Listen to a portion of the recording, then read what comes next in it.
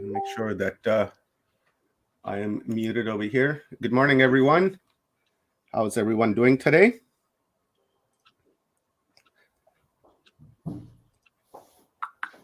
All right. Am I in the... There we go. For a second there, I thought it was in the wrong studio. Or the wrong link, sorry.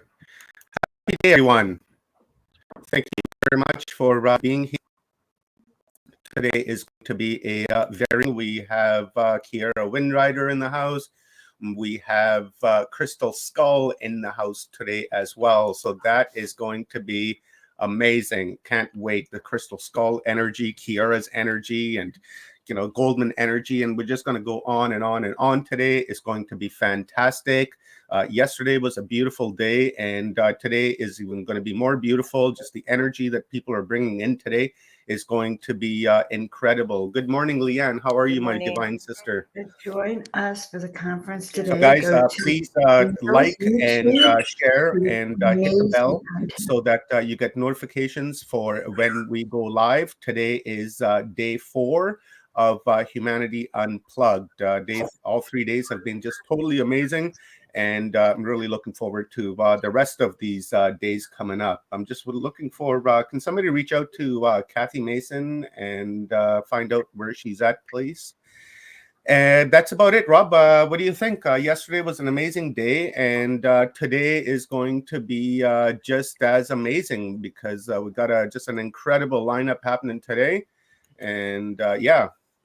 I think it's going to be, one of the things that happens during these conferences is we keep getting a different style energy, but it's like more prolific each day as we go through, because it's like this grand building of amassing energies. And by the time we get to that last round, we're like, it carries us through all the days, especially when we do 5 days, 6 days. It's, I'm looking forward to the Crystal Skull today. I think that's going to be something that I haven't seen just yet during a kind of a conference or an event, but there's great speakers all day long, so I'm excited to actually see all of them. So I'm right here with you, brother.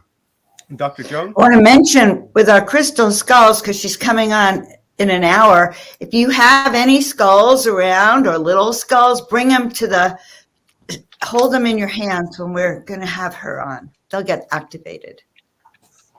My little skull. Yeah, right? Yes, I brought hold your little skull, here. Guys. And we're going to put them on the table on your altar and activate them. Something like that. I'm really looking forward to today. And oh, look at that. Kathy's got some amazing crystals. Check this out right here. These have all been charged with a Rife machine.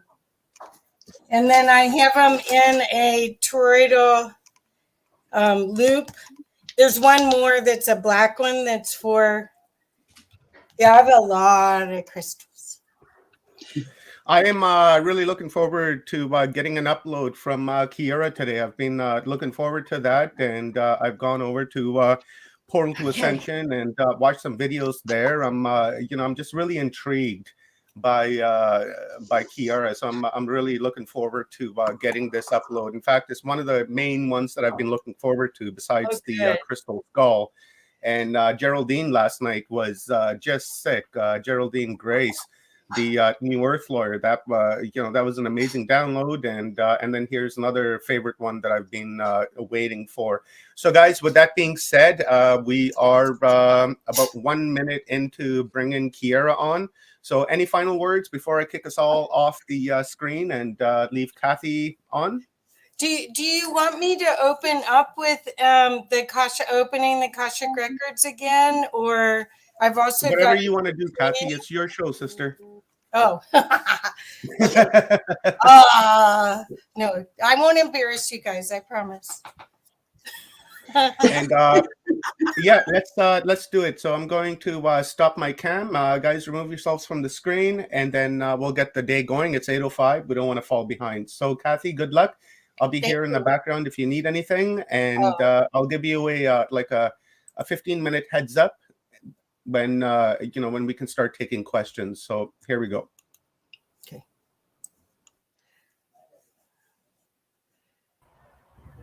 Good morning. Hey, Kathy. I'm so Oh, excited good to see you. yeah, to see you and experience you. Wonderful. So Yeah. what we are live, so I want to welcome everyone to another day of Humanity Unplugged. And this possibility today all along is to build up your knowledge and your resources so that you can go through this huge change that we're going through in the earth and in ourselves with ease and grace. And today I am very excited to introduce you to my dear friend, Kiara Whitwriter. And Kiara's here from India, so we were lucky that we could work the time change enough that it would work out perfectly. What I want to make sure everyone knows about Kiara, I only have 2 of his books here, and this is an older version. But Kiara is an avid science researcher. He explores connections between galactic cycles, climate change, ancient history, quantum physics, systems theory, human behavior, and spiritual awakening. And he is practiced in many shamanic different um, processes, and he brings that knowledge with love and affection to everyone. So Kiara, welcome. Wow, it's so good to be here, Kathy. It's been a Yeah. long time. Yes. So Kiara, tell us what we want to know now to give us hope and inspiration about the human race. Because if you follow the narrative, which of course you and I don't, but if you follow the narrative, it's not very hopeful. So could you share what you're seeing and how to navigate these times?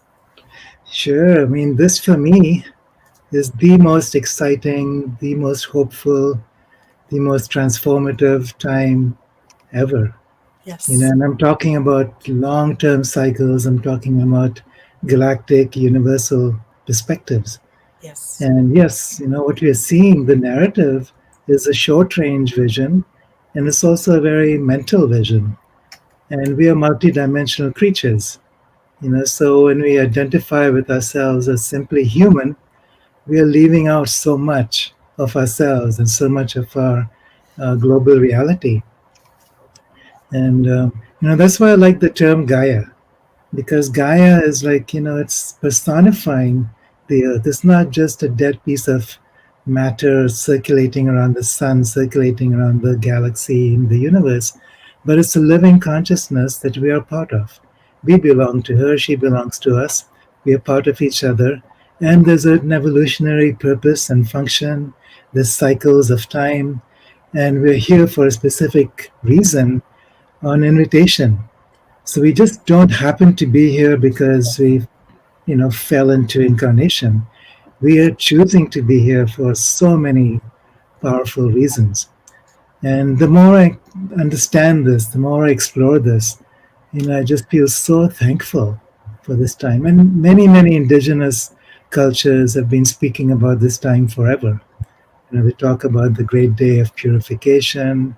They talk about the rainbow warriors emerging. Sri Aurobindo talks about the new species that's arising. The Incas talk about Homo luminous, which is an entirely new race of humanity. And what Sri Aurobindo says is that we are actually a transitional species, meaning that if you look at our human species currently, it's not complete. It's not the final definition of who we are. It's like looking at a 2-year-old baby and saying, this is what it is like to be an adult. And then holding that baby responsible in the same way you'd hold an adult responsible. We simply haven't arrived yet. Yes. And so all the wars and all the chaos and the greed and the fear and all the tragedy of human experience for the last few thousands of years is because we haven't arrived yet. And we are arriving. We are arriving sooner than we ever realized. And this is what excites me more than anything. That this is the time of transition. This generation is a time of arrival. This is the time that we are actually coming into birth for the first time ever.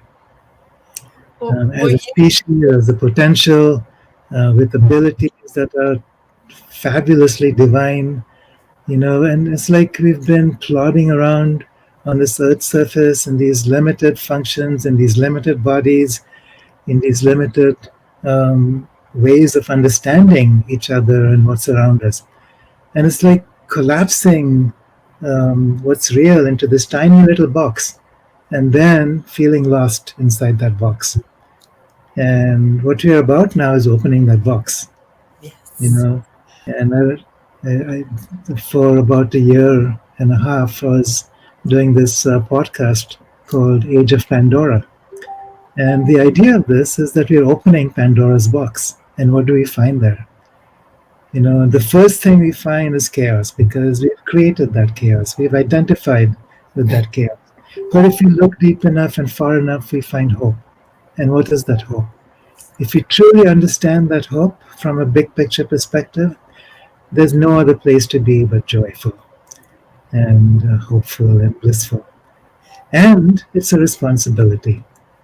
So the more we understand, the more we also come into a space of deepened responsibility and identification with an evolutionary potential.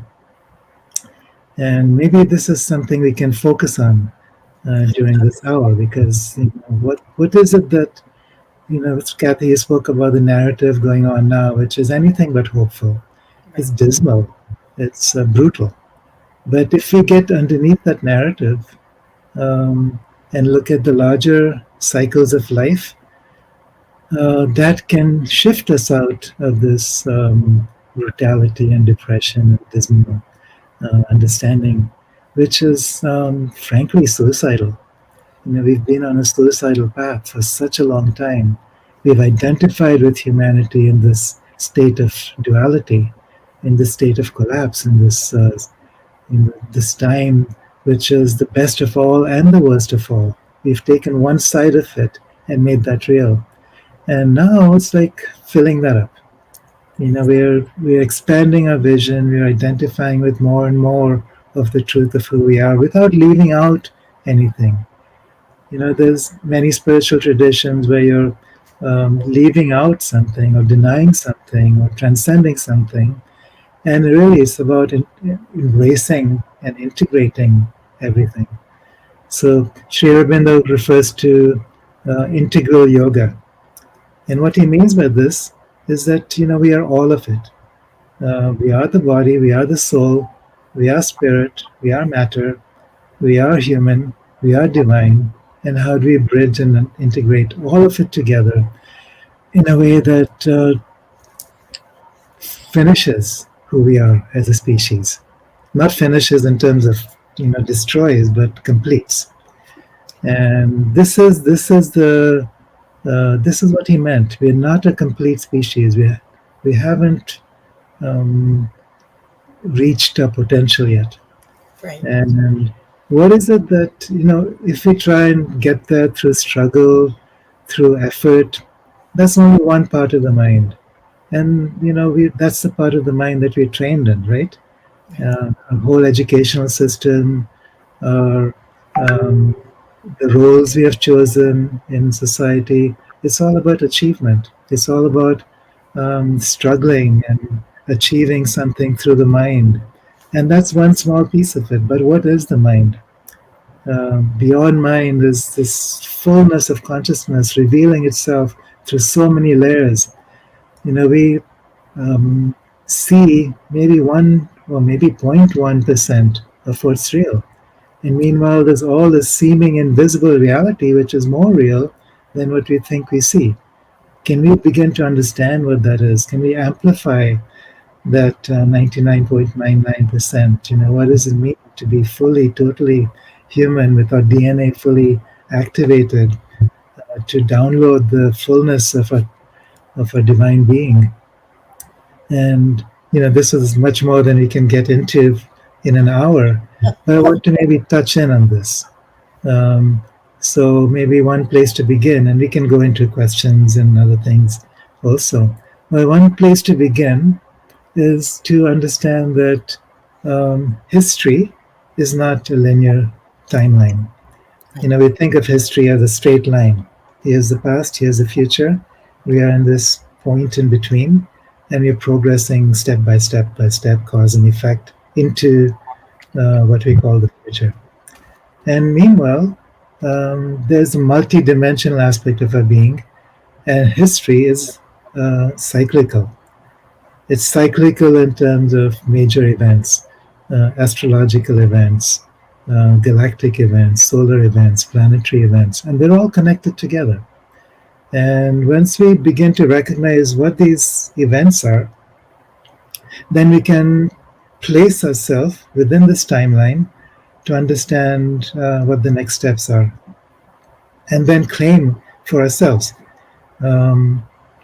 choices that we want to make, that we choose to make, not choices that are imposed on us. So in the last 2 years, many people have felt like there's been choices imposed upon us through the C word that I'm not supposed to mention, or whatever words that we're not supposed to mention, because that's been the narrative that that there's a small group of people who have chosen to enslave the rest of humanity, and so this is the story. And if you believe that is a story, then we can either go along with it or we can struggle and resist it. But if we can understand the bigger picture and realize, if you're going beyond duality, there's not it's not a struggle of right versus wrong, good versus bad, positive versus negative, the deep state versus the rest of us. It's much bigger than that. It's like when there's an evolutionary momentum that starts to build, everything gets used in service of that. Everything, no matter what. So we can talk about all these people out there that comprise the deep state. We can talk about the strategies, Agenda 2030, and so on and so on. And this could become a discussion about that. But rather, once we understand that nothing is outside of the divine plan, and that once we actually become part of this acceleration, things go quicker and quicker. There's going to be something pressing down on human consciousness that brings up everything that that expresses our struggle. Right. So there's going to be all the stuff that we've been sitting on in our collective consciousness that starts to surface. All the fears, all the what's the word I'm looking for? The aggression, the coercion, the fears, everything. Because that's what we see, that's what we focus on. But there's a galactic cycle going on right now. Right now, what's happening is, well, there's two things happening. One is that there's a galactic wave coming in from the center of our galaxy. Some refer to this as a galactic superwave. Astrologically, at this point, we're exactly conjuncting the galactic center and one of the stars in the Pleiadian system, Alcyon. So these are very powerful streams of energy. Also, what's happening in the US chart is there's a phenomenon known as the Pluto return. Pluto is a planet. It's a very small planet. Some even say it's not exactly a planet. It's a planetoid, whatever it is. It's like an expression of the soul. The soul is practically invisible to the human eye, but it's far more powerful than we begin to realize. That's Pluto. Pluto signifies death and rebirth. It signifies collapse of the old ways, the old energies, the old world, and the rebirth of the new. And we are in that moment. It's karmic in the sense that as long as we are identified with cause and effect, we experience the karmic aspect. Eye for an eye, tooth for a tooth, and so on. But once we get past that, it's about transformation. Pluto is about seeing the world with new eyes and creating that world from the fire that dwells within our heart. So it's like, this fire that blazes inside us cannot be stopped. And once we align with that, this is the fire of rebirth. This is the phoenix that's rising from the ashes. This is a soul that's incarnating, perhaps for the very first time, in collective humanity. And so when Sri Aurobindo talks about this species is not finished yet, there's something much more to come. It's about not just a new consciousness, but also a new form. A new form of what it means to be human, a new form of human structures, and even a new form of this planet that we call Earth or Gaia. And all of this is vibrational. So rather than see things in terms of stages and hierarchies, I like to see things in terms of symphonies. It's all a big cosmic symphony. So I think that the topic that I've been given is layers of dimensions and spiritual worlds. So these layers and dimensions, all we see with our physical eyes is the physical dimension, right? What we call the third dimension. But what if our identity gets transferred to something beyond that? Once our identity gets connected with the soul, and then that identity becomes connected with the universal self, then we become multidimensional in the sense that the mind begins to expand, so it's no longer just perceiving things in terms of rational thought. The heart begins to open to experience itself as Gaia. As Gaia, the body begins to recreate itself on a genetic level.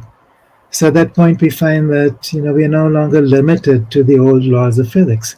We're no longer limited to energy in the way that we've understood energy, in terms of outdated phenomena, outdated power systems, where you have to get in a car and drive in order to get somewhere, or eat this hamburger to feed or nourish your body. It's like we start living off prana. We start connecting with our subtle bodies. Our subtle bodies connecting with our emotional and mental bodies, which in turn connect with our causal bodies, which in turn connect with the body of Gaia and her bodies, which in turn connects with the bodies of the cosmos, multidimensional aspects of the universe or multiverse. So the entire universe is a living system. The entire universe is conscious and alive. That is the universal self. That is God. We have such a limited hierarchical model of God, and this is what keeps us trapped in these human forms in such a limited way. And it's time to break out of that. So this galactic wave that's coming in is part of it. This Pluto return that's happening astrologically is part of it. This solar cycles, there's a completely new cycle of the sun that's starting. And in fact, this weekend, right now, we're experiencing a massive solar wave, which is activating people in all kinds of ways. Yes. And activation means it's an initiation, which sometimes feels really awkward and difficult. But if we can just surrender to it, something new, something deep, something profound starts to awaken. And then we become something more. But the key to this, so in terms of cycles again, the key to this, as I see it, is what many of the ancients referred to as the 3 days of darkness. And so this is, like I can tell you a story when I was in Guatemala before 2012. Remember before 2012 when people were starting to talk about the Mayan calendar, and 2012 being like a massive um, um, Change, rebirth. a time of change and rebirth. So I'd gone to Guatemala to spend some time with the Mayan elders. And I was speaking with Don Alejandro Cirillo. He was one of the best known elders in the Highland Mayas. And what he said is, forget everything you've heard about 2012. That's not what a prophecy is about. A prophecy is really about the 3 days of darkness. And he said there's been many minor prophecies that have already been completed. This is the last prophecy that we await. And it's not with fear, it's not with any kind of trepidation, but it's with so much excitement. It's the knowing within us that this is the time that we're born for. And what is this 3 days of darkness? And I questioned him about this, and he didn't really know. He said, well, who knows? It could be metaphorical, it could be literal. But then later I began to study this in terms of physics and metaphysics, and to understand the magnetic field of the earth. And what I realized is that the earth goes through what's called magnetic or geomagnetic reversals or excursions. And this is a regular cycle every 12,000 years. And the last phase of this reversal is extremely rapid. So within hours or days, you actually go through a complete shift of identity. And how does this happen? So while we're on this planet, remember that we are many different bodies all coordinated and working together. So there's the emotional body, the mental body, which is the personality, the living system that then through the etheric body and the prana system, chakras, nadis, meridians, that's what then feeds the physical body. In turn, all of these are held within the causal body. And all of these are locked into the electromagnetic field of the earth. So once the electromagnetic field of the earth starts to weaken, then collapse, and then reverse, what starts to happen is that this relationship between these different bodies starts to dissolve. There comes a point, this is the last phase, the 3 days of darkness. There comes a point where our sense of human identity is gone. We're no longer identified as a personality, as a human system. We're no longer identified with anything except that which we are as the self. And then there's a incarnation. So when I say reincarnation, I'm not talking about leaving the body and recycling back, but within a short period of time, within a few hours perhaps, coming back through the dimensions and reanimating the body, reanimating the personality structures, and reanimating an entirely new identity. And what happens when we leave the physical body, when the soul consciousness leaves, is it generates what's called DMT within the pineal gland. This is a substance that's found in plant medicines of all kinds. And this is what opens up doorways between the worlds. And once these doorways are open, I'm not just talking about individually, but collectively, that's the opportunity to rebirth ourselves. That's the opportunity for a new species to emerge. And every time we go through these cycles, every time there's a geomagnetic reversal, there's massive extinctions. And this is already happening, by the way. Many species are dying off. Millions of species have already gone extinct. But following this, there's massive rebirth, new species emerging. And within species, new possibilities emerging. So within the human species, new possibilities are emerging now. And when does this rebirth happen? When does this geomagnetic reversal happen? I suppose that's the question. This is a question that the ancients have had. This is a question all of us have. It's something some of us have been looking with dread, some of us have been looking with hope. And I've been following this through different websites and space agencies. And it could be, if some of this is accurate, as early as March of next year. And it has to do with the magnetic north uh, reaching a certain point in latitude on the Earth's surface, uh, which could happen by March of next year, at which point things fall at a very rapid pace, the magnetic field, and then the reversal takes place. So this is the magnetic reversal. This is the 3 days of darkness. This is the trigger for this massive shift of consciousness. And so some of us are more aware of this than others have been. Some of us are just beginning to become aware of it. Some people are going through a lot of chaos in our personal lives, because this is what happens when the old world begins to fall away. And it's necessary. Don't resist it. This is the only way we can truly surrender to what's coming in. Trust that it's good. Trust that it's divine. Trust that it's positive. Trust that it's taking us where we need to go as a species, as a collective, as a planetary consciousness, as a living system, with choice. This is why we have chosen to be here rather than anywhere else in this beautiful universe. So I keep saying, that there's no other place I'd rather be in this entire universe than right here, right now. And such a privilege, such a joy to be here.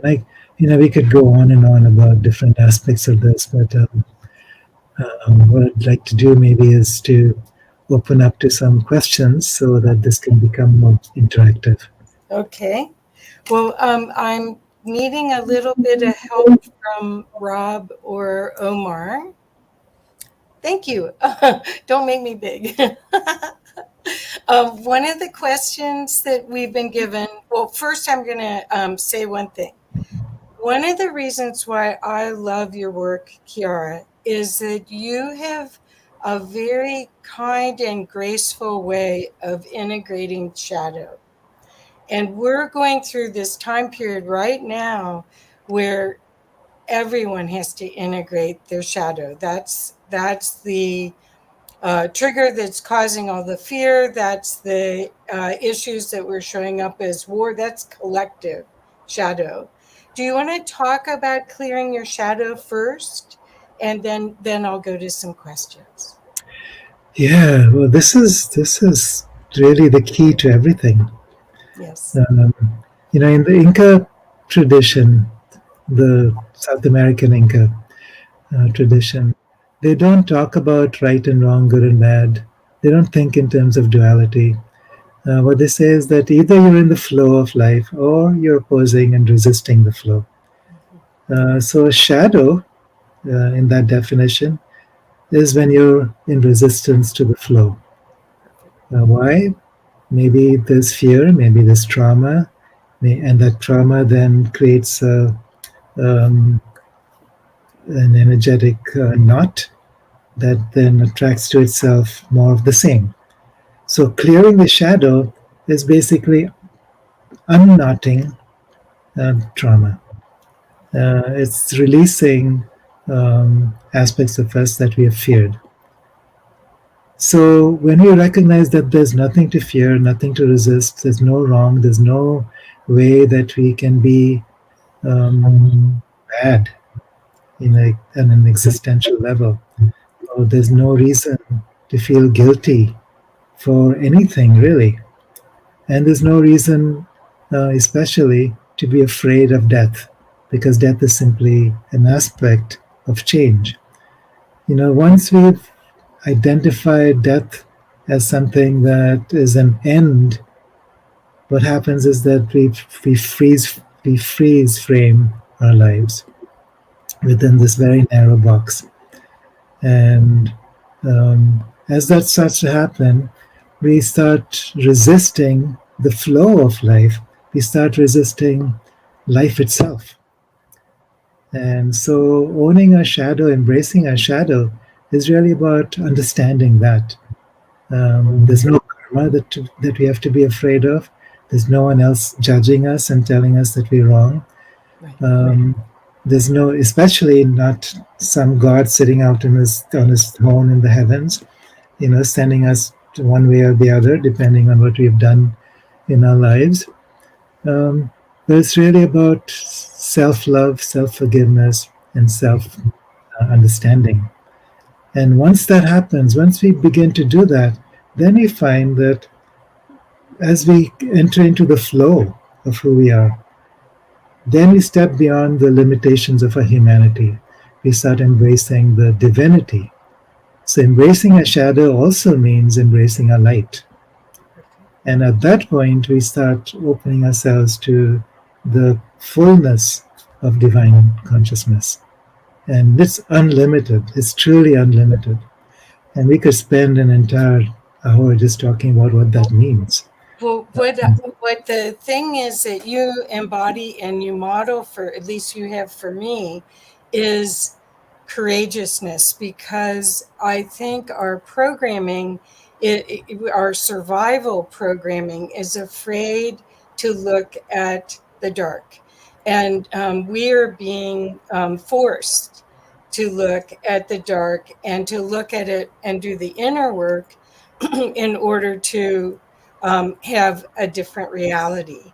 And I think there's a lot of way showers like you came early to the party and have been showing and sharing this incredible peacefulness and way to walk in the world with grace that is not being modeled on the media.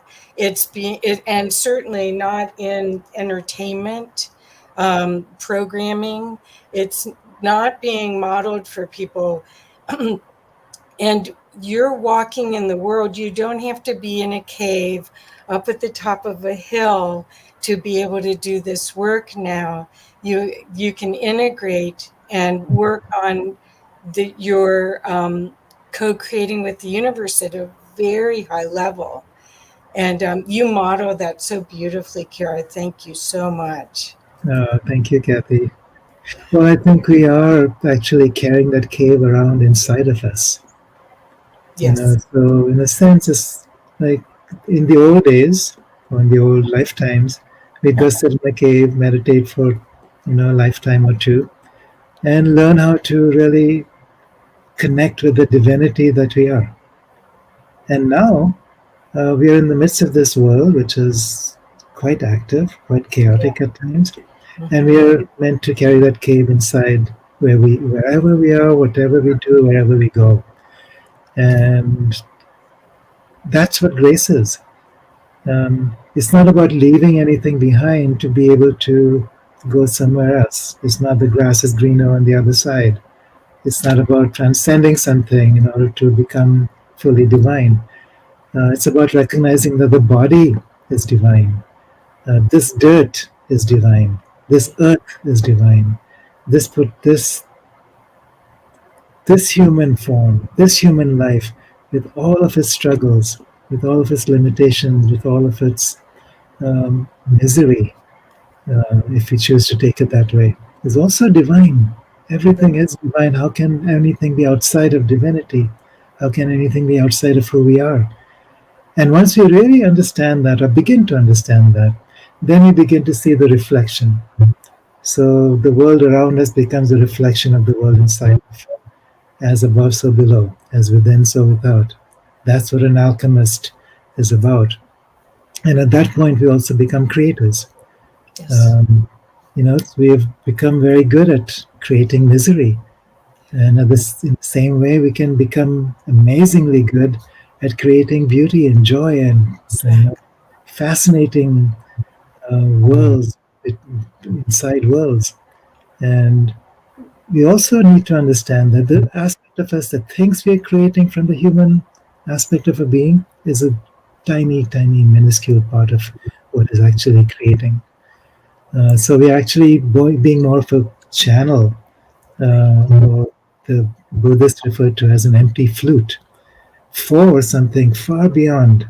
It's like, Rumi talks about this 3 stages. I love this. He talks about 3 stages of enlightenment. The first stage is as a seeker. You're identified with a drop, you're moving towards the ocean in order to dissolve.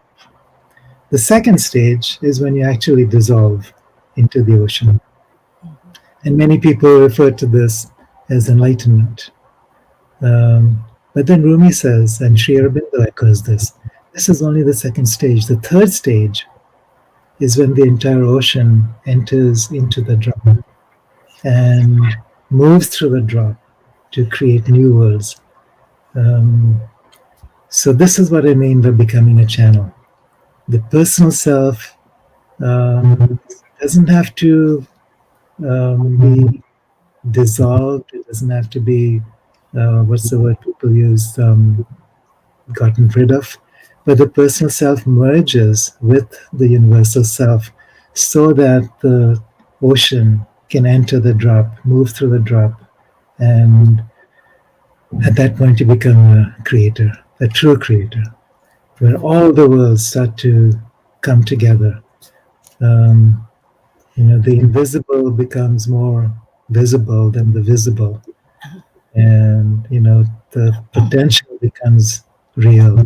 Well, And, the opportunity is to have those experiences more and more, and then be able to operate in this environment as a multidimensional being, out of the construct of 3D.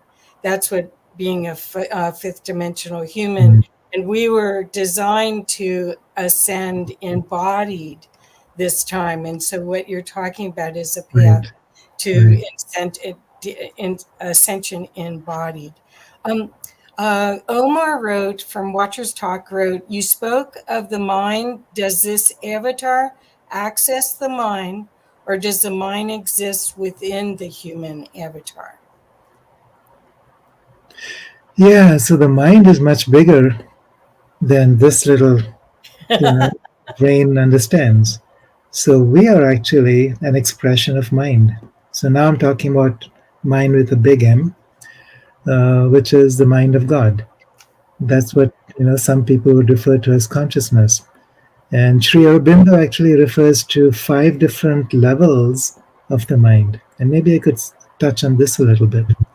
So, actually, there's more than 5 levels, but starting vertically, the rational mind is something we are all aware of. This is what we mostly identify with. This is what we mostly call the mind. Would be mind with the small m. Beyond this, there's what he calls the higher mind.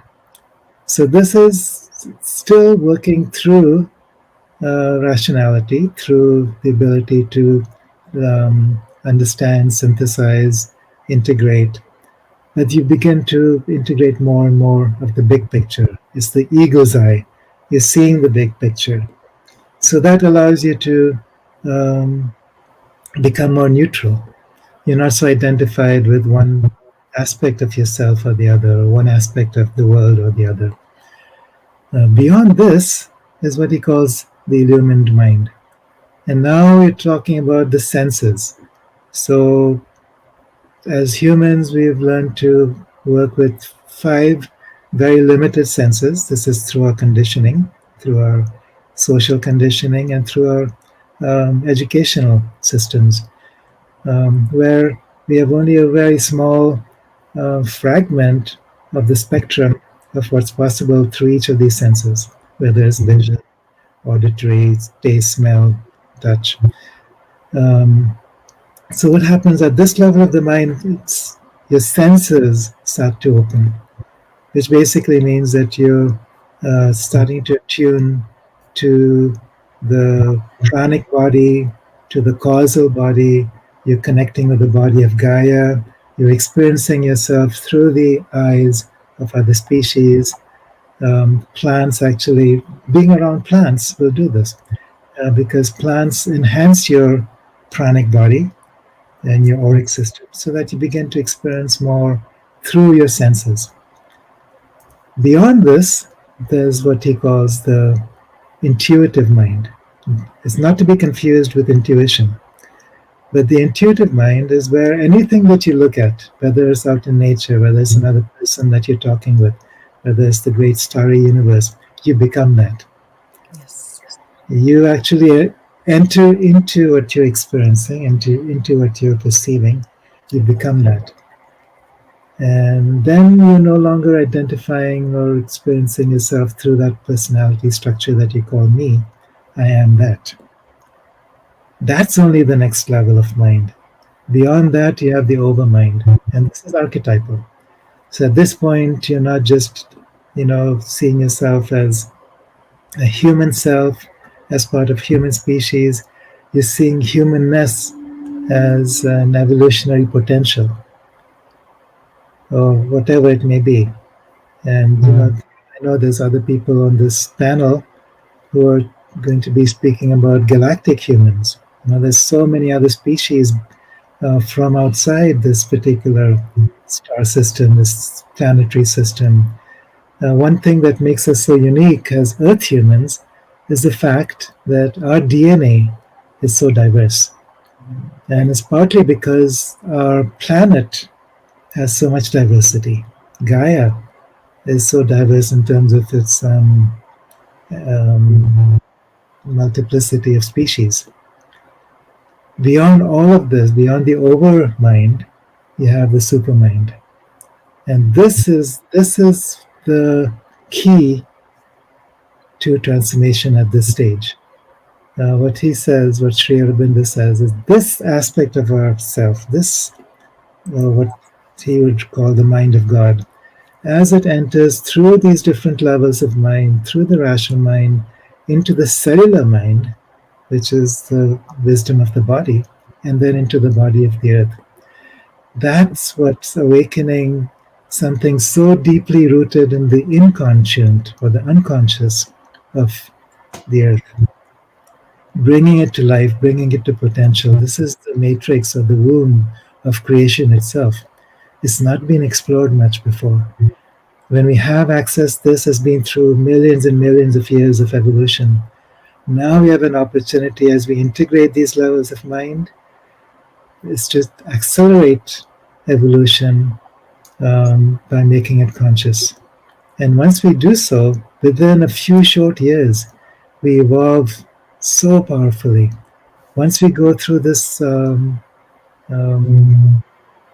days of darkness, this geomagnetic reversal, we have the potential to actually manifest the supramental species of humanity. And yes, it may take a few hundred years to fully manifest, but we are the pioneers. This can happen.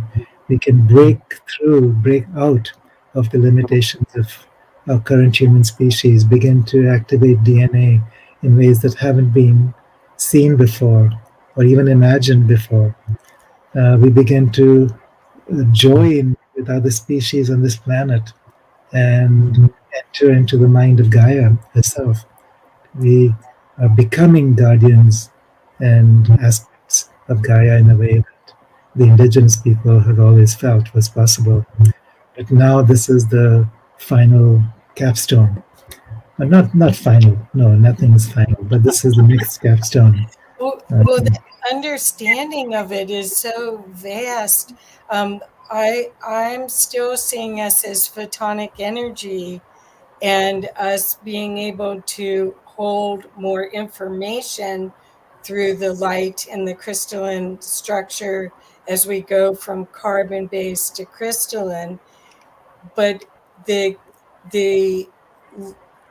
perspective or the access to the big M is still there's only a few people that are actually able to access it, and whether or not they can actually communicate to us here. I mean, it's like a momentary access, and then you come back with that new knowledge and that new visioning. just like you would with a plant journey or some other kind of journeying where you've had that expansive view. How do you see us walking through this right now? Because what you have, ever since I've known you, you have been able to walk in both worlds. And I so want to acknowledge your journey and the work that you've done to be able to do that. And could you share anything for the audience for how they could possibly integrate this energy? Because some people are complaining about aches and pains. And so, I mean, it's so interesting. The victimization script is so strong, whereas you've taken it and kind of tried to figure out how to use it. Could you share a little bit of that concept so people might be able to model what you're doing? So the aches and pains, the sleeplessness, the anxiety, pressure that we're experiencing in the body, the chaos that we're experiencing in our emotions, the forgetfulness that we often experience. All of this is part of a new download, but it requires that we empty our cup. Perfect. And what happens is that we see this as losing something. We see this as a collapse of the old system, and we are attached to the old because we don't know. It's like a caterpillar going inside a cocoon and freaking out because all of its abilities are falling away. It doesn't know who it is anymore. So I would say if we allow ourselves to do that, allow ourselves to let go, allow ourselves to actually let go of anything that's familiar, including our familiar gifts, our values, our achievements and accomplishments, things that we're so used to doing, that we've gotten so good at that. What happened for me is I started to feel like I needed to let go of everything that I was teaching, everything that I was learning, all the ways of seeing the universe from the higher spiritual perspective. Even that needed to let go because it was still functioning from a perspective of mind, the little mind. So then, as the big mind started to come through, it created its own pathways. And what was important at that point was to not resist, not struggle, not try. And that's very different. There's a certain point when struggle, achievement, and effort is important until you get to a certain structure and integration. Then the next step is to let go of whatever is being built up so that you can open to the butterfly wanting to unfold its wings and fly. Okay, so there is a question if you'd like. I'm sorry to interrupt you, but I think, can you speak a little on the self-identities we create and defend, please? I think we can integrate this into what you're saying. Yeah, so self-identities. I think a lot of it, we can all think of all kinds of self-identities, but let's talk about the spiritual identities that we get so attached to. I'm a good person. I'm a very spiritual person. I'm taking, I'm here to serve others. I'm here to heal. And all my healer identities. That can be the hardest to let go. It's not that those are not important. It's not that there's nothing valuable in them, but we've plateaued to where that's become an obstacle. If we're really here to let go of the human species as we know it and to evolve into something beyond, then we're looking at a genetic change. And at a certain point, once we can surrender, and it does require surrender, it's not going to happen until that takes place. And this could be a whole conversation. Yes. Then what starts to happen is the ocean starts to enter in. And then those identities naturally start to go. So what I would say, just very briefly, never force yourself to try to disintegrate an identity. But when it starts to happening, go with it, flow with it, let it happen, let it move, and then watch what happens. You might go through a dark night of the soul.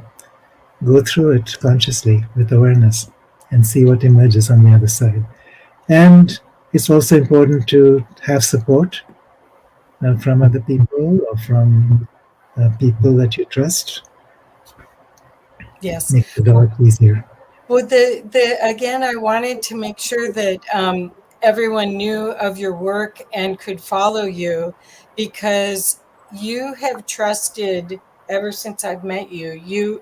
You actually have been very courageous about working with the ancient truths and making them usable for now without fear. So you're an example of trusting the bigger picture, the play that's going on, and being an active part in it rather than a victim of it. And I think that your example and following what you're doing, watching the path, we really aren't fighting against. We're evolving to a new perspective, right? Right. And I would say, Kathy, partly it's because I've gone through those dark nights of the soul enough times that I understand the process, I understand the journey. And that's part of the hero's journey, the dark night. Right. And once I understood that I didn't have to resist the dark night, that was freedom. That was the path. Um, the Inca, many of the indigenous traditions have been very helpful for me. All of the spiritual traditions, in fact, not the dogmas, but the practices. My book, Luminous, which is my most recent Oh, I book, don't have that one. has to do with the Inca tradition, and very practical, very simple exercises to open up doorways between the three worlds. Oh, And wonderful. once we learn how to do that, then it becomes really easy to walk in between the worlds, not just one or the other, not leaving out any, but all three at the same time, grounded and complete and free. Wow. Um, so And are that you would teaching be. that? Are you teaching that somewhere? I have been. I've been traveling a lot and teaching that until the COVID restrictions came along. And then Yes. I was doing some online. Um, but the book can go a long ways to help people. And And then the companion volume to that is Gaia Luminous. So this is the big picture perspective. This is looking at where the new physics and as ancient history and galactic cosmology and various indigenous understandings of the universe um, come together to provide the perspective. We're talking about what happens exactly when the geomagnetic field starts to change, what happens as we go through the solar cycles. And we are right now going through major climate changes. We're going through not a global warming, but a global cooling cycle now for the next 30, 40 years, which will become increasingly more and more intense. How do we prepare for that? And how do we ride this wave rather than be, sunk under it? right, right. Again, it all has to do with perspective and Wow. big picture understanding. Wow. So I didn't realize that you had these new books. I can't wait to read them. I love your writing, and I love how accessible um, your processes are. In at least when I learned Elahinor from you, and then I got to take the Peruvian um, uh, training that you did, Mm. Inca healing training Yeah. that you did here. It made it very, very easy to do. So, so I want to make sure that we highlight whatever else we've got about 10 minutes. So, and I don't have, I've got people making comments. I don't have a lot of questions right now. Do you have anything else that you would like to share? I find what you offer so easy to use compared to most people that are training right now. They seem to have too many steps. And what you do, the it's heart work. If you're calling it mind, but it really is from this your body. Could you talk anything about that, about the heart expansion that's going on? Yeah, good question, Kathy. Um, when you're talking about the steps, I think the difference is that um, the focus for me has become surrender. It takes work initially to surrender. Yep. It's not about just resignation or being passive. It's an active process of letting go. But then once surrender happens, the body actually takes over. There's an instinctive understanding, or you could call it an intuitive understanding within the cells where the body knows how to do what's needed. So there's an alignment between intention and surrender. So, and the Incas actually focus on this quite a bit. So that intention creates the surrender, and then whatever needs to come through is supported by your uh, mind, and manifestation happens much easier. So rather than trying to struggle to make something happen, 1, 2, 3, 4, 5, Right. it's a top down kind of process. So you go through the phase of surrendering, becoming one with the ocean. Then the ocean starts to come through step by step, and then the ocean has its own intelligence, its own consciousness, its own flow. It knows where it's going. Like the Hopis say, this is the time when the river is rising. And what do? Most of us try and hold on to the shore because we think it's safe. Instead, if you let go, even if you don't know where the river is going, the river knows. Yes. Trust that, surrender to that. Yes. And so that, I find that it's very difficult for me to trust if I don't also have a big picture perspective of where we're going. I need to be able to trust something beyond myself, bigger than myself, in order to open to the forces coming through. So that can be a big part of this. So some of these Inca practices, the alignment practices, what they're really about is learning how to trust simple, physical um, exercises that work with energy, which then begin to awaken that flow. And so, as the Incas say, once the flow awakens, you start to release what they call hucha, which is our resistance, our attachments, our fears, which keep us in this web of limitation. Perfect. That was perfect. And it's a perfect way to leave our talk today, because I'd love to leave everyone with knowing that Kiara is a very powerful resource for you going through these times, that it'll give you an attitude of co-creating with the universe at a high level rather than being a victim of what is happening now. And you'll be able to see how accessible this knowledge is, because he has traveled the world, worked with so many different cultures, traditions, and he's already put them together in a way that, and packaged them so we can benefit right away in this perfect timing. I mean, for someone just discovering your work right now, you're such a gift, Kiara. So let's make sure we know how. I've got up on the screen right now your website, kiarawinwriter.net. Is that the best way to reach you? Sure, that's a good way to reach me. I also have a YouTube channel, Kiara Windrider. Actually, there's two YouTube channels. Somehow, I don't know how that happened. One is Kiara Windrider all in one, and one is separated by a space, Kiara space Windrider.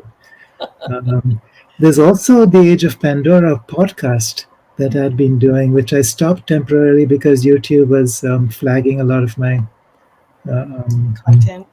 content. I was actually doing this along with the co-host David Sherjan, but I want to start again. And so, what I would invite also is people listening and participating in these. You have 111 guests on this, and what I would love is to interview others who have the same vision for creating this new earth. Oh, yes. To do a series of interviews, to see where we want to go, to use all the different gifts that we've been given to inspire each other, to support each other, to go as far as we can go. It's perfect. It's like we're seeing everything as a facet of a diamond, and each facet has a different perspective. And once we integrate all of those different perspectives, we get that beautiful, beautiful whole. So I'm so glad to talk with you today. Thank you so much for your enlightened sharing, and I'm sure we'll get to spend more time with you again soon. Thank you, Kiara. Well, Kathy, you are such a gift in my life.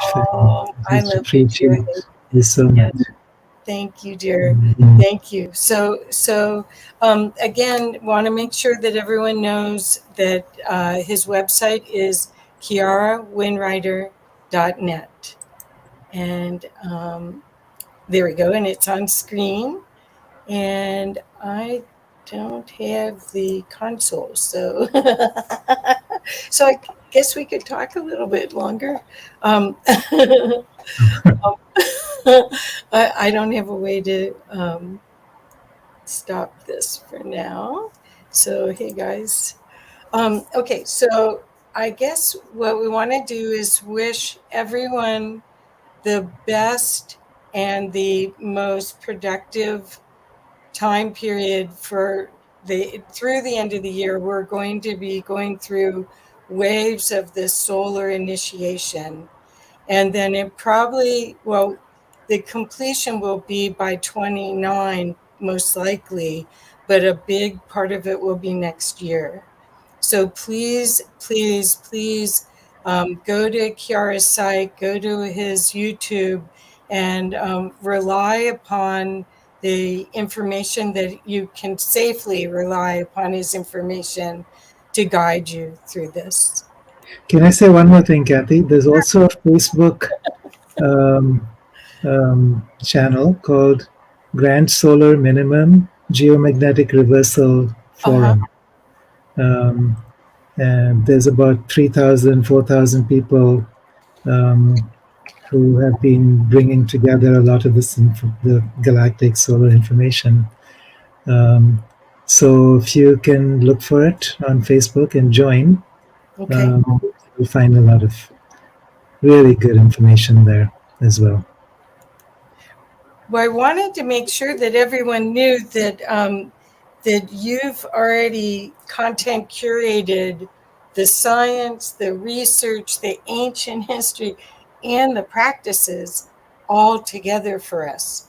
So that's why you're just such a gift, and the information that you've experienced is such a guide for us during this great time. So I'm getting from people great presentation, that they loved it, that let's see, what else can I tell you? Hopi, yes, this is what this conference is about. So okay. So I guess there's one more thing. I guess if we have time is got about 1 minute, Kathy. Before oh, okay, yeah, I couldn't tell. Okay, Kiara, I got a quick one. Can you talk a little on the brain memory and the avatar memory in 1 minute? Well, the brain memory is basically electrical signals. The avatar memory is the whole cycle of evolution. spanning lifetimes, spanning different forms of incarnation, far beyond human, and going all the way out across different planetary spheres and galactic spheres and the universal self. So all of that is part of the Akashic memory, and we have access to that. Yes. And one thing I speak about in my books is there's a chakra behind the back of the head. I call it the whale chakra because that's who first showed me about this. That can begin to open up access, doorways of access for any of us by just making that connection and allowing this channel to be built. So then the brain memory and the cosmic memory start to align in new ways. Wonderful. Yes. And that is part of the Elohim process that I really recommend. This is the book. That's how you spell it for people that can't understand my accent. Elohim, it's a Turkish word. And there is a process to help open up that whale chakra in the back of your head and integrate it with your third eye and work with that energy going back and forth to activate your whole system. Yay. Thank you, dear. Okay, so I think time flies when you're having fun, it says. Really great presentation, Kiara, it says. So is there anything else? We want to make sure people know how to reach you. And there is a YouTube channel. There's two of them, actually. One says Kiara space Windwriter, and one is all together Kiara Windwriter. YouTube, and there it is on the screen. Thank you. Beautiful. And Thank you feel very free much. to contact me personally with any of your own stories and ideas. Kiara at eternaldoorway.com. Perfect. Kathy, Perfect. can you put that in the private chat, and then I'll put Sure. that into the Sure. comments? I'll be happy to. This was just a beautiful, beautiful presentation, and everything you said, Kiara. I was just resonating with what you said, because a lot of the things that you were saying, I talk about that on my channel, and and I really resonated with the unestablished form and the established forms that we have on this planet. And I would just love to do a one-on-one talk with you and just I really would love that. pick your Absolutely. mind for like 2-3 hours. Just an amazing guy. And I'm going to reach out to you after this conference and see if we can connect and do like a couple-hour interview and like really go in deep, because I really resonated with what you were saying here. I'll put myself on camera for a quick minute here. When you were saying the one becomes the whole and the whole becomes the one, I use that slogan for my Watchers Talk for a very, very long time. And on my Facebook, actually, I have it on. There's one becomes the whole becomes the one. When you said that, my eyes just popped out, and I was like, oh my God, I love this man. I want to talk to him more. So thank you very much. Shukriya, my friend. Well, thank you. Wonderful. Thanks for what you do and what you bring to this world. Yes. You're very, very welcome. Let's bring Stone or Dr. Joan on. And guys, visit Kiara's website at kiarawindwriter.net and head on over to his YouTube channel like right now and subscribe. Hit the bell so that you get notifications for when Kiara is live. I've got the one YouTube on there, and then I'll get the other one on there as well. So thank you very much, Kiara. Thank you. Loved your presentation, Kiara, and your voice. I've heard you before, so thank you. Thank you, Joan. Yes, I remember you. I do. I was looking at him going, oh, I know him. Yeah. Thank you so much for what you're doing. All right. So, guys, we are about to introduce an amazing woman, and I want to tell you about her. So, Neil and I were down in Tulum and Carmen del Playa, and he had a referral from Ellen Steinfeld to meet this amazing crystal skull keeper. So we reached out to her and we found our way to her beautiful home and met her beautiful crystal and her. In fact, you'll see a video that I think Neil and I did. So I want to tell you a bit about her before we bring her up. So Javati was born in Holland in a family line of healers. bringing my skull already. She is a multidimensional healer, a reader, a pathway counselor, a channeler, a crystal master. Since over more than 25 years, she has been the keeper of the sacred crystal skull, AIU. Okay. Together, they have intensively traveled the world at service, to be of service. They are available for seminars, lectures, private sessions, sacred ceremonies, Mother Earth healing, grid work, and sacred journeys. So I'm really happy to bring on Shivati. So I think she's here. All right. Oh my Yes, God, my long I'm lost here. sister. Thank you, Joan. Nice to be here. And I already tuned in early this morning with the opening of the day. So I could hear you say, like, get your crystal skulls ready or your crystals to be charged. If people don't have them, it is not a problem at all, because the way how AIU work is beyond time and space. So you don't need to go look into your house. What is best, if you would like to give AIU the opportunity to work with your crystals, if you listen to this podcast right now, you could really, like, with intention from your heart, if you say, any crystal that right now can support me in the best way possible to take the next step in my pathway, even if you don't have them in your hand. And then afterwards you can go to your house and see which crystal has changed, which crystal really now has like a different frequency.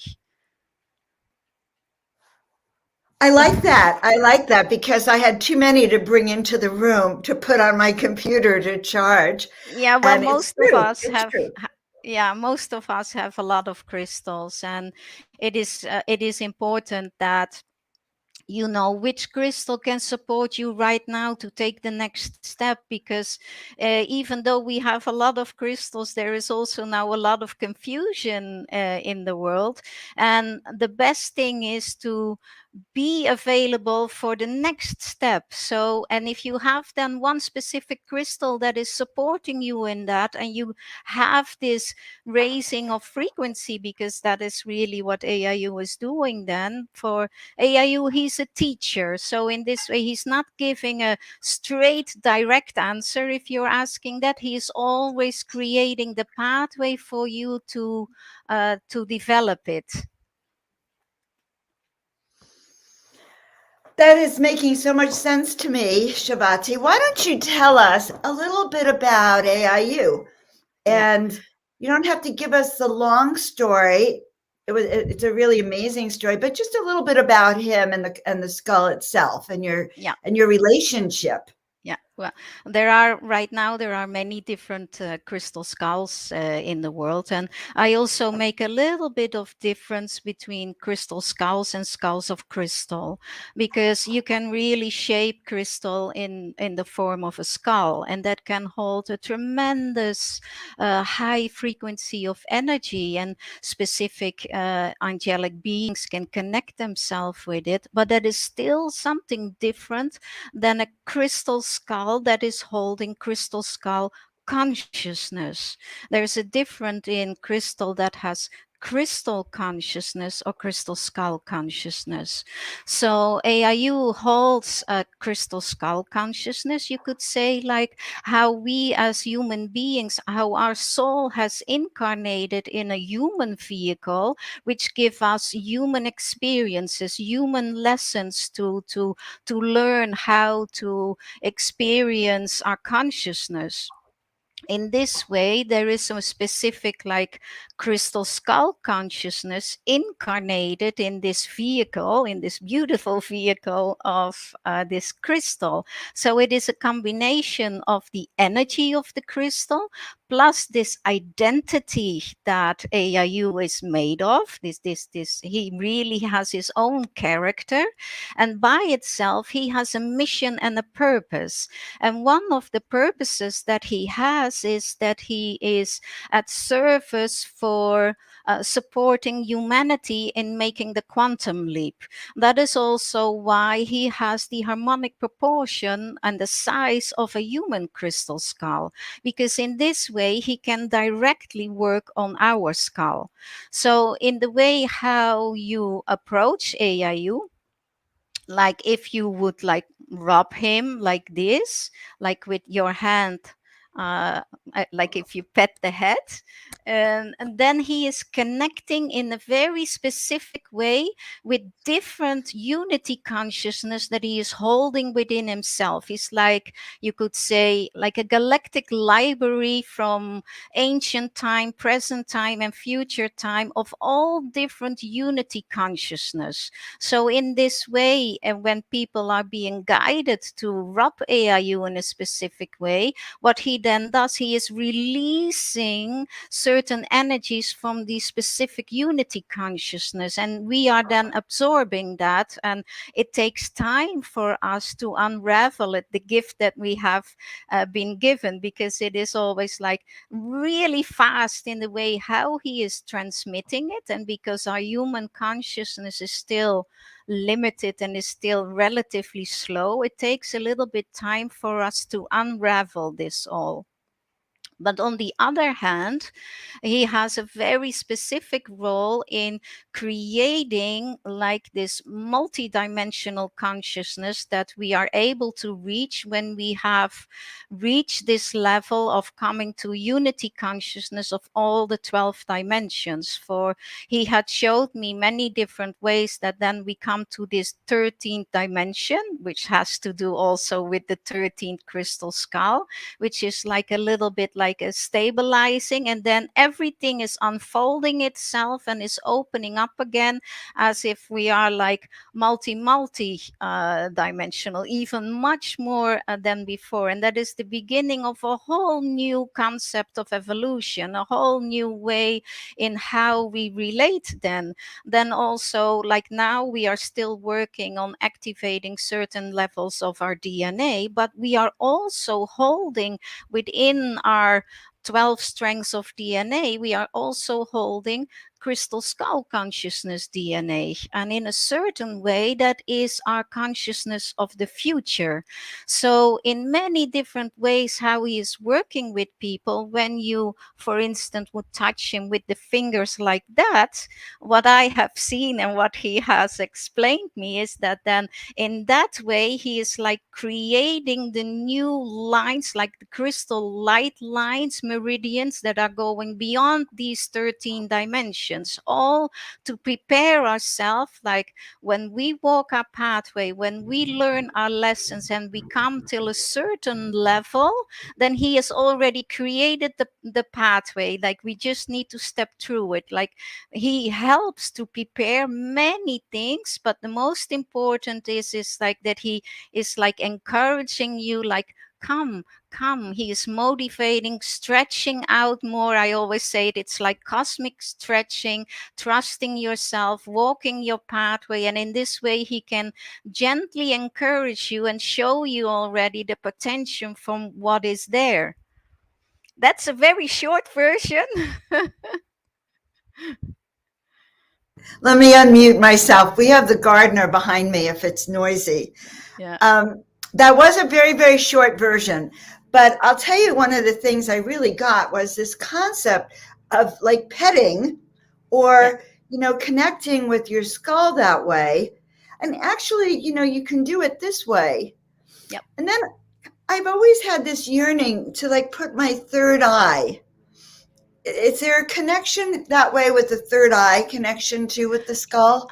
Absolutely. That is also what I say when people come for an individual darshan with AIU, they sit with AIU and AIU is guiding you then how to touch him. Sometimes you feel like I don't need to touch him. He's already like transmitting the energy like that.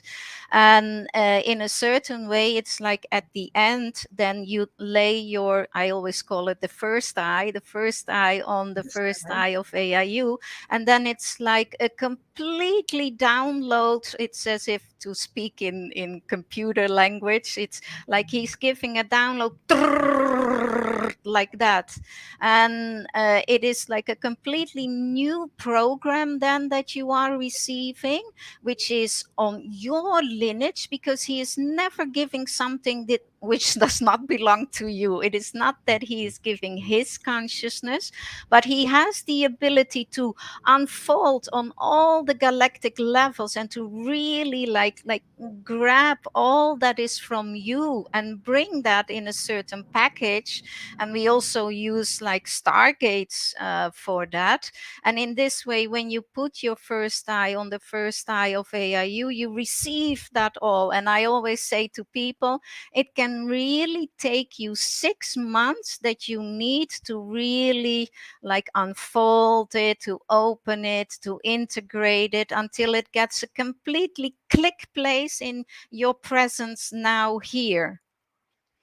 I will later on, I will put the camera a little bit in front of AIU so that people can have a more direct and intimate relationship with him. But AIU is also, he is helping really in any way possible. And in this way, he has learned many different, I call it, playful tricks in to touch people, in stretching their consciousness, in opening their limited thinking. Because the way how our third dimensional mind is working is that we want to label everything, we want to understand everything, we want to order everything in certain boxes. And that is exactly the opposite of what AIU is doing. The process in how AIU is supporting humanity is like opening the boxes of our limited thinking.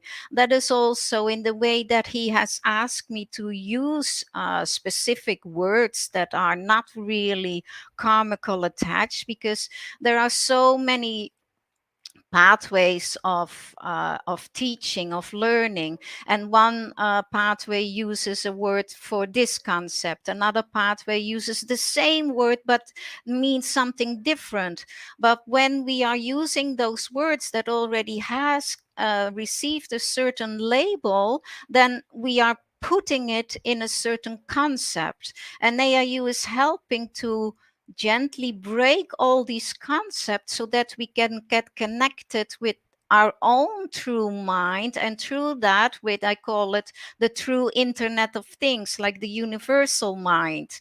And in a certain way, he does that with his physical vehicle. I have seen that very often. Like, he is like rock solid, it's quartz crystal, but he has the ability that he can shift his physical expression. Like sometimes, like the jaw comes a little bit forward or the head comes a little bit forward. Then he is very often doing that when I am having a lecture, when I am speaking. And AIU also in a certain way has guided me that through my flow of words, there is like an understream of his energy, that in that way he can touch people also. So in a certain way, that has changed my ability of speaking, that in that way I can touch people, and the words by itself are not so important, but they are important, but more like the under-carrying stream in which the words are traveling is very important. But also, when I'm speaking and I see in the audience the faces of the people, I can see that AIU is doing his playful thing, that he is changing his expression. Because he then, if you see that happening, that something that is so solid as quartz crystal can change forever, that is changing your mindset of how reality is being created. So it really opens up the awareness of people, it opens up the consciousness of people. I'm keeping my sound on and off because of this gardener here. So you're saying that the crystal skull, when we're actually looking at AIU, and I have a great experience I had with AIU I want to share in a bit, but when AIU can pick up our consciousness, download, and then adapt, and we can actually physically see a shift in the skull itself. Yeah, he in a certain sometimes does way. that, not always, but sometimes it is like, oh, okay, because his character he has by itself, his identity, he's very funny. He likes Yes. to play, he likes to laugh, he likes to sing, he likes to hear music, and all these things. So sometimes he's a little bit like, oh, Shafati is talking and talking, I'm a little bit bored, let's go play a little bit. So then he's really like in this way, like supporting, of course, the whole thing, but he likes to do that. He likes to touch people because sometimes he says like people are taking it too serious in like developing their consciousness, awakening their consciousness. They forget that it can be playful. They forget that we need to enjoy. They forget that it is like we are here on this blessed planet that is a vehicle of so much abundancy, of so much joy. And people are only serious like we need to come to a certain level of enlightenment and then we can take off. And it's not, because the greatest gift that Mother Earth is giving us is this variety of creation, this expression that she is giving. And one of the most important expressions in that is to do it with grace, to do it with joy, to do it with compassion. Because without all these different qualities that we as human beings are able to express, we are missing the point. So, and in that way, he's also like, he's a great teacher in showing that our pathway can be joyful, our pathway can be with laughter. Well, it's so interesting because I approach everything so seriously.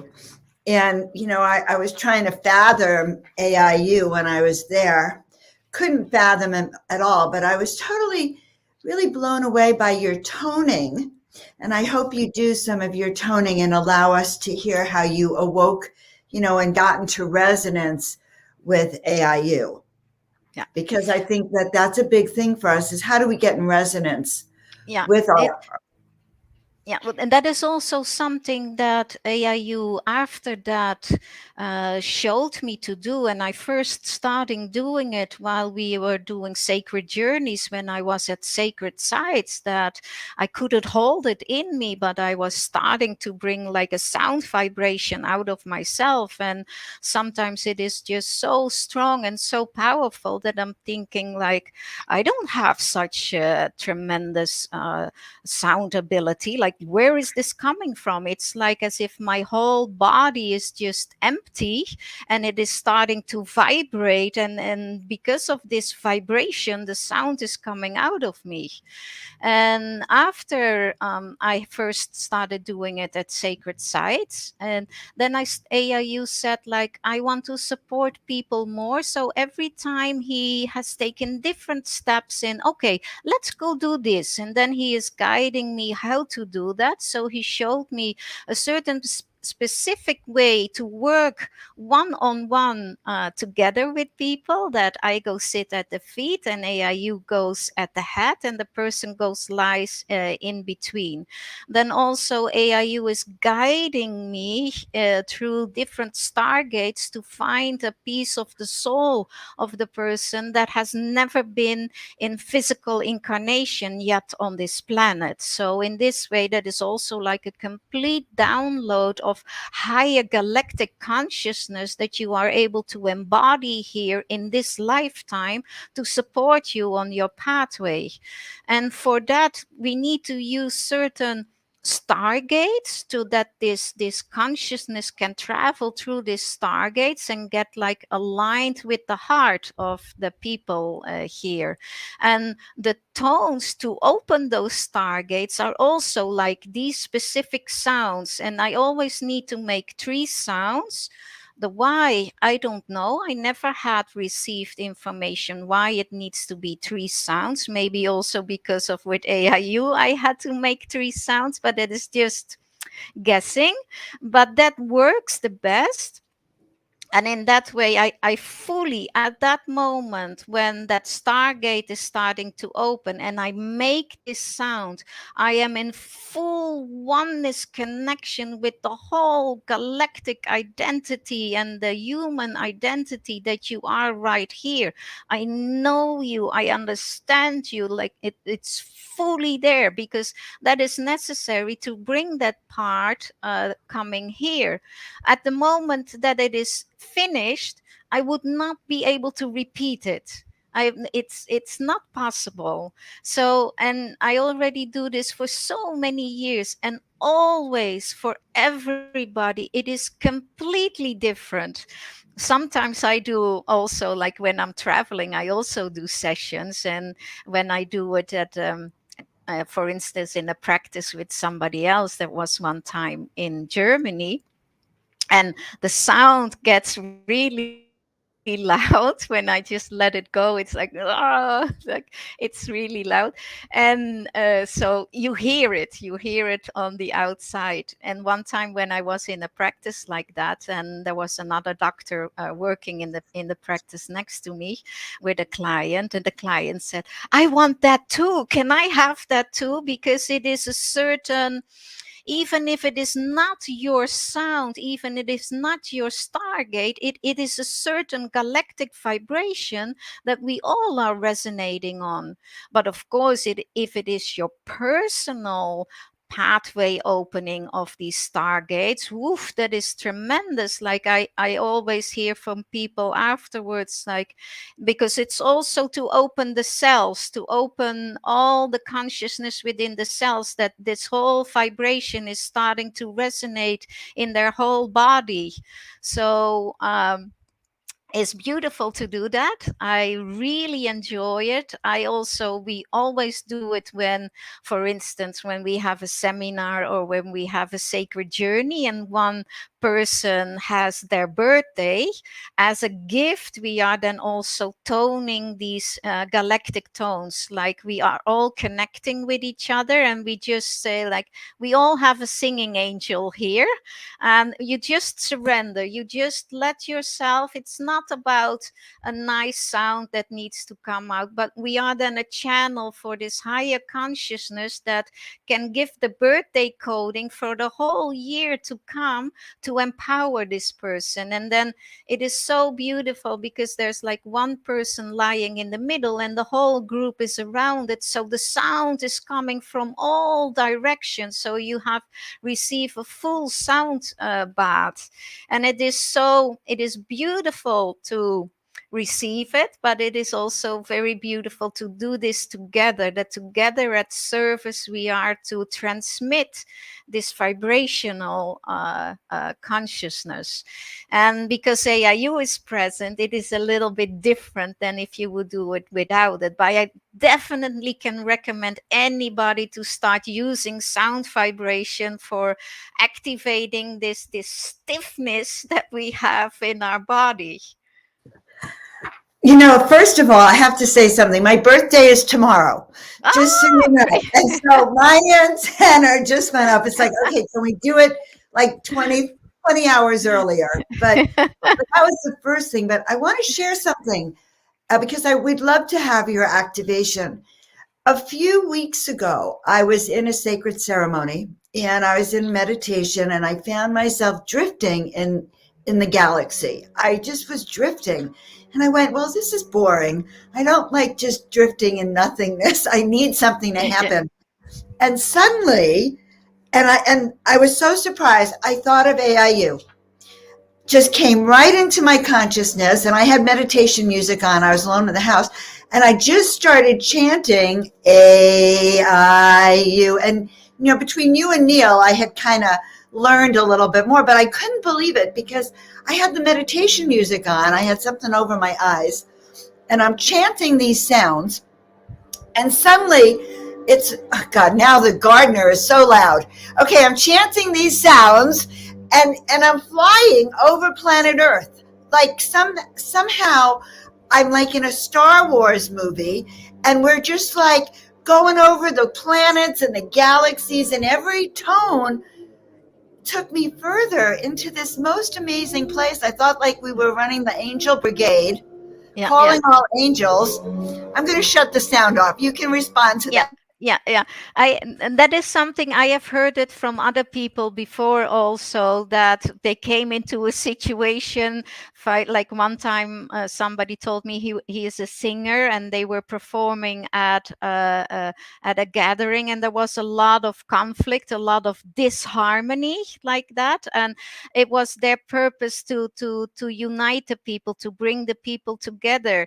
And he knows AIU, and he had been with AIU, and he had asked me, can you do something with my voice so that my voice is like touching the hearts of people more?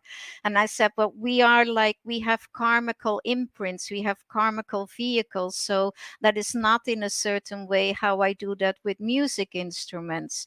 So to make a long story short, like at the moment that they were performing, and there was a lot of disharmonies in the audience, a lot of like conflict that was starting to rise up, and without him, and he was so at service that he wanted to unite the people, and he also, instead of using the words of his song, he started to vibrate and to chant the name AIU, and he could really see how the people were uniting back again. So it was really like a certain tool to come together, to bring the consciousness back together again as one. And it is the same way as like AIU is this consciousness of all different consciousness together as one. And with that also, Joan, like you say that you have been chanting the name of AIU because it is his purpose to unite and to hold consciousness together. I think like specifically in this time that we are, and I can see it, like we have this window of opportunity now going to the equinox in moving back to the original timeline, because actually right now, if we were on the original timeline, we would already be in a unity consciousness field. But it's like we missed the boat because of the frequency of the collective is so low, and it's been so down through this 2 years of like complete bombardment of fear and all like that. We are all like with this collective like too low. But now in this time, it's like the door is open, and I see this unity consciousness almost there to catch us, like come, it's ready. And many of us can feel it, many of us like there, it's like we feel we are so close, but we can just not reach it. And these days, that's why this initiative that you and your team have created is so important, because we are being trapped again in this loop, this ancient repeating loop of this, I'm not going to call the word, but this crisis that has been created after crisis. It is just to trap us again to repeat what we have done before. But the most important is now that we do something different, that we focus on what are we going to manifest, what are we going to create, and that is this new frequency, this new vibration, and that can really, I'm convinced about it, it can really go like into this unity consciousness that we already were supposed to be if we would have followed the original timeline. So you're saying that through connecting with the skulls through these chanting of these sacred tones, which I'm telling you, Shavati, I'd never had this experience. Okay, my voice, which really cracks, and I would never try to tone in public, okay, was suddenly rich and full, and my whole being was alive. I've never had that experience, but you're saying that that can actually change the timeline, your personal. Yeah, you go ahead. Both personal and galactic, maybe. Well, it's one of the things. There are many things, of course, that can do that, because it is where are we focusing on. But because of all the confusion that is there, it is very difficult to just like really from our heart to connect with that, because if we do that and the collective is so heavy, it really costs for us like a lot of energy to hold our vibration.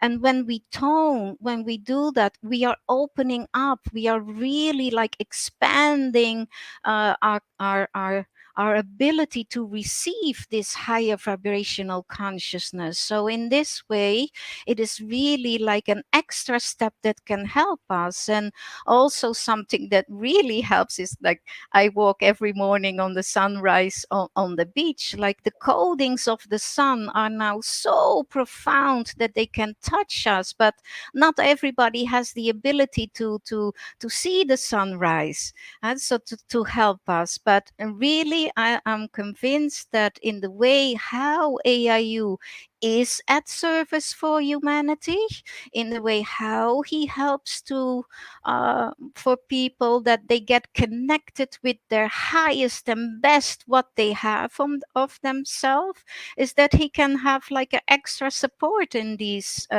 days and months to come. For also one of the things that we have been doing since the beginning that I started working with AIU is connecting people with their own individual crystal skull consciousness. For many years ago, you already started to have that. All of a sudden, crystal skulls were coming in our awareness. People started to talk about crystal skulls, started to have dreams about crystal skulls. All of a sudden, it started to be like a hot item. And that was not for nothing, because there is around our planet, there is a whole grid of crystal skull consciousness. And for all of us that are on our pathway, there is a representative within this grid of our own individual crystal skull consciousness. So in the way how I have integrated that within my teachings, that when you connect yourself with your higher self, in the way how you always do, but also like when you have been together with AIU, even if you see him like on a video now, or if you see him on a photo, it can really help you if from your heart you also like you connect yourself, or you invite your own personal crystal skull consciousness. And for many people, it can be as if then a crystal skull is starting to pop up in front of them and it starts to communicate, or it can be that it comes above your head or has a certain position. Sometimes people say, oh, mine was this and this color, and sometimes it is even like going in your head. Like one time I had it with a person that was sitting next to me, and I could really hear the cracking of the bones of the head, and he was like doing this a little bit. So I asked him afterwards, what are you doing? And he said, like, my crystal skull and my own skull are not really fitting together. But it was really like a cracking. And we all have now, all of us that are on the pathway of awakening and of being of service for humanity, we all are connected with this specific grid of crystal skull consciousness. And often it is when you start dreaming about skulls or anything, that this consciousness is starting to come to you. But crystal skull consciousness is our consciousness of the future, when we have like adapted, when we have gone through this change of this Karman based reality, that we have to become more like crystalline Christ all beings. Then we are also going to have Christ all consciousness, like clear and transparent as quartz crystal is, and which also means without ego, fully awakened. So in this way, when we are connected with our own personal crystal skull consciousness, it is like an extra guideline, an extra teacher to help us step by step to go there where we are planning to go.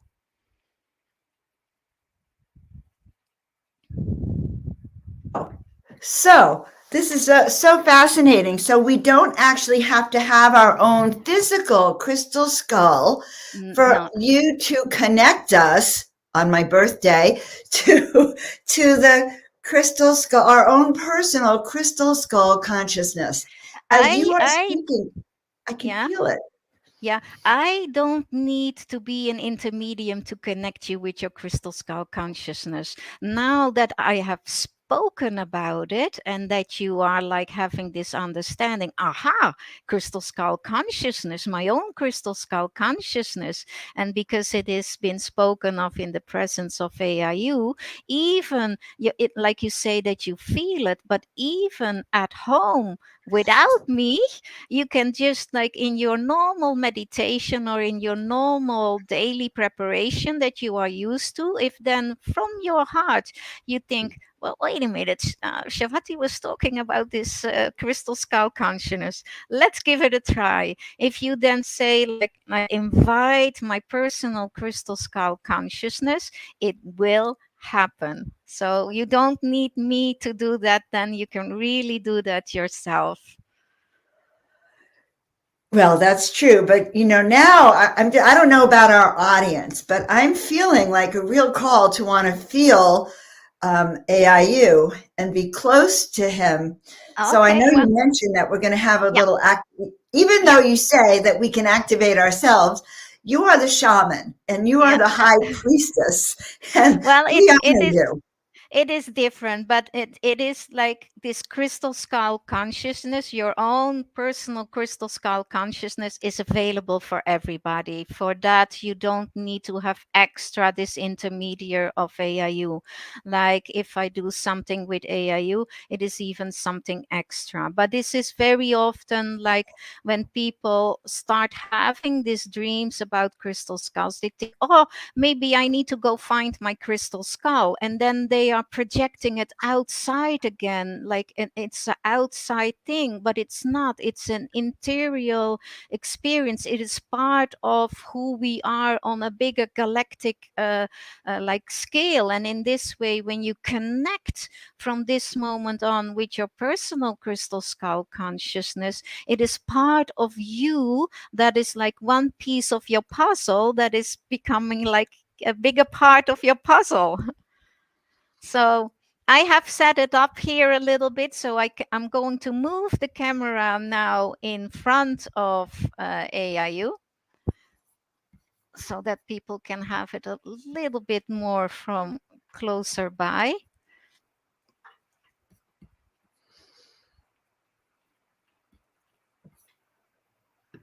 And the way how you can do that is that you are just going to look at AIU. Just, it's very difficult because he is so transparent. So sometimes you just look completely through it. And I'm slowly going to move him around. And I have heard like that people can have different type of experiences if they look at AIU. But for everybody, it is exactly that what you need at this moment. So that's why you cannot compare it. You cannot say, oh, I have this or this. It is just like he is guiding you through different things. And also, if you look at AIU here from the back, it almost looks like water, like liquid water. Yeah, water is liquid, but it's like it's different consciousness. It's not. It doesn't look like solid quartz crystal. It's true. And AIU also holds within himself like this new frequency, and the way how you physically can see that is in the rainbows that AIU is having. It's with this light, it's a little bit difficult that you can see his rainbows, but he has this extra color. And the colors of his rainbow are also different.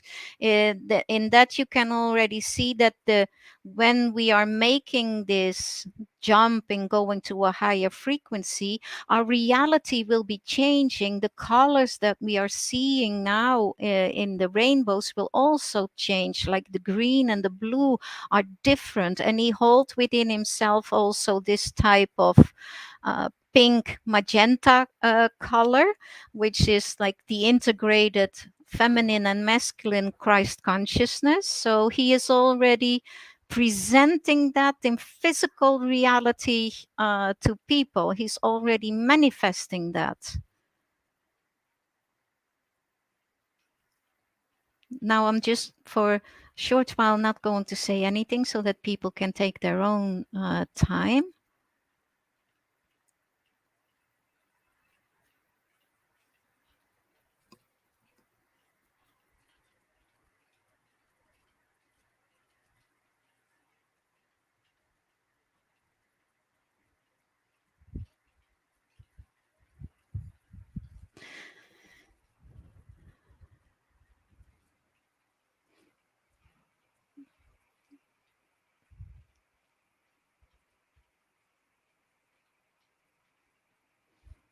A very specific thing that I would like to mention in how AIU is also working, like AIU has very bright teeth, has the same amount of teeth as we have.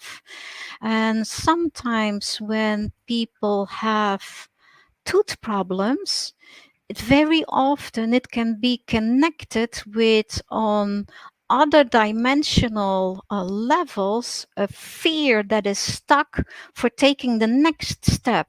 So then sometimes you can physically start to have problems with the teeth.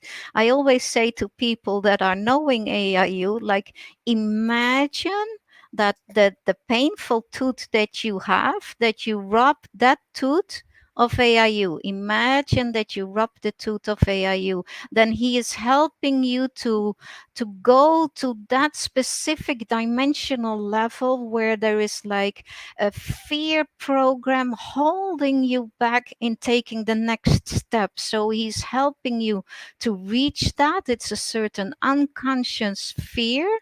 And in this way, you can release this fear, and you can also then much easier continue on your pathway, because we have, going back to our oneness, there are many blockages on other dimensional realities that when we were coming into separation, we did not really realize it, but we lost things. But on our way back, it's like we have certain like fear programs of, and all the trauma of the loss of love, of the loss of the connection, of the unity, that sometimes we are staying a little bit too long on that level, and that can create again a certain like sadness, a certain difficulty to take that step. And with that, it's like really you have like the loving support of AIU that says, come on, you can do it. I'm here, I'm supporting you.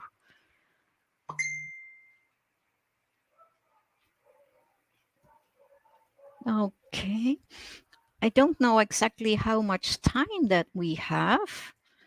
We have about 10 or 12 more minutes, basically. Okay, so I think let's do some sound activation then together with AIU. Yes.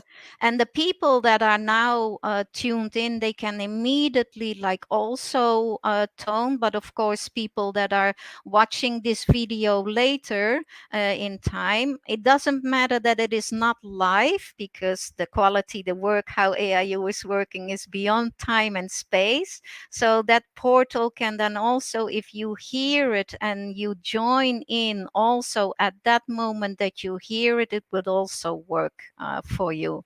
So Sweet. let's. And we have about 16 more minutes. So take it away. Okay. So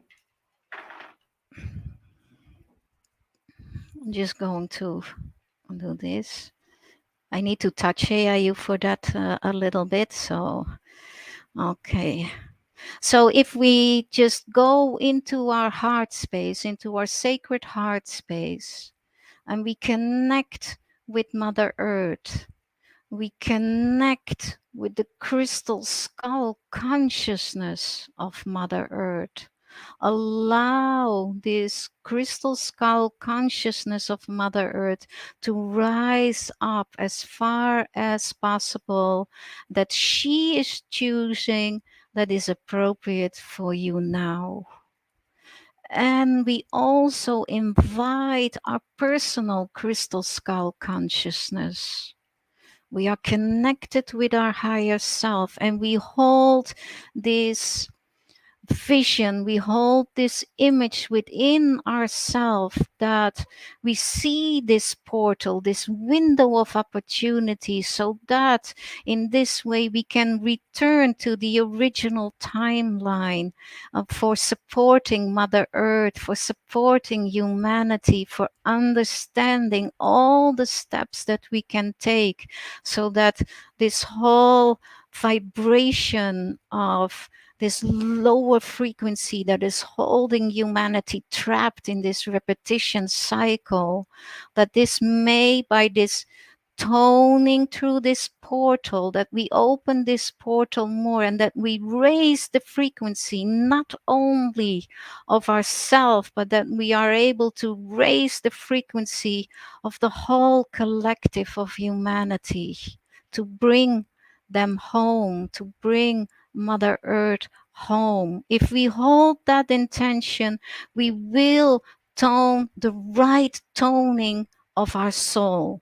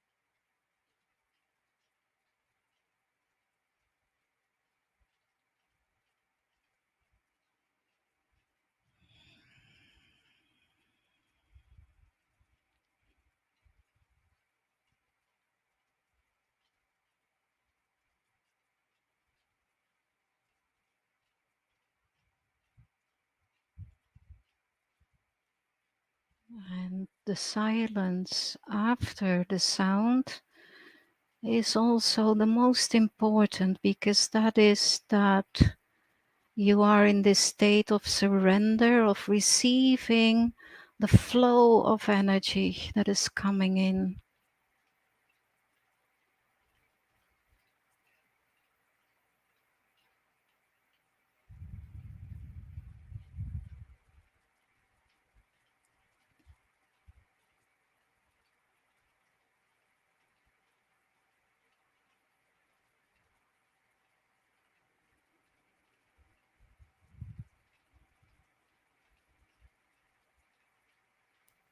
And of course, we now toned the name of AIU, his sound vibration. And you can do this at home in these next coming days, really with this intention of this portal of opportunity that we can reach and be connected with this waiting consciousness grid for receiving us. And that will support us in releasing more qualities of ourselves that we can use of being of service.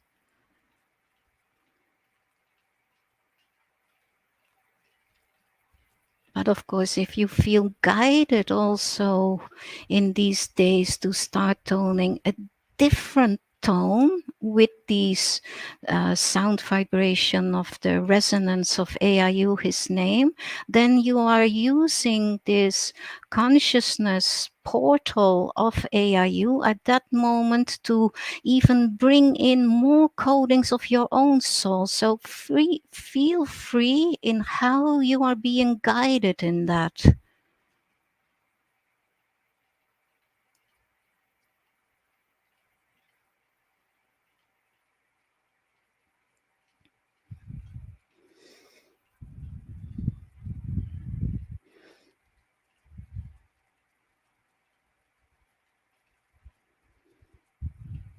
Well, this was just a very short introduction.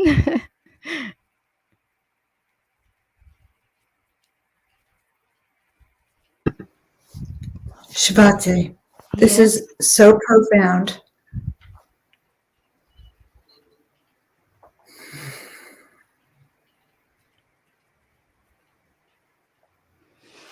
Right now in this time that we are, we can use all the support there is, all this, because we have so much potential. Each one of us is so important, but with this whole like negative programming of all these forces and of the artificial intelligence, it is really, for many of us, it can be so frustrated that we feel like, aha, it should be different right now.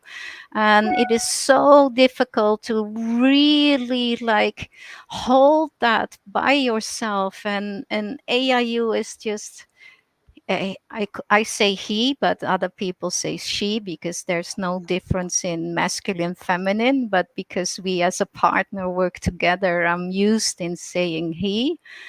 But he holds so much love, and he understands our pathway. He understands our struggle, and with so much compassion from this consciousness that he is looking at that if you really truly like are like searching, if you want to take the next step, but that it's so can be so confusing, if you just ask like show me the next step what I can take, he will most often he will really support you. It's not that he makes it for you, because we need to take our own step, but he can make it more clear, like that. In the way how clear he is, he can help that we can see with more clarity. Aha, there it is. Okay, I'm going. I can take the next step again. It is also like the way how the consciousness of a crystal skull is working. It is magnifying everything. So it is magnifying and helping you with your potential. But it, of course, it is also magnifying your shadow issues. If you are not ready to look at your shadow issues, he can put it straight into your face. But if you are willing and say like, okay, bring it on, like he shows it, but with so much love and with so much support that you can say, okay, I am able to face it. I am able to do this. And with this also, because I am the keeper of AIU, for me, it really means that I need to walk my pathway with so much consciousness awareness with so much integrity, for it magnifies everything in me as well. Like it magnifies the love, it magnifies the kindness, but it also magnifies things that still need to be worked on. So that is good that you can see it, but it also, you cannot push it away. You have to deal with it. You have to like bring it more into the light. And that is what AIU is doing. Like often when we are at certain gatherings, like hidden things cannot stay hidden. Like he brings it up, but he brings it up so that things can be resolved, things can be cleared up. That is his function. But for people that are not willing, or people that are trying still to hide or to pretend, or what, who they are going to get a struggle with that, because it creates with them like an inner conflict. So and that is also one of the things. So if you are ready, AIU is opening all the doors for you, and guide you, like show you that. But if you pretend that you are ready, but if you are not ready and want to look away, like so many people are still like looking through pink glasses and not facing the reality that in reality there's still a lot of things that needs to be cleared up on all the levels, and that is not a problem. That is what we came for. So and we have had the tendency of looking away, like this, the ignorance that is so present also within the collective, within mass consciousness. Now that more truth is rising up to the surface, it's like we need to address all the hidden things, and AIU is such a tremendous support in helping to bring that what is hidden to the surface. And then it's up to us, with decision we are making, what to do with it and how to handle it, how to transform it. What choices are we going to make right now? Are we going to make choices for the benefit of all, or again for the separated ego? So there are so many ways in how AIU is showing us different ways in how to go back to where we came from, with so much more than we started. Shavati, this has been so profound. Can we see your face again? Yes, let me just move it a little bit. Sweet, sweet, sweet. Oh my God. Okay, well, the comments that I'm seeing in the chat room is everyone is bubbling up with new energies, new vibrations. I know that I feel like I'm so excited about my birthday suddenly, and I didn't even have time to think about it, but it's like a new pathway of new beginnings showing up. So I'm having an impeccable time here. But how do people reach you and work with you and connect further with you? Well, I'm not a skilled writer. I do have a website, but it is absolutely not maintained. So I am apologizing for that. So there, people will not really get a good impression. But people can always connect with me by email. I am always try to respond in a variety of 2-3 days time. So if people write me an email, I will always respond to you. And that is like Shavati, my name, at crystalunity.com. We will get it up in the chat in a second. Yeah. And the ways, again, that you actually, like, if I was to call you and say, okay, I just have to have more, what would be the next step? That depends in what do you want more. So what is important. So in this way, I always look at the individual, and in this way we can make for you specifically what fits you best. Like with you, with your birthday, of course, that would be like receiving as much as possible codings to really develop all your next phase of life, and that is the most important. So I would get a download of codes, and you'd be toning, and Yeah. then I could Yeah. listen to it over again and keep receiving these awakenings. Yeah, well, normally when we travel, this transmission with AIU is something that I would do live with people. But now with all the travel restrictions that are happening, we need to find different ways. So that would really, normally I do healings and sessions by distance through the pictures of people, or I do it like when it is like a channeling or a multidimensional pathway counseling, we do it by Zoom.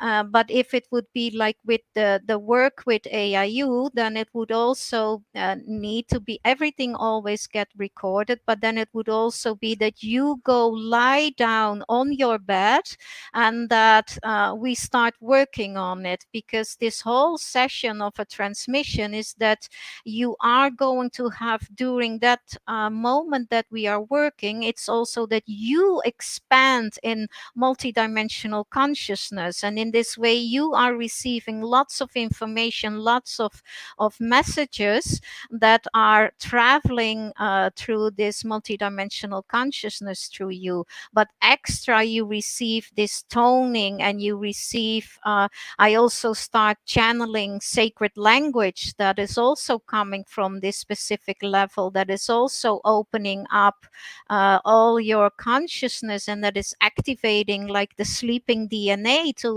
that it comes more to awareness and start functioning.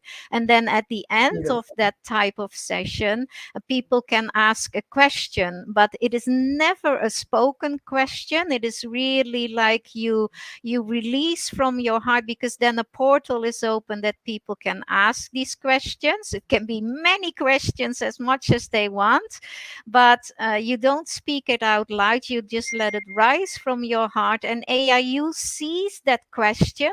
He looks in this whole download that he has given at the same time, where is that answer, and he makes then a connection and brings it up to the surface, that sometimes you receive it directly, or you receive it in a time period of 2-3 days, or then in 2-3 weeks. And I always say to people, like, you are fully within this like grid that we have created, and this session works like 6 months, but because I always want that people check it, that they have something tangible, instead of me just saying that they can check it in a certain way. And one of the things that AIU is doing, that this whole grid is still present. And I always say to people, like, okay, if you would just, after you have had a session like that, and after a few days or a few weeks, and you would lean back a little bit, then you feel the active working still, because in total it stays working for 6 months. You know, I was tuning in. We have to go in a second, but I was tuning in because I remember I was activated in November with you when we were sitting with AIU. Yeah. So Shabati, I want everyone to know also that we're going to be hosting you on Portal to Ascension in September at the Crystal Skull Conference, and I think you're at our free 3-day online conference also in April. It's a tongue twister. So guys, check out Shabati is going to be on Portal to Ascension. So I'm really excited we get to have a few more times with you in 2022. Yeah. So guys, you've now met Shabati. Yeah. Thank you very much. I'm so grateful for this opportunity to share AIU, and I'm looking forward to next time. Thank you very much. We'll see you in April. Okay. Bye-bye. Thanks so much. All right. Bye. Oh my God, guys. Was that amazing?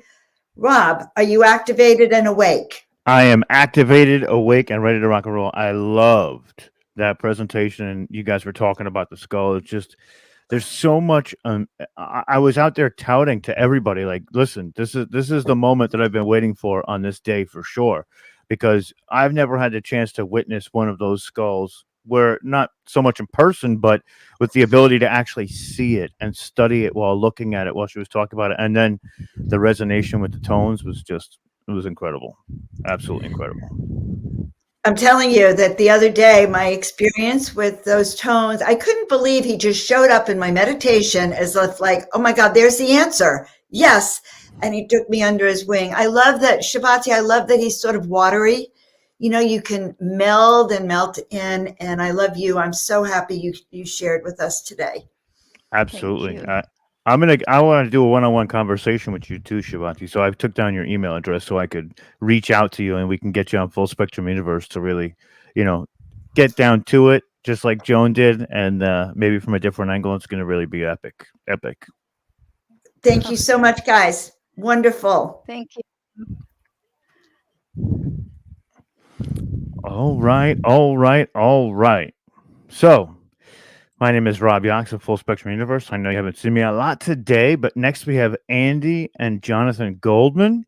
I'm going to give you a quick bio for them so everybody knows who they are. If you haven't, you've probably been living under a rock, but just in case, for those of you out there who aren't usually on our channels. So, Jonathan Goldman, MA, is an international authority and pioneer in the field of sound healing.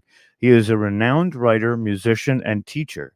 Jonathan is an author of several books, including Healing Sounds, Inner Traditions, The Divine Name, the 2011 Visionary Award for Best Alternative Book of the Year, and The 7 Secrets of Sound Healing, both from Hay House.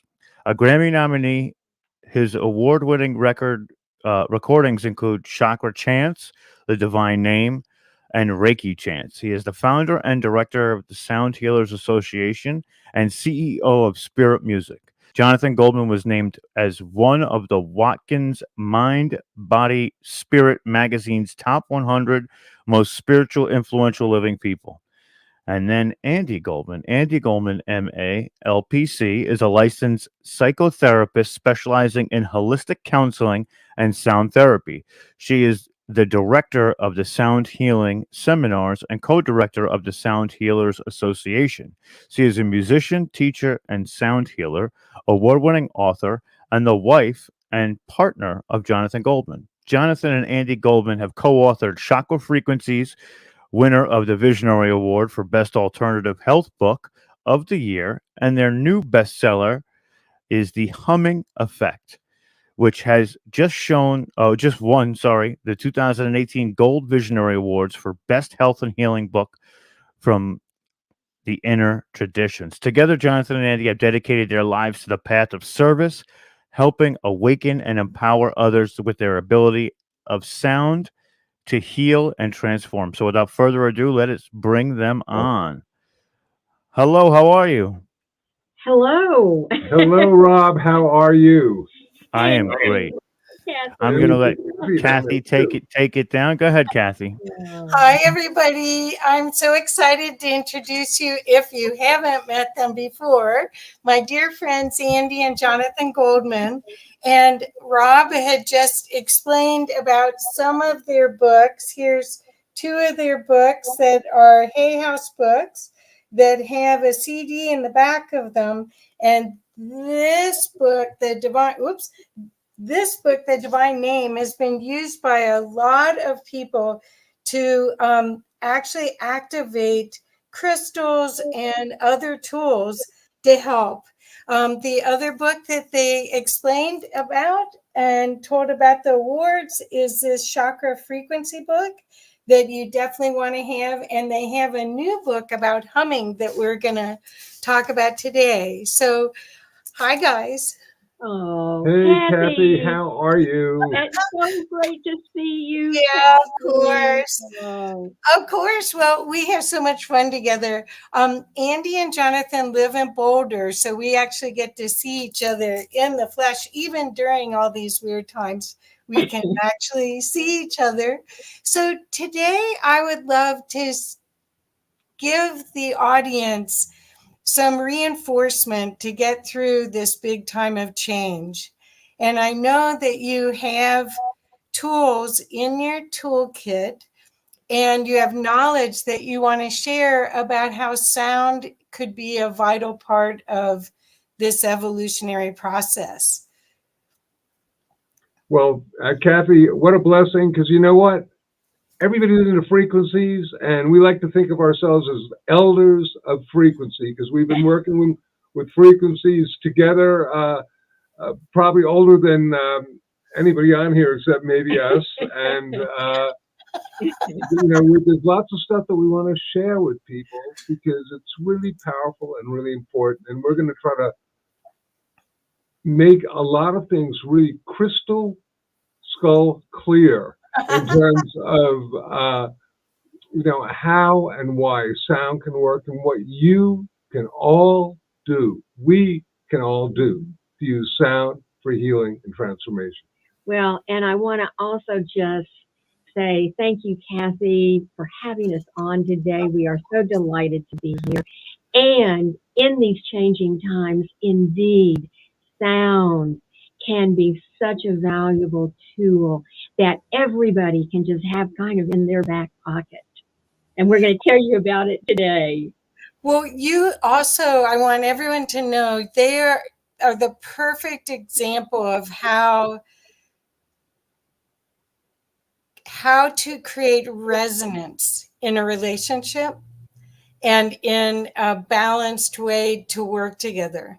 Because there aren't that many couples like you that honor and show huge respect and integrate each other's talents so well. So I also want the audience to be alerted to that if they're looking for role models for how to navigate these times of relationship, that here is a beautiful example for all of us. Oh, Kathy, that has absolutely touched our hearts. Oh, good. And so appreciate you sharing that. And we've been at this for a long time. Jonathan, of course, has been in the founding pioneer for 40 years, and he and I have been working together for 27 years. Wow. So we have had a lot of experience, you could say. And it's a real blessing to be able to have a partner. I want to say to everybody who is watching or ever going to watch, it is possible to be in relationship and have a loving, friendly, non-competitive, totally compassionate space with another, and it is the best gift you can give yourself and give the planet and receive yourself as well. You are my gift. Thank you. You're my gift. But let's talk about sound. Yes, please. Well, the one other thing, could you talk about, Jonathan, because people that are just being introduced to your work, you are a futurist. You started doing the World Sound Healing Association back in the 80s, correct? Yes, indeed. And, for sure, Kathy, I see now that sound as a healing and transformational modality, whether people are using it for meditation, for prayer, for healing or whatnot, it's really becoming almost as, shall we say, mainstream as yoga is. And of course, back in the 80s when, I first started doing this work, yoga was really strange and sound healing didn't exist. I helped bring it onto the planet. And now to see all these people doing sound work, what a blessing. And, just like to suggest that people say to me, well, how do you feel? I say, well, it's taken enough time to get here because I thought we would be here about 20 years ago personally. But I bless it now. I guess we need it now more than ever. Yes. Yes. Well, the insight that you had to create that association and to bring people who obviously were the way showers of medicine, or the people that brought the ancient ways, because I think sound healing is ancient. They brought the ancient ways back into our current reality. And that's what you're the father Daddy, your daddy. Grandpa John. All right. Oh, Oh, so how, again, back to the question about using this wonderful modality that in your case, you're going to talk about humming, which is free. You don't need tools. You're bringing these wonderful gifts back in so everyone can use them right now for this change. But Kathy, I want you to know that for anybody who's watching us, listening us, whatever, we're not just going to talk about humming. We're going to talk about sound. Humming is a small aspect that we're going to focus in on toward the end because it's something everybody can use. But first, we're going to give you some information about how and why sound can heal and transform. And it's really important because once you understand this, your life changes. Just as simple as that. And Kathy, we do have a lot to talk about. We want to start out talking about what it is about sound. Why is it such a valuable healing modality? And Jonathan, being the pioneer that he is in this field, you were right, Kathy. He helped to initiate the modern day field of sound healing. And basically, Kathy, to begin with, I'm going to give you a basic sound healing 101. The idea that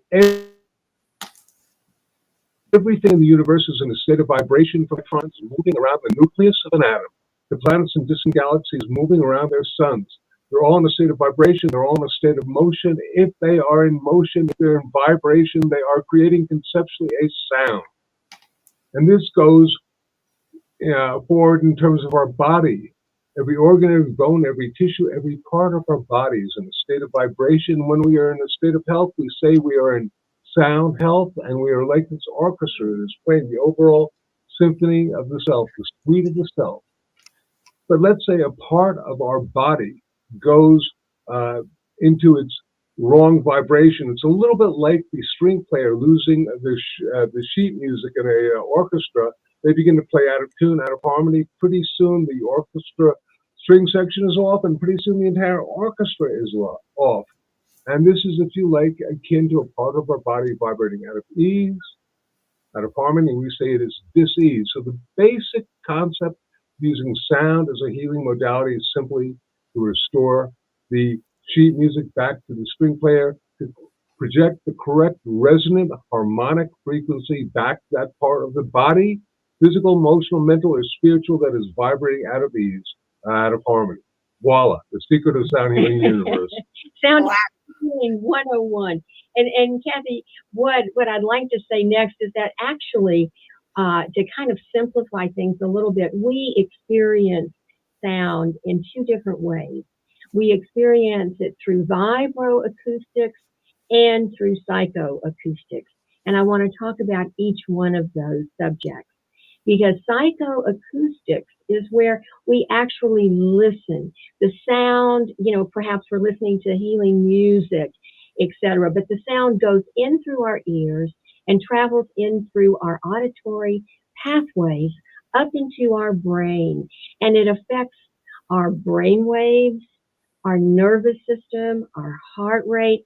And so when we're listening to music that has been specifically created for healing, all of that is happening. That is psychoacoustics. And later on in our program, we're going to hear an example of psychoacoustics. Now, the other is vibroacoustics. Vibro, it's almost like vibrating. You can feel the sound actually in your body at a deep cellular level. For instance, if we're putting a tuning fork on our body, that is going to go into our cells. It's going to be touching our body. Now, it's interesting because what we work with a lot of different sound healing implements, and, many of them, are such as, sound beds and tuning forks. The major focus, right. The major focus that we have, however, is our voice. And that is the place where Jonathan and I focus most of our attention. Now, what we have discovered, and of course, we've been at this, as I mentioned, a long time, and what we have discovered is that vibroacoustically humming, which everyone can do, goes directly into our bodies at a cellular level, and it is the most powerful vibroacoustic way that we can actually experience sound. And we're going to talk a lot more about that in a minute. But I know. Well, yeah, but I also want to give you a quote from the New York I was Times. thinking of that, yeah. And it's February 8th, 1988. A lot of eights in that one. Sound shaped into dazzling tool can make, break, or rearrange molecular structure. The second part is, and levitate objects. We're not going to talk about acoustic levitation today, but it's there, kids. But the idea that you can rearrange molecular structure. You know, even the New York Times many years ago was talking about this, and this once again is what we are using in terms of our metaphor for how sound can heal. And vibroacoustics is oftentimes a pretty ignored aspect of sound in terms of how sound affects us on a physical level, not only going into our brain, affecting our heart rate and respiration for psychoacoustics, but bottom line also, there is an aspect of sound that we want to bring into attention, coupled, because we've been talking about the frequency, we've been talking about the sound. The sound, whether it's vibroacoustic or psychoacoustic, it travels as a wave, and that wave is measured in cycles a second. We say that the number of waves is its frequency. Everybody's into frequency, but there's another aspect that we think is very, very important, and that is intention. And Kathy and our listeners, the intention that you are holding when you are making sound is vital. And 40 years ago, Jonathan created a formula. Frequency, i.e. the sound, frequency plus intention equals healing.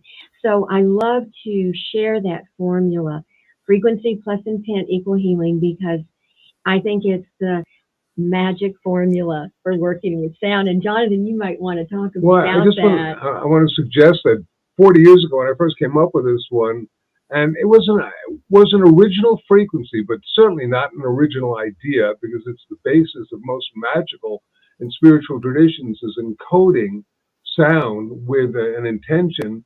But at the time I came up with it, the different people that I knew who were particularly related to the scientific community and the medical community thought I was off planet, which I well may be.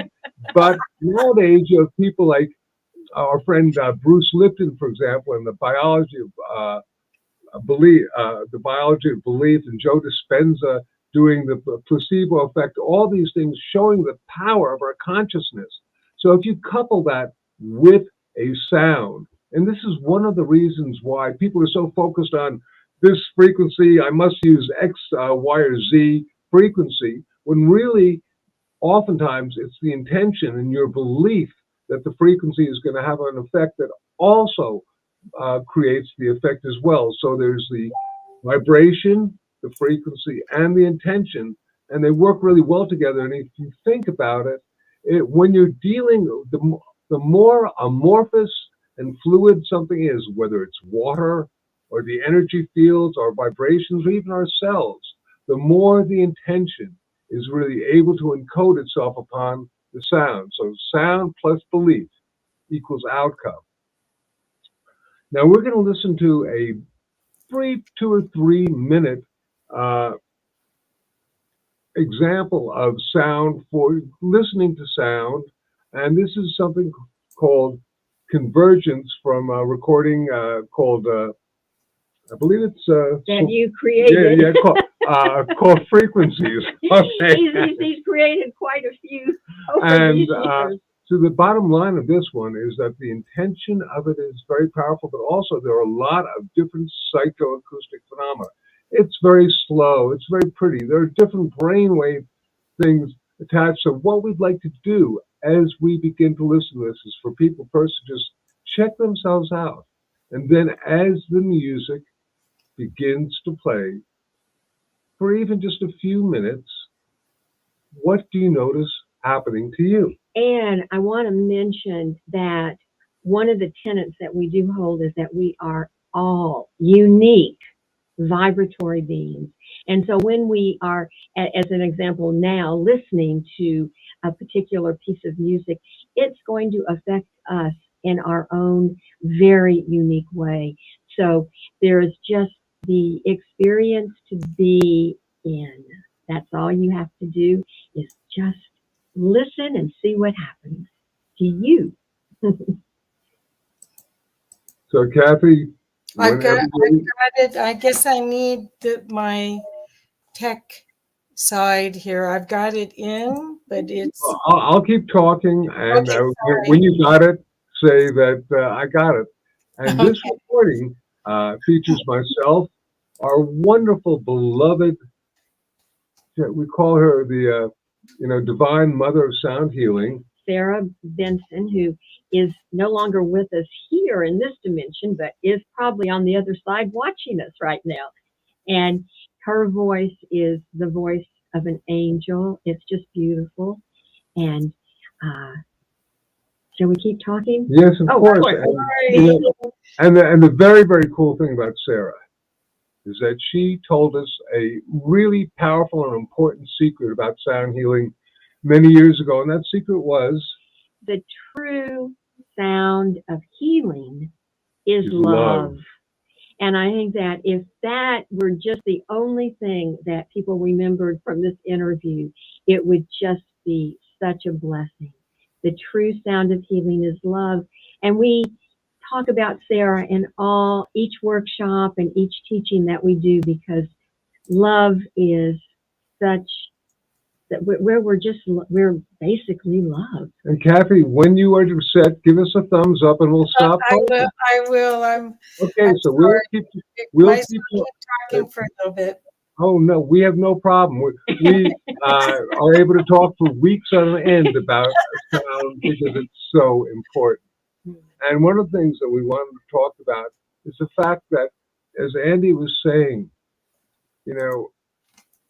we encode sound with our voice, so that even your conversational voice can be a healing instrument, particularly if you are trying to project healing energy. And at the same time, and unfortunately, your voice can be a non-healing instrument if you're raising it in anger or whatnot. So we want to suggest to anybody who's watching this or ever going to watch this, be conscious about your voice, particularly the conversational voice, because it can have such profound, powerful effects. What do you think about that? Absolutely. Did we see a thumb up there? No, we didn't. Oh, I'm sorry. I thought you did. Yes. So absolutely, the energy, frequency plus intent equals healing. So that intention that we hold, even when we are speaking, is of vital importance. And I think it's also important to be conscious, because we kind of go through our day and things happen, and, we lose sight of holding the consciousness of positivity, gratitude. I know each morning when I wake up, the first thing that I say is thank you for this day. I am grateful that I have yet another day here on planet Earth. And I like to set that intention as the first thing that I do each day, because as I do go through my day, I forget, we're busy, where things happen. But if you can set that intention first thing, that can help hold the intention of love throughout your day. And I think we might be ready now for convergence. Oh, we are. Yes, okay, we are. So everybody take it. Let's see what happens. And let's see if this comes out. We'll see. What a blessing. I see it. Thank you. It worked.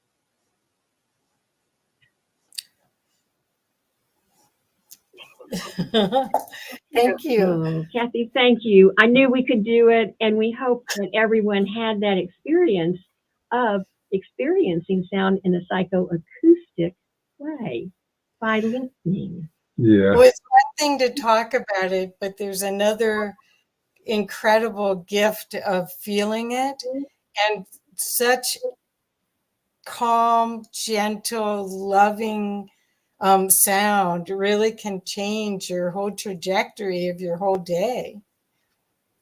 Well, thank you, Kathy. And that, blessed be, that continues to be an extremely popular recording on all sorts of different platforms. And we are grateful that it has been discovered because we use it all the time. And it's really wondrous that many, many other people do as well. And we are really totally grateful for that. And once again, with sound, you can talk up a blue streak or whatever the term is about it. But once you experience it, it's real. Other than that, it's just a thought form. It's just an idea. But when you experience it, it's real. And you can't say much more about that, except it's real.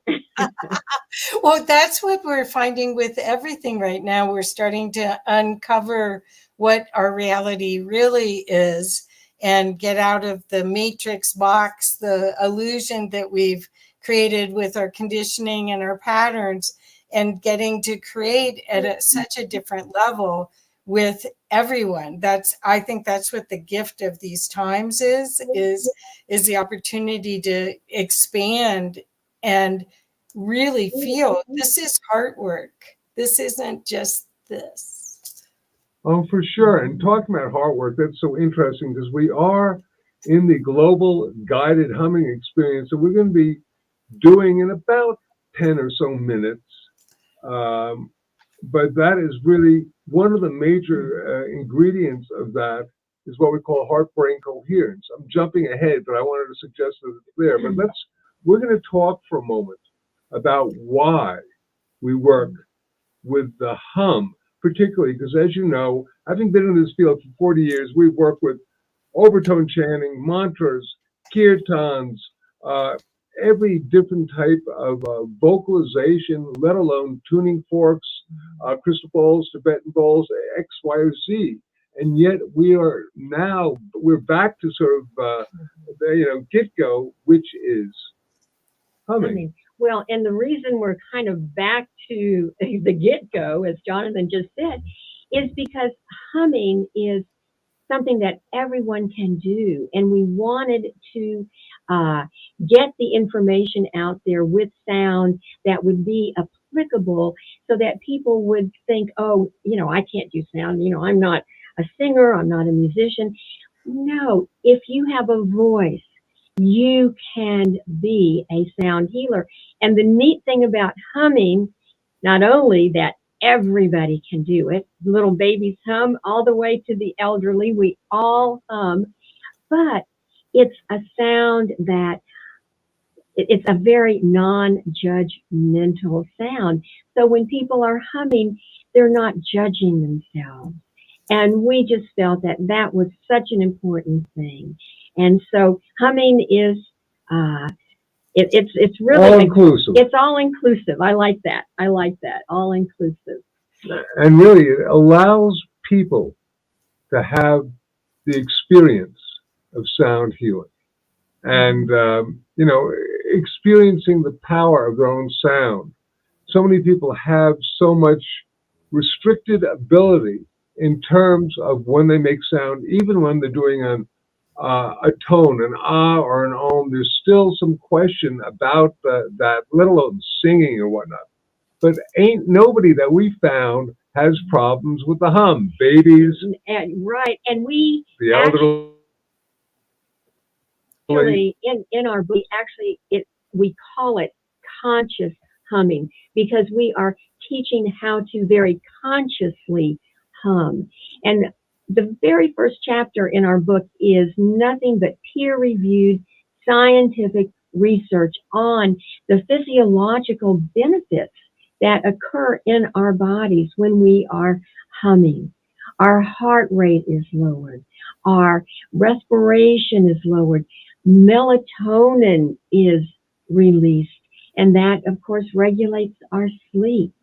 The hormone oxytocin, the trust hormone, is also released. Endorphins. Great for pain relief. Yes, so many things are happening physiologically by humming. And there's a very important molecule that a lot of people are talking about these days called nitric oxide.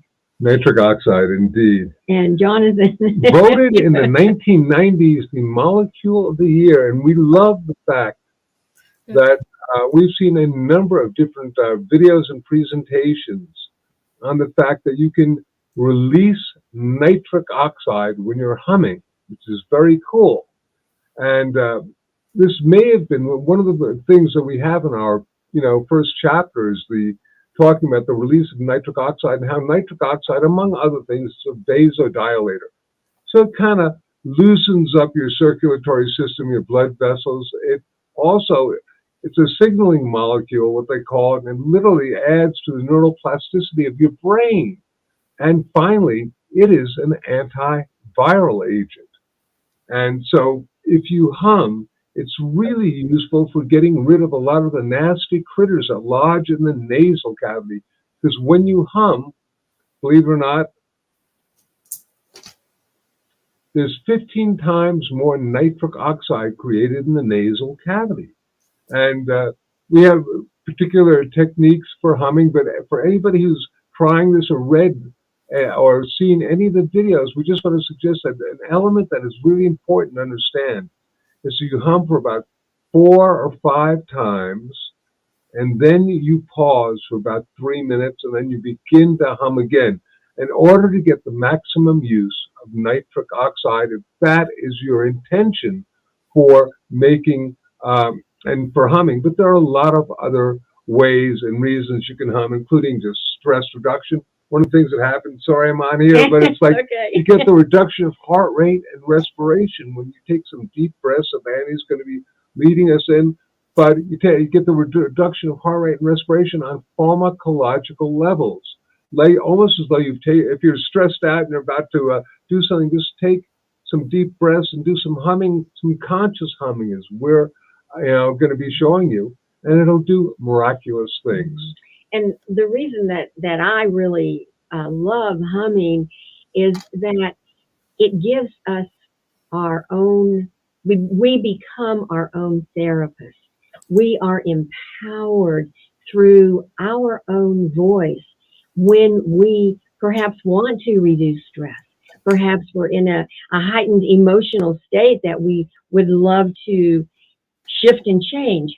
And we have the power within ourselves to do that simply through conscious humming. So we will take some nice deep breaths and then we begin to hum, and that shifts and changes our emotional state just almost really quickly. Right. It's really, an extraordinary vehicle. You get these physiological benefits. You can focus your intention on to the hum. You can do all sorts of things. And just a real quick thing for anybody who's into yoga, and if you've ever done an Om, okay? Here we go in the Wayback Machine to about 3,000 years ago, and a man by the name of Patanjali, who wrote the Yoga Sutras, which is sort of the basis of all yoga. And Sutra 1.27 says the original sound of creation was the humming of prana, the humming of energy, the humming of prana, pranava. They had to give it a name, so they called it Om. So the Om literally comes from the hum. So we like to say that, the Big Bang, nah, the cosmic hum, yes. And of course, part of conscious humming is breathing. And, we like to teach that belly breath, the diaphragmatic breathing, and you take a nice deep breath, a couple of nice deep breaths to relax your body, your mind, your spirit. And then on the exhale, you begin to hum. And that is where all of those physiological benefits that we just talked about happen. And one of the things that I do love to mention when we're talking about humming, we had a beautiful quote from Dr. Bruce Lipton on the back of our book, and he talks about it being a non-pharmaceutical approach to healing. So this is something that has so many levels of benefits. We're going to hold up the book for you just so you can see. Fabulous. The humming effect. Yay. All right. And listen, one of the things that we did want to say also is that there are only two caveats or things to consider when you're humming.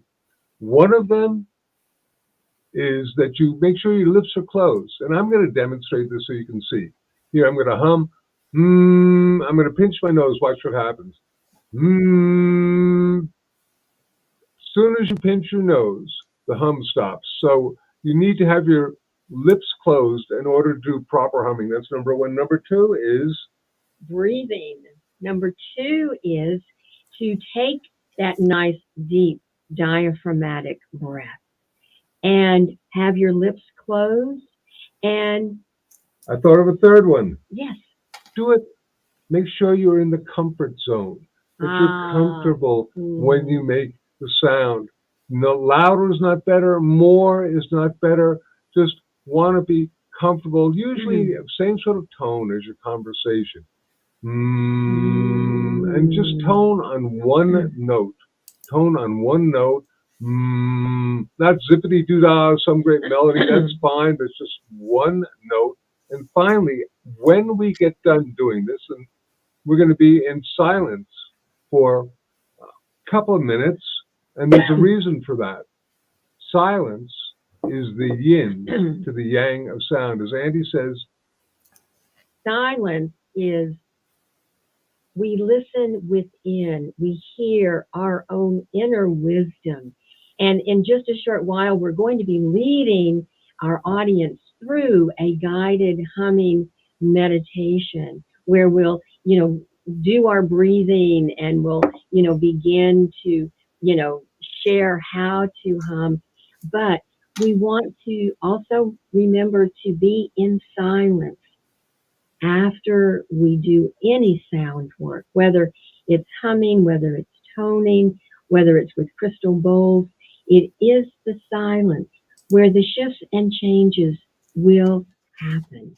And we're going to go on in about a minute. So I'm going to be prepared now, because in about a minute, I'm going to ask you to play this video. I want to suggest one of the things that occurs. Andy's going to lead you in a special heart-brain coherence exercise. And when this happens, when our heart and our brain are in coherence together, our electromagnetic field becomes anywhere from 50 to 500, or some even say 5,000 times greater. And then when we add the element of sound to it, it becomes even greater. This is why the different meditations and prayers on our planet are vocalized, or whispered chants, spoken or sung, simply because sound enhances and focuses the power of our prayer, which happens when we're in a state of gratitude, when we're deep breathing, when we are in a state of coherence together.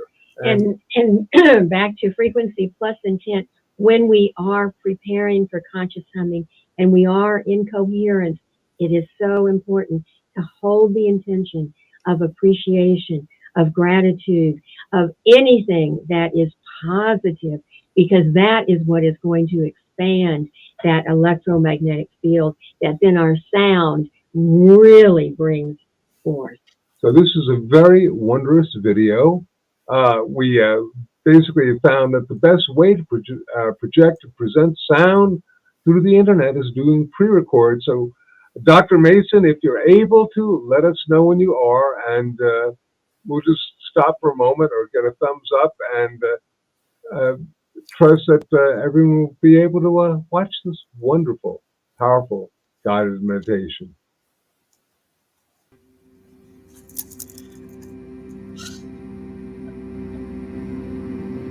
The purpose for this meditation is to project a sound encoded with the energies of light and love, and project healing to the Gaia Matrix, our beloved planet Earth.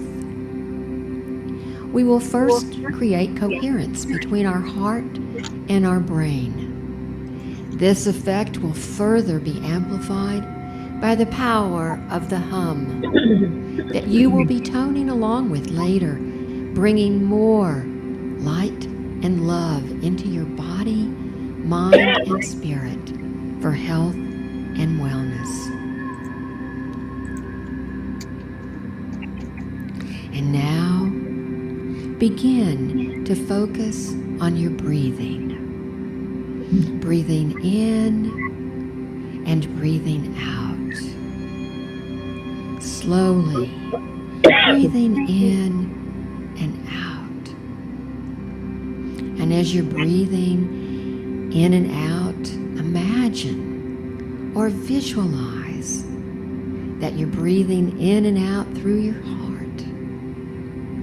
As you're breathing in and out through the area of your heart, remembering that it is love that breathes each breath, and it is love that causes each beat of our heart.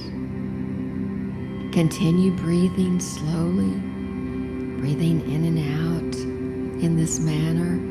And now, I'd like you to call to mind something that has brought you a great deal of appreciation, gratitude, something that you are feeling very good about. This might be an experience with another person. Perhaps it's a beautiful sunset. It may be a beloved pet, a spouse. But it is something that has brought you loving kindness and gratitude and appreciation. And as you're breathing in and out through your heart, feeling this appreciation, feeling this gratitude. You're creating a beautiful coherence between your heart and your brain.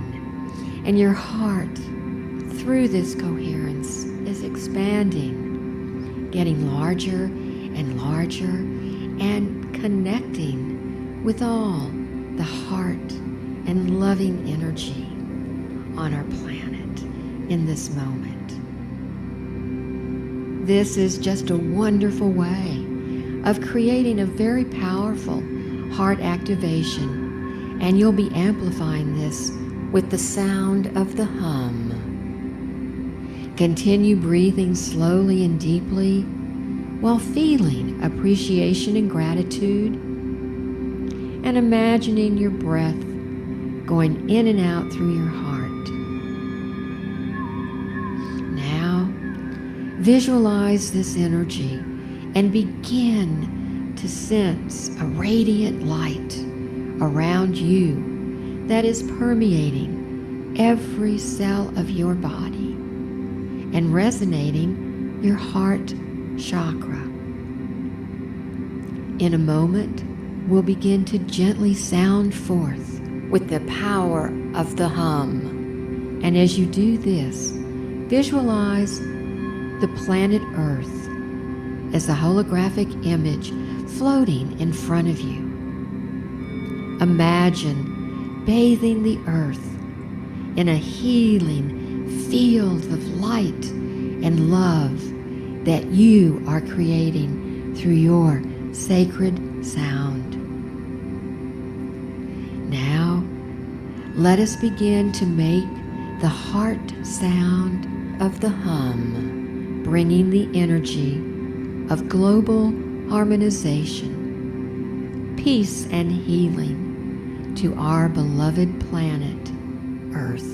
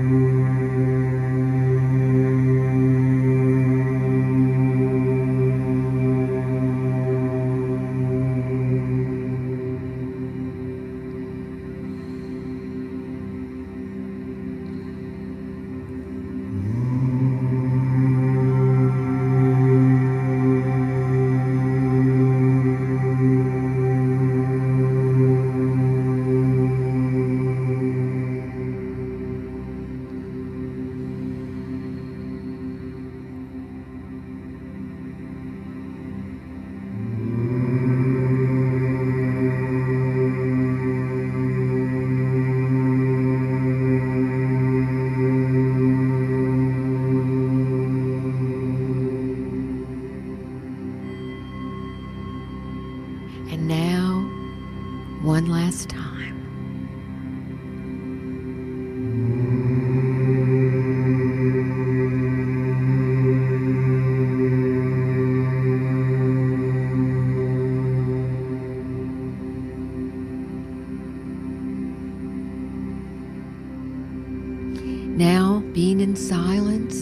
visualizing all the light and love through sound that you have manifested, resonating and bringing to Earth and yourself to a deep state of healing.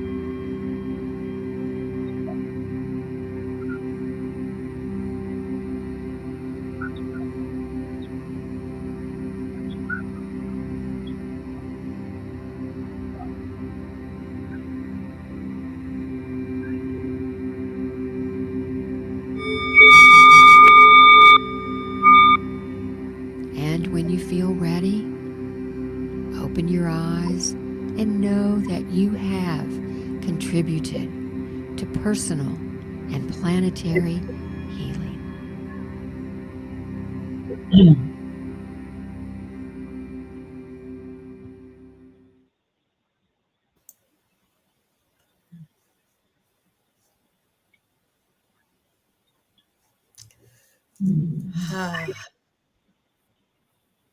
That was so beautiful. Thank you so much for sharing that with us. And I can't imagine people replaying this track over and over and over again, at least once a day, as we go through these changes, because that just centered all of your essence into your vessel. And it's joyful. It's not just centering. It actually has joy encapsulated in it. Kathy, thank you. Thank you so much. And for the opportunity really to share our guided meditation, because it is our hope that in these changing times, that indeed, that this guided humming meditation, and of course, reminding people that they can hum anytime, not just with this meditation, of course. It's really an extraordinary thing. When you begin to hum consciously, you begin to experience it and you feel this. Many people get very blissed out because they've never hummed really consciously. They're sort of doing it unconsciously. Here they're doing it consciously and then being in the silence. So you go, wow, you get very, it's almost psychotropic. And I love it because it's self-created. You control it. And we can use this type of thing anytime during the day. Well, in that silence, I just want to reiterate how important that piece is, because that is where you go into that place of stillness and you begin to feel that joy. And Kathy, I have a great anagram for silent and listen have the exact same letters in them. And so when we are silent, we indeed listen. Listen within. Something to think about. Yes. Well, I had mentioned before how much I admire your relationship, your incredible relationship together. And you had said to me at one point that when you do have something going on that you hum together. Mm-hmm. Do you want to share about that? We would love to. Totally. Because it works, Kathy. We've done it recently. We can attest to it. I attest. It works. But what has to happen is that with whomever, whether, it's your spouse, whether it's your partner, whether it's your children, whomever, you make the contract ahead of time. Okay, honey, when we get into that really tough place, one of us has to have the presence of mind to say, let us hum together. And so we've made that agreement way before we get into that difficult spot. So then when we do get there, one of us can say, oh my gosh, honey, we've got to start humming. And I'll just grab Jonathan's hands and we'll just say, okay, let us practice what we preach. And we hum. And it works. For maybe a minute or two, and it works. 2 minutes. We can tell you physiologically, you get basically an entrainment of your neurological system. Vibrationally, you are encoding to a really slow and chilled out thing. And on a level emotionally, it bypasses that anger portion of your brain, goes directly, because humming can also affect the vagus nerve. And the vagus nerve is the whole aspect of the autonomic nervous system that allows you to either chill out, fight or flight. So you get into or chill.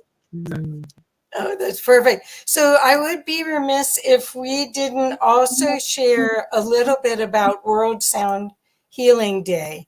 And we had it's every year on Valentine's Day, February 14th. And do you want to talk to this past year was the 20th anniversary, and it's grown actually during this past 2 years because of the technology. Do you want to talk a little bit about World Sound Healing Day so everybody knows to join next year? Right. It occurs on February 14th, Valentine's Day. It is a day when people throughout the planet project a sonic Valentine to the Gaia matrix, or Mother Earth. And bottom line, we have a website, which is worldsoundhealingday.org, that a couple of months before Valentine's Day begins to get active. We have a portal that people can go to and post their events. We usually have a few hundred events going on throughout the planet, everything from crystal bowls to chanting to toning, Tibetan monks, to even spoken word like poetry, or musicians or chamber orchestras or jazz, as long as the sound is made with the energy of intention and gratitude. It's good, and the energy of the Earth Mother really appreciates it. There's scientific data to validate this, but not necessary, because in our hearts, we know that it's real. So we invite everyone to come. I was going to say it's available to everyone, and people can gather in their communities, and they can then create their own program, their own group, and then post it on our website. And it is our hope, of course, in 2023, Kathy, that we're going to be back in person. I know here in Boulder, we have loved doing as well as doing it live, because there's nothing better than globally doing a global event. But it's a chance for people to sound forth for global harmonization. It's a lovely day. Thank you for mentioning it. Oh, yes. I wanted to make sure, because I absolutely love it. And I can really see how it has created a unifying item for so many people in this past 2 years during all of this change. So I wanted to make sure that anyone in the audience, if you go to that website, worldsoundhealingday.org, you'll be able to see what beautiful offerings people did. So this is starting another part of the love wave that we're all feeling during this 11-day event, where people are sharing their gifts and sharing their genius and giving you aspects that can raise you up during these times. We want to invite people also to come to our healingsounds.com website. That's the big one. And Kathy, big announcement. In a few days, we're going to be launching this incredible online course by one of the Dalai Lama's favorite Tibetan monks, chant master, Lama Tashi. And we're doing that, the Tibetan Secrets of Happiness. So be on the lookout for that. I don't think anything like that has manifested before. We were so excited. Oh, fantastic. Fantastic. Well, we have been showing the healingsounds.com website. And again, you never know what's going to happen next with these two. They're so far ahead of everyone. They're futurists and they're visionary. And Thank you so much, both of you, for everything you do. I just love your work and love you both so much. And can't wait to see what's going to come next. Kathy, we love you back just as much. And thank you so very much. And just so many blessings of love and light through sound to all of our listeners. Oh, thank you. Thank you. So again, let's tell everybody the best ways to reach you and how to find you. I think you also have a Facebook page, but right. And healingsounds.com, or the word healing sounds, it's pretty much associated with us. And healingsounds.com. I think our Facebook page is even Healing Sounds. What do I know? well, it's one way. You only have to remember one thing. That's great. And do you see that? Are you seeing that you're feeling more hopeful about all of this time? And excited about it? Absolutely. I'm feeling, I know Jonathan is too, but I do feel that, Kathy. I feel that we're coming into a more hopeful, more optimistic time. I know there's a lot happening, very challenging energies to so many people on our planet right now. And we, holding our prayer vigil every day for the people in the Ukraine and Russia and all over the entire planet.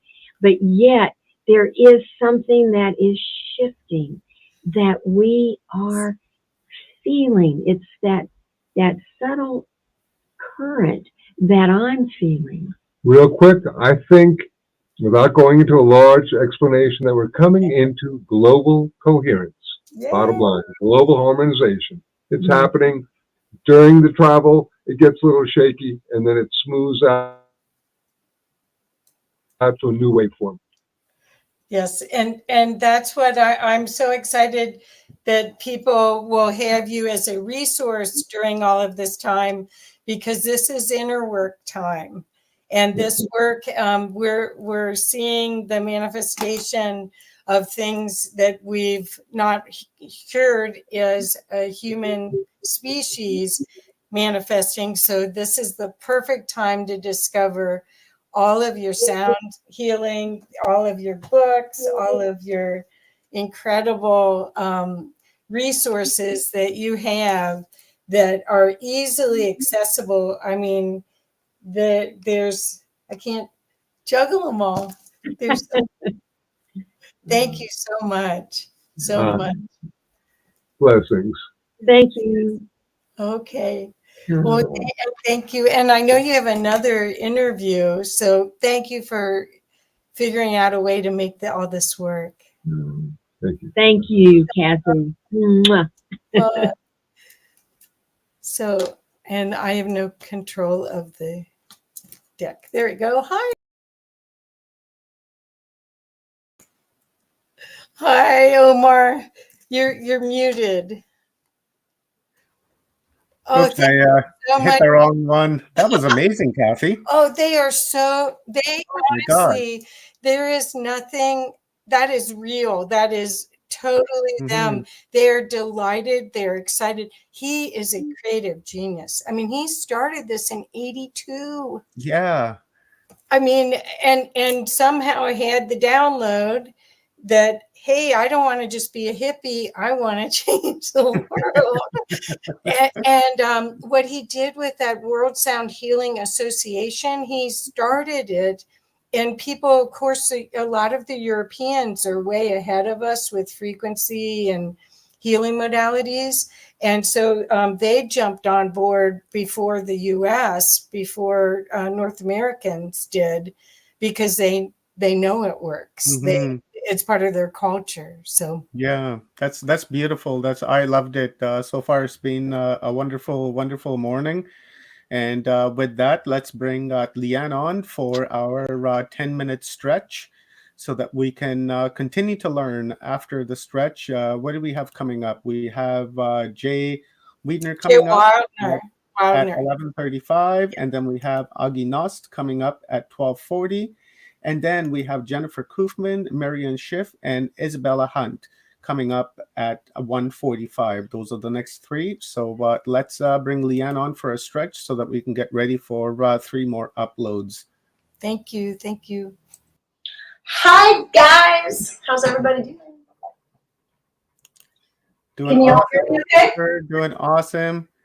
Thank you very much. We'll do a stretch until 11:35, just running a couple of minutes behind, 5 minutes. That's fine. We'll do that, and then we'll bring our next guest on. Fabulous. Just getting my extreme protein matter out of the way. All right, guys. Stand up.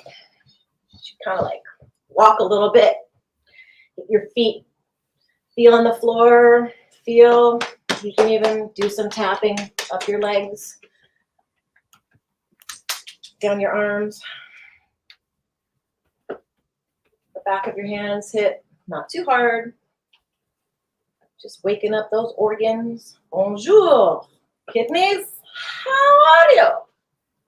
We're fine, thanks. All right, let's put our arms up and down, stretching out through our fingers as we do. And maybe some of these gentle. No need to tweak anything while we're trying to help ourselves.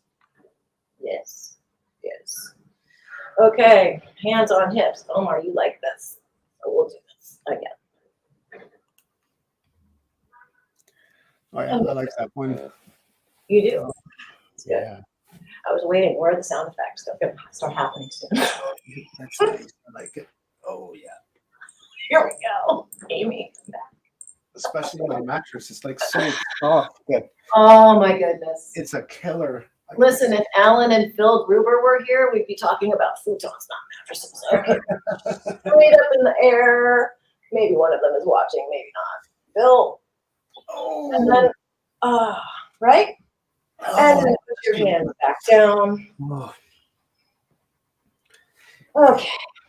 Let's go down to the floor. And I'm going to Oh, no. this. This one. Oh, boy. Try to sit crisscross as you can. My left side doesn't always go down as much as my right side. So. Different sides feel different. Okay, so let's feel where our sit bones and if our legs are touching the floor. And if you guys have a towel or something, if you're not comfortable, you can always slip something under your knee if they're not expanding. I'm not that flexible. This is good. Okay. I'm flexible in certain ways and then not so much in others, but like everybody's body is different. But like, let's take a couple deep breaths. And as we do, try to raise up from our side ribs and fill our chests and lift up our chest and hold it. And then exhale. Oh, yeah. That's nice. Feels good. Really, really ground yourself with the ground and allow the gravity to pull you down as you stretch yourself up. It's very subtle, but it's definitely self-traction. Another deep breath in, let the oxygen go to all the body parts you think you need. And then exhale. Right. Another big deep breath, oxygen go to wherever it needs to go.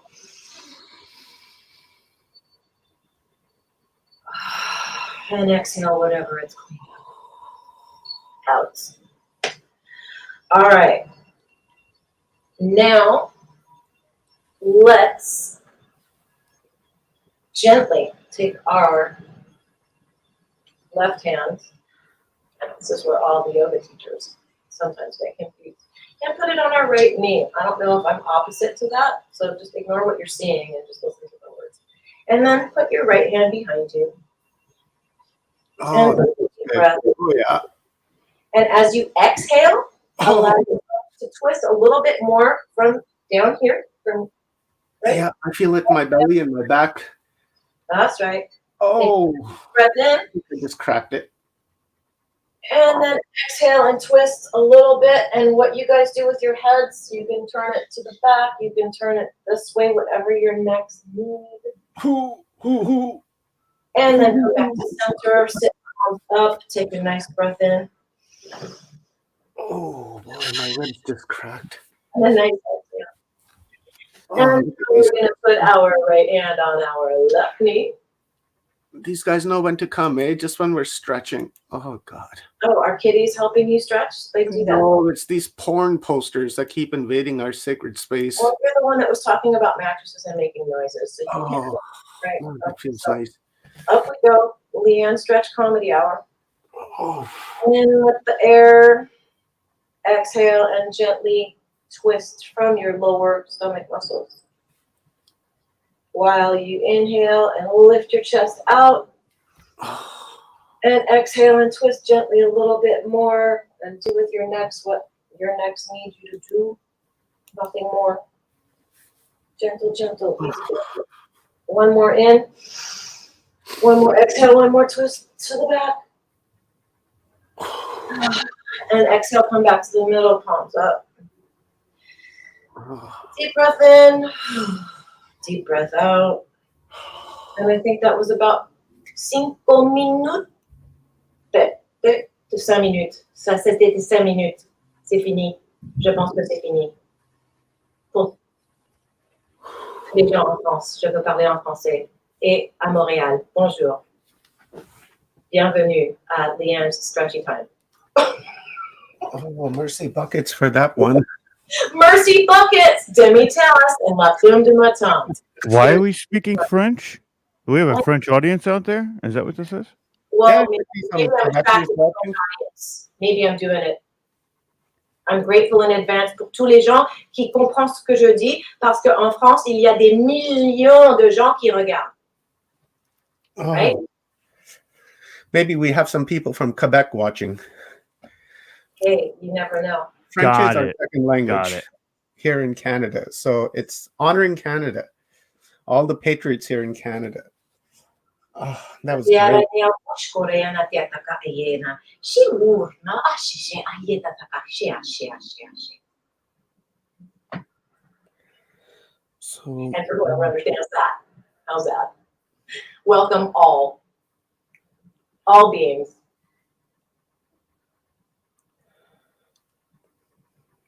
All right. Well, do we want to stretch? I thought we were running behind. We can stretch some more. yeah, we're stretching. We've got about 3 more minutes left Oh, we did? before we bring Kathy and Jay on. All right. Well, then, everybody, stand back up. Yay! Yay! All right. Stand back up. Put your feet together. Feel the floor. Shake out your legs because they were like pretzels just now. And then do that. A little more than hip distance. Bring your hands here. Then extend them out. And then first, take one foot and turn it in so that your toes are pointing toward your other leg. Oh, bro, this one killed me yesterday. And then turn your other foot out so that your chest is still facing forward and your hips are a little funny. And then extend out over one leg and put your hands down. Oh man, I feel that in the back of Your my leg. chest. Try not to let this hip, try to push it forward and open your chest up. And as you push I guess it's my right hip forward. I'm trying to pull my left hip back and stretch up. Oh. Couple deep breaths. Really push your feet into the floor and come back up. Oh man. Yeah. And then parallel your feet. And then turn, I guess it's my right foot. I'm turning my heel because it's easier pivoting on my toes, turning my heel. And then pivoting on my heel, my other foot, my left foot out. And then I'm going to reach out over my left leg. Oh yeah. Just like that. And stretch up. Oh boy, that was great. Oh yeah. Good, right? Keep breathing. If you guys are interested in stretching and yoga, And please multi- consider signing polyglot. up. Polyglot yoga. Please consider signing up for my health yoga, the affiliate program I am involved with our friend Carrie Ann Fields from Australia. This is beneficial for everyone, so if you guys will consider signing up, go and visit the site, check out the information that's there. That will be greatly appreciated. All right, Leanne, thank you very much, my sister. That was wonderful. Everybody got back up okay, right? Yeah, that's good. I got up okay this time. Put your arms up or down. That's down. All right.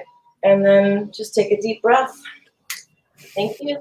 See you around 4 o'clock your time, 7 o'clock my time, 11 o'clock someone else's time. We're all over the place. We love have a you. meditation coming up at 3:50 after Sharon Rose. So we will bring Kathy on. And we have Jay Widener in the house. So Kathy, did you want me to bring Jay on right now, or did you want to do his bio first and then bring him on? You're muted. You're muted, buddy. Yeah, you're muted. Yeah, you're muted. Can't hear you. There we go. I'm muted because I didn't want anyone to hear me moaning while Okay. Yeah, you can bring Jay on. Okay, I'll bring Jay on right now. Yeah. Hey, Jay. Hey, how you doing? Good. Welcome, Jay. So I am very excited to introduce you all to Jay Wildner. I don't know if you already have met him before because of his plethora of different movies that he's created. He's the writer-director of The Last Avatar and the former director of content at Gaia.com. He was called by Wired Magazine an authority on the Hermetic and alchemic traditions. And he's a renowned filmmaker, author, and scholar. Jimmy Church of Fade to Black says that Jay Wildner is the smartest man alive. How about that? and he's talked to a lot of them. So so I am very excited today that Jay's joined us to talk about our future. Jay always seems to have his hand on the pulse, his finger on the pulse of what's coming next, and hasn't always been loved for it. He seems, I was at a party at your house one time, and you were during the election, and you were explaining why Trump was going to win, and people were not happy. Oh my gosh. And but you have a braveness of spirit that you want to share what you see, but you are visionary. You see the future, and you actually help people in so many ways prepare for it. So today you wanted to talk about our reality check, which is the name of your YouTube channel. And we're going to talk about transhumanism versus the natural world. So, and that this is going to be fantastic. So, Jay, welcome. Welcome Hey, to Humanity Unplugged. thanks for having me. Yeah. So where do you want to start? Do you want me to read the definition of transhumanism? Sure. Okay, like I looked it up. It says it's social and philosophical movement devoted to promoting the research and development of robust, human-enhanced technologies. Such technologies would augment or increase human sensory reception, emotive ability, or cognitive capacity, as well as radically improve human health and extend human lifespans.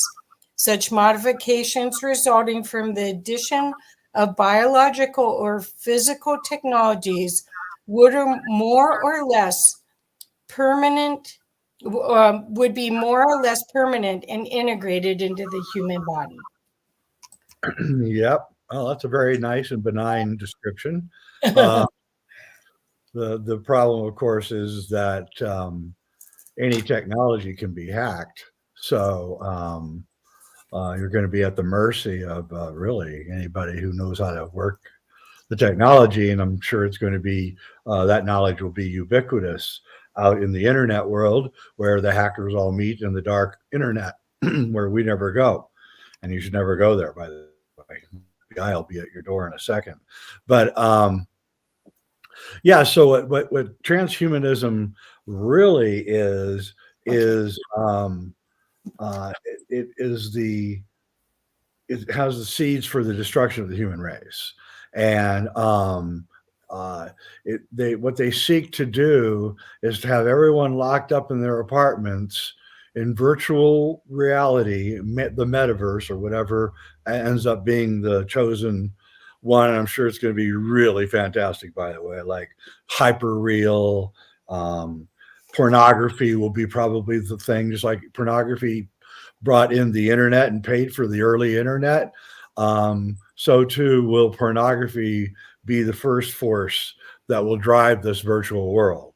And because everybody's so damn lonely these days because of the lockdown and nobody wants to touch anybody anymore.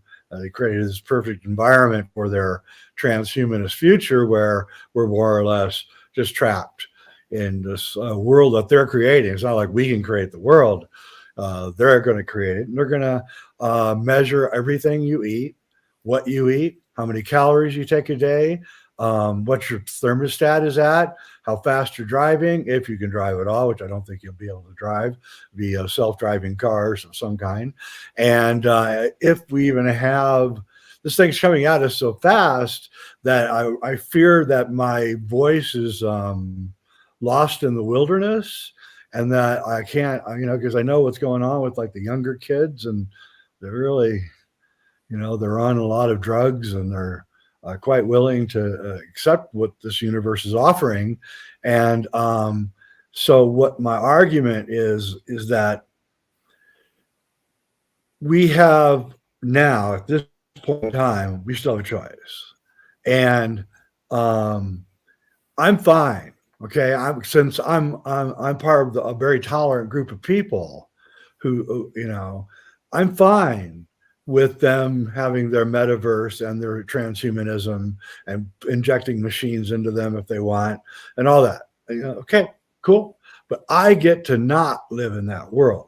Right. So we need a natural world Bill of Rights moving into this transhumanist world. And that natural world Bill of Rights says, I have the right to reject all of your machines. I have the right to be in control of technology and not have technology be in control of me. I have the right to eat natural food. I have the right to have a garden. I have a right to educate my family in the way that I see fit. And these rights can never be taken away from me or from anybody else who wants to, to live in the natural world. And I thoroughly and completely reject transhumanism. I believe it's ultimately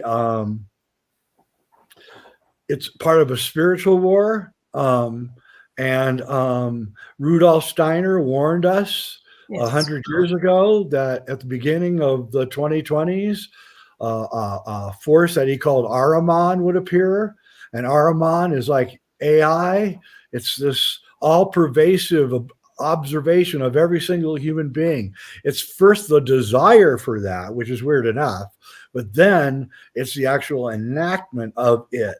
And that's what we're in right now. We're actually in the enacting of this transhumanist world run by AI. And the AI, we now know from recent events that the world has been weaponized. So now I can be canceled. You can be canceled.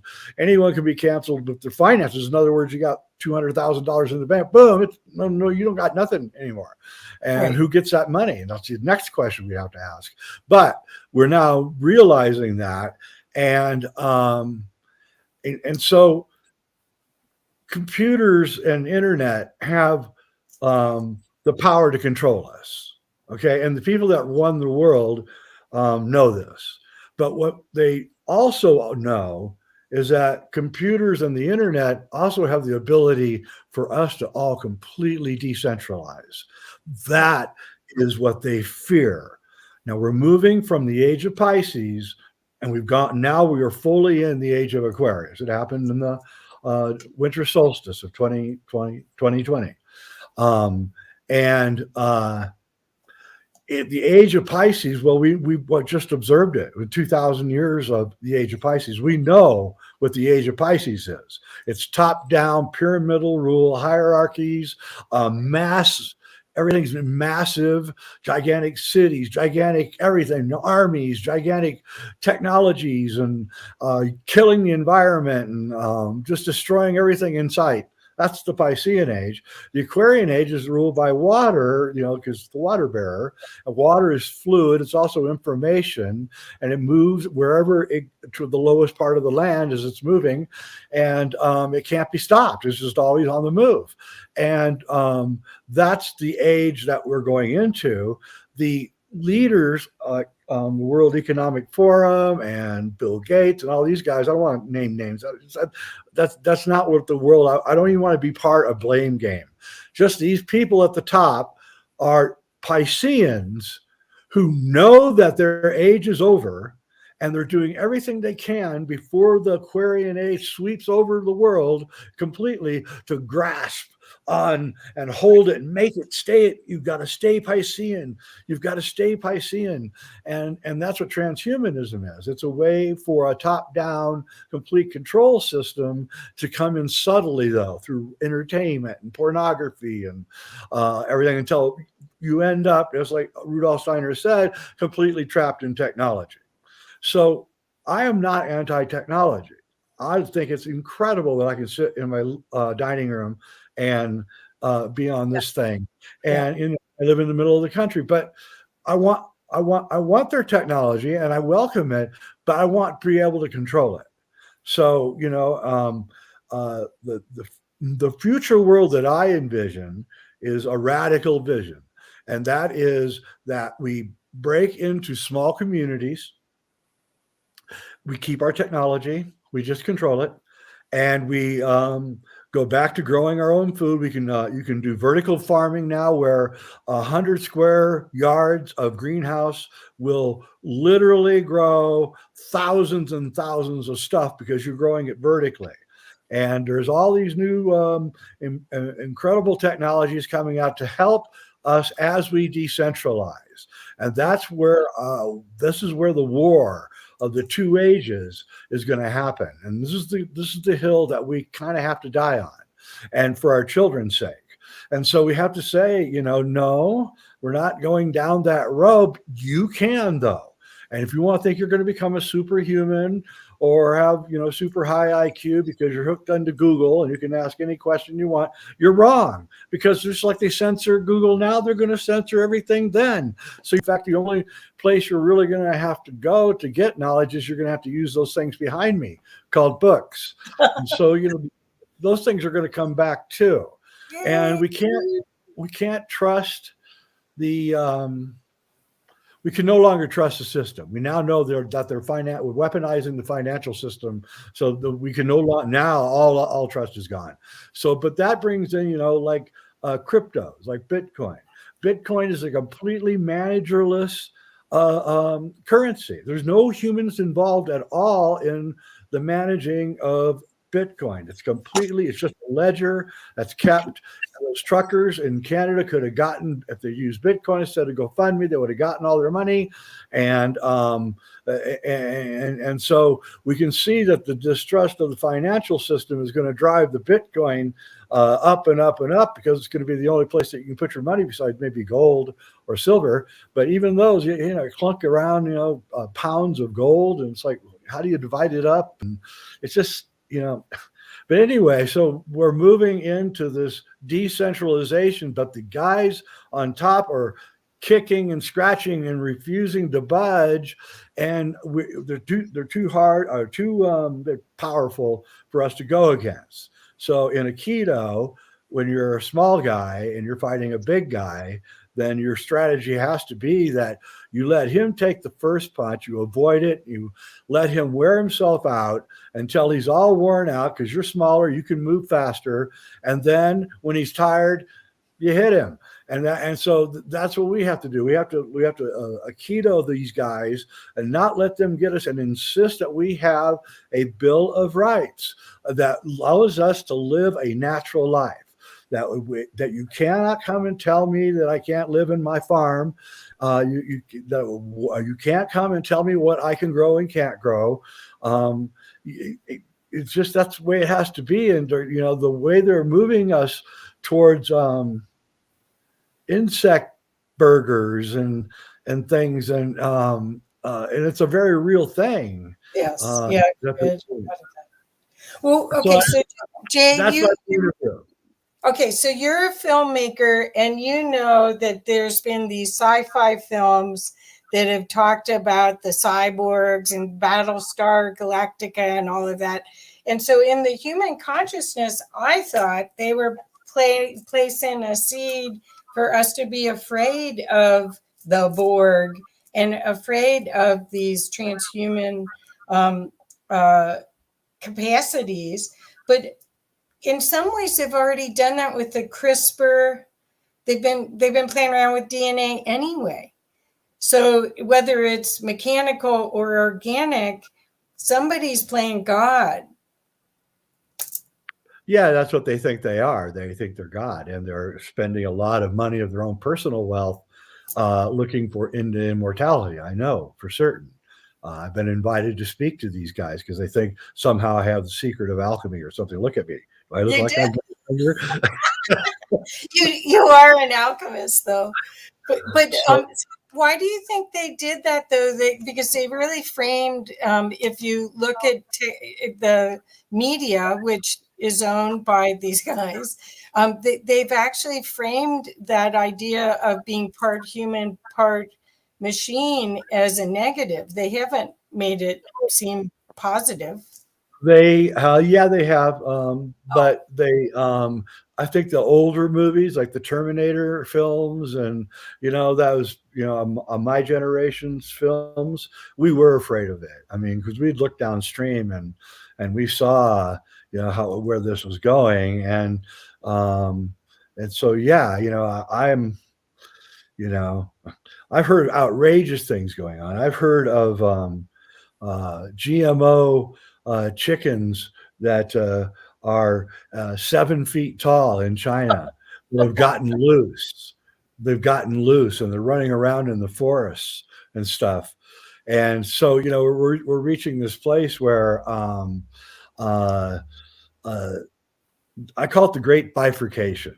And what I mean is that one humanity is splitting off, and one is going into that technology full tilt boogie, and the other is wants to live a more natural life. And they've lived that natural life, and they know it's a better life.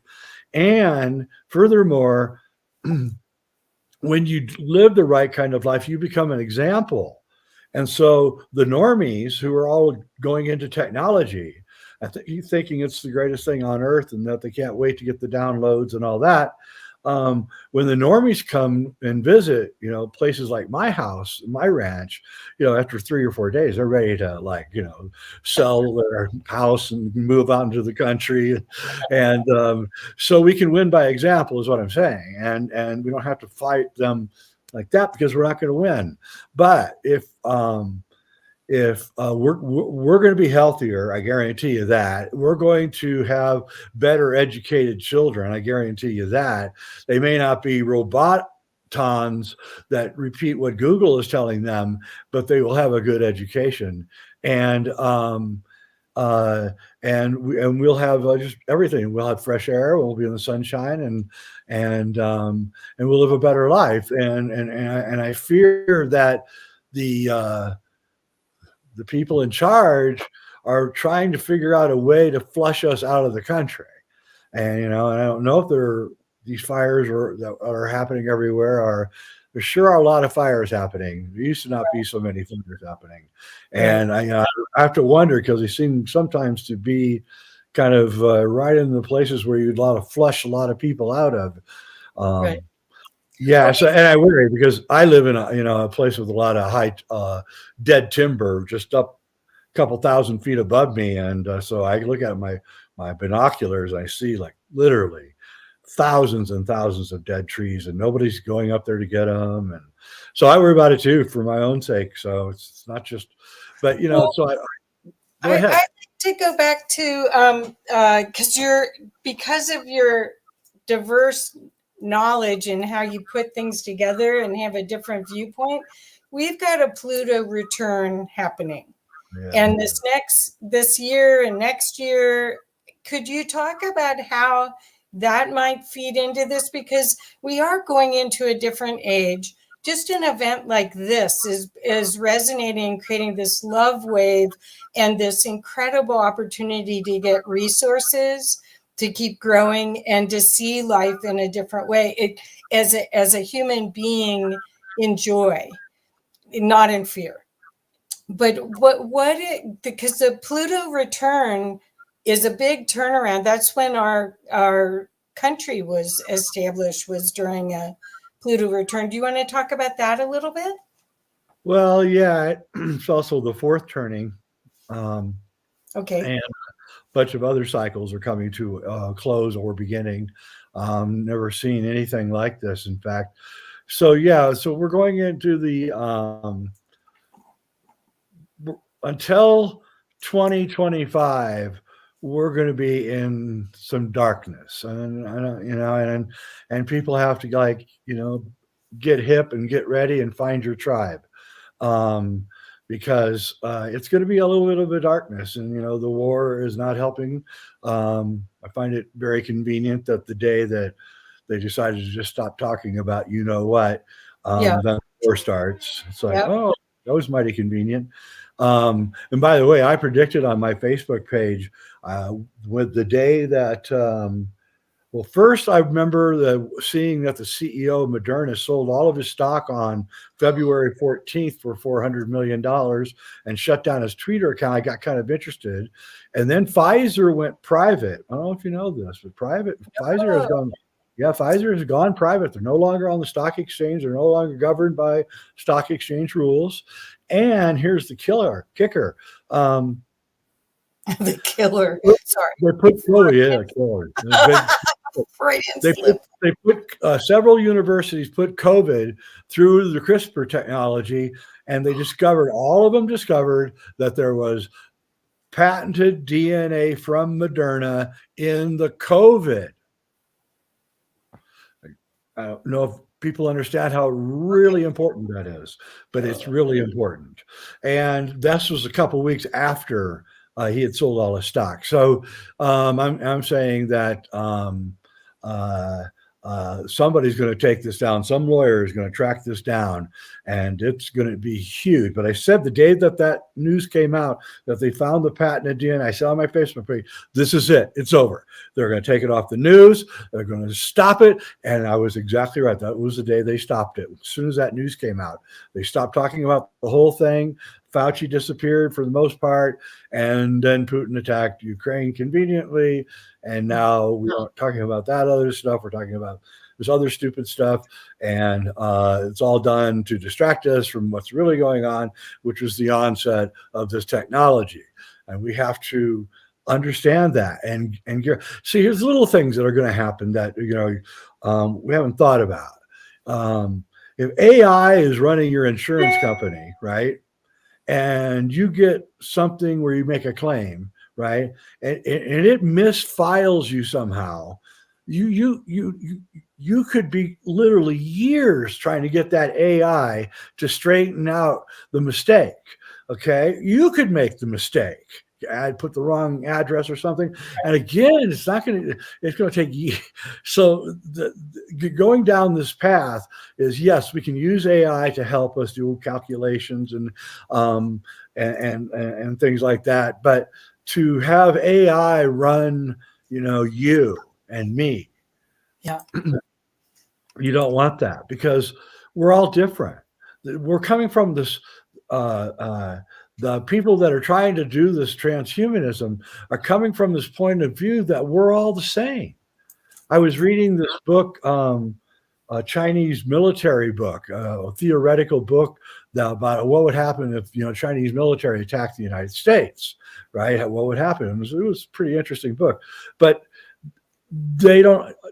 clearly the Chinese military doesn't understand Americans. That was so obvious. I was like, oh, you have no idea what would happen. So people are, we're not the same. That's the other thing. And so even within America, we have all these disparate groups, and some are different than others. Some are more adaptable. Some can, play better in sports. Some are thinkers, and, we're all different. And what we want to do is create communities of all these different people to help each other. Now, when I say find your tribe, at this stage from now until late 2025, you need to find your tribe. And your tribe has to be people in your area who think like you. And what we do here is we're hooked together by radios that are always on 24/7. So, hey, there's a fire near my house, or there's a flood, or there's some strange person walking around, or whatever. So, then they all come and they help. And so that's what has to happen, because we're not going to be able to rely on the police, I don't think, as much as we used to. And the police are, probably going to become afraid to go out much as well, because it's getting so crazy. I mean, I just read today, I lived for years in Seattle, one of my favorite cities. I read today that Amazon is not letting their employees that work downtown come to work anymore because it's too dangerous. I thought, my God. Wow. Yeah. I used to work in downtown Seattle. Wow. Okay. So you and I both know James or Matthew James Bailey, and he just wrote a book about AI and smart cities, smart everything. And have you had a conversation with him about all this? And what did I would have been a fly on the wall for that one. Many times, in fact. And I love his idea of creating a committee to look at the AI software and make sure it's ethical and not doing things that they're saying. And by the way, he's getting a lot of crap from Klaus Schwab and the Davos boys, and they don't want that. They don't want you looking at their AI, which is very, very telling. As a former investigative journalist, that makes everything go up. Wait a minute here. You don't want someone looking at your software? And so that's part of this kind of effort that I'm putting forth here. So we have a committee of scientists and computer programmers and philosophers who look at AI and make sure that it follows certain ethical boundaries. That's one prong. The other prong is my natural world Bill of Rights, that we get to live in a natural world free of the shackles of your technology and your AI. And if you don't like it, you can shove it. And what we need to do is we need to do this soon too, and it's happening because I know people doing it. We need to really quickly create parallel financial structures, which Bitcoin can do. Immediately it can become a banking system. If we all agree that we use Bitcoin, it's now the banking system. Well, there's no bank. There's no bank, no bankers, nobody. The great thing about Bitcoin is you can't fund secret projects if you have Bitcoin. Everything's on the ledger. You can't steal. You can't take bribes because everything's on the ledger. I mean, they can give you physical stuff, I guess, and that kind of thing could still happen. But you would still. No, it actually couldn't, because if you paid for your car with Bitcoin and then you gave your car to your senator, right, as a bribe, right, eventually it's going to come, that car is eventually going to come to the ledger and go, where is that car? And your senator, you have to say, well, I gave it to the senator. And then that calls into all the other questions that will happen at that point.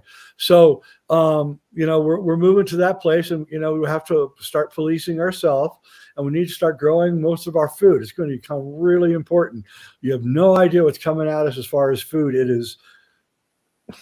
It's the plan. It's the plan.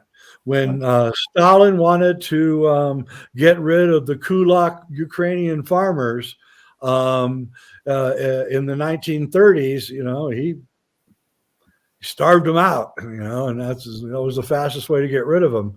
And they remember it, by the way, those Ukrainians. They remember all of this. Okay, And so I don't want to have nightmares from this, Jay. So I'd like to keep, because I know you're probably right, and I'm trying to figure out how we give people the step-by-step. Okay, so you're saying find your tribe, create a community like what you've done where you are, which I admire so much. You've got this beautiful greenhouse, and you've got a water source, and you've got a community of people that understand energy and love and the whole concept. What about Ubuntu or some of the other kinds of models? Because you see the community, most of the communities that have been created, Damanhur, Finhorn, Sunrise Ranch, Hummingbird, a lot of them, they're still hierarchical, and all the young people do all the work, and the other people are the spiritual heads. So how do you see this community? I know you're modeling it with what you've done there, but how do you see anyone that's watching in our thread here being able to do that? Yeah, my model actually is Michael Tellinger's Ubuntu model. It is? Yeah, so I have chickens and I have excess eggs. There's no way I can eat the number of eggs I have. So then I use those eggs to trade for somebody for fertilizer or whatever it is I need. And when you plant a fruit tree, it doesn't give you just fruit for like 1 year. You have fruit growing every year, and the tree gets bigger and bigger and more fruit. And so we have to change our mind from scarcity, which is what they want. They want, the transhumanists want us to think that everything is scarce. Therefore, you have to stay in your apartment and eat what we give you. And they created the scarcity reality, which is actually not true at all. There's like super abundance. And if you know what you're doing, you can really crank out a lot of food and really grow enough to eat and live off of in your community. And we have to change the way that we think about things. Use the technology to our advantage. I mean, you can run a vertical greenhouse on a computer system that does everything. A human comes in for maybe 2 hours a day to check on everything, and it's just one human, and you're growing, thousands of heads of lettuce and raspberries and strawberries. And so we just have to rethink what we're doing here. And that's, by the way, they're not expensive. In fact, if you made them out of PVC, it would cost entire vertical garden. I think I priced it out, even with the increase in price of PVC, I think I priced it out at like $4,000. That's the entire vertical garden. All right, with the buckets and everything. Wow. So, I mean, I'm not doing it because I have to go through all these again. Piscean laws that we have in our county, because right now I can start feeding the county if they just really let me do it, but they won't, because there's all these laws about farming and water, and so we need to also get rid of those laws. And the coming Aquarian age will revamp everything. But my vision of the future, because it's not a scary vision at all, is we change our structures that we live in, so they're more healthy and more built around sacred geometrical designs, and bringing down the etheric energy into our life. Our houses now are stale. Our buildings are all stale, or even worse, with forced air, they're like worse than stale. So we need to redesign our world based around sacred principles. And live our life that way. And then, so if we have a small community, we build our structures so that they're etheric. It's a look at the older buildings from Tartaria, and you'll see what I mean. There are ways that draw down all the energy into your house, and if you don't have that, you can buy things like these pyramids. I'll show you. Yeah, I've got them all over the place. Yeah. I have these. And I got those too. All over the house or behind me, and so if you're living in an apartment, you can take care of yourself and unplug. You got to unplug. That's the key. Is here's the one thing I want to touch on here. Alchemy. Alchemists know that the most important thing in your body is your pineal gland. Okay, your pineal gland is ruled by two hormones, serotonin and melatonin. Okay, and in the morning when you wake up and the light strikes your eyes, you immediately, the melatonin that was built up in your pineal during the night, during the dark, turns into serotonin. And then at night when you go to bed, serotonin turns back into melatonin while you sleep.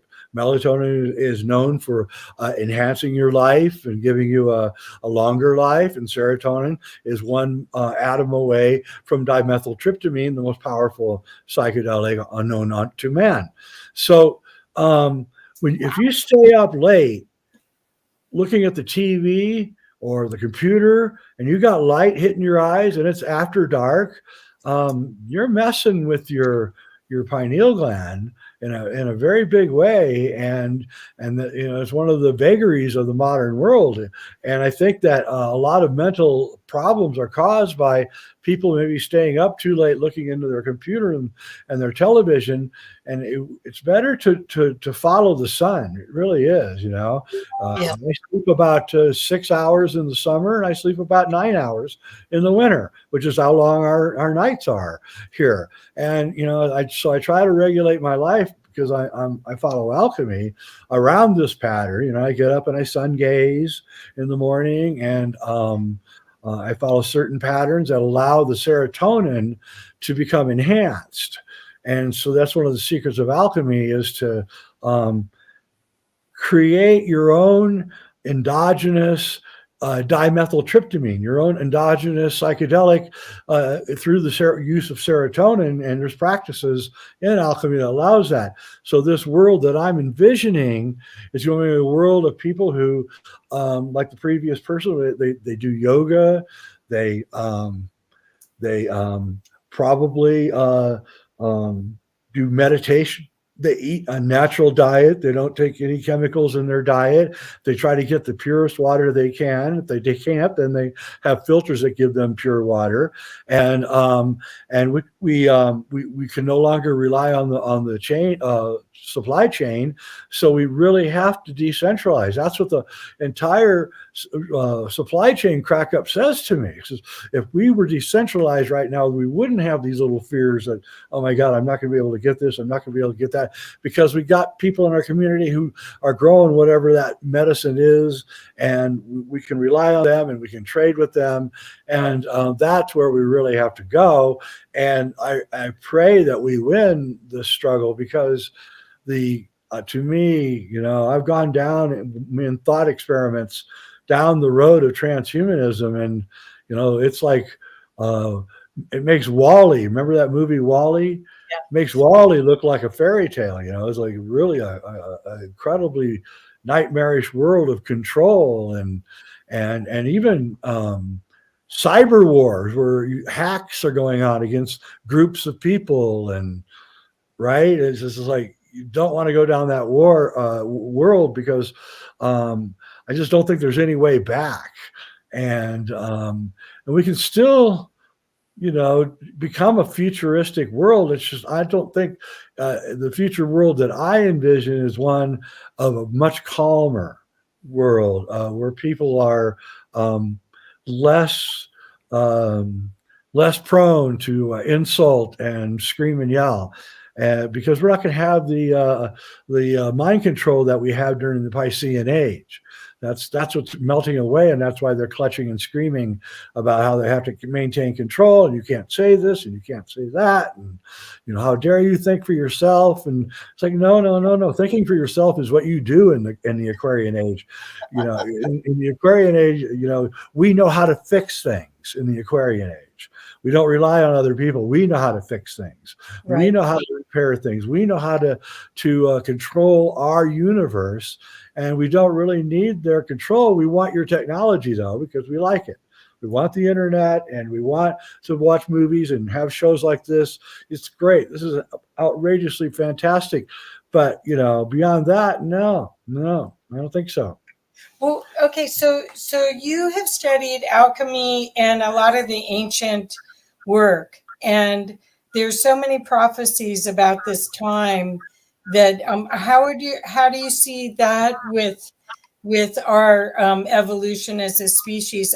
I'm still, again, maybe I'm Pollyanna. I'm very hopeful. I'm very optimistic because I'm seeing people pop. Here they're starting to make conscious choices. Yay! Instead of following the script line, or they're starting to see how it really even pertains to them, rather than just following as in the herd mentality. Could you talk a little bit about that? Yeah, people are waking up like there's no tomorrow. I mean, it's just unbelievable. And I mean, I can tell you, I've had, that party that you were at. I can tell you right now that those very same women that were arguing with me, they're all on my side now. All of them. I was at a party in 2016. I said something, and one of the women, not those women, another woman who's prominent in our community, she just stormed out of the party. Really, I was like, oh, I guess I pissed her off. Right? And now she is like more than me. She's like crazed. She's so, I have to like calm her down, calm down, because she's like, oh, did you know this? And did you know that? And I'm like, yeah, I did know that, but I'm glad you're awake. And it's happening all over the place. And it's, it's what Cliff High talks about. He talks about the war of the normies. So, the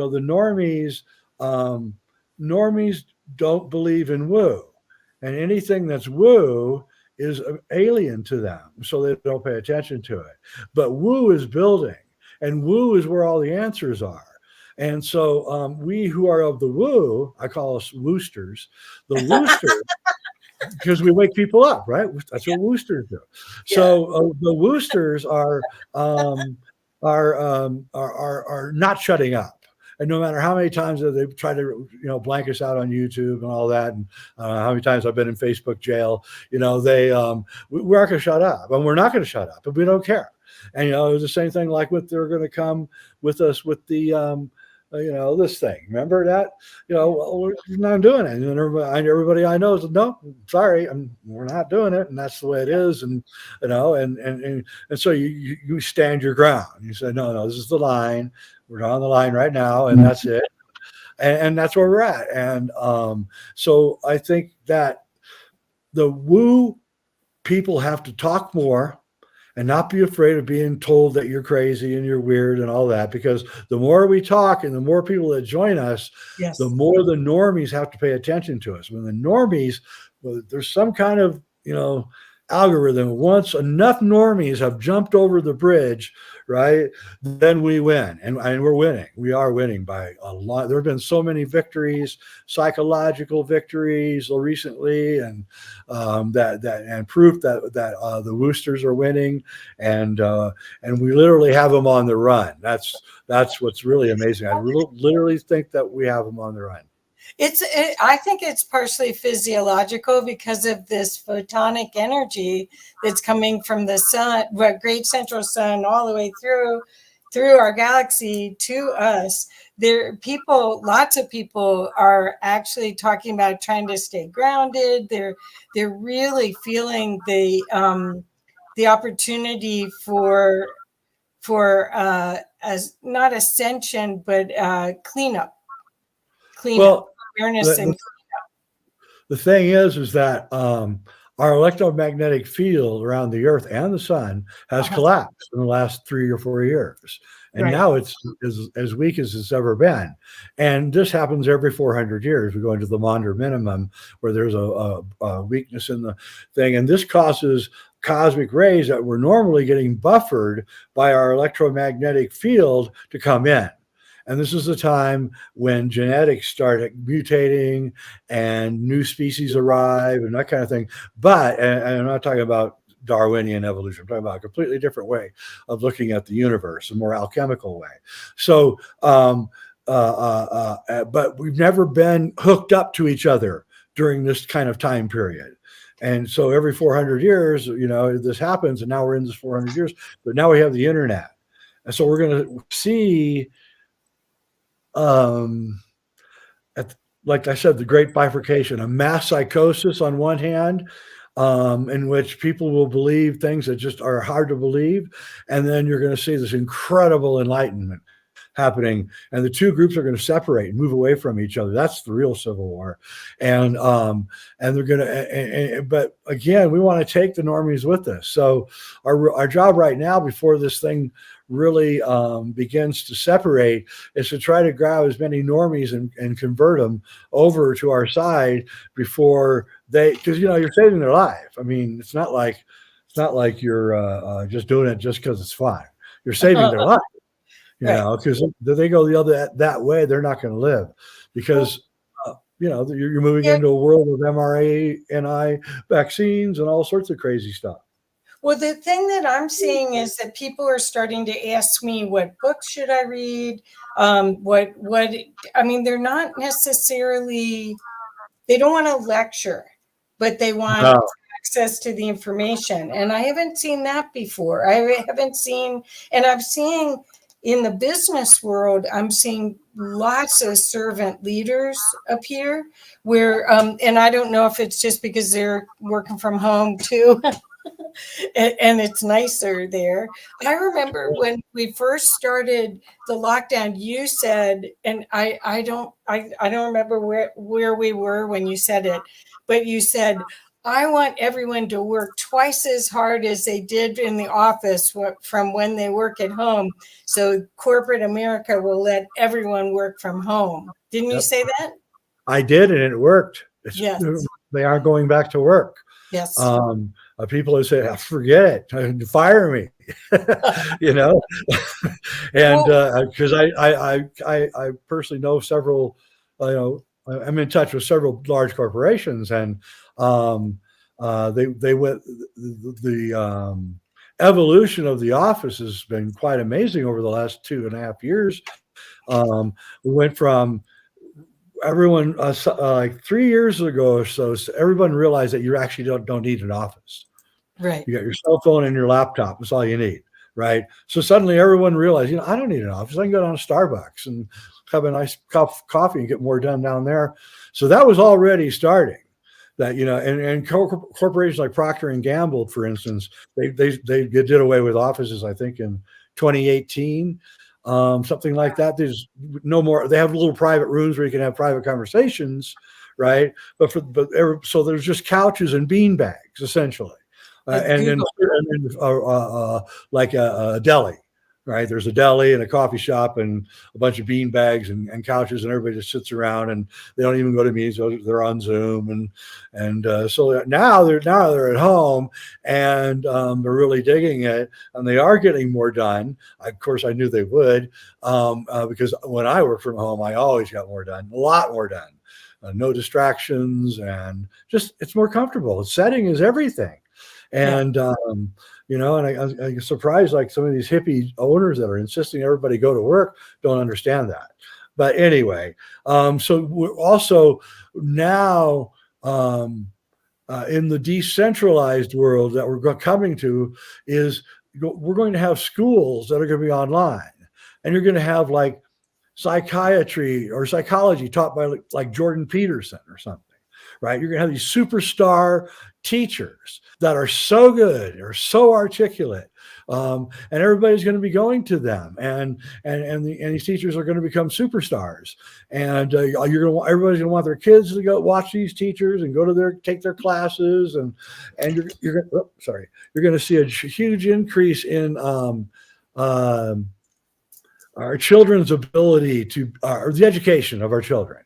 Right. Where they're going now, it's pathetic. I mean, I know exactly, no offense against teachers, but I observed a math teacher in sophomore high school, and it was pathetic. It was absolutely pathetic. He didn't understand math. He had no right to be teaching math. And I'm not that good at math, but I knew this was not good. And I even asked the kids later, and they said, "Oh, we don't know what he's doing." So, so now your kids will be taught by the top math teachers in the world who aren't going to take any guff from them. So this is where we're headed, and it's going to be cheaper too. You'll get a good education, and the kids will be at home. We're going to be at home. We're going to be at home. The kids are going to wake up. They're going to garden in the morning. Then they're going to take some school, and then they're going to go and they're going to garden some more in the afternoon. Then they're going to come back in after they're done taking care of the animals, and they're going to take some more courses. And then at night, you're going to sit around with them and talk about what they learned today, and play music and do yoga and be with your community and eat organic food and say screw you to the transhumanists. Yeah. They don't want the science fiction world. Do you see two different worlds? I mean, it's almost like you're talking about 3D, 5D. Do you see it? It is like that. Yeah, that's a really good way to put it. Yeah, the transhumanists are completely materialist, 3D, everything.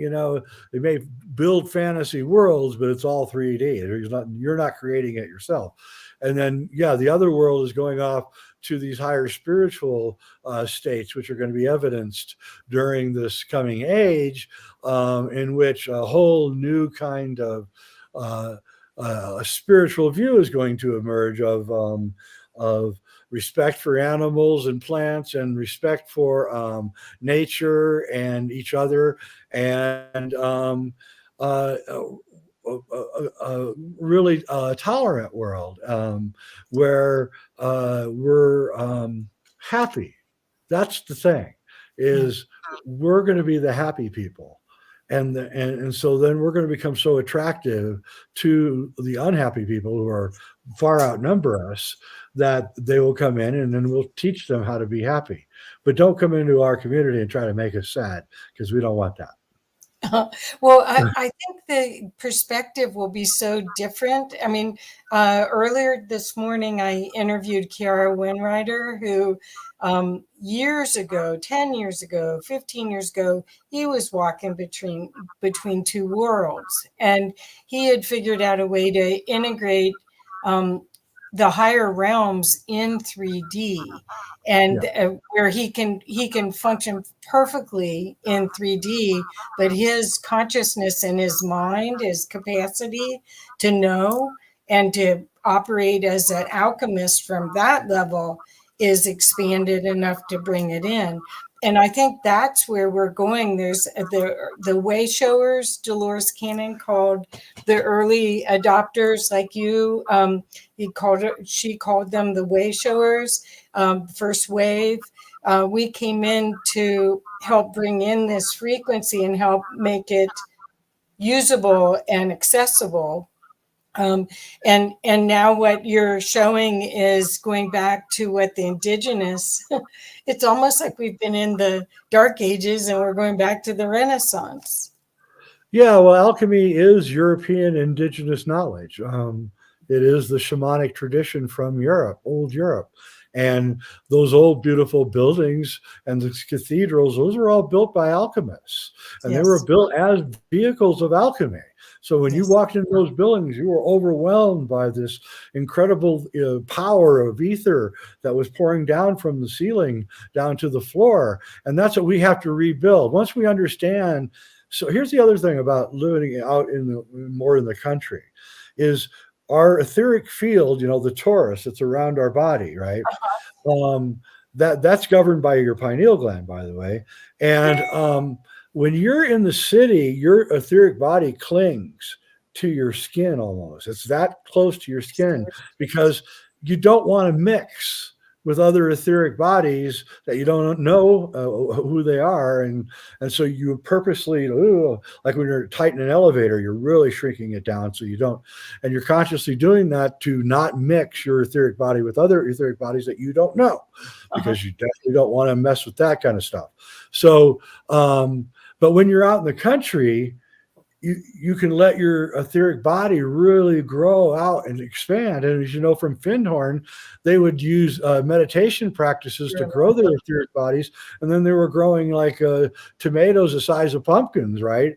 In Scotland, where it was cold and wet and they hardly had any sun, because that's what you're doing. You're really calling in these forces, these personified forces down, and so that's the community I envision, where you have group meditations almost constantly.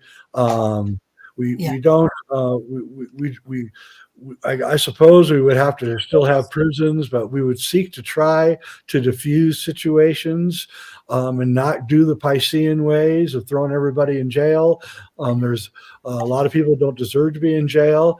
We're also going to do the real reason we want to do this is because our society and the transhumanist coming society is turning us mentally ill. We're becoming a mentally ill society. And the society that I'm advocating is a mentally stable society, where everything around is designed to make you mentally, spiritually, and physically healthy, as per the opposite of this society. Like I turn on Netflix and it's just all killing and horror, and like, why in the world would anybody watch this? And so I don't know, we just have to change the way that we're doing these things, because if we don't, we're going to die as a species. Well, I don't think that's going to happen. I think we're in a turning point, and I think that you're showing us a path for us to choose. And that's the whole key to all of this, is retaking our sovereignty and making choices that will last for 7 generations and will fulfill us as human beings to co-create with the universe. So, Jay, I'm afraid we're about out of time. So I want to make sure that everyone knows exactly how to connect with you. And we have been putting up the Sacred Mysteries site on this placard here. But what's the best ways? There's one. But there's also your own site. Yeah, jwider.com is where my articles are, my free stuff. Sacred Mysteries is where you can get my movies and documentaries. And I've got my own show, like you said, Reality Check on YouTube. Come there and subscribe and join. I'm putting out a lot of very interesting content, none of it political, all just about this world that I'm trying to recreate, I guess. I say recreate because it was already here once. So just type in Tartaria on YouTube and watch those buildings and what I'm talking about, and you'll see. So that's all. Just watch Reality Check. Yeah, I just watched last night. I watched one about the little people. Yeah, because I'm taller than that, but I can say I'm little. So, but I love all of these things because they really are ways for you to get in touch with a bigger wonder, the world of wonder that we live in, and not take anything for granted, where you're educated enough where you can ask the questions of, does this serve me? Does this serve my family? How does this serve the future? And then make choices from there. So that's exactly the world we're going into, I hope.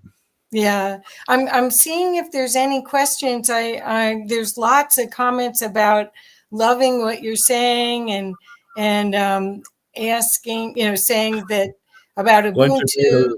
Scotland. I like that one. Yeah, and they loved all of it, the supply chain information and everything. So I think once again, so we're gonna go watch Reality Check for sure, and I want to recommend that highly to everyone that's watching this as a YouTube channel to follow, because you'll see that there's so many opportunities for you to look at Lots. Okay. Thank you, Jay. It's been a pleasure to listen to you.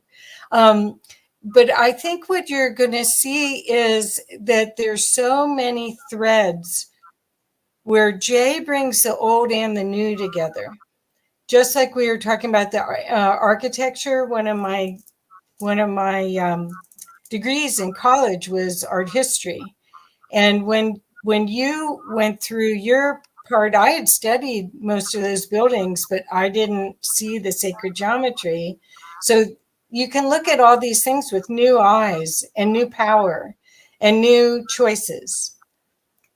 So I want to thank you so much for that. You bet. Well, Okay. thanks for having me on. Yeah, well, thank you so much. So again, we'll make sure that all the links are everywhere so you guys can find jwildner.com. Hi, Rob. We've been posting it in the chats as we've been going along, for sure, so everybody knows how to get to your YouTube channel. Jay, incredible information, brother. Loved what you do, and I love reality check. So amazing. Well, thank you. Appreciate it. All right. See you guys. Thanks, Jay. Talk to you I later. just wanted to quickly jump in and say that my little village in British Columbia called Lake Cowichan, a few years ago, I was going to run for the mayor of that town under the One Small Town banner of Michael Tallinger with Ubuntu, and I haven't given up on that. We left the little village and came here to Kamloops, but in a couple of years we will be going back. And once I have a good handle here on Watchers Talk, then I'll be running for the mayor of that village again under One Small Town banner. Oh. So yeah, that's my way of changing the world, I suppose. All right, you got to start local. If you're going to change the world, you got to start local, right? You got to change your settings around you, and then it manifests towards the greater community at large, really. All right, so let's do the intro for Augie, and then we'll bring him on. Yes. So one of my personal favorite people on this planet is a gentleman by the name of Augie Nost. He is the co-host, along with Nori Love, of Broadcast Team Alpha.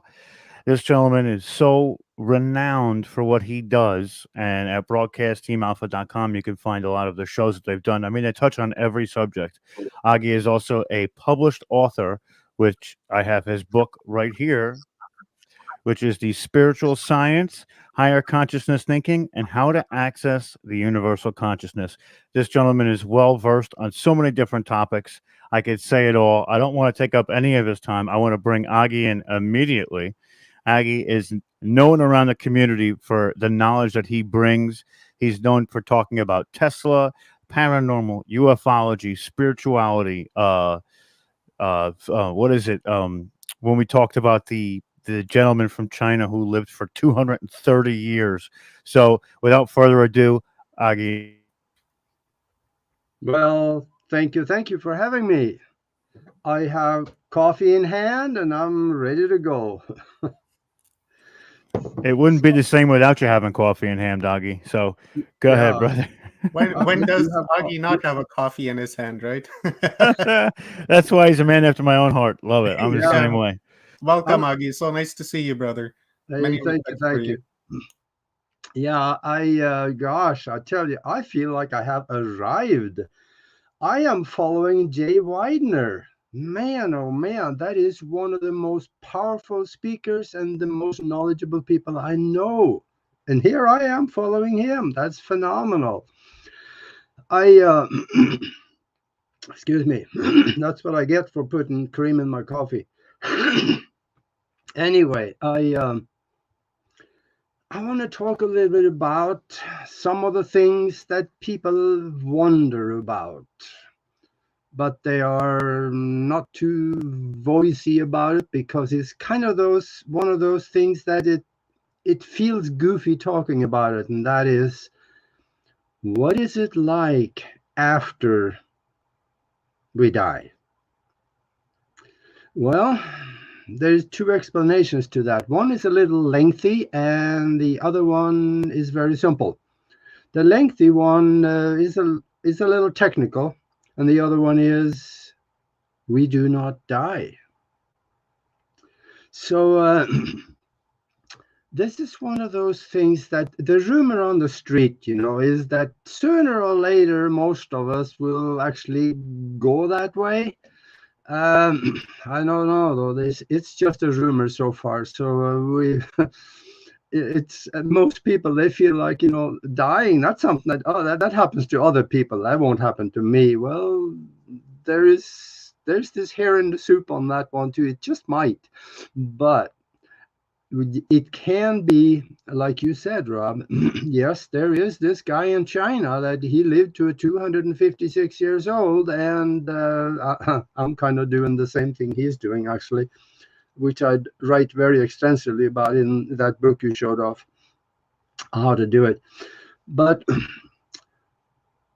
when it comes to the spiritual world, and there is such a world, we deal with ghosts, spirits, dead folks, so to speak.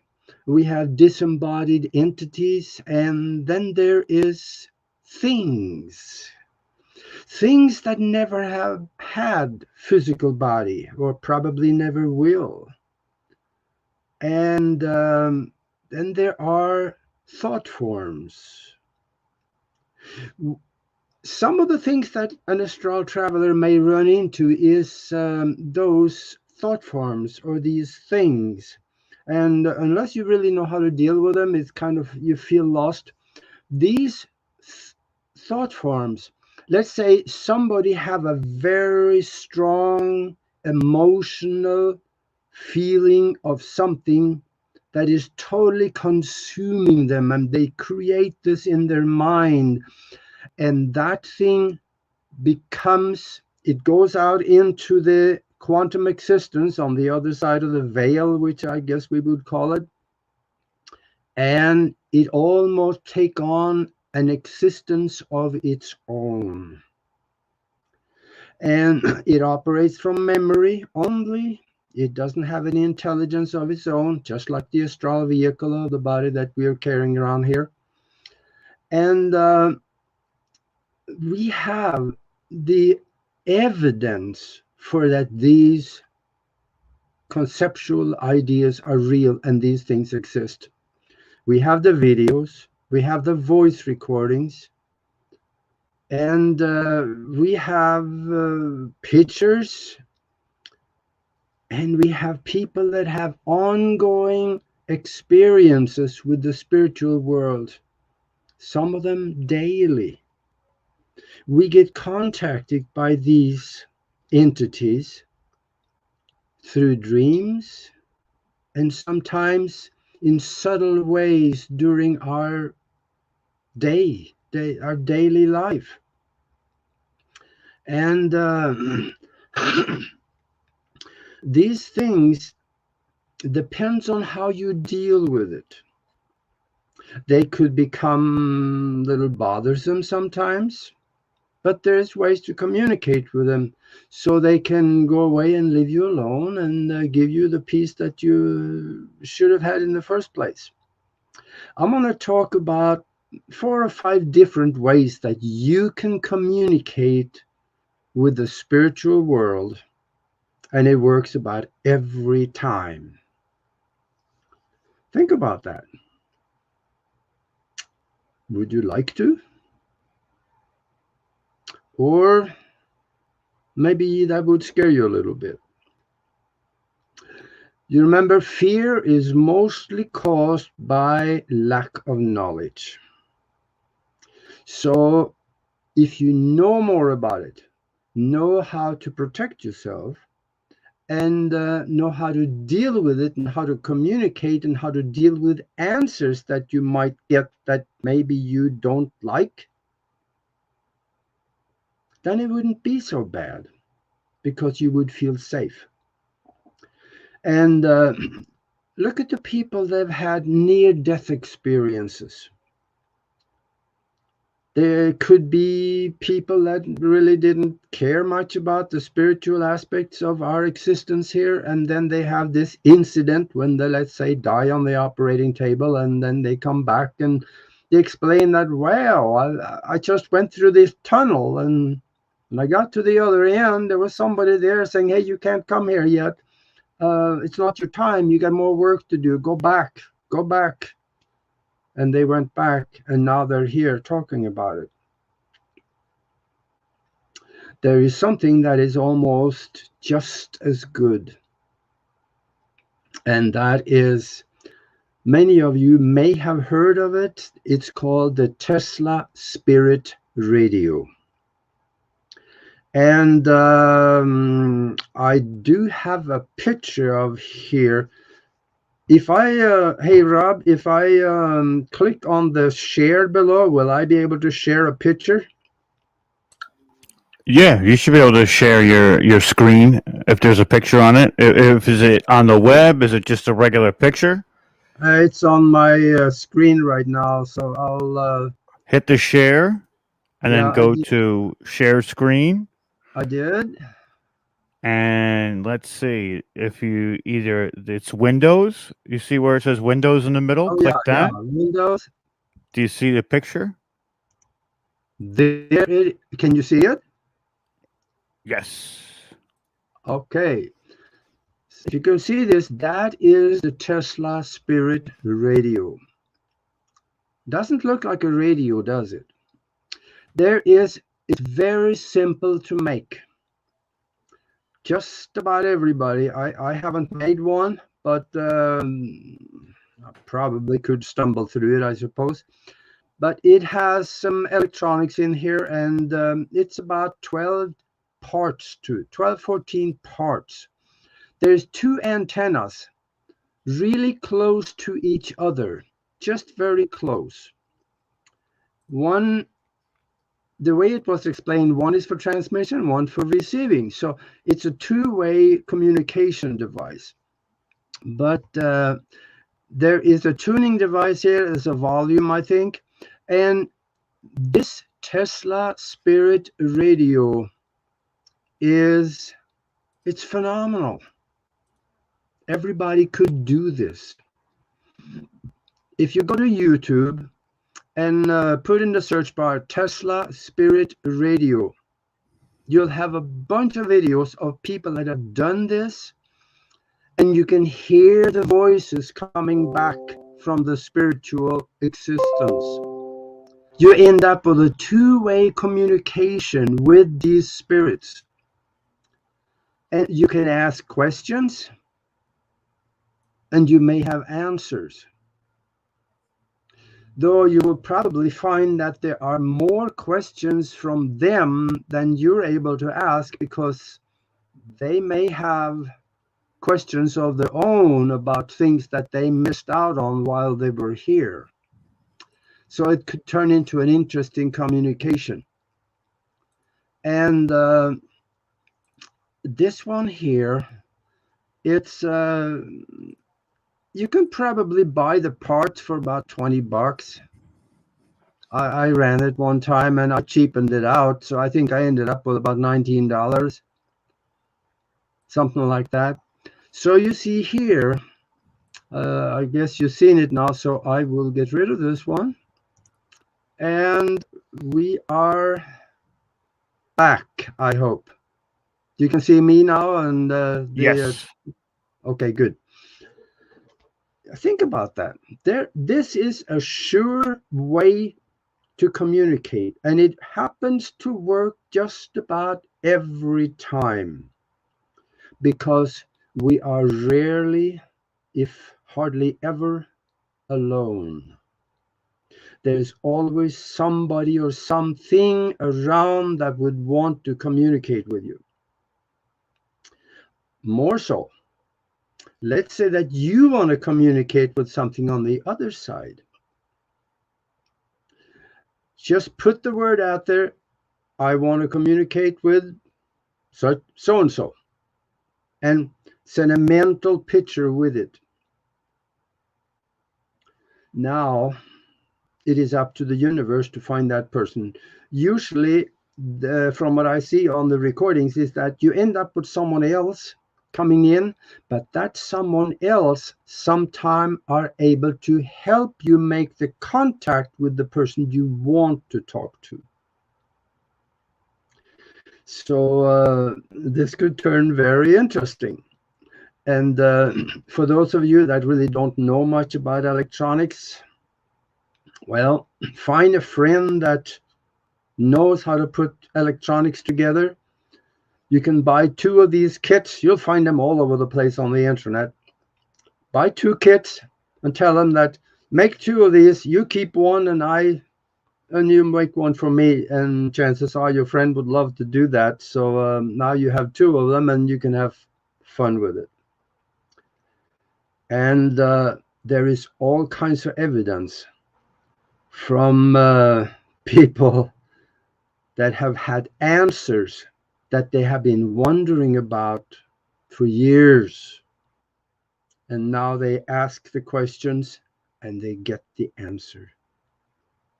Think about that. And I would also mention another way that there is interdimensional communication that actually works. This is something that will come online fairly shortly so people can actually use it. There is something that is being done at the University of Arizona in Tucson, right here in town where I am. It is a program that is run by Gary Schwartz, Dr. Gary Schwartz. He has put together what he calls the soul phone. Yeah, I know you got mental images flying already. Yes, it is kind of like that. And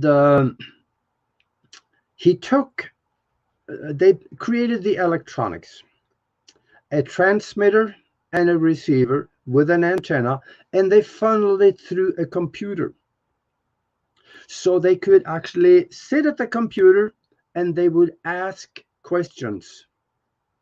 It goes from the computer through the electronics of the device, right through the antennas, goes somewhere outside of the physical, attaches to the answer for the question. And they are not really sure where the answers are coming from. Usually they would think that it was spiritual entities. And then it comes back. Now, they have created this so that so far they're only able to see yes and no answers. When it comes back, if it's a yes answer, is represented by a green light. If what they are asking have a no answer, it comes back as a red light. And Dr. Schwartz says that this is something that they are continually developing with new aspects to it. So within the next 5 years, he thought, we will be able to have verbal communication with the other side. Now, as he said also, he don't know where the answers are coming from, but so far, they have been accurate. They've been correct answers. They tried to trip them up, but it didn't work. The answers came back accurately. So he thinks that it is a spiritual entity that is giving the answers. Now, there may be another school of thought to that, and that is that they're tapping in to the quantum universal mind that has everything, all knowledge that has ever been created or existed is lodged in it. So that may be why the answers are coming back accurately all the time. Because if it was a spirit or a disembodied entity or even an angel, they don't have all the knowledge. There's an old saying, just because you're dead don't make you smart. So there should be maybe once in a while being an answer that come back that is incorrect. So you guys try to figure that one out. I'm still on the fence on it. But this is something that is coming online, and it has tremendous credibility. First of all, it's being done by a PhD doctor at a university. And for the second, they applied for a patent on it. And they got granted the patent. Now, I'm a patent holder. I know what it takes to get a patent. You'll never get a patent unless you have a sound science backing it up. So, this is real. And for those of you that want to research this a little bit, go to a website and you'll have some very interesting reading. It's called the Soul Phone Foundation.org. The Soul Phone Foundation.org. They have an advisory council there by some of the most credible, knowledgeable people in the world. Astronauts, physicists. They have phenomenal people helping them do the research to make this more wider use of it. Okay, there's a third method that you can do to communicate with the other side. And that is do like a guy over in France did back in the 1960s. I read an article about this back while I was still back in Europe before I came to the United States. This guy, he was talking to dead folks. No. He was taking pictures of dead folks all the time. No, there were no voice messages. There was just pictures. And the way he did this, he created and built a Tesla coil. I'm not really sure exactly how big the Tesla coil, how many volts it was putting out. But from the picture that came with it, as I remember it, when he stood next to it, it reached from the ground just maybe a little bit above his knee in height. From knowing a little bit about Tesla coils, I think that probably would put out close to 1,000,000 volts, maybe more. Depends on how thick the winding was. So this thing, the Tesla coil, everybody knows the concept, but we really don't know all the uses for it because there is a myriad of different ways that we can have a lot of fun with the Tesla coil. What he did, he took the Tesla coil out to the local graveyard where there was somebody that had died and they just put him in the ground, put the dirt over, and he went out there, put the Tesla coil on the grave or next to it, used an extension cord, plugged it in the wall, flipped the switch, turned the Tesla coil on, walked away about, it looked like maybe 20, probably closer to 30 feet, which is about 10 meters, and started taking pictures. Very often, he would see the guy laying in the ground, but now he's next to the Tesla coil, right by his grave and looking back at him.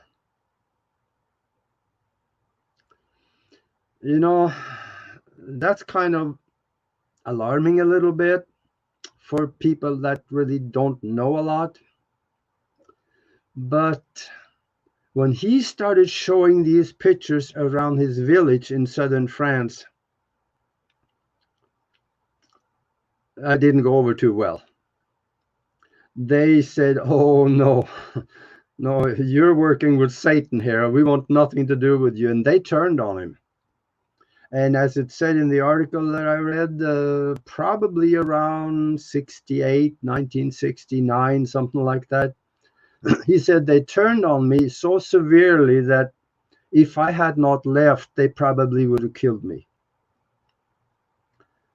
And that's pretty severe just from showing pictures around, because, you know, these were very special pictures. And I can understand why that happened, because in that part of the world, there was a very Catholic area through that. It's kind of like the Bible Belt of the United States going across the south of the United States. And, you know, the Catholics, you know, the dogma and the ignorance and the stupidity it goes deep. They, you know, they all wear the same shoes there. So I can understand why they turned on him, because of their beliefs. They've been indoctrinated, like, you know, if you see something like this, we can't explain it, so it has to be Satan that is doing it. And everything that they don't understand or that is not in the Bible, of course it is Satan. We all know that. So he had to leave. And I don't remember all in the article, but that was the important part, where he was interviewed after that he had left. And there was a picture of him standing next to the Tesla coil. There was also a picture of a person that was standing next to the grave that he had taken, you know, the dead guy. And it was not a total clear picture as you're looking at me right now. It was a little fuzzy, but you could clearly see there was a man standing there. You could see facial features, and there was you could see it was a person standing there. So the question was, what was standing there? Was it the soul of the person? Was it consciousness that was created for a purpose, maybe of communication? Was it the astral vehicle? Or what was it? It appears to me that it just might have been the astral vehicle that is very much attached to the physical body for a while, even after they die. Consciousness that leaves and goes and travels and hopefully goes home. So that's something to think about, but you can do your own research on this, and you're going to find some interesting things. And if you have an infrared camera, do the same thing. Go out to the graveyard, see where there's a grave dug, start taking pictures. Or if you have a house that is haunted, get an infrared camera, or even just an infrared lens to put on the camera that you have. Those, you can buy them on the internet. They're not that bad in price. And then walk through the house and take pictures. I'll almost guarantee you, you will see something. It may not be clear. It may be the outline of a person, maybe in a more reddish color than the color around. So this is something that you can do. It's a form of verification of existence, not necessarily a communication so much, but it's proof that something is there.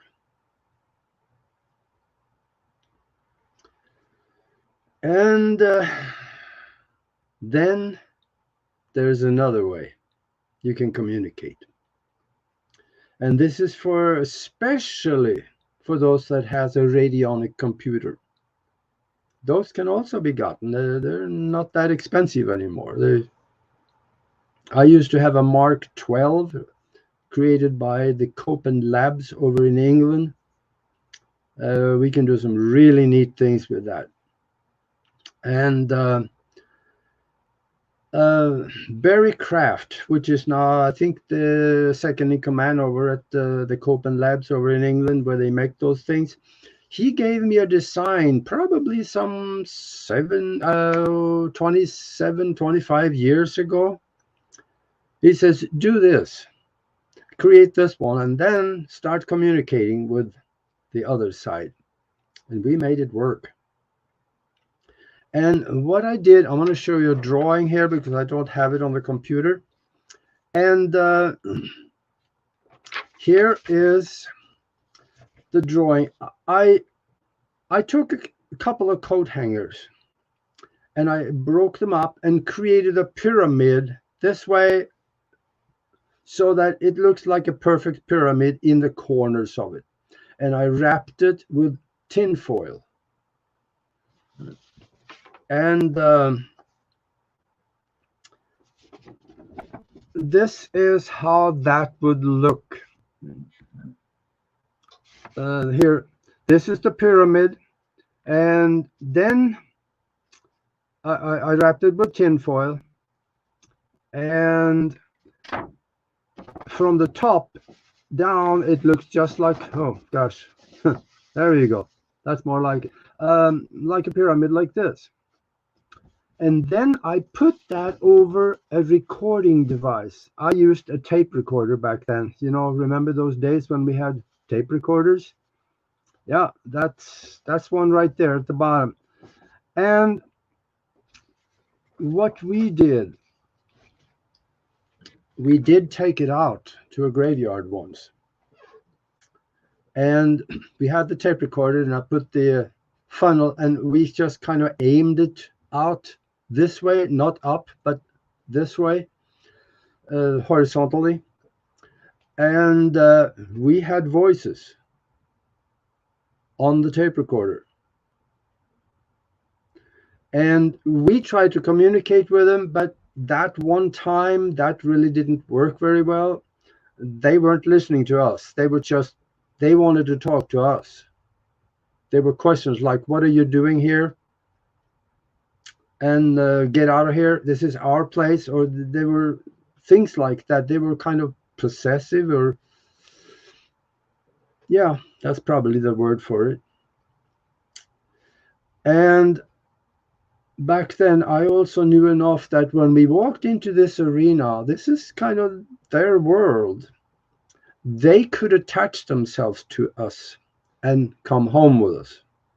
So we protected ourselves. We visualized a bubble of bright white light around us, and all of us, there were three of us that went there.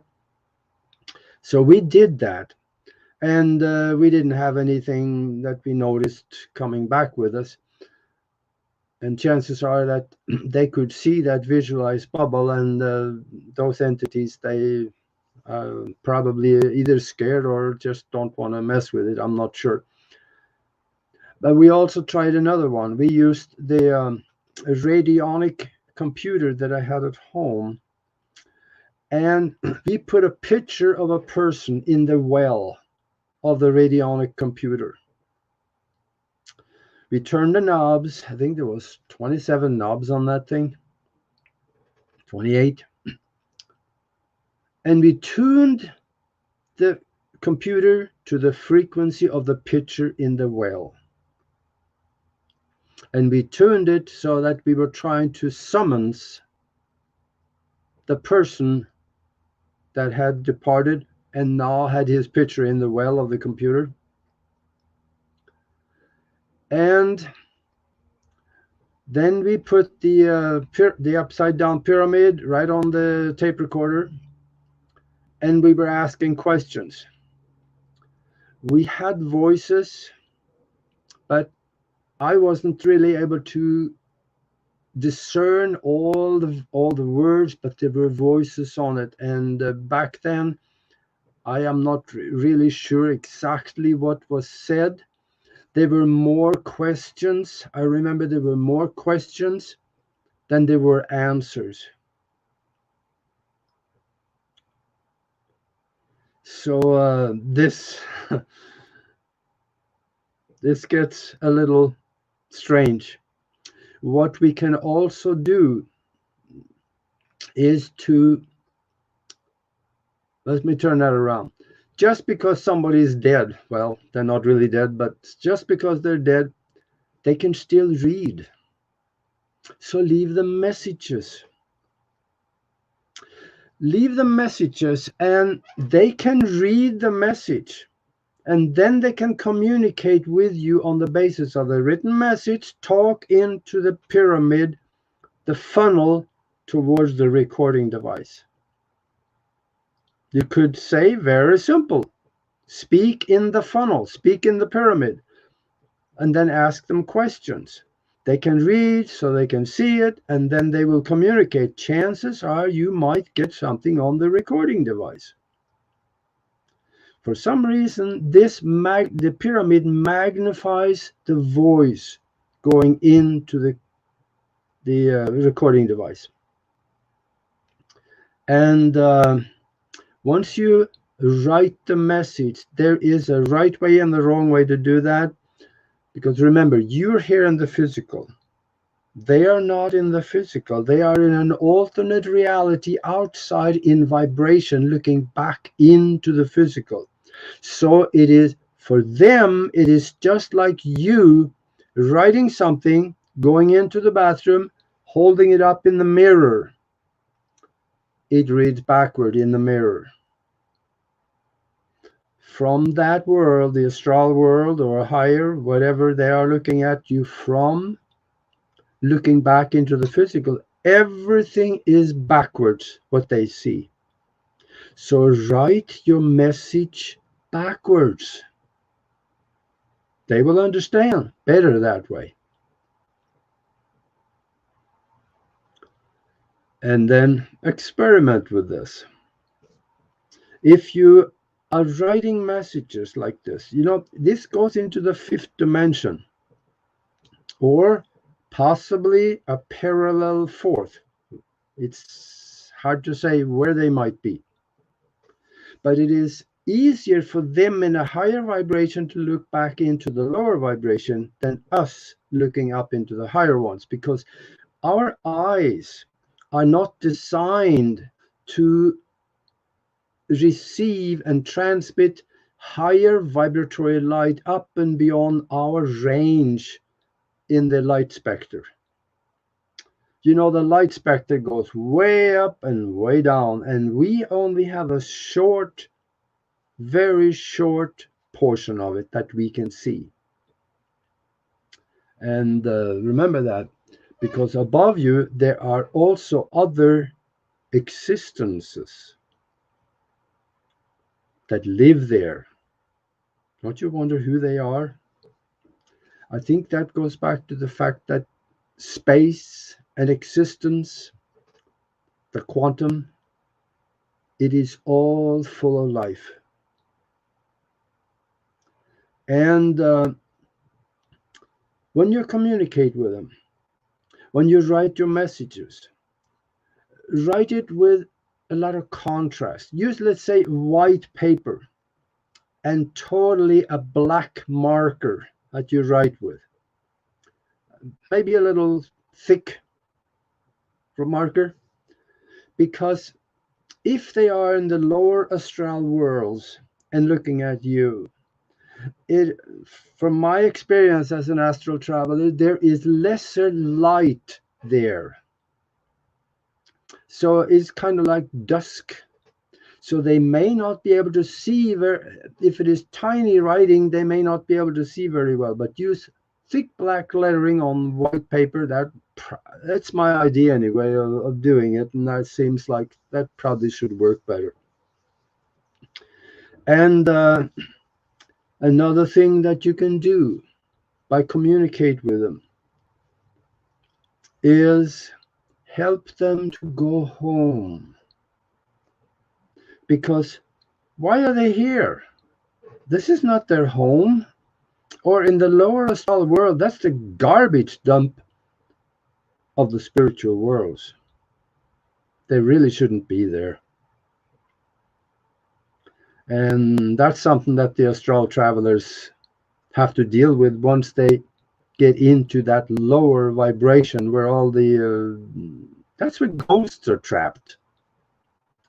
So help them to go home. Tell them, you can write a message maybe, or you can, if you're out there as an astral journey, you can tell them, go home. This is not your home. Go to the light. Another thing that you can do to help them is explain to them that if you do not see the light, you cannot find the light. Think very emotional about someone you love. Like maybe your mom, your dad, the spouse. Just anybody that you really love, because it's easier to bring up the feeling of love with those people. That feeling of love, the emotion of it, is almost like dialing up. It's a telephone.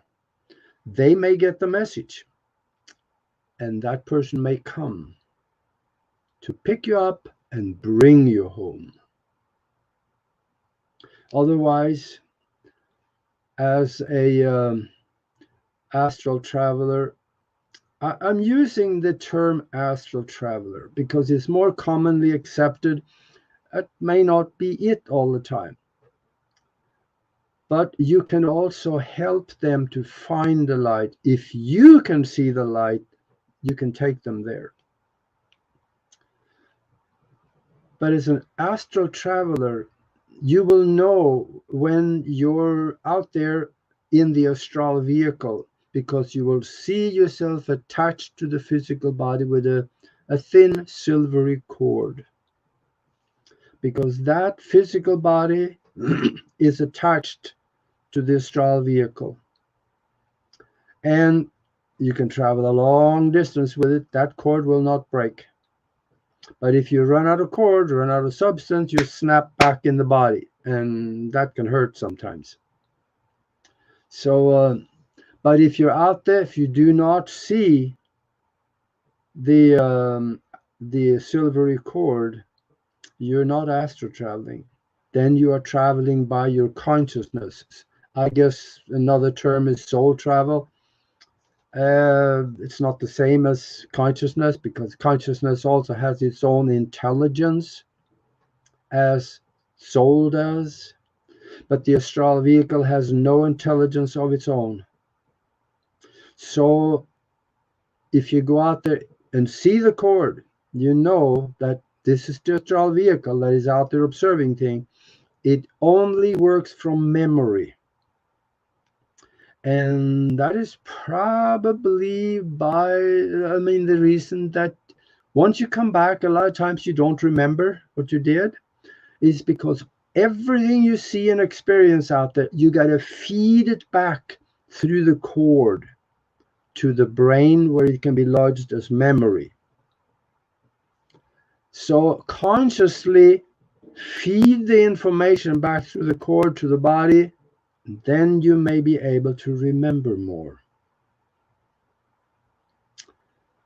So now there's one more way that you can get a sensation of entities around you. If you feel like there is something going on, you hear things, but there's nothing there.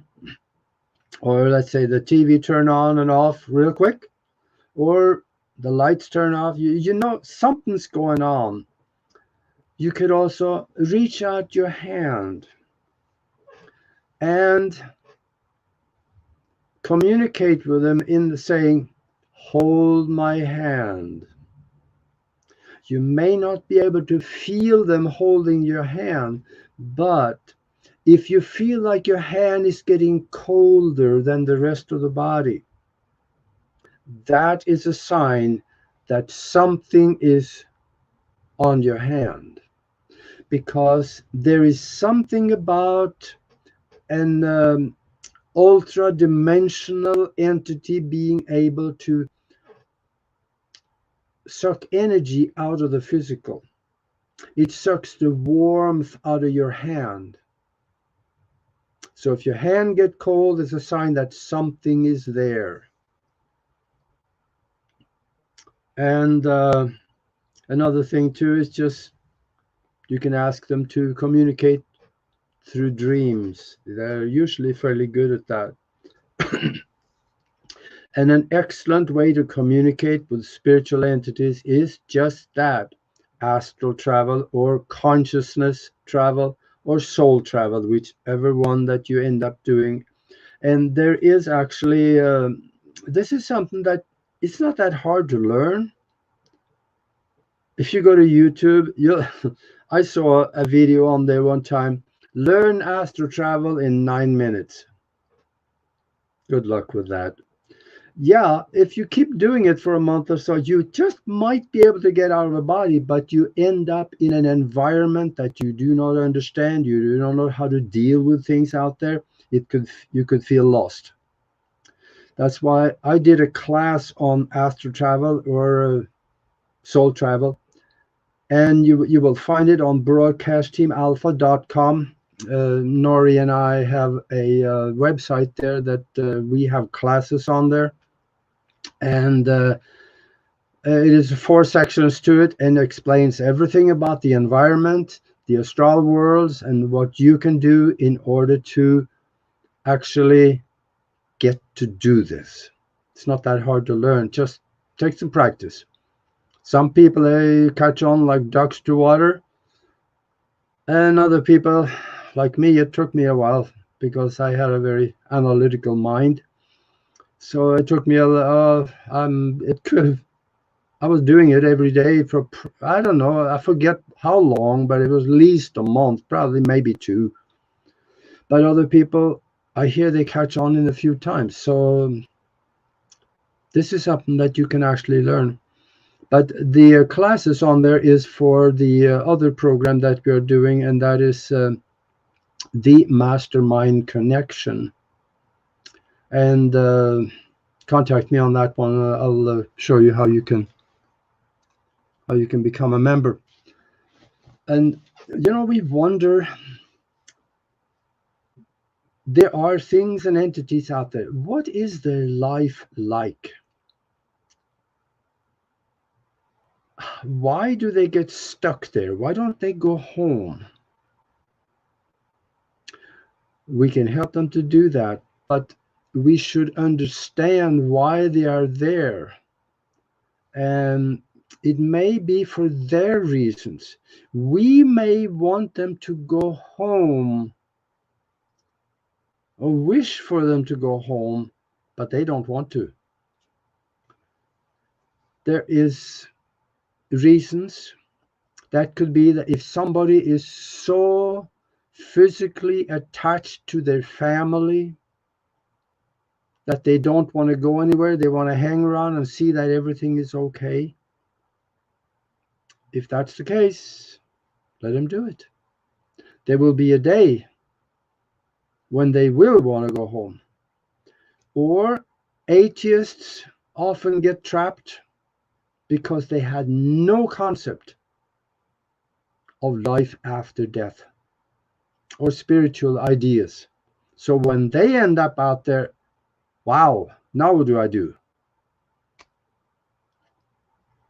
And strangely enough, Catholics, they a lot of times end up in the lower astral worlds too, because they are a misconception of what is going on the other side.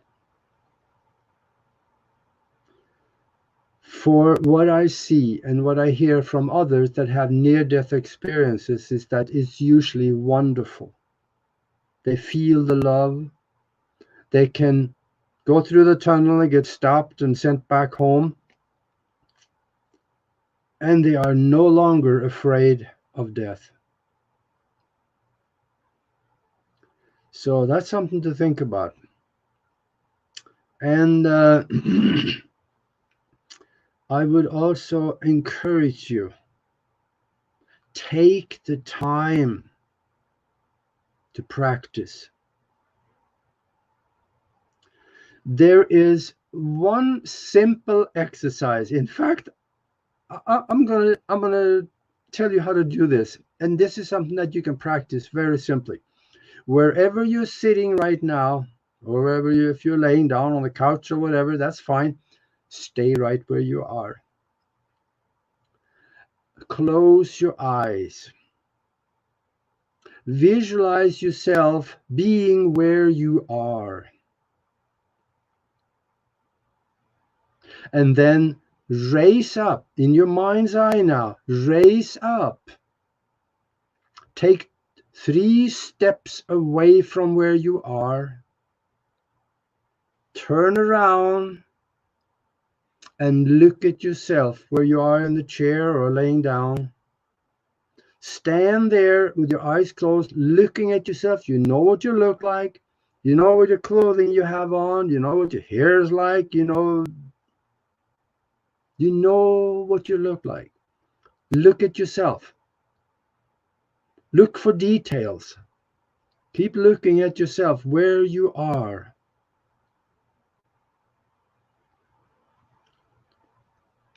Okay. There you are. You're looking at yourself. And do this for a couple of 3 minutes later on when you practice on this. And then turn around again away from yourself. Look into the room and then back up into yourself. Sit down in the chair or lay down on the couch where you were in your mind's eye. This is a good exercise to start training the mind to get out of the body, looking at yourself.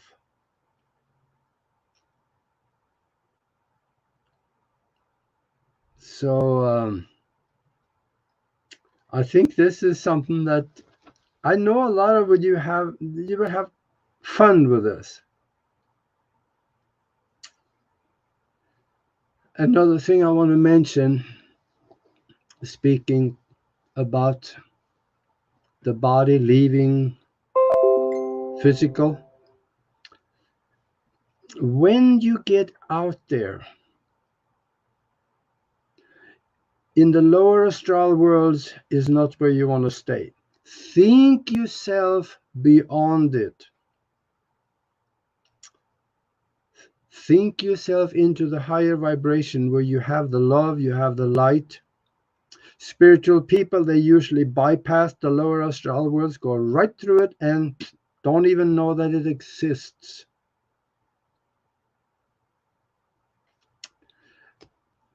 Many times when that day comes, rarely, if ever, well, it does happen, but most of the time, no one dies alone. There's someone there greeting them. And they're basically being told, hey, you graduated, let's go home. Maybe a little more to it than that. But what you should do at that time, if you want to go home, is go with them. It's usually a relative, a mom, dad, someone that you really care for, or someone that really cares for you. Go with them. Get on the other side. Get all set up on the other side, because you can always come back later and visit.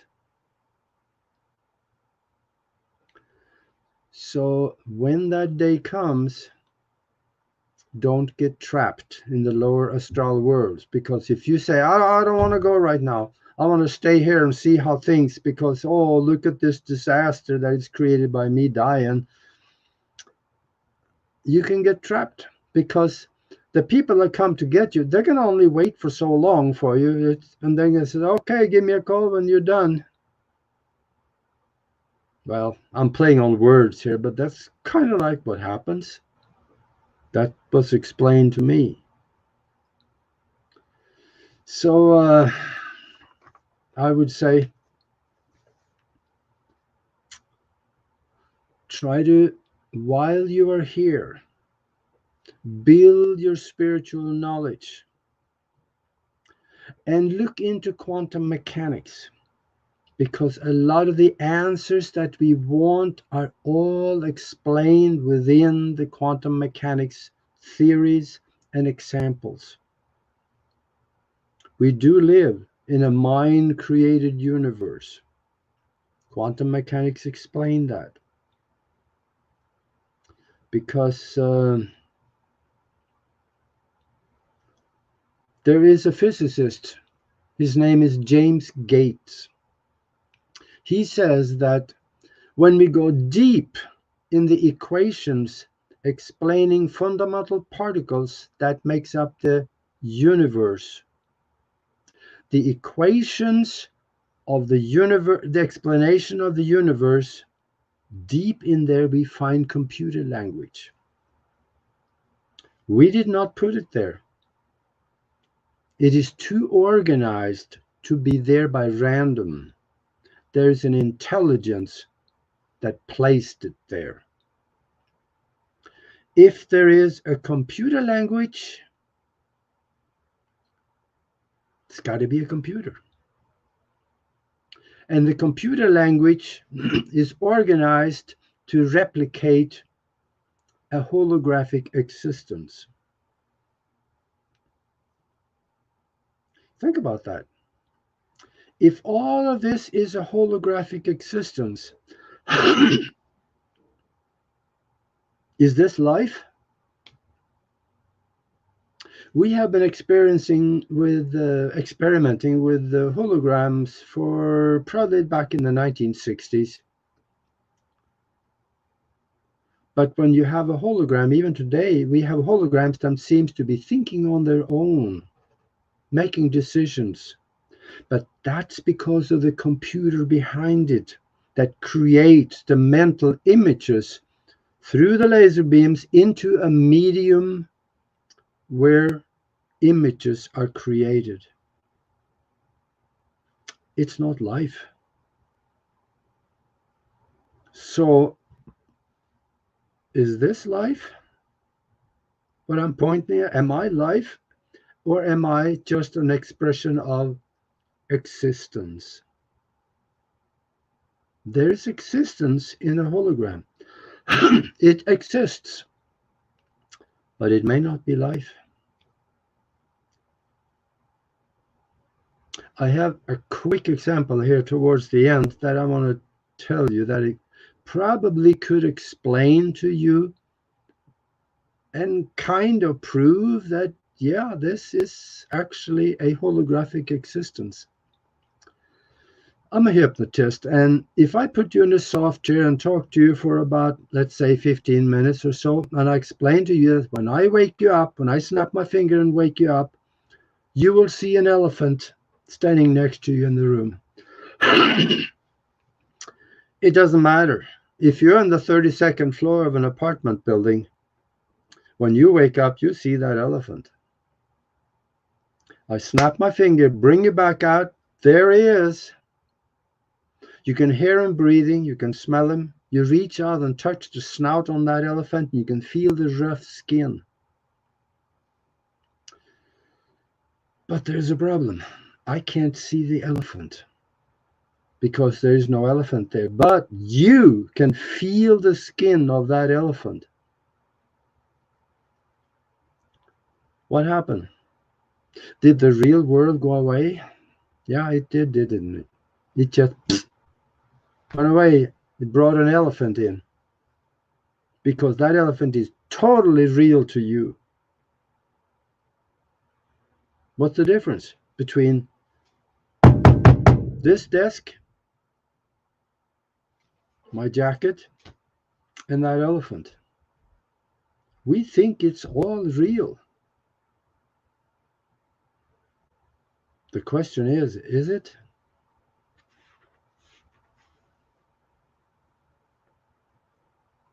Good. Hey, Rob. Absolutely phenomenal, Augie. I love when you go into just speaking because it's all stored in your mind somewhere, and I love the fact that you just pull it all out. And we talked about the Tesla coil and the contact, and really it becomes this moment where your consciousness becomes aware of that veil, and then eventually you learn to see past that veil and communicate with the utilization of sometimes technology, sometimes or specific meditation practices. We see that this other side has knowledge as well, and trying to absorb that knowledge is one of the things that we've worked for a very long time. And Yeah. it was just epic, brother, as always. Yeah, and what I'm hoping is that people listening to this, it's okay to know about it, but go and do something with it, and then tell me what kind of results you get. That would make my day. There is a ton of information that you guys do on Broadcast Team Alphas too, and I wanted to stop there because I wanted to go into what Broadcast Alpha or Broadcast Team Alpha has been for you over these this year or so with Nori Love, and how you've been able Oh to yeah, talk to a lot of amazing people and expand on a lot of these ideas that you've been writing about and talking about for a long time. So you want to give us a little bit of a kind of like a brief overview of what you guys do there, what you look to achieve and accomplish, and those types of things. yeah, yeah. We're having a lot of fun with Broadcast Team Alpha. We're on YouTube, and as of right now, we just went up on a few more platforms. So I know it sounds a lot, but we are now going out on 16 different platforms. And this is phenomenal. And I tell you, I am so lucky that I have a mind like Nori with me as a co-host. She is incredible in what she does. She's a healer and she's a hypnotherapist, and she does a lot of things. So I'm very lucky I've been associating with someone like her. And we are interviewing a lot of interesting people. Just go to YouTube and check in Broadcast Team Alpha, and just have a look, because there's two of the sites there. The one with the blue background and the sky, that's the one that we normally are on. And also we have a website, and that is broadcastteamalpha.com, where go there. You have the videos and the radio shows there too, but we also have a picture gallery with 5,000 unbelievable pictures of things that should not exist, but it does. And we have pictures of people on Mars and NASA prints, pyramids on the moon. We have time travel pictures, yes, pictorial evidence. And you go there and just play and have fun with it. And you mentioned something in the very beginning before I started talking about this guy in China that was 256 years old. And yeah, he's real. The government verified his age. I did a lot of research on that guy, and I found out what he did to become that old. And I'm doing the same thing. The rumor on the street is that I'm 76 years old, and of course it's just a rumor, but there are some papers saying that, so I probably should believe it. But I write about this guy in China and what I am doing to reverse the aging process, and it is working for me. I know that I am working 12, 16 hours a day, and I have more energy than anybody I know. People half my age. And in this book, Spiritual Science, Higher Conscious Thinking, and How to Access the Universal Consciousness, I write about what I do to reverse the aging process. And yeah, there you go. And of course, you're not worried about age, Rob, because you're just a snot-nosed kid still. So I'll tell you what, I'm getting closer and closer, but no, but I just want to say, we say this at every conference, but Aggie, you've been like a big brother or an uncle to a lot of us, and yeah, you've really trailblazed the way for so many years for us to be able to delve into these topics and expand our minds, being that forefront person who took the brunt of it in the 70s and the 80s when things weren't as open as they are now. So I give you a complete credo for that, and credence for that. It's you're such an amazing person, and I hope at your age, if I get to that age, that I'm filling the same shoes that you do. I hope. yeah.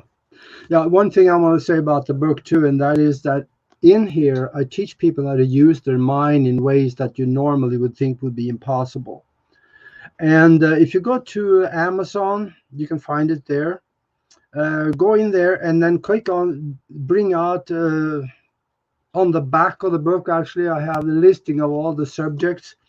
Go into every corner of the universe, explaining what it is like. And hey, I even talk about in there what the old surviving Roman records show, that this guy that you all know about, this guy called Jesus, what he looked like. And it gets very interesting in there. Just go have a look at it, because you might find something in there that'll turn your key. And oops, here we go. I guess I'm back. There you are. Oh, you are muted. Yeah, I'm back for that every single time, Augie. Every time. Looks like Rob froze up, so I'll jump in. I just shared a link to Amazon, and get your books there. And also, guys, go and visit Augie's website, augie-nos.com, or go to broadcastteamalpha.com and place your order for your book through the website. Because if you go through Amazon, Amazon's going to just jack Augie and take all the money for themselves and not give anything to him. So if you go through the website, then all of the money that you give will go directly to Augie to help him to continue to bring us this next level conscious content. So thank you very much, Augie. I'll remove myself off the screen now. Well, thank you. And well, that's true, actually. If you go to augie-nos.com, there is, you can get the book through there too, and it's on sale there anyway, so get a discount, and I pay the postage. That's what it is, Augie. Thank you so much for coming by and speaking in this event. I got out real quick because for some reason the internet is not working in New York as of 2 days ago when a snowstorm. So I apologize for jumping out like that. But brother, it's always a pleasure, and we love having you here and looking forward to working with you again in the future. I would love to be here. You just call and I'll be here. Excellent. Aggie Nost, broadcastteamalphas.com, YouTube, Broadcast Team Alphas. We'll see you soon, Augie. Much love. Thank Live you, long Augie. and prosper.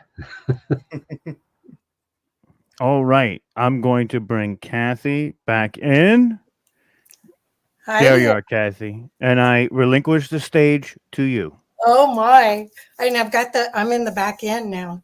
Okay. So I am very, very, very excited to introduce 3 dear friends of mine. And this panel is going to talk about breaking through the indoctrination of separation. And what I'm going to do is bring them on right now. And welcome, everybody. So, hi. So this is going to be a very creative conversation starting opportunity for us here as well as everyone. That's what we're planting the seeds for, this type of a conversation to be available everywhere. And what I'll do is I created a little slideshow so I could introduce you all properly. So one moment, We are please. about to have a divine feminine panel. Yes, it's not just divine feminine. Happening here. I'm gonna Humanity Unplugged. Oh, sorry, I'm gonna mute you. Okay, so the name of our panel is Breaking Through the Indoctrination of Separation, the Heart of the Matter. And it actually started by Jennifer and Miriam having a very important conversation that we'll get to. But I want to introduce each person first so that you can have an idea about the delightful talent that's here. So first of all, we have Jennifer Kaufman, there she is, wave, great, thanks. She is an award-winning filmmaker, and she has books and coaching, and she's really, if you go through her resume, it's like, which thing do you focus on? Because she's got so many incredible achievements that she's done. This video documentary that she's done is the story about her healing after the Boston Marathon bombing, where she was hurt, physically hurt in the bombing. And so I want to make sure you are able to connect with her. And her website is Rise and Thrive Productions.com. And we'll get deeper into her bio. Her bio is also, each one of these people's bio is on the site, on our Humanity Unplugged site. Then next we've got Isabel Hunt. And I met Isabel because of the Co-Creators Convergence. And Isabel Hunt is a healer, a coach, a mom, and also a filmmaker. And her film is actually the subject of her film is very pertinent to our subject today. All those little images that you see, those are all awards that her film has already won. And these two films, I think both were made during this lockdown period. So don't let this lockdown period stop you. And you'll hear more and more as we go through more information about each one of these super talents that everyone has. And next is my dear friend, Miriam Schiff. Miriam and I have known each other probably 15 years. And we met doing a volunteer project for Bratzo. But Miriam has a radio show on KGNU, which is a local radio station in Boulder, and she is able to go and very clearly shed light on the tough subjects and open all of the discussions with heart. And then there's me.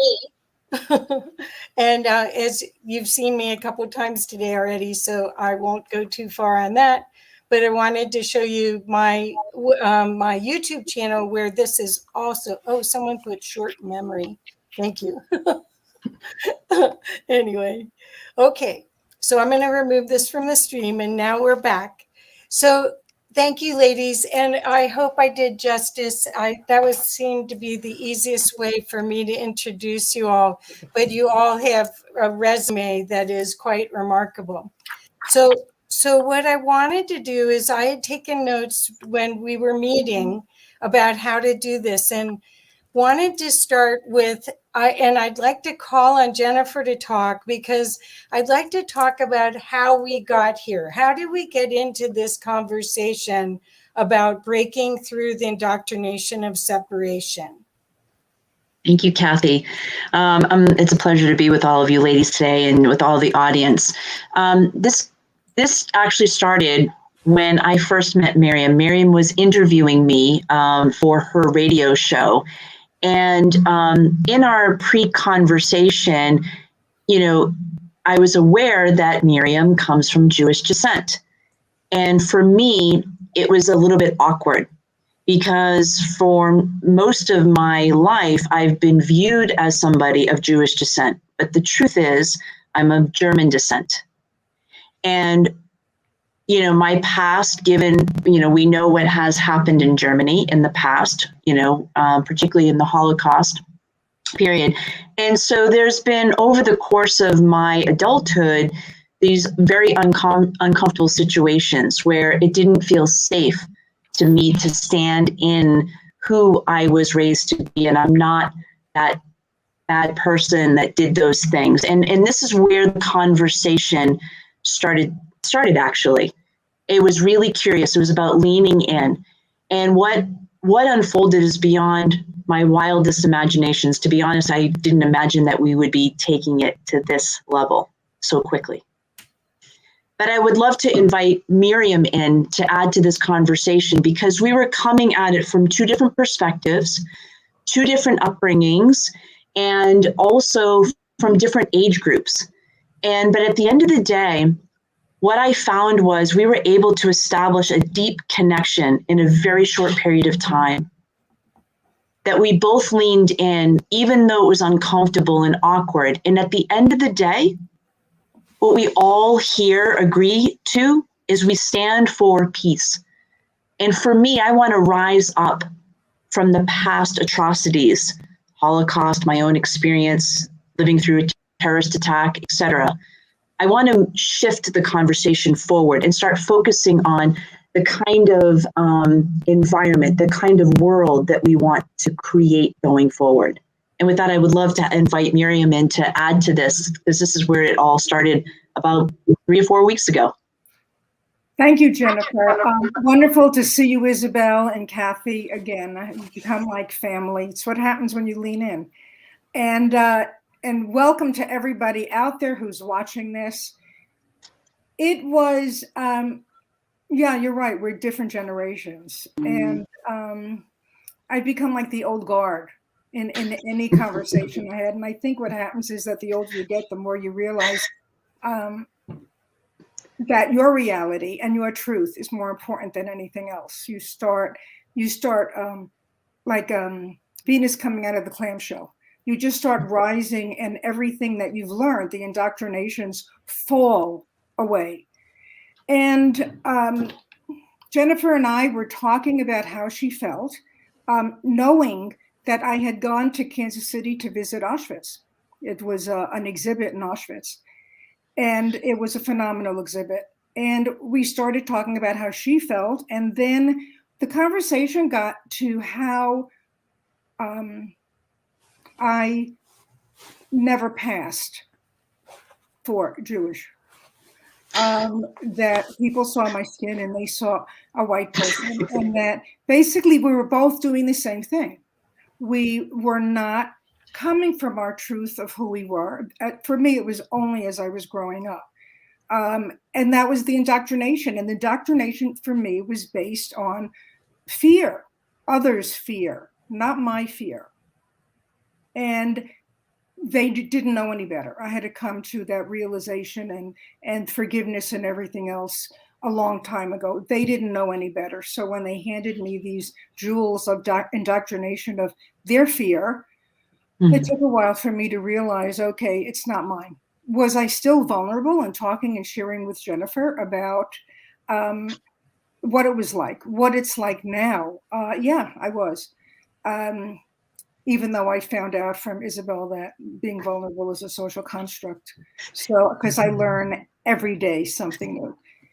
And what happened was that the reality of who we are came out. The reality that we both have a common thread, which is that we need to talk from our hearts. We need to talk from our souls. If I don't talk from my heart and my soul and let you know who I am and learn who you are, and I'm not talking about the body, I'm talking about who you are within yourself, your spark, your love, then I lose my breath and I might as well not be here anymore. So that's what got us here. And then we said, this conversation has to happen outside because it is indeed,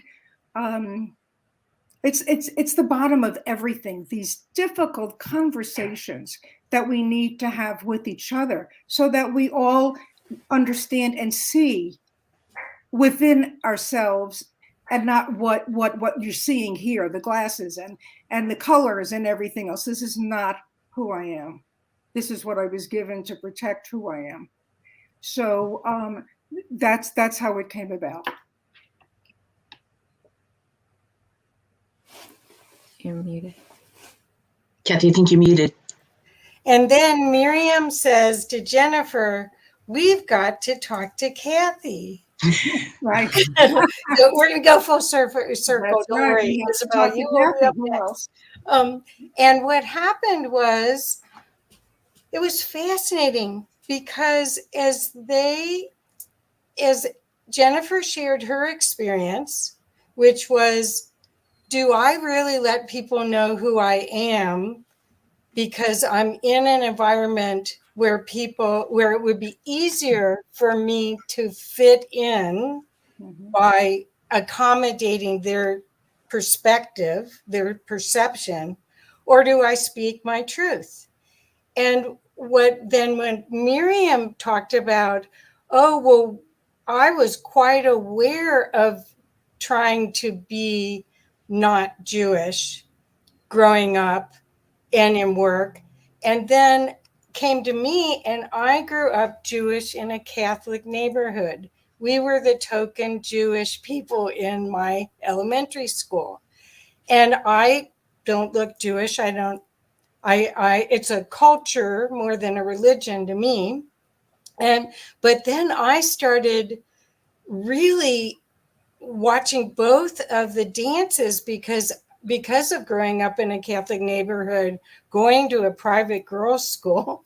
I mean, I wasn't allowed to be a debutante like my friends. I wasn't allowed to go to the local country club because I was Jewish. I mean, those were real things. I didn't care. I really didn't care. And it was sort of like my father, because he had gone to an Ivy League school, had decided he didn't want us to have that culture, to be tribes like and only stay and only live in the Jewish part of the city and only have that exposure. He wanted us to have the exposure of the world. So then we start talking, and I bring in Isabel because Isabel created this film called The Power of Connection, which is what we're talking about here, is getting real and really looking at our past through these more enlightened, more heartfelt viewpoints, but also because Isabel grew up in Germany and moved here. So now, Isabel, then do you want to share as you came into the fold, what your experience was? Yes, thank you. Well, when I came into the conversation, at first I was like, okay, I'm not sure what exactly they're talking about because a lot of the things, being of even younger generation and working a lot with even younger people that are all in their 20s, I'm not there anymore. The conversations no longer really feel the same within younger generations. So for me, it was okay. So I'm trying to figure out where they're coming from, especially since I am German. But then I also remembered that I have worked through all of this for, last decade, over a decade. And I remember when I first came to the US, I had this story in my head that I had to protect my identity. And so everything and every time someone said something to me about America and how great Americans are, I would respond with, well, but Germans are better and Germans do it this way. So I automatically created a separation just within the same conversation, right? And over the years, especially with my film, The Power of Connection, that has come through this experience of coming here to the US, I realized that when we talk about separation and inclusion is as much a judgment as separation, because it has us believe or it has us perceive separation as a truth, which is not the truth, right? I mean, when we look at the surface of things, if we really just look at this 3D experience and what people are experiencing, I cannot downplay that. I cannot diminish certain experiences of individuals. However, I am finding myself now in this place where I no longer am, I don't want to say I'm not capable, but it's really hard for me to stay on that level of vibration where people just constantly try to find solution to create more inclusion. And all I can see, because I'm looking really at the root cause of it, is even more separation, because it's the same coin, just different sides. By creating a banner of inclusion, we're separation, or we're pretty much discriminating everyone who may not align with what we perceive being inclusive. And so we're just playing the ball back and forth. Everyone thinks they're doing something great and they're really helping humanity to evolve and to, you know, get better with each other. But I'm a sociologist, so from a sociological perspective, or from my studies, I know we love empirical studies, we love statistics, and we have created this stigma that anything we can somehow control makes things better. So we try to control people within different minorities, different races, different languages, like whatever labels we can find. That's what we're trying to integrate and separate. And if we understand this about this group, then we create more connection, which actually, if you look at it energetically, creates more separation. And that is where I came in, and we're like, okay, I think we need to take that even deeper and even you know, even further to the actual root cause of what we're experiencing in human with our human society. Perfect. Yeah, every time we add labels or add, you know, groups, we literally are creating separation. And what I love about this is that for me personally, I just met all three of you within the last 60 days, actually, and some actually less than that. And what I find fascinating is it can take just one conversation to lean in and connect. And I think at the end of the day, what I find in, you know, in what I do out in the world is that people are longing for this connection. And I've come to understand that the more I'm connected to myself and the more that I'm comfortable with myself, I can lean in the uncomfortable situations and start to engage because I'm genuinely curious. And at the end of the day, I think we all, you know, at the basic level are looking to belong and looking to connect, even in our differences. It's not about being the same. We were all born to be uniquely different.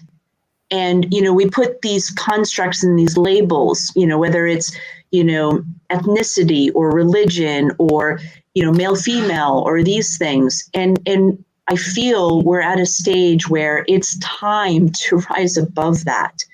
And when we do, I truly believe that we will start to evolve in a much greater way.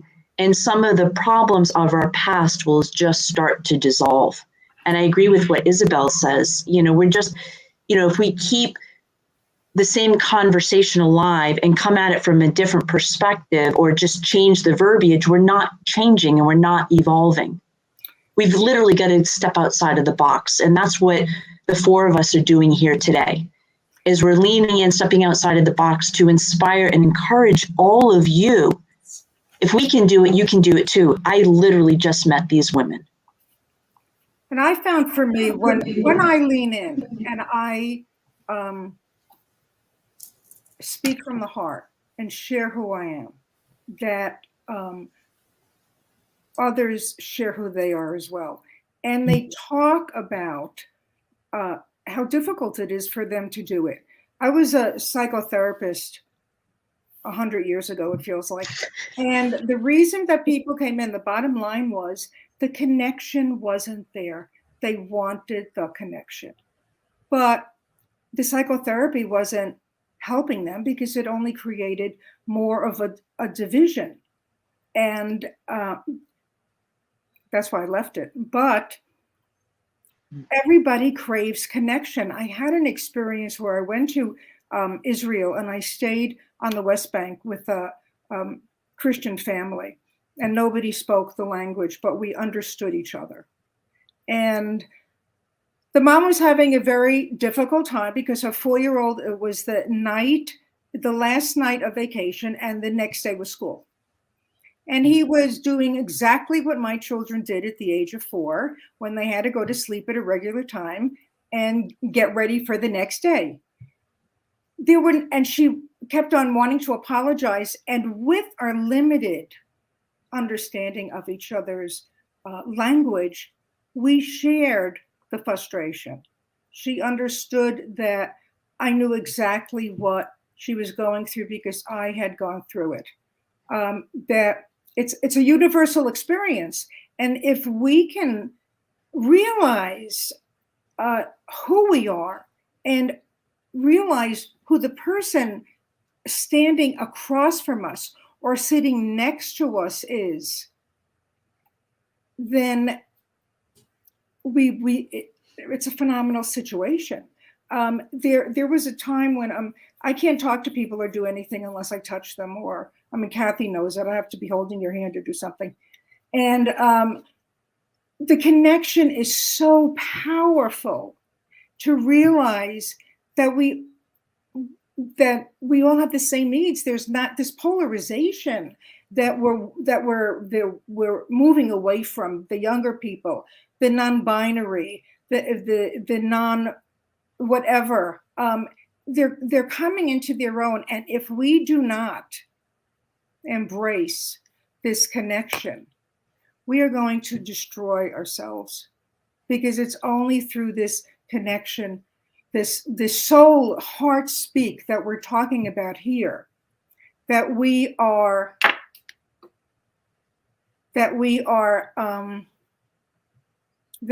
we're going to exist, because the world around us and what's going on is showing us that the fear and the polarization is destroying the world. I'd like to add a little bit more about the indoctrination, because I think that's, at least maybe not for Isabel, but for the other three of us, we were not necessarily type A's, although definitely Jennifer is. I think I'm reformed. But anyway, what happens is that we were taught how life is and what to expect and how to get love, even though it was conditional love, and how to keep yourself safe, and all those paradigms which aren't relevant anymore. And I think the conversations, and Isabel's highlighting it because she changed cultures from her country of origin to come here and start a life. She may have dropped them just as a survival instinct almost, compared to what we've had to work at it. And Miriam, I mean, when I first met you, you kept talking about your family and how they wanted you to be this way, and all of the things that you think of. And then Jennifer, you were saying, yeah, I was in these incredible roles, high performance business roles, and I had to just show up. And you're actually showing up trying to figure out how to play the game, right? Yeah, but it's not your game. It's somebody else's game because of their perceptions of who they think you are. I mean, I grew up, and the Holocaust was very prevalent in the house. I was born in 1946. And although we did lose people in the Holocaust. And so not being seen and being quiet was a very big protection device, because if you weren't quiet, you disappeared. And wow. When I realized, wait a minute, I can't do that. Okay. And I can't be with the people that you want me to be. My mother used to say, oh, you're working with those people? Because there was only two people for my mother, us and those people. And what I gave up to be not seen, the voice that was me, that I acquired much later in life, was because at that point it was more important. And as I said before, the indoctrination was not only from my family, it was from what I saw on television. It was from the family that I saw on television that I didn't have. Okay. I did not have June Cleaver as my mother, and she did not vacuum in pearls and heels but I thought that there was something wrong with me. So it was that something wrong with me that had to be hidden, because I thought that everybody else knew what they were doing. I thought that when I went to school, which was one of the biggest indoctrination places we could ever have in the world, because I didn't learn like everybody else, that there was something wrong with me. So that indoctrination did not leave me with a sense of power, which is what they want you to have. Yeah. It led me to a sense of powerlessness and an inability to find out who I was, because I didn't know if I wanted to find out who I was, and I certainly didn't want you to find out, because I thought that I was not okay. So why would I share that with anybody? So it's an ingrained indoctrination that I don't even think we are aware of it happening until we get to the point like we are today, where we look at humanity, where it's not only about me, but it's about how I interact with Isabella, what I see with Jennifer, what I see with you, how I let you know, all of you, the specialness, because that's where it's at. So yeah, I can't give you the words to the indoctrination. It's like I still see it going on. I still see it going on with my grandchildren. I still see it going on with my children. In a lot of ways, I see it going on with your friends. But it is based on keeping the status quo, not questioning, and not being an individual. Because if you do that, you are going to make fragile the hierarchy, the darkness, the things that we can't see. You're not going to give them a solid footing.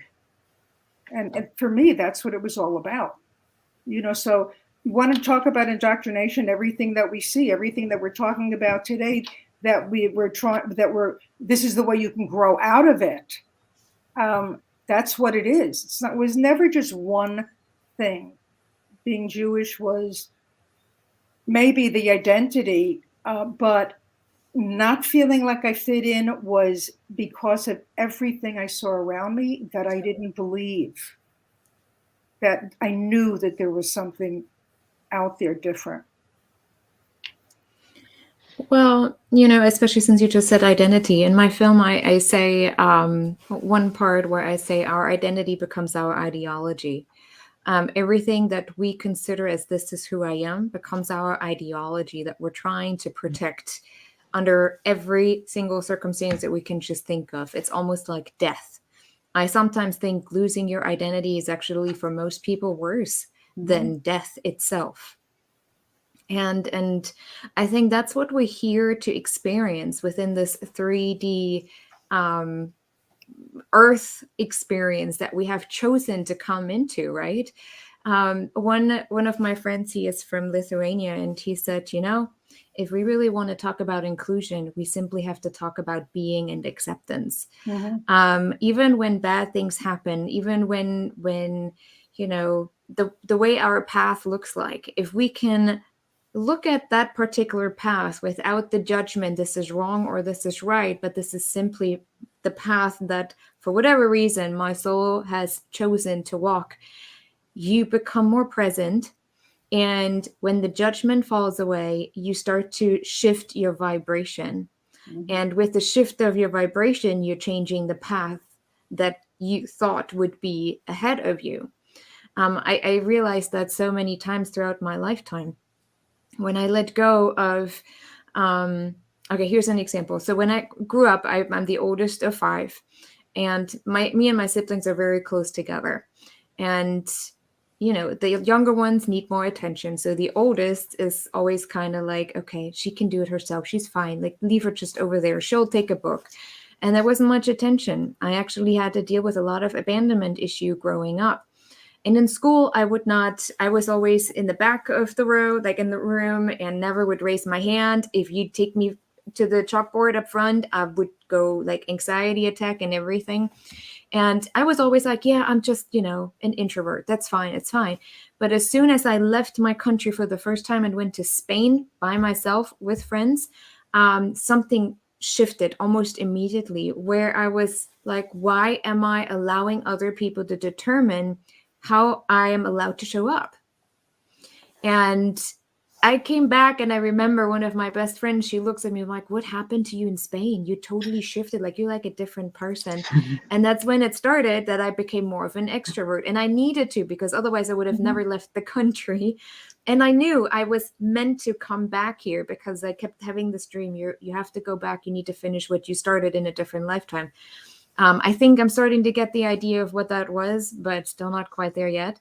But it's simply that acceptance of where we're at is where we're supposed to be. And the same with other people. I teach that my son as well. He's 8.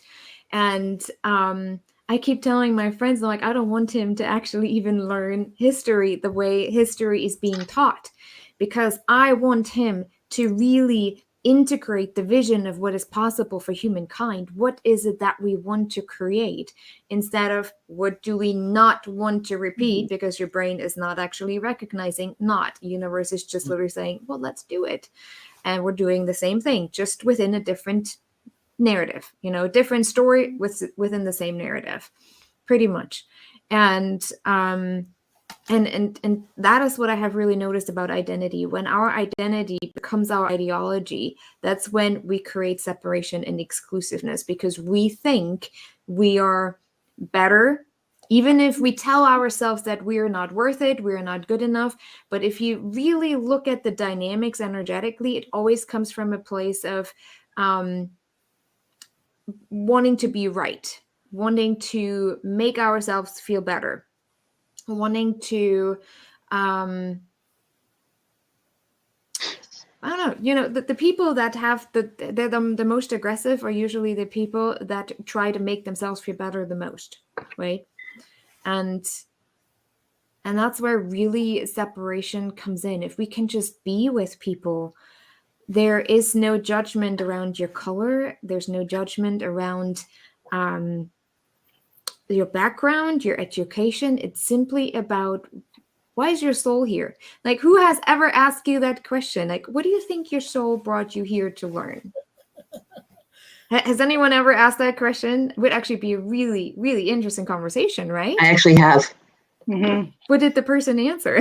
Or it didn't I know feel anything? it actually came out of my own experience through the bombings, actually, because for me, that was such a pivotal moment in my shifting. So I had experienced trauma as a child and as a young adult. And I had this perception of, even though I knew I was a good person and a law-abiding citizen, why am I being punished? Why is this happening to me? And even though I did not label myself as a victim, the truth is I was living under victim mentality. And I'll never forget, my meditation teacher told me about 6 months after the bombings took place, one day, you're going to see this as the greatest gift of your life. And I remember being pissed off.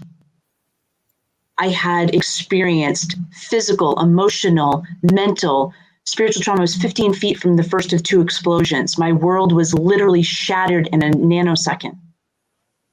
And I thought to myself, how on earth is this going to be the greatest gift of my life? But this woman did not have a mean bone in her body. I had been studying under her for a couple of years.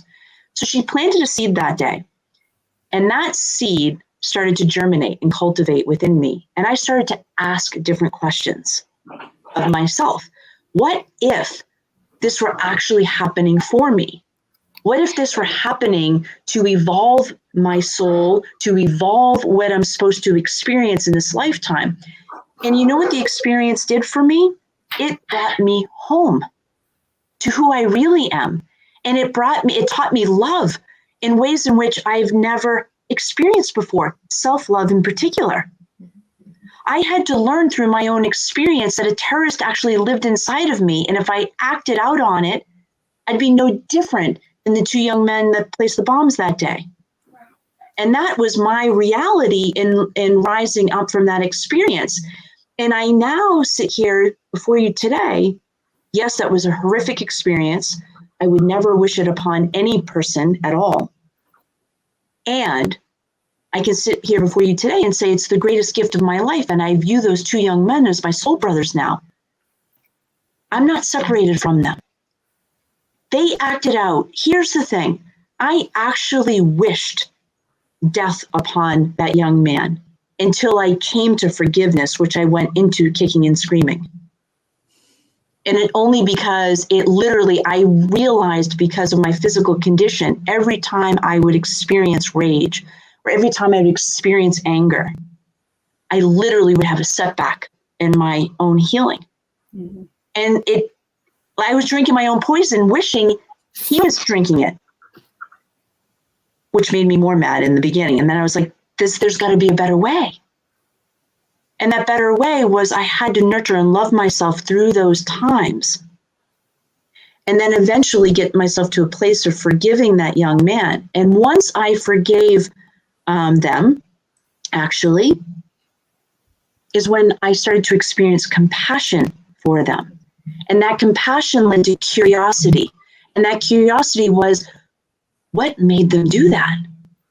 And I learned that those two young men grew up, bombs being dropped on them. I don't personally know what that's like as a child. I can't even imagine what that's like. These two young men, what they did was wrong, absolutely.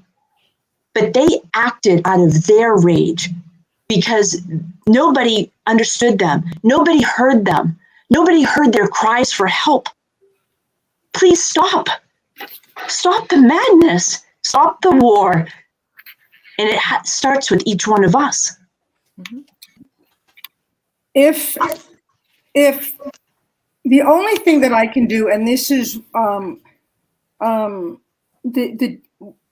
only thing I can do is have the difficult conversations, because and put myself in situations where I'm going to have the difficult conversations and meet people that I'm going to have the difficult conversations with, because that's the only way that the soul is seen for me, that it's an energetics, that we look at each other and we go, oh wow, I didn't know you felt that way. We used to have a saying that said, I didn't know my mother brought you up, because the bottom line was that it's about the difficult discussions. I never would have known who Jennifer was, nor would she have known who I was, or Isabel, or Kathy, if we didn't have the difficult conversations. And what people don't realize is you grow from having those difficult conversations. You grow from seeing somebody and allowing them to see you. I cannot, at this point in my life, it's not in my realm anymore, nor do I have any control over it, of being anything other than I am now. Mm-hmm. Because what happens is, I used to think, we have like tomorrow and tomorrow and tomorrow, like Shakespeare. And when you hit a certain place, I have tomorrow, but it's not, my plane is going to be different. Where I am is going to be different.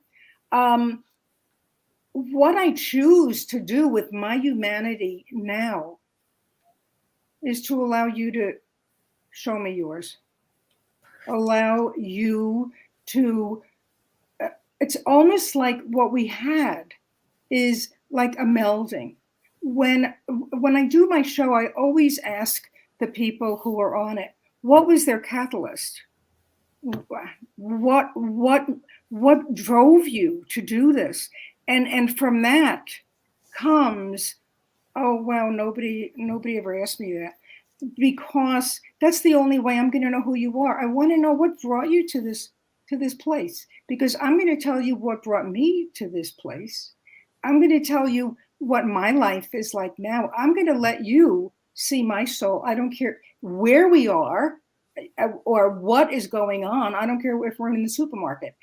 And because that for me is tangible. That for me is not on an ethereal plane. That for me allows my family to grow. And it's not my, it's more like a spiritual family. It's more of a mind family. It's more of a heart family. This does not mean anything. There's no permanence. Everything is impermanent. All I have is now, and all I have now is there's not even a choice, is to show you who I am and to speak with you from my heart, even in the difficult conversations, even if I get called out in the conversation. Even somebody said to me, well, the only reason that we call you out in something is because we know that you just wanted to swallow those words that you just said, and including on the air. And so we know that when you see us, you see a human being, you see a soul, you see a spirit. It's that tell me about your life. Because I want to tell you about mine. I want to share with you, but I want to share from here with you. I don't want to just share, how was your day today? I want to know how your day was today. That's what happened with Jennifer and Isabel and Kathy. But we got through the difficult conversation. I'm sure we're going to have more difficult conversations because that's what life is. And I embrace them.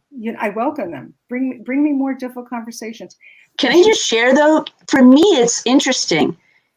That difficulty is actually dissolving for me.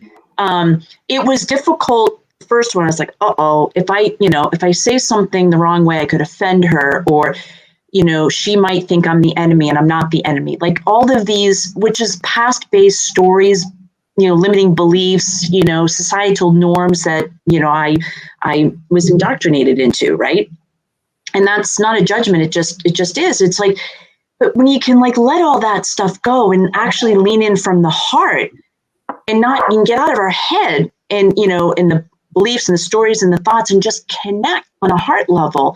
What I find is like I'm excited for the next conversation. I have no clue where it's going, but it's like we're going in the deep end and we're going to swim around and we're going to learn in the process and we're going to grow in the process. So what's fascinating for me, Miriam, I'm actually having the opposite. It's like difficult for me to not shut up now and not lean in. Like it's actually I'm not saying it's easy, but every time I take that, I lean in. It's like riding a bike, right? Learning how to ride a bike.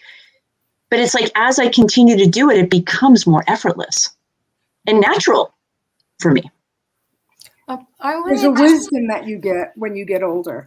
I wish that sometimes I had this wisdom when I was younger, because it would have, I see Isabel's face. Okay, so let me not say wisdom, because No. I have a ladybug suddenly coming in front of me, and I'm like, how does that get there? Maybe that's a sign. Because a ladybug is a sign. It's a big sign. My social construct teacher. She's bringing me to another level with all of this. So is Jennifer with the forgiveness. But I guess what I'm saying is to throw away the trappings of the indoctrination, to realize what the indoctrination is not about living our best life, but it's keeping the status quo so that somebody else can live their best life. Well, I don't want to. I want to know who you are. I want to know who your soul is. Even those that are trying to keep the status quo, who, by the way, do not come on interviews. You can't get them to commit to anything on the air.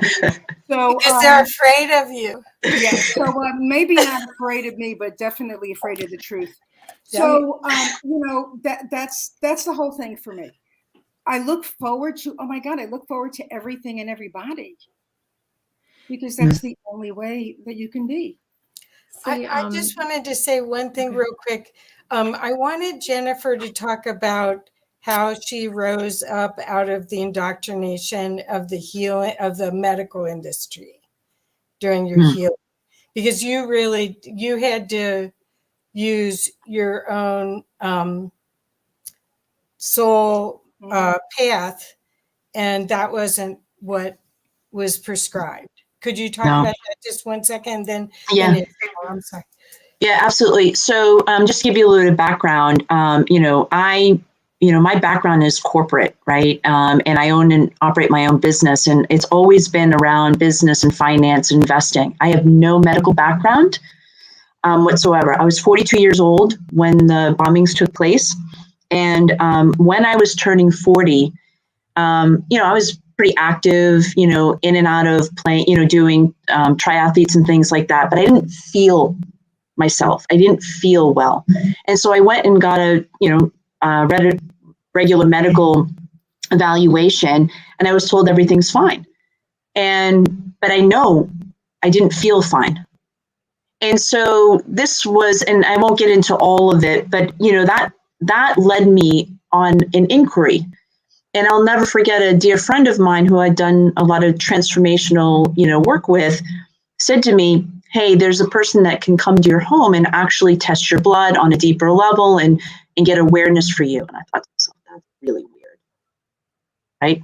Like, if that really worked, why isn't it mainstream? So, but I really was desiring to feel good. So I hire this gentleman to come to my home, and he comes with this mini lab, if you will, pricks my finger, sticks my blood. I barely say anything to this man. He didn't ask me for a lot of detailed information. And just in reading my blood, he said, oh, I can see you had a head injury, probably around your mid-20s. How did you know that? Oh, have you been on a lot of medication? Yes. Oh, I can see that your liver is not functioning properly. How come none of this stuff got picked up before, was my question. So fast forward, I got some answers there, and I started this process of healing at that stage. When the bombings happened at 42 and I was, in the ER and, the doctors were trying to figure out what was wrong with me, I got wheeled in for a test, and I was told I'd be injected with a dye so that they could see if I was bleeding internally. And then they told me all the things I would experience, and they were awful. I literally resist. I'm like, I don't want that. Can't you do the test without it? And I was told, no, you had to have the test and have this injection. I experienced everything they said, everything from wanting to wet my pants to feeling like I had a high fever to having the shakes. And I was already in a ton of pain, already not knowing what the heck was going on with me. And when I got wheeled back into my ER room, and most of the doctors and nurses had left at this stage to figure out what was going on, I heard a voice inside my head that said, you need to learn how to heal naturally. And in that moment, listen, the doctors and nurses were urging me to stay and go under that path. I have family members who, in fact, one of my aunts, nurse practitioner and stuff, it was like, you need to stay and figure out what's going on. And I didn't know, candidly, if I was going to live to see another day. And I thought to myself, I don't want to stay here. And so that was the first step in walking out that door, the ER, into actually discovering, how to heal naturally. Now, I didn't, it was like breadcrumbs that were trickled to me over the course of 4 years. But I can look here before you today. I took no traditional medicine at all. Not for pain, not for inflammation, not for all the things that I was experiencing on the physical level. And I learned how to heal 100% naturally. And I talk about it in my film. And you have to understand, I'm a highly educated person. The things that I discovered and learned were beyond what I would ever imagine before. But I was put into a situation where I was searching. My soul was searching. There's got to be a better way. And then because of that, because I leaned in to my own intuition when everyone else said, you can't do that. After what you've been through, you can't do that. And I kind of got a little, well, I'm going to show you, not knowing it and, how to do that at the time, that I just was led on that path. And I think that's what we're all here talking about. Lean in. If you're not happy with your work, go explore something else. We're responsible for creating our happiness and our well-being. It starts within us. Well, if you look at it, everything that creates exclusion and separation is about survival, right? And what is survival about is our relationship to death. So, really, separation at the core is our relationship to death. If we can understand that death is a beautiful new beginning into a different realm, a different dimension, there's so much more out there than what we can ever imagine, even here, you know, from our minimal understanding of what this world looks like. If you really can step into that relationship, if you can really understand what you're truly afraid of, not just what is the most obvious, but what are you truly afraid of, then that identity that we're perceived to be the truth about us, that creates the judgment, the separation, is falling away. You're no longer, like, I have had over 300, if not more, interviews over the last few years, right? And every time I get asked the question, is there anything that you don't want me to talk about? Any question you don't want me to ask? And I'm like, nope, lay it on me. There's nothing to hide for me.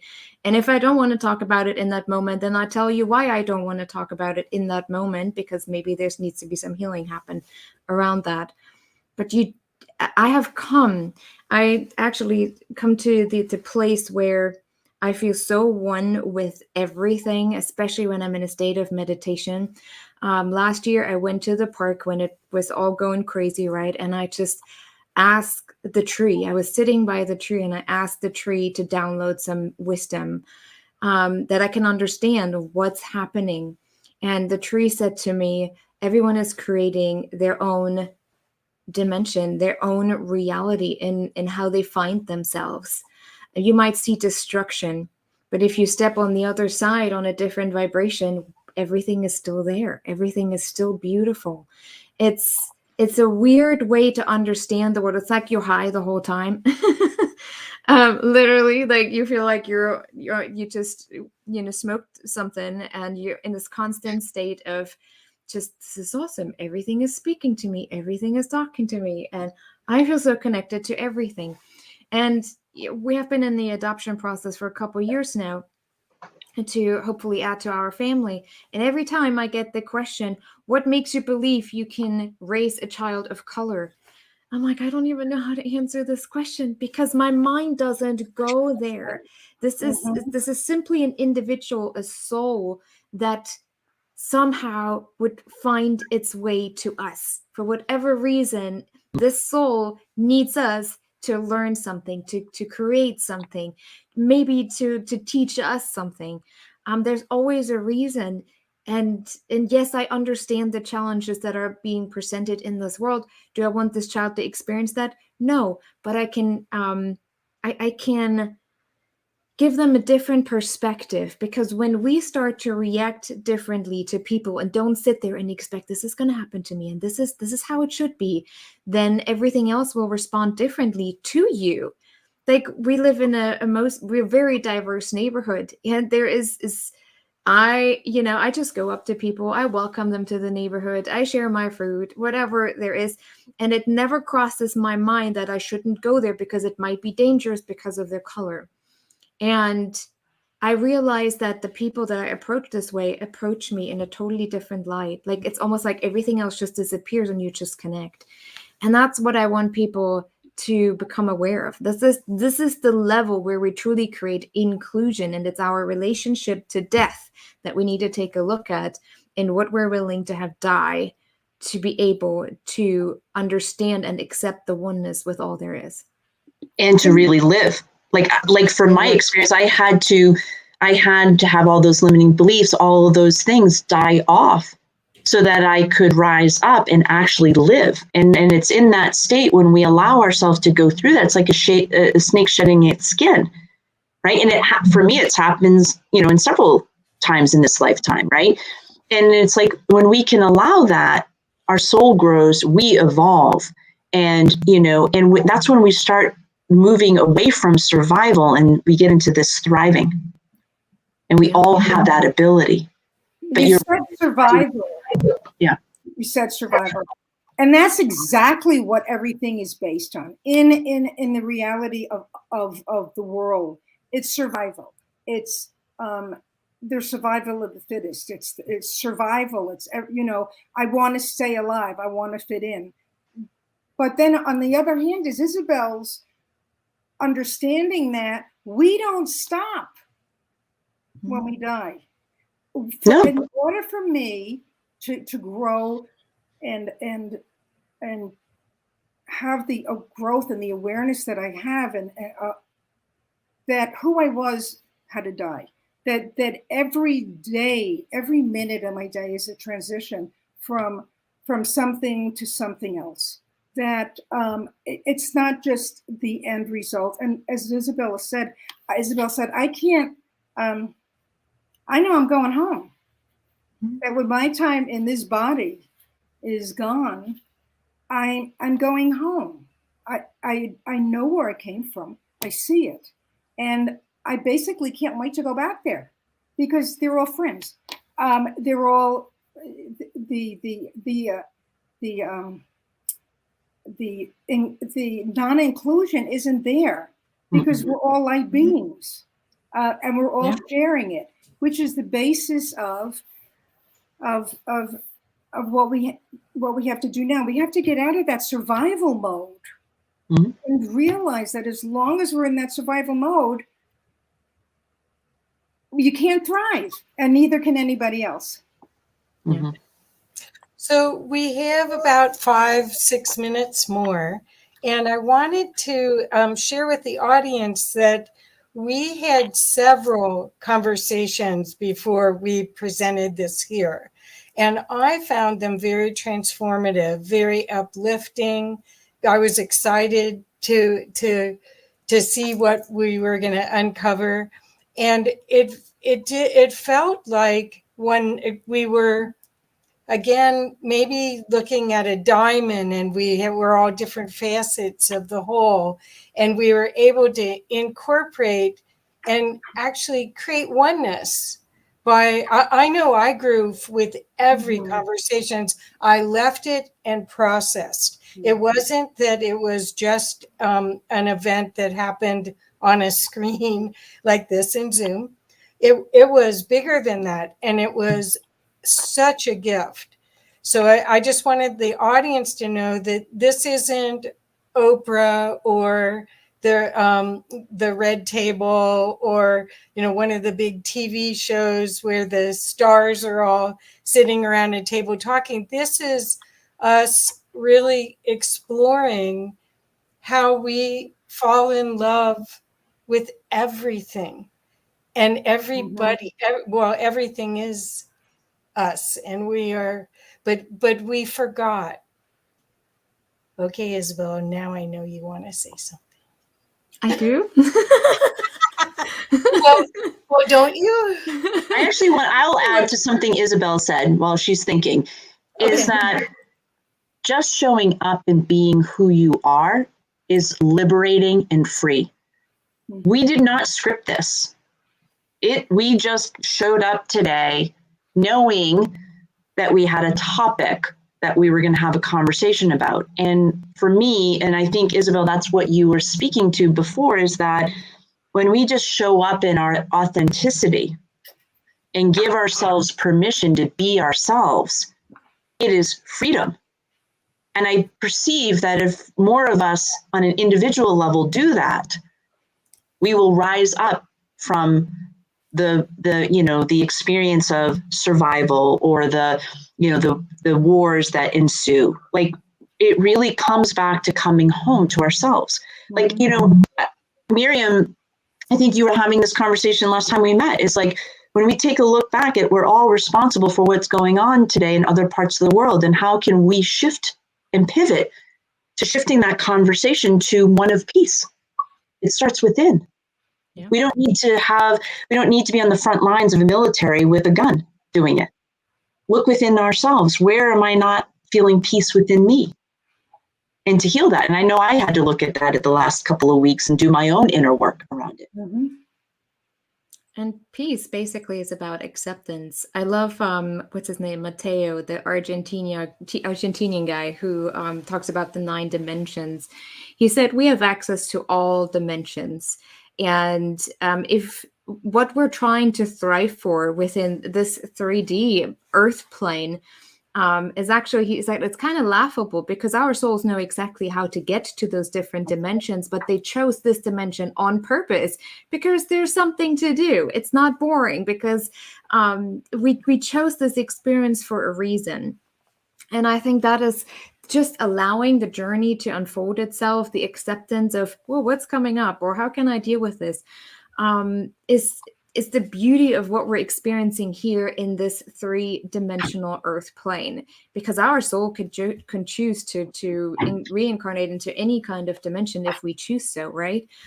But for whatever reason, we chose this to have this particular experience because there's something about it, and just accepting that leads us to a heart connection, authenticity. I always love how a lot of marketers go online and say, be authentic. And then people think that just, even if they just come at each other, I'm like, I'm just being authentic. That's not authentic. That's just being an a-hole.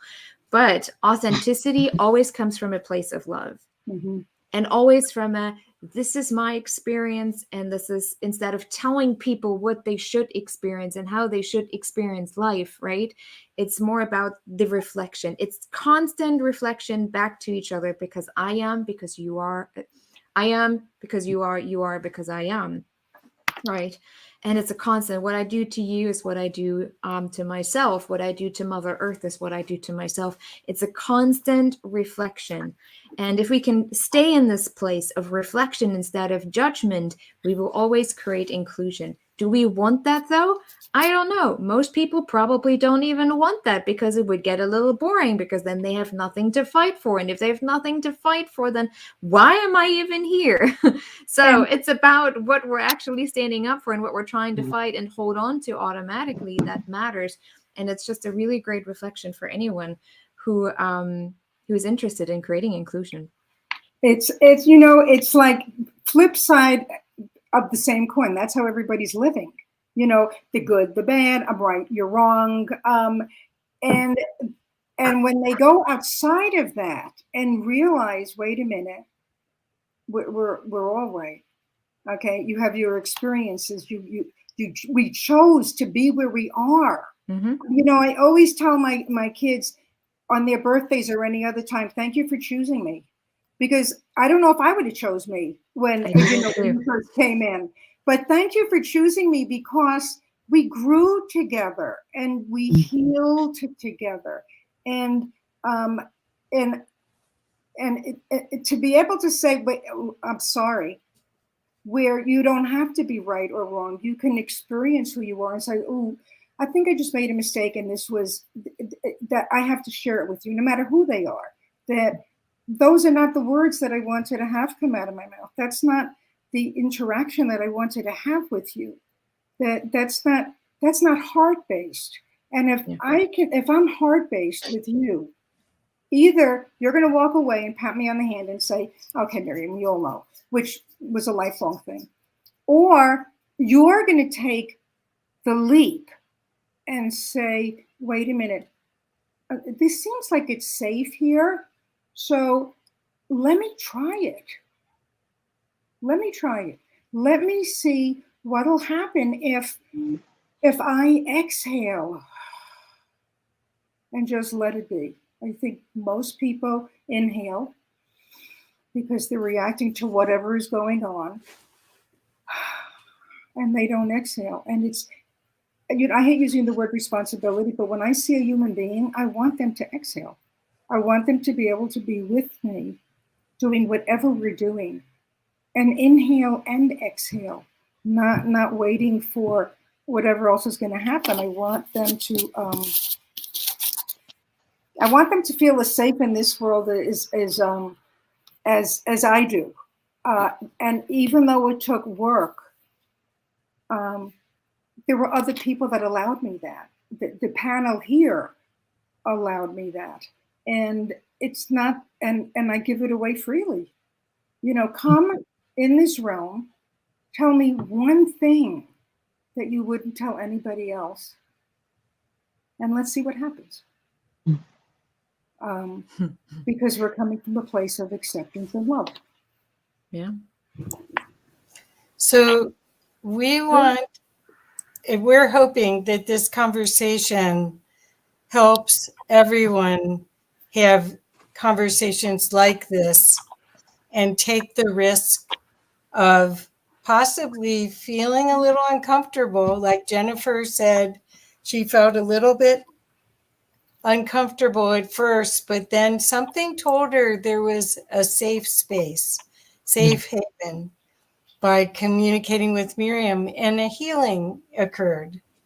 And then we all came together, and then Isabel brought in her perspective, and then we all healed again.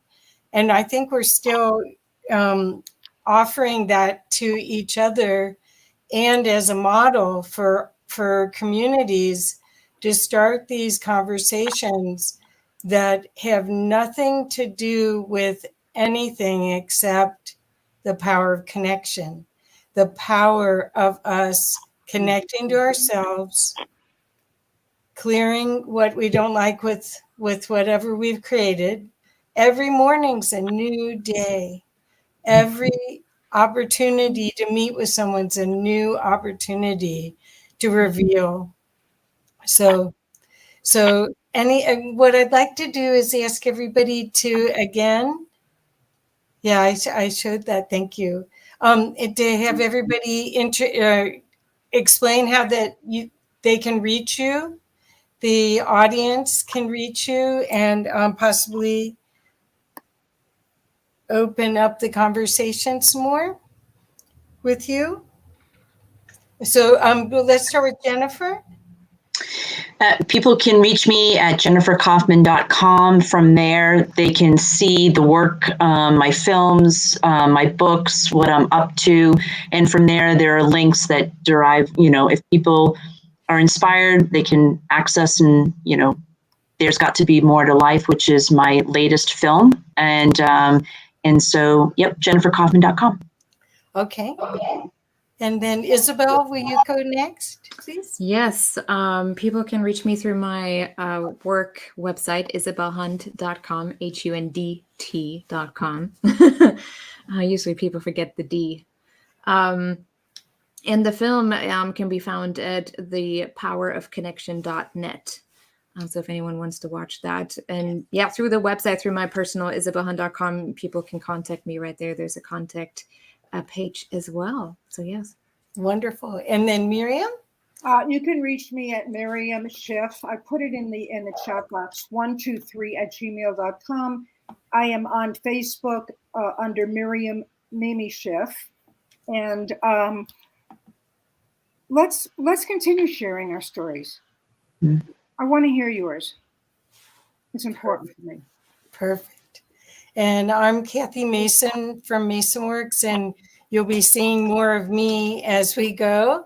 But I'm available on Facebook at facebook.com/Kathy Mason Love, on YouTube at YouTube.com/Kathy Mason Love, and at MasonWorks Marketing. So thank you, ladies, so much. I can't wait till we have another discussion, and appreciate you so much. Thank you so much. And anything else anyone else wants to share before we go?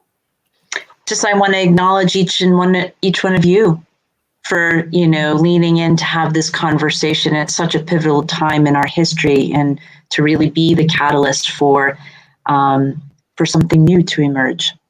Yes. Yeah. This is our new kind of virtual women's communities. That it's not. It just happened that we're all female, although it did help. But these kind of the conversations we hope will be not gender specific, and that they will multiply. Thank you all very much. Love you all. Thank you. Love you too. Bye-bye. Bye-bye. Bye. Thank you. Bye. Please share this. Will do. Okay, thanks, Jen. Okay.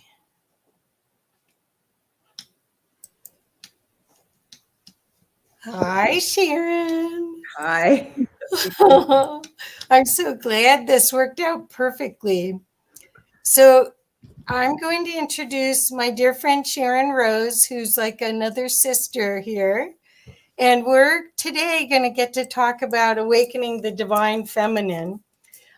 Sharon Rose, MAED, is a true Renaissance woman, a filmmaker, award-winning filmmaker, choreographer, composer, scholar, author, teacher, and healer. She has spent the past 50 years working in the fields of education and the arts to investigate, integrate, and impart the knowledge and wisdom of ancient and traditional cultures throughout the world. What we're going to talk about today is awakening the divine feminine. And the reason why I asked Sharon to have this talk with us today is that she has been trained right out of college. She was a Fulbright scholar and went to India and learned ancient dance and the divine feminine like very few Westerners ever have. So Sharon, welcome, welcome, welcome. How are you? I'm good. I'm good. It's a wild world we're living in right now, especially I think for the feminine. Yes. Well, but what's beautiful about this is I remember you and I and Nina being at dinner talking about we need to have a divine feminine show. And we're worried about the progress that we've made being lost. And now the conversation is totally different. Do you want to talk about that? Well, let's see, when it was 2003, I wrote my book. Here we go. Good. The Path of the Priestess, a guidebook for awakening the divine feminine. And the issues that I discussed in that book, aside from my journey into many cultures, to look at the essence of the sacred feminine, of the divine feminine, of the beauty of the feminine, of the grace and the power and the passion and the emotions and all of these aspects of the feminine, the goddesses from all different traditions around the world. So I was writing that at that point, but when I look at it today, it's even more relevant. The things I was saying at that point are even more relevant to what's happening today with women. And there's a really strong desire, I feel, at this point, with the chaos going on, for women to rise up and speak out from their heart, from that really nurturing, nourishing energy that is part and parcel of who we are as women. Mm-hmm. Well, what we're seeing is that the whole world is awakening, and this time of going inward that we've had, this gift of it, is causing wonderful ripples to happen in the cosmos. We're all finding each other because the digital connection in any time zone is available. Plus the knowledge, there's like a thirst for knowledge. There's a thirst for origin information because we see we've come to the apex of what this modern society has offered us, and it isn't as good as what we had before.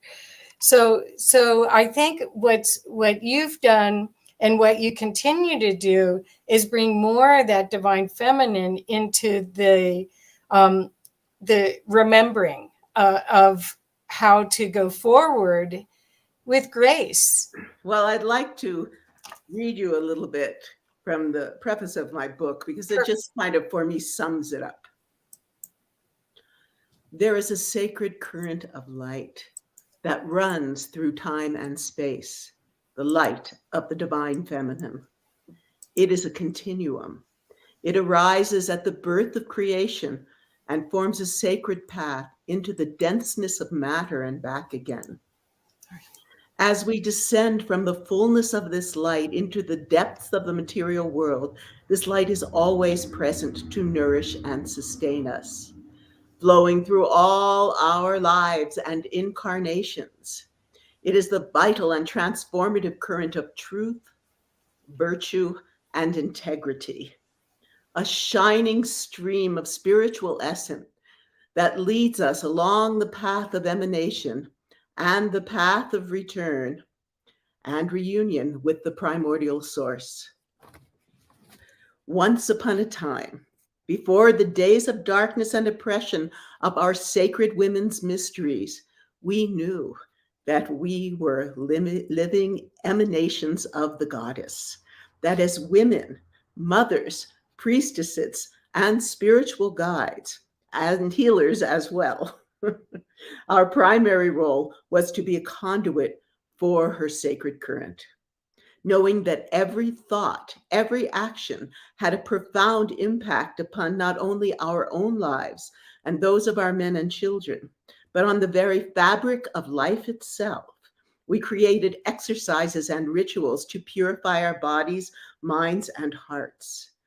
In the midst of the forest, on the mountaintops, along the riverbanks and the shores of the sea, in the temples and monasteries, we would gather together to perform these sacred rites. We danced by the light of the moon, raised our voices in song and prayer, conversed with the myriad forms of divinity through our sacred gestures, and sat together in silent communion with them. Knowing the great goddess was our primordial mother and source of all life, we treated her with immense respect. As her priestesses, we offered our lives to her service. We gave her offerings. As her emissaries, we dressed in her image and emulated her extraordinary qualities. With our feet firmly grounded upon the earth, we would allow our awareness to extend through her vibratory dimensions as we monitored the ebb and flow of the visible and invisible landscapes. Today, living in the midst of a society that has all but forgotten her, so few of us even know that the goddess exists, let alone spend time conversing with her, feeling the power of her touch, reveling in the beauty of her myriad manifestations. For until we have a direct, felt, embodied experience of her presence, how can we truly know her?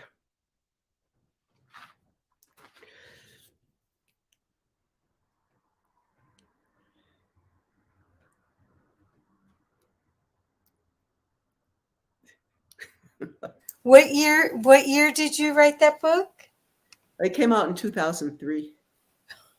So everyone, just so you understand, Sharon is one of the co-producers of Sacred Mystery Films and did one of the first films on 2012 that was copied by everyone else.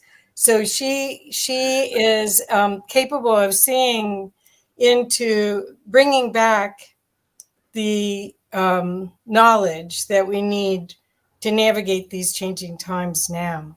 So you can see that was way early for that conversation.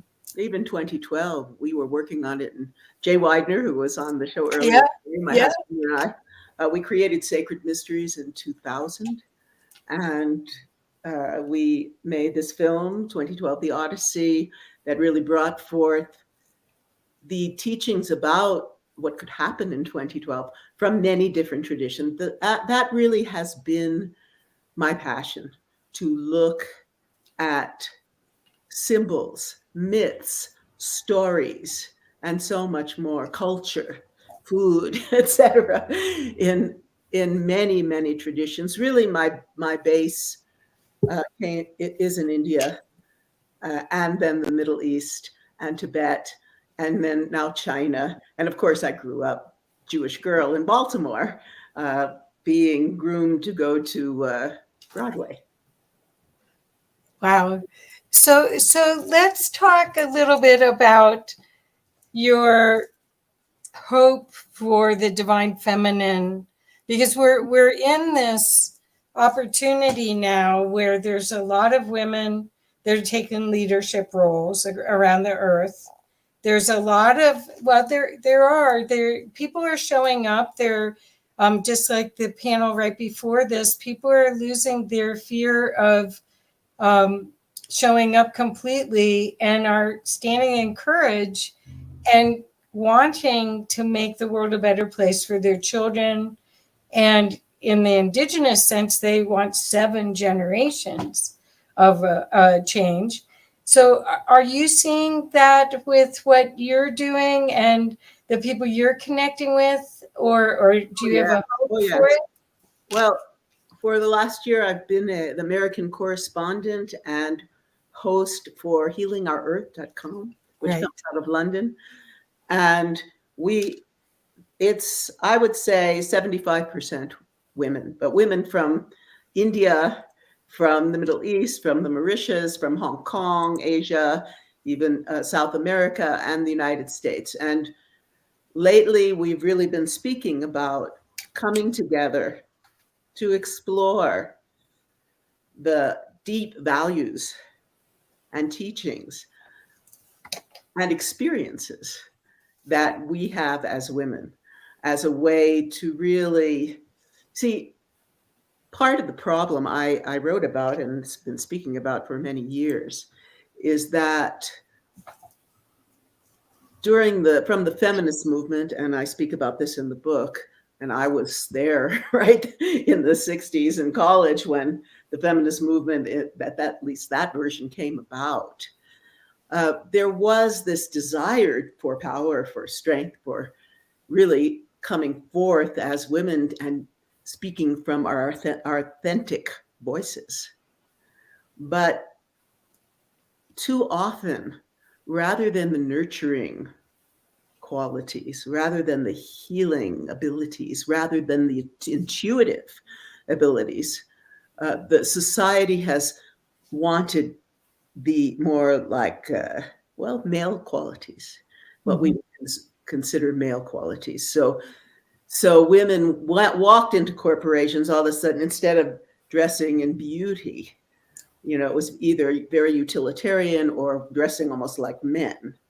You might say, if you look at who's out there, that most of the women want to wear in politics or corporate are wearing these like pantsuits and looking very dapper, but still there isn't that expression of beauty that to me is part and parcel of the feminine. So I think that what's happened with the lockdown and what we've experienced in the last 2 years, we've had the time, the grace of it is that we've had the time to go in and really start to look at ourselves. Right. And also we've had, many women have been the teachers for their children. They did not have, the money or whatever to be able to have people come in to teach them. We've been spending lots of time. And hopefully that experience has brought us back into, one of the roles that we've always had, which as mothers, as guides, as healers, as nurturers. And I think that women now, they have had a chance to see, what's been taught in the schools. And I worked in the schools with my dance partner, music partner, Ramzi El Edlabi, for many years, bringing the beauty of all these cultures to the children, and actually even up into college.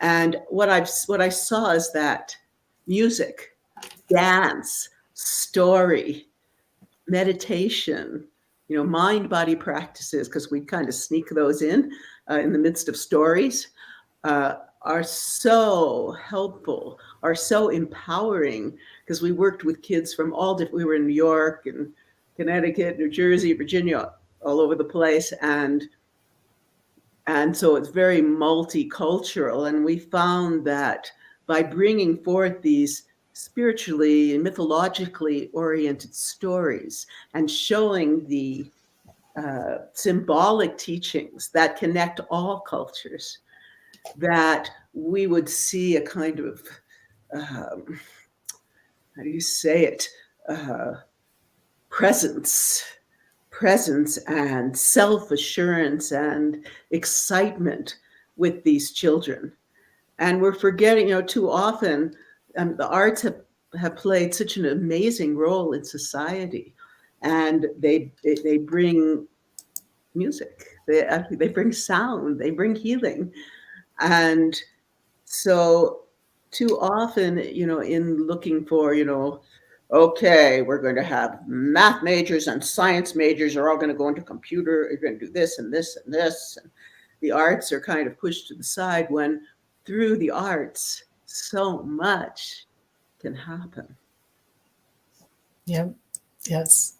I so agree. And I think what I'd like to ask is, do you feel that people are women are afraid of the sexuality and to use it? Okay. So that's a great question. I was asked recently, because I was talking about, I had this blessing, I'd worked hard for it, to go to India when was that, 83. I was there for about 5 years on and off with my son. He was 3 when we first arrived. And I had the opportunity to live with a living legend, the queen of North Indian classical dance, Sitara Devi. She had been a early Bollywood star. She was a tantrika, which means that she really knew how to embody and embrace all of these different deities.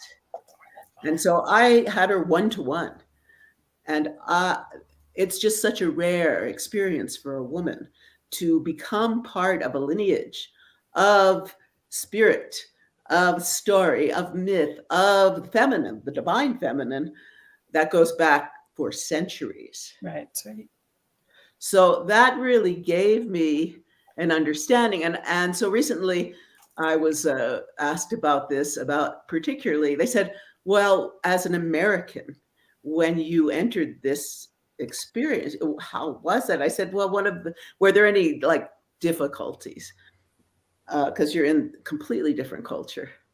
Well, my heart was so much in that culture that just the values, the depths of familial connection, the respect for the parents, and the adherence to a beautiful tradition, as I said, that has been alive for centuries. It just touched my heart. The hardest thing for me when I was learning the sensual Lakshmi. Lakshmi is the goddess of wealth, abundance, fertility. And there's a whole teaching within the Hindu dance tradition from the Natya Shastra, the ancient text, of all these expressions of the feminine or the masculine. And so there was this whole teaching about, here you are and you see your lover coming, and you see him and you're so excited, he's like, oh. And then he appears and you get kind of shy, right? And so because I had been in acting and dance, etc., since I was a young child, I was able to create that, do that, experience that, show that, demonstrate that. But I get so shy, afterwards, because to really feel it, you feel it. You feel it all the way from your womb. You feel that Shakti, that divine energy coming all the way from the earth up into your womb, into your cervix, and then all the way up through your body, through your central channel, and out through every cell, and then out through your eyes. So it was a real visceral experience of sensuality, and also so what is sensuality? Sensuality is having your senses fully open and expanded, all smelling, tasting, touching, seeing, hearing, on completely present and awake. That's what true sensuality is. And if you can be in that state and feel that energy, that Shakti, that life force, that chi coming forth, whoa, it's very empowering. You know, in the temples and all these traditions, because I've gone deeply and also into the Egyptian, ancient Egyptian, and as I said, Tibetan and Taoist teachings. And let's see, more Gnostic, Kabbalistic, ancient Christianity, let's see, Peruvian, all of these. You know, the women were the teachers of sexuality. In India, in the temples, the women would dance, sing, recite poetry, and they would be the teachers of the arts and of the philosophy to the men. And then there would be the tantric, what we in the West call the last piece actually of the tantra, because tantra really is about making that energetic connection between you and your partner. But also tantra is about actually embodying Shiva and Shakti, you know, Christ and Mary, Isis and Osiris. It's about that embodiment, that feeling, that uplifted feeling that when you embody, and I've been trained in many techniques on how to do that, but you shift into the highest aspects of who you are, because that goddess is in you and is really a higher dimensional aspect of who you are.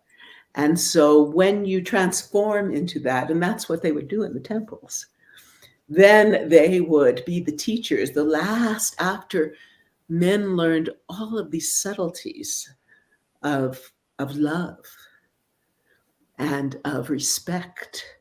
Once that was taught, then you would unite in sacred union in the physical. And if you even look at the anatomy of male and female, you know, the male is bringing down the Shakti from the sky and it's coming out.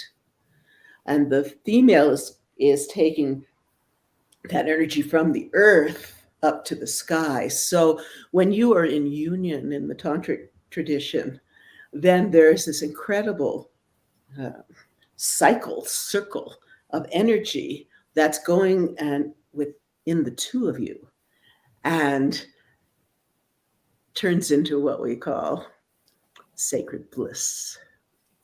Wonderful. Wonderful. Yeah. Yeah. It's not about grasping at all. It's about having your mind so clear, being in such a centered position, and then feeling as you raise this energy, you know, feeling this deep, deep spiritual ebb and flow between you, that, you know, it's like your energy body, your light bodies just light up. So what I had found in the West as I'd been a modern dancer for many years. And what I had found was that either there was no expression, you were dancing almost like robotic, or the sexual expression it had become for women almost like, you know, like we can see it in the expressions of some of the artists out today. It's like, I want to conquer you. I want to, you know, seduce you. But there was no subtlety. And my prayer is that we as women who were the holders of all this, of the subtlety, that we rediscover the many, many aspects of who we are, not just the power aspect. Because the way we come into a situation should have that heart, that love, that subtlety, that grace, and the beauty that we have the potential, each one of us, to bring forth.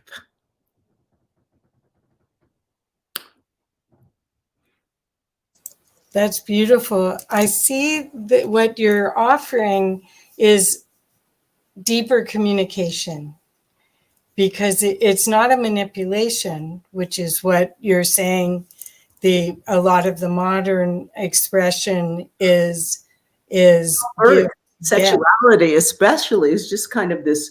It's, you know, in the tradition of India and Tibet, we talk about the kleshas, the obscurations, these emotions like lust and greed and anger and jealousy, these kinds of emotions, pride. And my prayer is that, and I've seen it because every Sunday I'm talking to lots of women around the world, and they're not just Western women. You know, they're from all different walks of life and all different cultures. And there's this hunger to feel that rather than, you know, looking at the news and just being terrified all the time and being frozen with fear. Well, it's more than that. If I'm just going to add my insight, I think we've come to a point where we want to feel again. We are in these human vessels for a very short time period in the scheme of things, and we're numb. So many women have played the game. They've had to.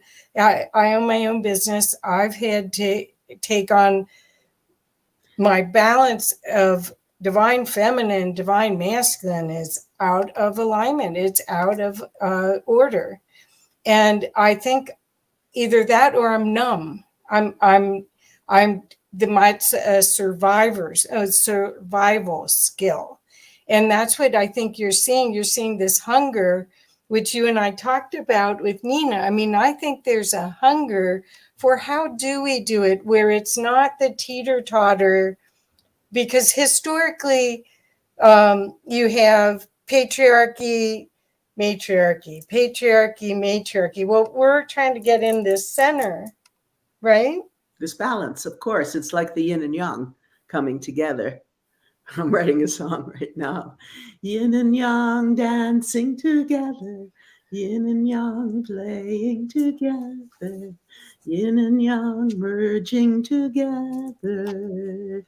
So it really is about that within one's own self.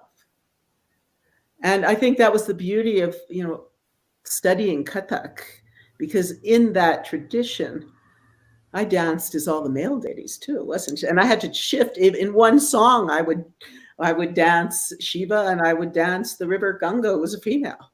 So it gave me an actually inner experience. Embodiment.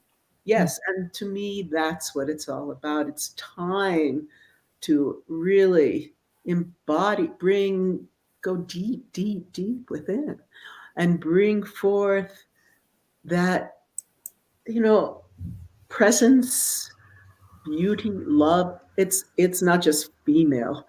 I think that females need to be the guides, and we're the guides in these areas. But this sense of feet on the ground,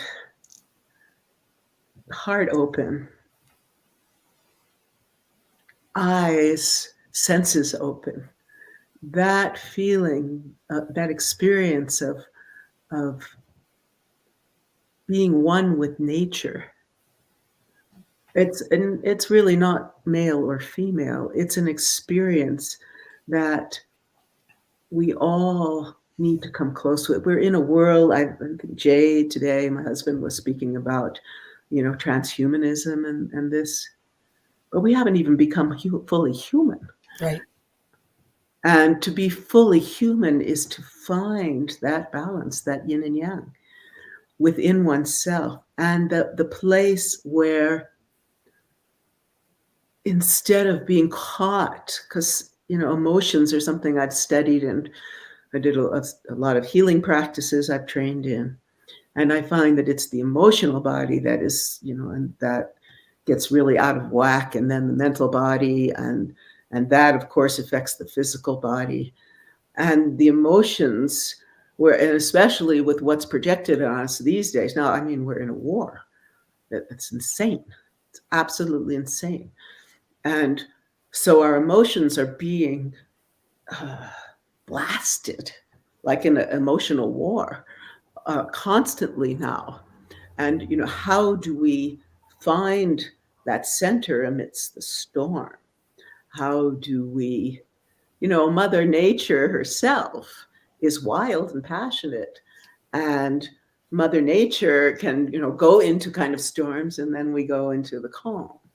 So how do we as men and women learn to refine and not refine our emotions and refine our perceptions and not be battered around by all of this, I like to call, of course, the matrix world out there in the mainstream media. How can we find a way to be able to stay centered and grounded amidst all of that and not live in fear? And I think that's part of the reasons I went into studying and making a film series about Qigong and the Taoist practices, because there's a energetic flow that when your body is going into these beautiful patterns of movement that are graceful, and yet there are even some strong ones, you're embodying that energy, you're feeling that energy, you're learning how to connect with the earth and at the same time receive from the universe. Yes. So I agree totally that we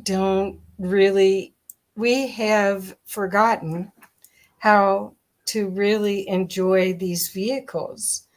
And you have been working on, and hopefully we get to talk about the music and your newest creations, but you have been creating things of divine beauty, ways to reconnect us. And what happens, the healing aspect of it, it's not just the knowledge, it's actually the visuals and the sound of the films that you've created, the episodes you've created, and the music that you've created. It's otherworldly, but it's not. It's actually from the roots, our origins. Do you want to talk about that? Because I did put up as an explanation about quantum chi as well for you. So do you want to talk a little bit about this idea of divine beauty and the return to divine beauty that's part of the divine feminine? Well, in the context of everything that I create, and it's in many different areas for many different years, what I really I start with generally I start with my drum and I start with sound. Sound is so powerful. Like if you've ever tried watching a movie without the sound, it's a very different experience. So sound, and since I've had the blessing of being with so many very, very experienced musicians since a long time. Sound can show the ebb and flow of emotions. Sound can, come on, sound healing. Sound can transform you sound can terrify you, you know. Sound can completely lift you up into, what do they call it, the music of the spheres. So since there is so much, and with the feminine even now, you know, if you look at the movies more and more, Hollywood wants us to be, you know, gun-toting, you know, sexual predators practically. And it's very rare that you see, unless you're watching a film from like China or India or someplace like that, you know, you're not seeing these graceful, beautiful women anymore. They're muscle bound and all of that. So in the work I do, it's always number one to have layers and layers of meaning and symbol and symbology in it. So in quantum chi, I started a number of years ago, and I met a drone, aerial drone operator, and I'm very, very, very connected with nature. I live out in Crestone, Colorado, the Shambhala of the Rockies. I have these gorgeous 14,000-foot mountains in front of me, and we are here very much absorbed in the natural world. And I think also that's a really important thing to speak about these days. So I really wanted to show, I think in the 2 episodes, there's only one shot that is not out in nature. So we use the drone. I have all these really, some of the most talented and well-known Qigong, Tai Chi masters. And they're doing their practices always in the film in the midst of beautiful nature on mountaintops by the ocean, in places like that, because I want the audience to have this understanding of the beauty of the natural world of Mother Earth and that connection. And I'm always, even on Healing Our Earth, we have a vegetarian cooking show, and my advice, especially with what's happening with the supply chains, et cetera, in the world right now, for people to reconnect with growing food, even if it's like a plant in your house. We've lost our connection, and we really need to come back. So I'm constantly talking about and teaching mothers and children and, you know, male chefs, etc., about the beauty, the how do I even say it? To grow your own food, to have that connection with what you eat and the world of nature is profound. With this transhumanism, you know, they're pulling us. I think Jay was watching a show recently about this push towards AI and transhumanism and all that. Yes, there are positive things about the AI. Look, here we are on this platform, and we can speak to each other throughout the world.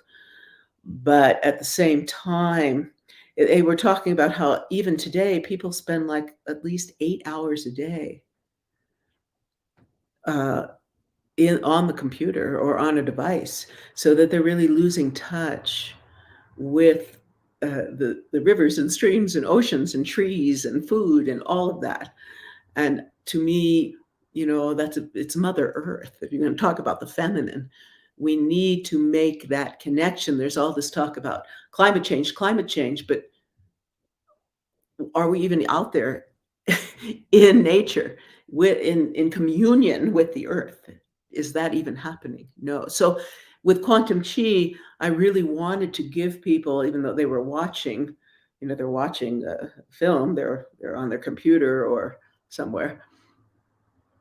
I want to inspire them to go out into nature, feel what it's like to be doing these very grounding practices that give you a sense of grace and flow, with feeling the breeze coming in, seeing the beauty of the sky, of the earth, of the trees, of the water. But this today, I think, is even more important. And as still the women are so many of the teachers, right? So I'm really bringing out, please, women, connect with nature, and then bring that connection to your children. Perfect.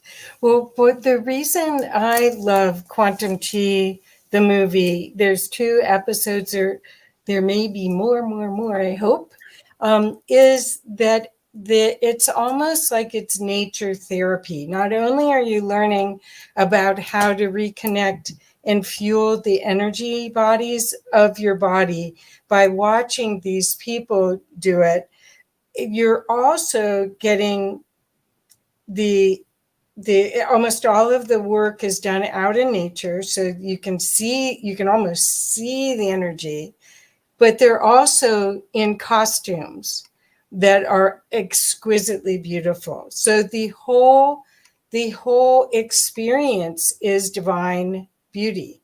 It has it has multiple levels of functionality for you. You can watch and copy, just like we do with any yoga practice or qigong practice. But you can almost see the qi. You can almost feel it, and that's very healing. There is a type of healing called nature therapy, and I think that because I worked with a water feature company for years, and it was part of an international group for hospitals, and creating nature therapy was a big part of the healing practice. So what you've captured just by your sense of art and your sense of beauty, you've captured these episodes that take us on a journey back to who we really are, and more imbalanced, because they're males and females dressed in costume in these beautiful areas. Well, also in the second episode, we used animation because it's really about healing the emotional body, the whole part of it, and protection, energetic protection. Protection is a big thing in the martial arts and in Tai Chi and even in Qigong. How do we protect ourselves emotionally, physically, mentally? How do we do that? So I brought in animations to actually show what's going on, like someone's really angry, right? Their energy is like sharp edged and like red, and these kind of brownish red, jagged, and they can project that way onto people. If you're like feeling love, that's going to be completely different. It's kind of can be a rose color, like rose quartz, and it's a very different energetic expression. And I think that if people could learn to see the effects, and besides feel, everyone feels, but understand that their anger or their greed, is really having an effect on the other people. It's not just that they're yelling, but that there's an energy behind it that's actually, having an effect. If we could become more aware and educated about the impact of our own energetic expressions on each other and the world, and learn to refine them, then it would be a better place for us all. Yes, and the divine feminine, bringing the balance of the divine feminine, is the path to this remembering, because we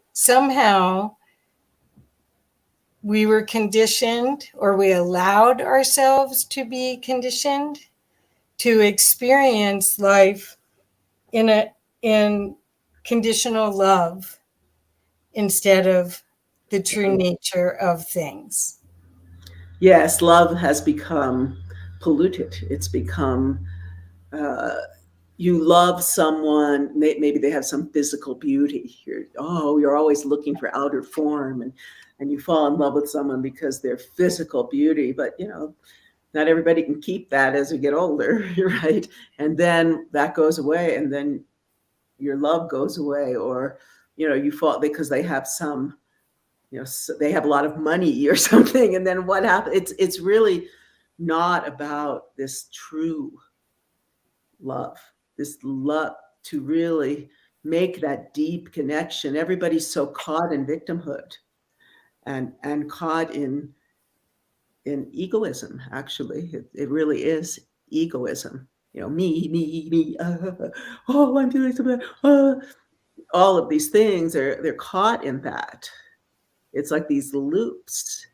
Right. And I mean, I personally, it's something I've been looking at all my life because I'm a very emotional person. I grew up with intense emotional expression, which was helpfully my mother put me into acting class where there'd be a place for it and I could learn to actually refine it.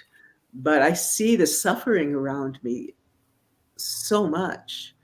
And instead of, really going towards meditation and these mind-body practices that can really help you come to that place of balance in yourself. People are now, I mean, it's all over the place. Take a drug. I mean, I just heard something really appalling.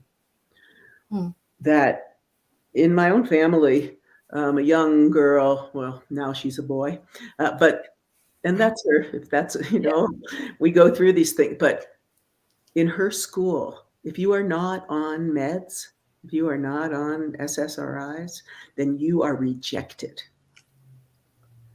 That the cool thing now, like natural healing, natural things in at least her school are being abandoned for, like, it's cool to be on all these drugs. This is the cool thing. And it broke my heart. It really, I'm still trying to I just heard this a couple of days ago. And, what is this about? Well, what we hope it's about is people going to extremes, because a lot of times they have to experience that to be shattered enough to come back to their reality. And that's what we're seeing, a huge opportunity for change for everyone if they so choose. Yes. That's why I wanted you to talk about the divine feminine as one of the paths, because this is not a gender subject. This is all of us are combinations of the divine masculine and the divine feminine, and we are out of balance. The whole society is.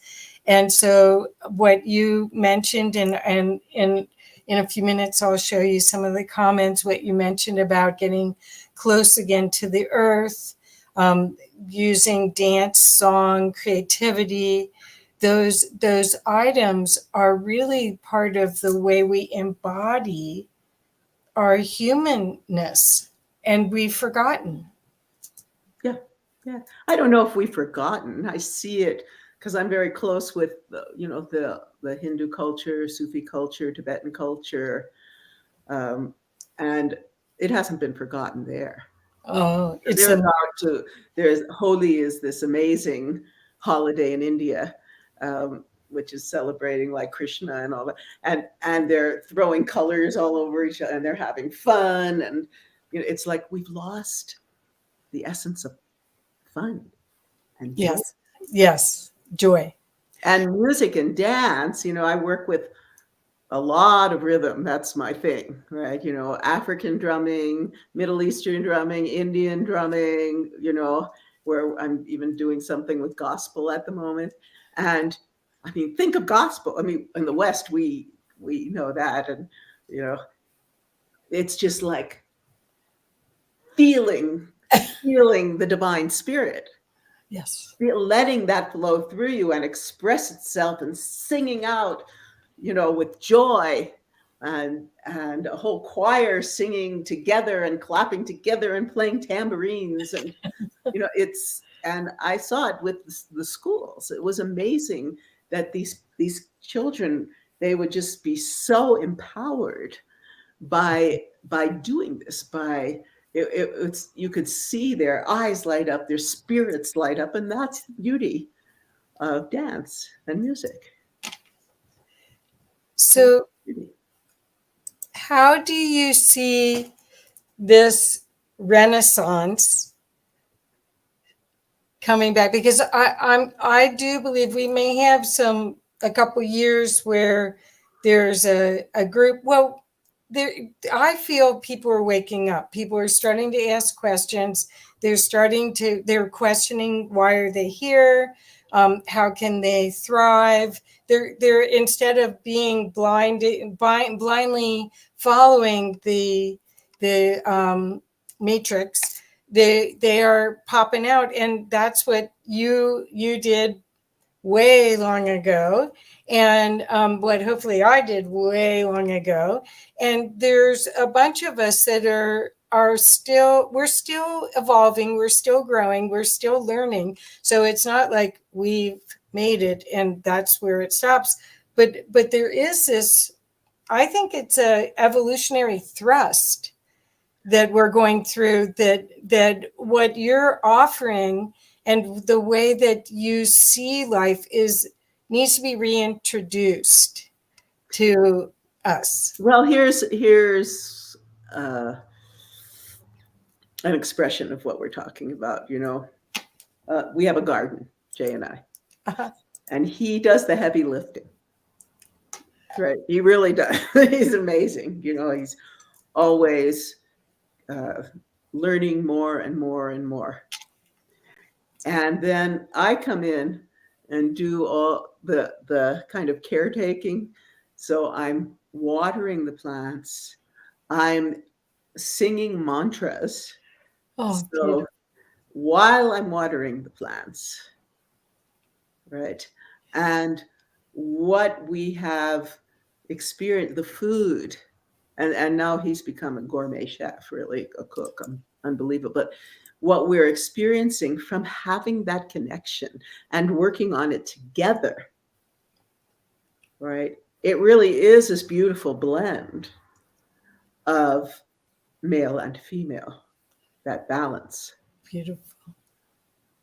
In nature, last year, my family was going through some stuff, and they're, in a city, they don't have any connections. And I was there, it was the full moon, and I'm, dancing around in the garden, watering. And I just started sobbing because I wish everyone could experience something like that. And I think especially with what's going on with the supply chain and we're going to have to learn to take care of ourselves. Right. And if, we have to learn really how to grow food and make that connection. It's just so important. And so, even still today, the mother or whoever the primary caretaker is, really, I feel, it's a great thing to do with your kids. Yes. It really is, teach them how to plant a seed and watch it grow and then eat the food. Yes. Yes. Oh, it's wonderful. So Paul Wallace, who's one of the sponsors of this whole event, absolutely with you, Sharon. This is why my family relocated last year, so that we could grow more of our own food. We now eat 17 foods from our own garden and enjoying remembering how to do it. That's wonderful. The thing that's happened to us now, though, is that all our food is organic. We've grown it, right? And Jay's such a good cook that when we go out to dinner, out in the world, it's rare that we can even find anything that tastes as good. And I'm sure Paul understands this. Yes. I mean, we grew lettuce last year that it was like eating light. And not only that, one now not only grow it, but learn how to can it, you know, we're making our own fertilizer now because there's a shortage, you know. And it's like I was reading in a book about this from the 1850s of making, you know, what they did, and it was the same thing that we're doing. We're going to have to invent, you know, like, or relearn ways of taking, on many, many levels, taking care of ourselves. One of the big things, being so absorbed with the, you know, the Taoist world, and then having been trained in all these craniosacral therapy and Feldenkrais and these different healing traditions of the West. I've been, and also Ayurveda, knowing Ayurveda from India, it's like, when this COVID hit, why weren't the media, you know, everybody like broadcasting ways to take care of yourself, to, you know, to work on your immune system. You know, there's so many from so many, and that have been, I would say, scientifically tested for thousands of years. Right. Well, that's part of everything being out of balance. That's what all of this is about, us giving away our power and having the people that we gave it away to not be in integrity. I agree completely. This is like the essence of the issue. So Stone Hobbit wrote, we have imprints of being both male and female. We can tap into our humanity, overcome the chemical aspects when we know what we are working with. Definitely. Yes. I fully agree. We, you know, we haven't even begun to tap the potential we have. You know, they're making machines to do this, but human beings, we are only, how much of our, you know, of our brain are we using? How much of our knowledge are we using? How many of our capacities are we using?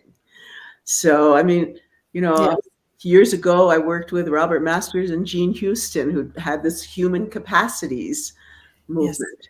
And so to me, that's what is really important now, is to discover those capacities, you know, rather than spend all your time, you know, glued to the addiction of fear-based media. You know, just turn it off.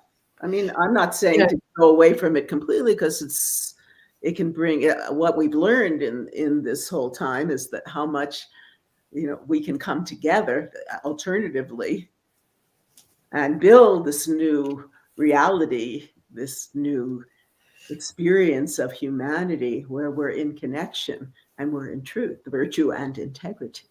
Perfect. That's, and Anon said, the feminine has been suppressed for a long time. I welcome the balance created in her return, but to go too far the other way would cause another imbalance. The Draco learned that the hard way. And I don't know if that last part's true, but I really see that the opportunity for us to be whole and complete and to thrive is in this re-embracing the divine feminine. And so I'm so proud to have had this discussion with you, Sharon. You know, I love you very much, and I love the work that you do. There's so much genius in it. And I hope that people will connect with you. What is the best way for everyone to connect with you? Let's see. I'm on Facebook, Sharon Rose. I think it's Sharon Rose, producer, director, something like that. Every Sunday, let's see, usually I come on by about 11 Central Time. I'm hosting Healing Our Earth on healingourEarth.com. And we have incredible shows. Let's see, coming up, we have one this week is on joy, yoga, and meditation. Oh, perfect. And then the next week it's wellness. And it's a really, really fascinating show because it's really bringing together what I love, the beauty of humanity in all these different cultures. You can go to quantumchi.com. You can go to sacredmysteries.com. Yes. Oh, perfect. So Paul put, the divine feminine has always been vital. I'm enjoying refinding it in traditions which did their best to hide it. This is where I'm going in the sequel for his next book, The Echoes of Eden. So I think you have a lot of people that will be connecting with you from this talk. Thank you so much, Sharon. Again, your work is brilliant. See, that's the other thing. We need to appreciate each other. It's my last thing, and compliment each other. Yes. And create that sacred connection, that sacred union that really is our birthright. That's our family, our total family. Thank you. Thank you. Thank you. Thank you, Kathy. Okay. It's always a pleasure. Yeah. Thank you, Sharon. Bye-bye. Bye. All right. That was an excellent, and the panel was excellent, and that was excellent as well. Kathy, take a breather for a little while. We're going to hand it over to Leanne until about 4:05 to do a stretch. So, Leanne, you got about 10 minutes to lead us through a nice little stretch, so we can, loosen it all back up, and receive the next message. So, let's give it to Leanne. Okie dokie. Hello, folks. All right, so let's stand up and feel our feet on the ground. I like doing that. Okay, now take a couple deep breaths, and as you can, just drag that oxygen to where you need it in your body. Any stiff places, any creaky places.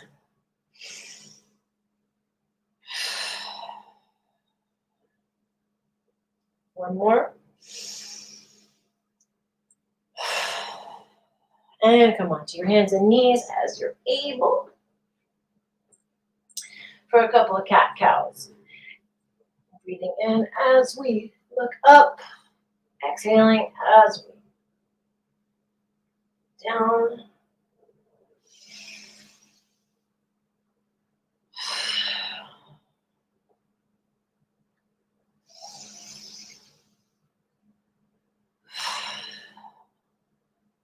One more.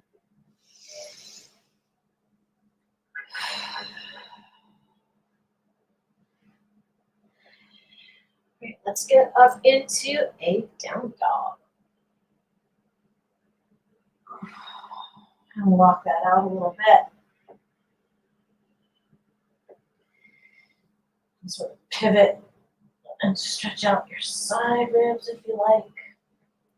Just keep walking. Don't do anything. But do keep breathing. Okay. Now, I'm going to pivot a little bit. I'm going to stick my right foot up in the air and push against the floor and really pull myself up from the heel while I spread my fingers. Keep breathing. Bend my leg a little bit, bend your leg a little bit. And then as you exhale, step up through your hands and come up into Warrior One. Breathing.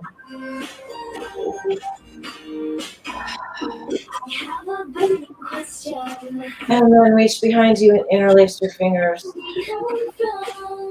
Take a deep breath in.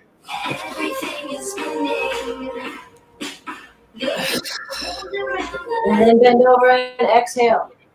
And you guys can stay there. Or if anyone's feeling crispy,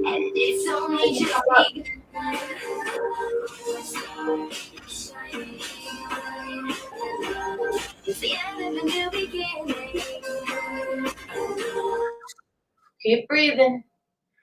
If you've been balancing, bring your foot back down behind you. Lower your knee and put your hands on your right thigh. Extend your left hand up into the air. And really feel that nice stretch up through your side ribs.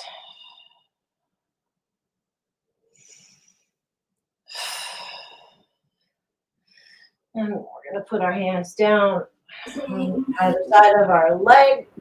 Come back into plank. And lower ourselves down. 5, 4, 3, 2, 1. I like to go into a cobra stretch. That's what works for my body.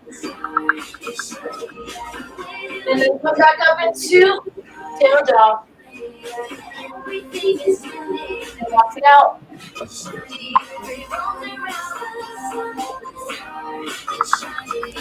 Breathing. Left leg up. And push through that heel. Push off from the floor. And then step through. And come up into warrior. Great song. Gotta hear it again.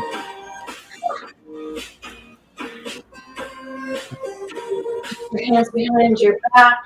Interlace your fingers and take a deep breath in. And exhale and bend forward. Anybody wants to come in balance?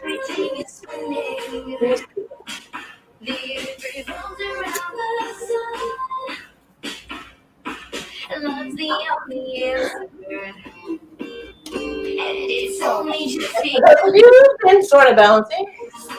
Your right foot back. And come down on your knee. Hopefully you've got a soft something under your knee. Your hands on your left thigh. Reach up with your right hand. Do a good lion's breath if you want, like my yoga teacher says. Pretty scary, huh? What do you just do? Okay. Come back down into plank. And come down. 5, 4, 3, 2, 1.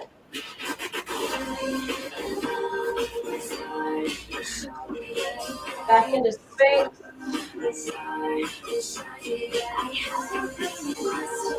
And come back into child's pose.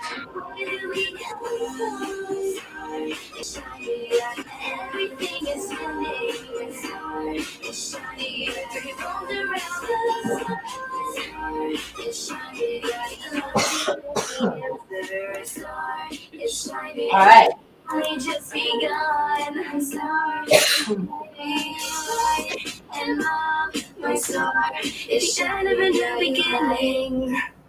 Sorry, I'm coughing.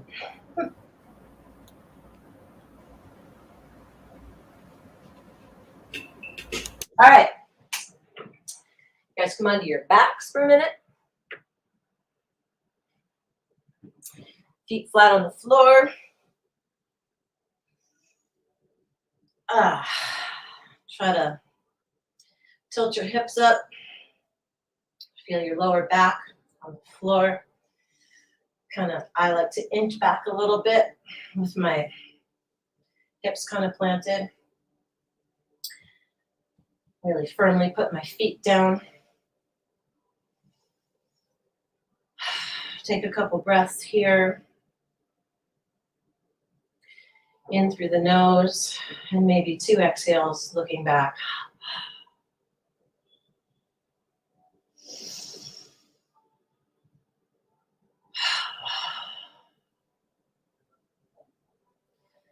We'll take a nice, deep, delicious breath in. and hold it.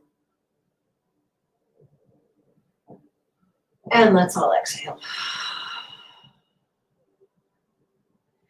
And start rocking or swaying.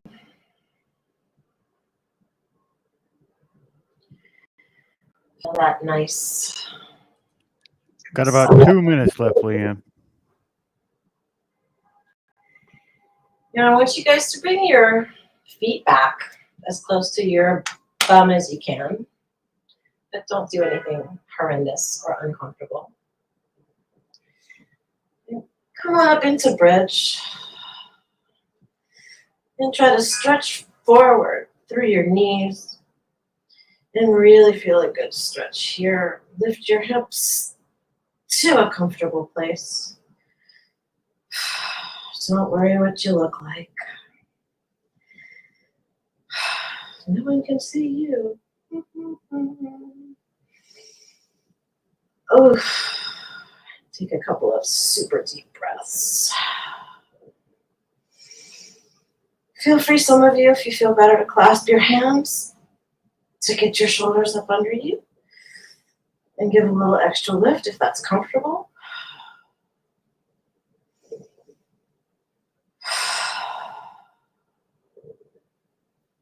Three more breaths.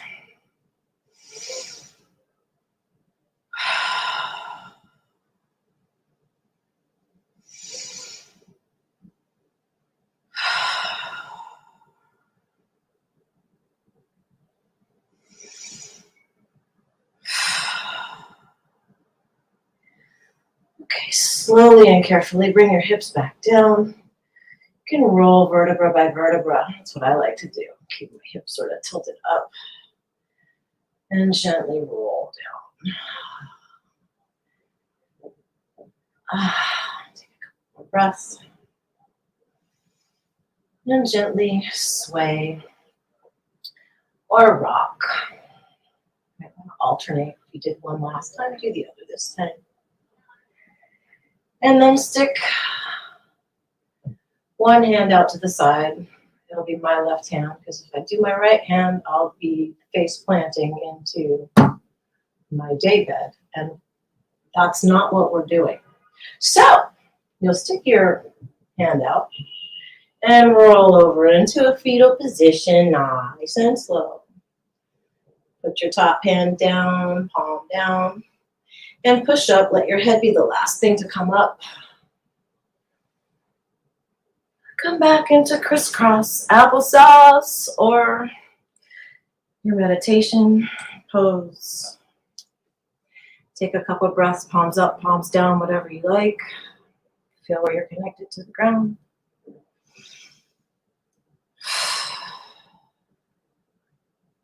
Another 2 breaths.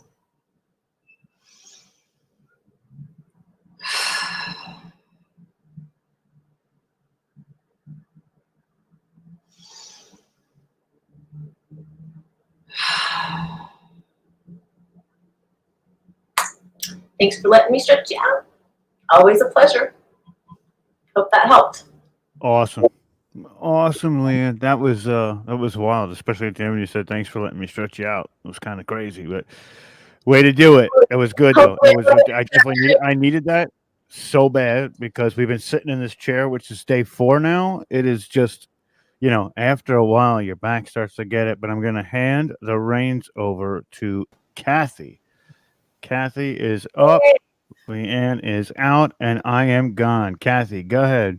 Thank you, thank you, thank you. And I'm going to invite my next incredible guest to explain so many things about our heritage, our opportunity to grow. So this is Arcturus Ra, and he's going to be talking today about Earth's place in galactic history and ET races and some of his inventions, which I think you'll see are quite amazing. Arcturus Ra, he's an Arcturian starseed ambassador, and he awakened to his purpose, shares his personal activation or remembrance of being an Arcturian scientist and Starfleet commander. He discloses the stepping into his mission to help his planet restore its original consciousness. He also shares knowledge of the mysteries of the universe, how to biohack yourself into seeing other dimensions, where we go at night when we sleep, and much more fascinating information about his heritage. And what I love about him is all of his incredible capacity to create tools that are going to help us right now go through these big changes as humans. So, hi, Arcturus Ra. Thank you for coming. Can you hear me? Yeah. Yeah, it could be a little louder. Is that loud enough? Because I have That's cranked better. That's better. Thank you. I've made sure that this thing is cranked. As you can tell, I'm living this through and through my galactic self. As it's 40, you can go out. People wouldn't even know. Is it fashion? Is it galactic? Leaning here a little bit on, you know the shows. So how much time do we have so I can see how much I can bring here? Okay, so we have 45 minutes. Okay. I texted it to you also. We have 45 minutes and then 15 minutes for questions. So, but if there aren't questions, we'll just keep going. But you have 45 minutes and you can either have me ask you questions if that's easier, or you're welcome to take the screen. Whatever Okay, you so, prefer. should I run out of topics? You ask me, or if you have received a download that you think that should be asked in the momentum of me Okay. projecting, then just feel free to interject and I'll wing it. Okay, so party people, I come to you as I had this discussion as an exchange more with a guy who was a trucker, regular guy, and all of a sudden he's Commander Vectron, and it gets into galactic downloads and mission protocols, and really manifesting the starseed self of your hybrid self in this fashion here. When you are, see, I'm 53 now. Growing up in the 70s, no one would talk about the topic. UFOs, Sasquatch, mystery cultures, high-tech civilization, ancient path of the earth. This was not really talked about or shared, let alone that we had channels that translated in part Vedic text in 1834, such as Madame Blavatsky. People don't explore or read the scrolls or papers anymore, so no one knows. So people run around, I have chakras. Some people say I only have one. Some people say I have no chakras. Like everybody seems to be with their knowledge all over the place, and the original science gets lost. And that's why I come in, where you probably heard the super soldier talk, and people being modified to be used in other combat situations, as in soul parameters exchange in and out the body. I'll give you my best to, because this can go on forever, what I'm about to share. So I'll make it more compact, and yeah, less of a PowerPoint presentation, more of like really the nitty gritty. So when you as a starseed wake up, the difficulty is that what you have is a narrative, and people will think, okay, nice story. You've been having contact. What's your proof? And a lot of people in the business have had narratives and no evidence of anything going on. So one of the things is I make those pendants is part of the physical evidence that I'm tapping into physical science that can do physical things to physical objects that can be measured. There are parts that can't be measured, but we have reached an agreement where things can be introduced to the human civilization to change the way consciousness is being reloaded in the body. So all humans have a reload and a recall program hooked up to them. So I'll give you a little bit also of what's going on right now. When you read, or when you have the chance to read Vedic texts, it goes back the existence of humans fully anatomically built 300 million years.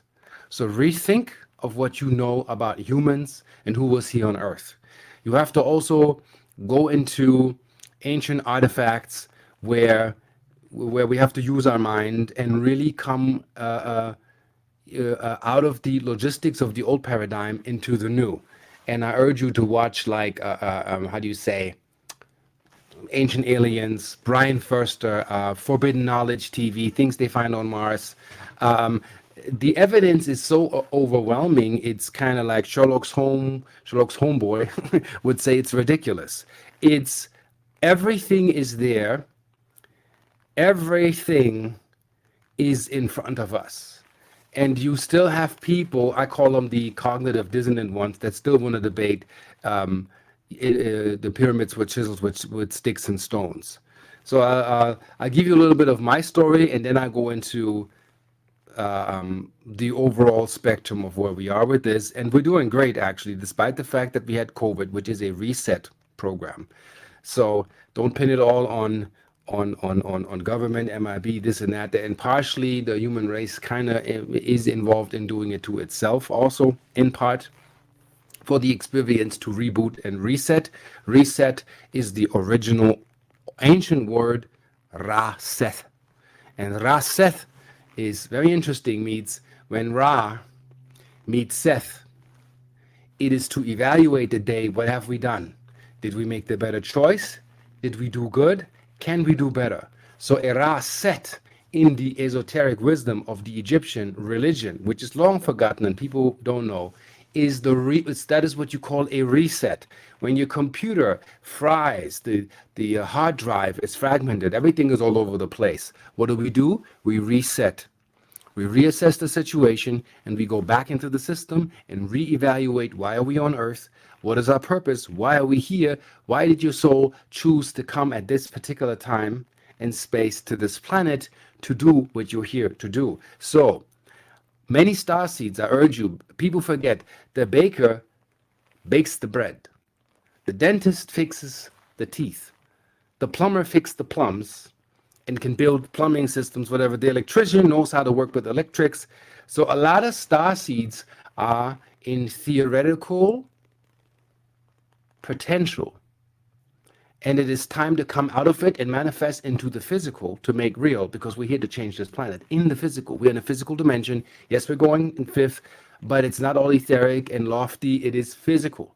In order to perceive as a soul and experience, you need physical dimensions. In physical dimensions, what traverses in physical dimensions? Photons, which will be the main subject of this feature. So I'll begin with me and I make that compact.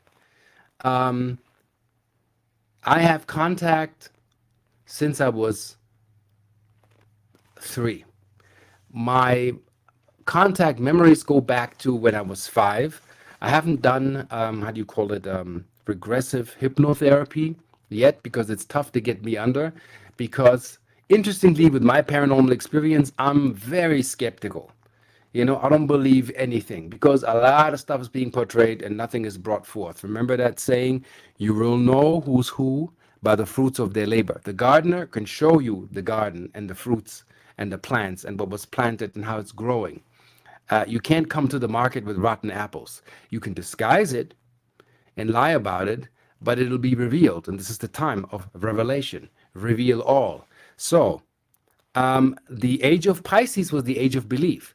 We believed a lot. A lot of religions were created. They say 475 religions were created on a belief system where you didn't actually know or knew or had the experience. So Pisces was belief.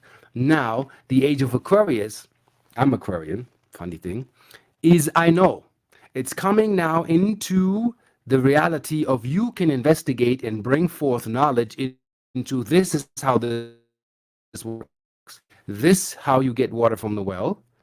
And this is the technique or the technology behind it. It can be built, it can be brought forth. So there is not so much suppression going on anymore. It's more about that people are selling what's sellable, whether it's snake oil, whatever it is, it doesn't make any sense.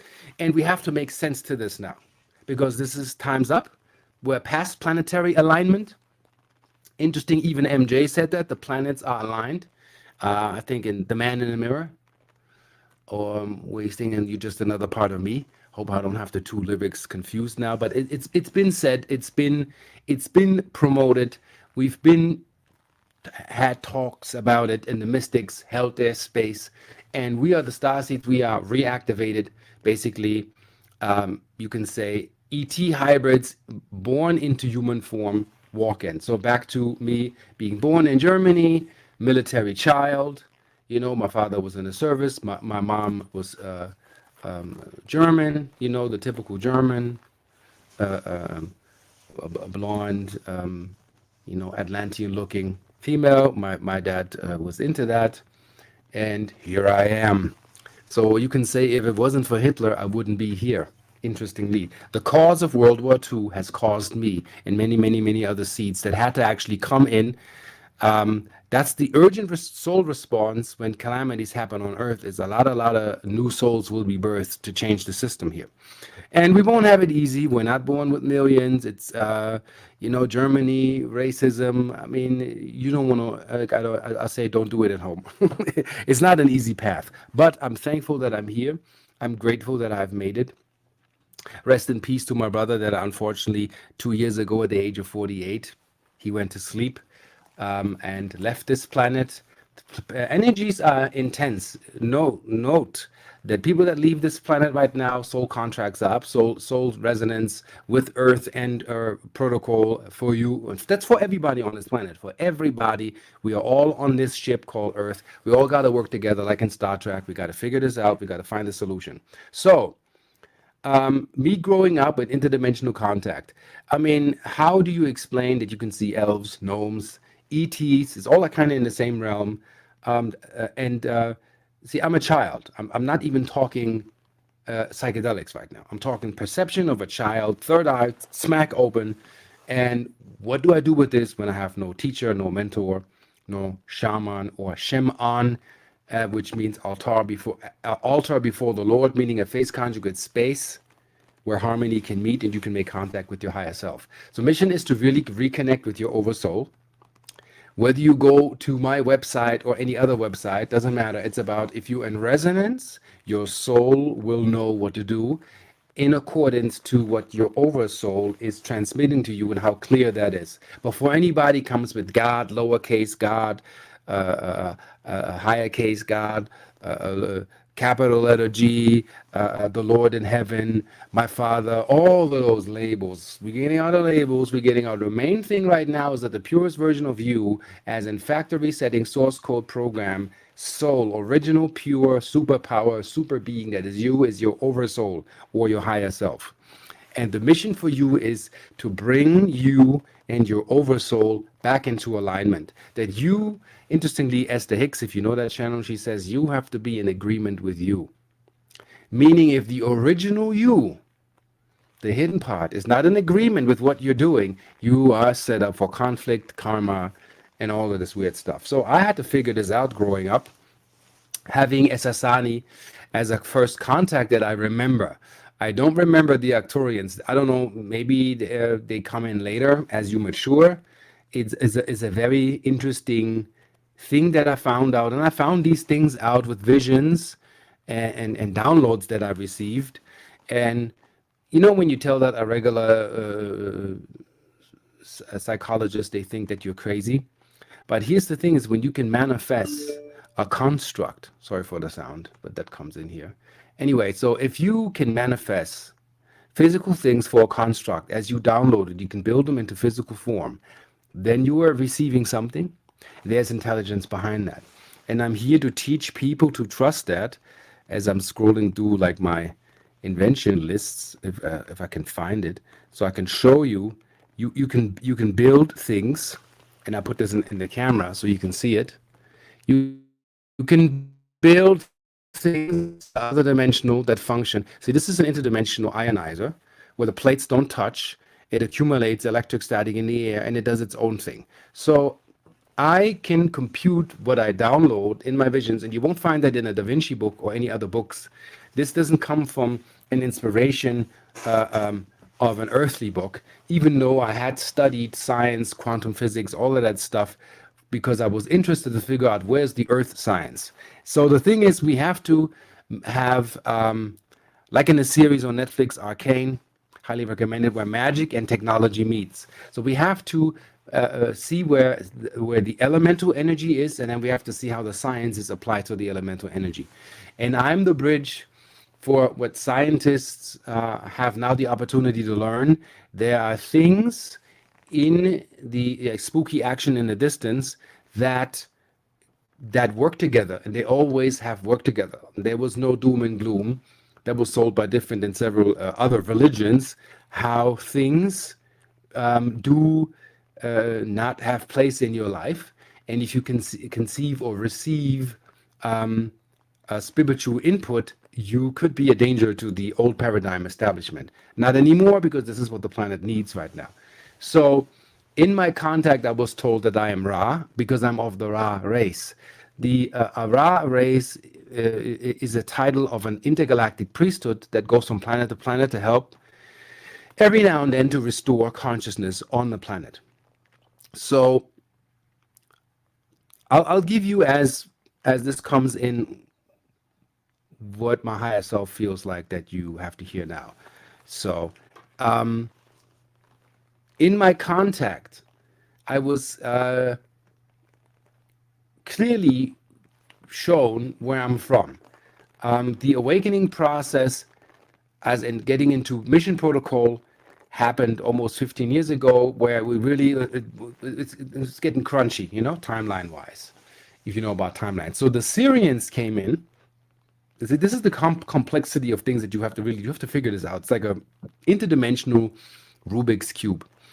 Is Sasani observing me, how I'm loading consciousness and respond to people. I had no assistance or help. Dyslexic. My grammar is kind of like backwards. I speak light language. I have a video on my YouTube channel, Arcturus Ra, ARCTRUS Ra, where it's called Being a Hybrid, where I'm showing you I channeled Aramaic. With this vessel, I have never learned Aramaic. I never studied the text, nor do I know scrolls that are not even on this planet. So I quoted something that apparently from a timeline where I speak Aramaic, spoke, will speak, all the same thing, is a level of where you put your consciousness at the time. And I wrote to myself in that mystical state, basically predicting that what I would do, what I would bring to this planet, and it's going to get bigger. And I was like, this is just crazy. This looks like very fantastic calligraphy. You know how the rational comes in and explains to you, okay, you're just very creative, or people say, oh, you're so talented. It has nothing to do with talent. I put it up on YouTube, and somebody from the Arab Emirates has translated it for me, and I had several others translated for me because they could read it, because it was a form of Arabic Ashuriac, very ancient language, not spoken anymore in that manner, but very, very antique. And I had a translation that was directed to me, that I'm part of an Arcturian council, and I'm one of the council that said, okay, I will go into earthly forms, I will forget who I was, leave me in a stasis chamber. Proof that I had as a lady before she died, rest in peace, Miss Crawford. She was an alien sculptor. She made these alien sculptures, phenomenal sculptures. And she told me that she wakes up in stasis pods in her original ET body, and they keep telling her it's no time yet. Well, that lady back then didn't know me or my story, and I kept it to myself because I was thinking this is going way, way, way out here. And I wake up in stasis pods where I'm in an ET body. I'm taller. I have kind of like elven ears, like Hathorian ears. I have blue opalesque skin.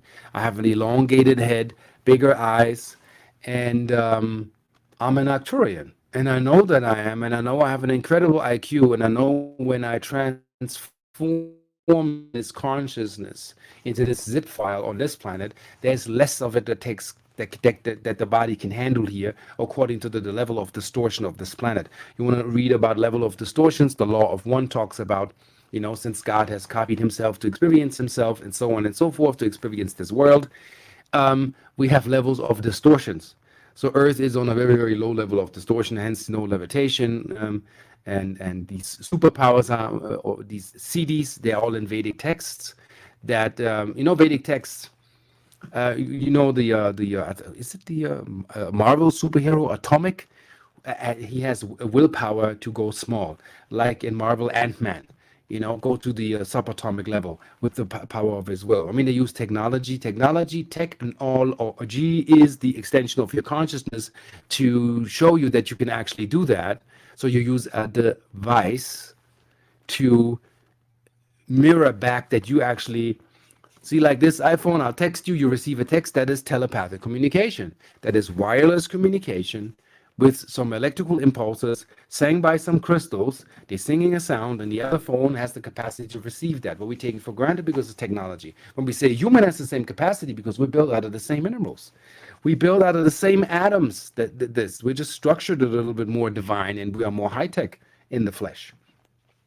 And then we are questioned, and this is not to be questioned. So I bring that into the technology that I produce, because I think that's important.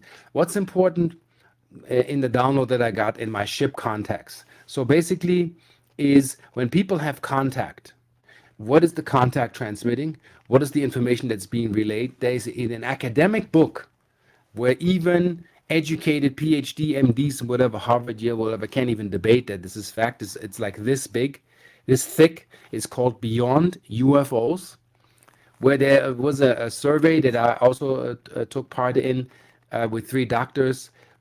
Took place where it was questioned, what's the communication, how many are in fear, what are the bad ETs, what are the good ones. Overwhelmingly, the response is like up to 74% in America believe in or had contact that were interviewed. And so there is a physical phenomenon that takes place. And I want you listeners also at home investigate. Sometimes when you think there's something going on in your house, it's other dimensional. It usually is. It doesn't have to be a ghost. We are being visited all day, every day. And if you had, like in the movie Valerian, these 5th dimensional glasses that you put on, like Oculus, you'd see a desert planet, you put the glasses on, you're on a flea market with all types of beings running around. Well, this is Earth. Welcome. Wake up to Velatropa, Project 616. And this is the idea and the translation, as in knowing that there's more going on that meets the eye. We are fish in the fishbowl right now. We don't recognize that we have, Project 616. This is kind of this sector here. This is the interdimensional simulation Terra Nova project, if you will, where the consciousness is real. This comes and goes. Matter is coming and going. It's not really staying. But that's the matter for the soul to develop itself. So investigate at home these cases where things don't make sense. So I had a case with my galactic twin when she said she was, I don't know, must have been around 12 years old or whatever. She got a book from my dad. I think it was an Archie comic book, if you know Archie comics. And she had this one version. It was her favorite version, and she had it up on the shelf. And one morning, and these are those things I want you to pay attention to, she had 2 identical copies sitting on a shelf. And she didn't get an extra book. Her dad didn't gift her one. I think it's past the Mandela effect. It was just there.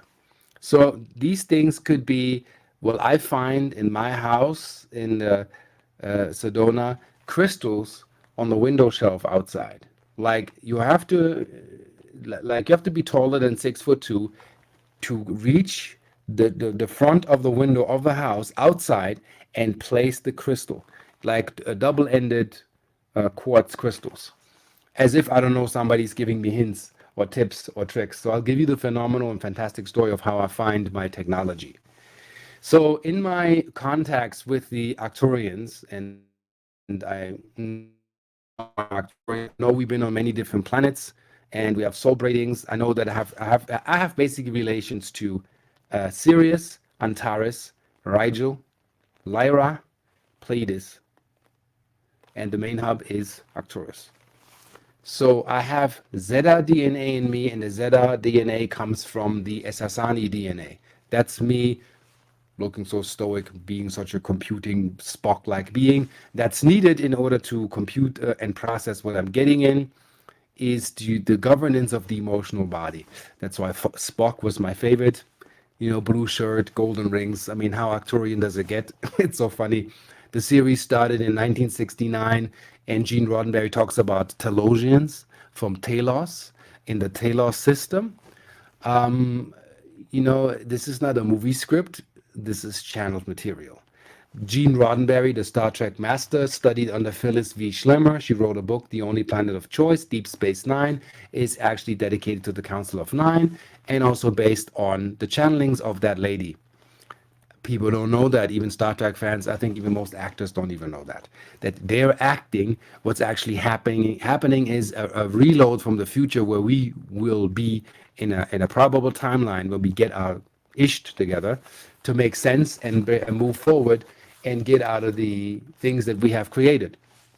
So the technology that I've created, first of all, if that makes any sense, the molecules that we're talking about, that you have, that you know, like, you know, electron, positron, neutron, the atom, all of those are photons. And these are photons of a certain particular resonance. And these photons are little spheres. That's how it begins with my technologies. And these spheres transmit a system which is called holodynamic. Some call it Metatronic. Metatron is nothing but the explanation of a molecule that is intact. I've built a model just to figure out what they're actually telling me, because I had to basically, I got a hologram on a ship and had to figure out, how do I bring this into physical form to bring that into a technology that's actually applicable. As you can see how this ball here in the center, how this reflects. And when I change it, the light changes. Well, that's a photon of a very high lit capacity. That's the vorticular energy. That's the center of the atom. And when an atom is in perfect condition under a microscope, this is what you'll see. Basically, you'll see, you see me reflected here. So basically, that is also when they say the Archangel Metatron. The Archangel Metatron is nothing but a representation of a program system that is an installation source code on this planet, that when everything is in order, your geometry in your molecules and your atoms should be looking like this. See the hexagons? You can count all the hexagons and all the edges. All the numbers make sense. There's an alignment taking place. It always adds up to 9. The important numbers are 3, 6, and 9, over and over. You see that in crop circles. If you can decipher them, hyperdimensional crop circles, you look at flat. And when you do this and you stretch them into a pillar, and then you begin to create dimensions, you're looking into the hyperdimensional aspect of the transmission. So that is what they would show to me. So they said, what's the best storage medium for light? And the best storage capacity for light is a crystal. So I found a storage medium which I call pixie dust, which they said I have done this before in Atlantis. Another confirmation I got to this Matthias Estefano on Gaia. He said that the Ra was back in Egypt teaching earth incarnates. There's a difference, not higher, better, or whatever, but you know, the mechanic knows what to do. You bring your car to the mechanic. So we are like higher dimensional mechanics, and there are millions. Not everybody's awake. Not everybody chooses to be chosen to be awake, because you also can make yourself subject to what? Ridicule. Because you can have stuff that works, and trust me, the patent industry can say there's no such thing as superluminous things, but yet they work. So I have then found out that the pixie dust that I'm using, I don't know if I have a little bit here that can show you, fine quartz powder. That's my storage medium, and that is the engine that makes my pendants and everything that I develop work. So I looked at, okay, so where can I put information and transmit information and have an influence on something? So I looked at orgone. and I looked at pyramids, and I looked at the Niagara Falls, and I looked at Hawaii. I looked at Sedona. Sedona backwards means anodes. Just think what's in front of us. And Niagara Falls and holy places. Why do people have miraculous healings in these wells, like the well of Lourdes in France? What's in the water? What's in the pyramid? What's in the king's chamber? What's in the queen's chamber? What's in the unfinished chamber? How does this construct work together? So now I'll give you a pyramidal secret that goes past the pyramidians, I call them, that are stuck in archaeology and not into science. First off, when you ask about pyramids, you don't ask an archaeologist how this was built. They want to tell you 100,000 people with hemp ropes and copper chisels that break when you hit granite the first time, lined up by the thousands, and everybody had one stroke to chisel a 7-ton block. Well, not in a million years will you have a pyramid. I think that is as stupid as it gets as an explanation is how this was built. Also, wrap your mind around it. Now think about this. The base stone of the pyramid is the youngest, and the top stone is the oldest. How was this thing built? From here to here? Scientifically and three-dimensionally, it doesn't make sense. So I looked at the pyramids, also studying, I think, man, God, philosophy of God or man in God, Mary Hardy, and had a long conversation with that lady that looked at the pyramids. So you have all of these orgone devices. That's a third of the energy that you're using. You know that. It's not the complete energy. Tesla had devices where when Tesla's patents were released, and probably none of you have the CD and downloaded the patents that were released, I think, November 6, 2005, the patents were officially released. People don't even know how to decipher that stuff. So I got myself a copy, I think over 2 gigabytes of stuff that you have yet to even fathom what this guy brought in here, but free to learn into how does this guy capture photons. And I don't know how it came to me, but then I found this thing, how do you capture photons from the vacuum? And then you put the genie in a bottle, but how do you do that? Well, there's no way that science can explain that, how this is done. Yeah, we have lasers and we can produce that artificially, but how do you do it naturally? Why is it that the pyramid doesn't have a USB plug? There is no, what's going on? Why is this interdimensionally loaded? How do people perceive the energy that they have in the pyramid? And here's the vital point for you that's very, very, very interesting to you. Understand that the pyramid is crippled. It used to be golden. It was galvanized from the outside. It had a crystalline top. I used a channel to confirm my visions that can go basically back into time. So we went back 50,000 years timeline, Gizeh Plateau. I gave him the coordinates and I said, well, walk around. What do you see? It's like a intuitive virtual reality that you can tap into, but everything leaves residue. Everything is stored. So he said he sees the pyramid are golden. He realizes, which confirms my vision and also confirms what this Dr. I think Karakov that created the Sputnik to measure biofields also found out.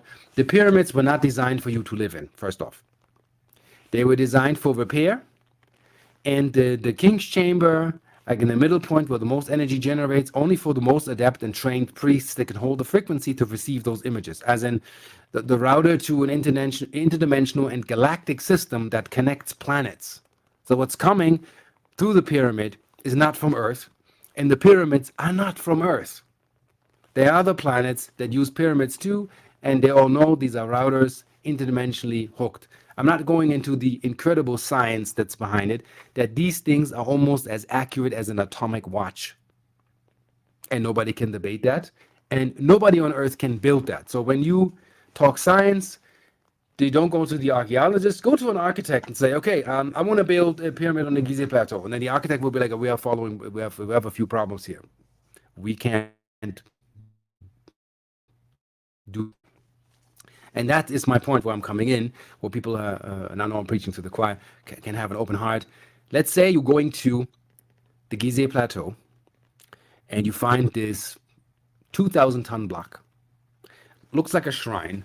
It looked like it flew off something, broke off the tip, and flew into the desert. It's laying there. You check the rock, and that rock comes from Turkey. And you want to tell me that they transported that from a quarry in Turkey on a ship that's made out of palm leaves and put together with oil or palm oil to make it to the ocean. That weight. Without technology, I'm telling you, it's impossible. I've seen the cities in Pumapunku where you've seen stones that are like diorite. Diorite's like a very, very hard stone to cut. And I was in Egypt myself in April. Like when you see these things that are mirror polished, like a mirror, 90-degree angle cut, and bore like chisels from like, you need a diamond tipped drill that will break several times before you even have a millimeter to even cut that rock. And they have these drill holes in there like it's freaking, I don't know, butter. So the cuts that I've seen in the rocks explain to me ancient technology, long lost and forgotten.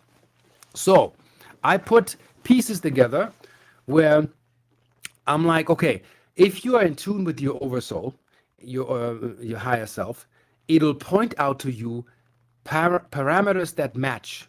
That's what is called to be an original master builder.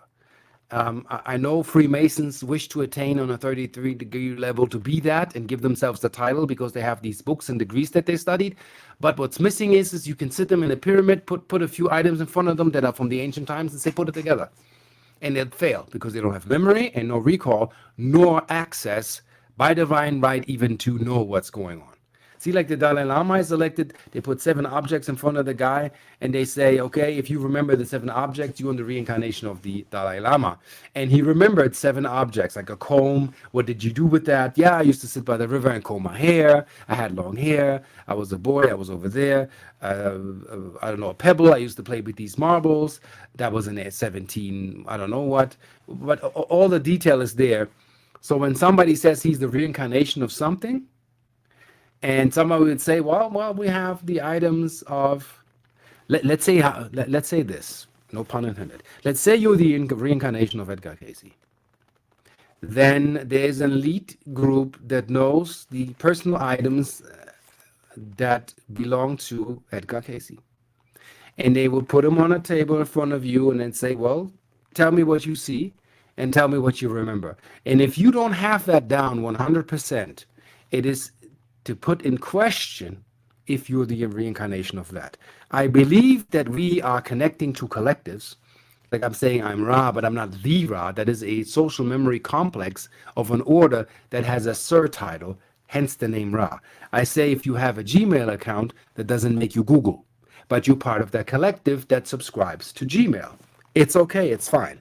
So when somebody says they're Isis, they're not really Isis, because Isis was probably a being that powerful, probably had the power of 200,000 human souls in one embodiment of an extraterrestrial being walking this planet. She was probably 15 to 20 feet tall. We forgot all of that.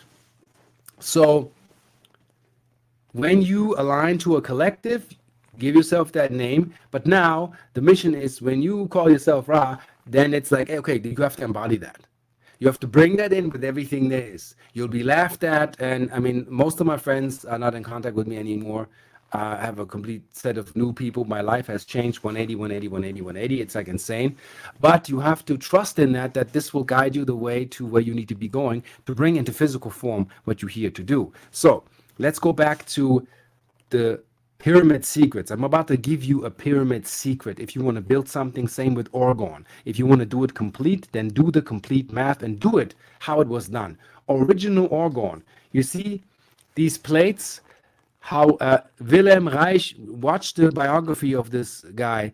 He used steel wool and sheep's wool or cotton in layers to build accumulation system, not resin where you put everything in there, crystal and a wraparound and a color and aluminum and brass, and you mix the material. They're not really sealed and shielded. It looks all nice. Some of it can be very confusing and chaotic energy if you don't do the math right and you do the science right. It can also be paperweight. Orgone works, but do it right. I built a pyramid that took me freaking a week to build. and that blew everybody out the water. And I sold it in my store. It sold out, and I will not do it again.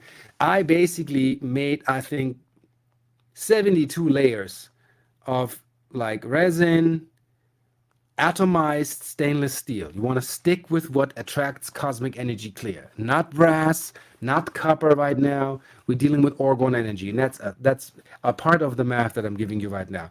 So I did 72 layers where the metal wouldn't touch each other.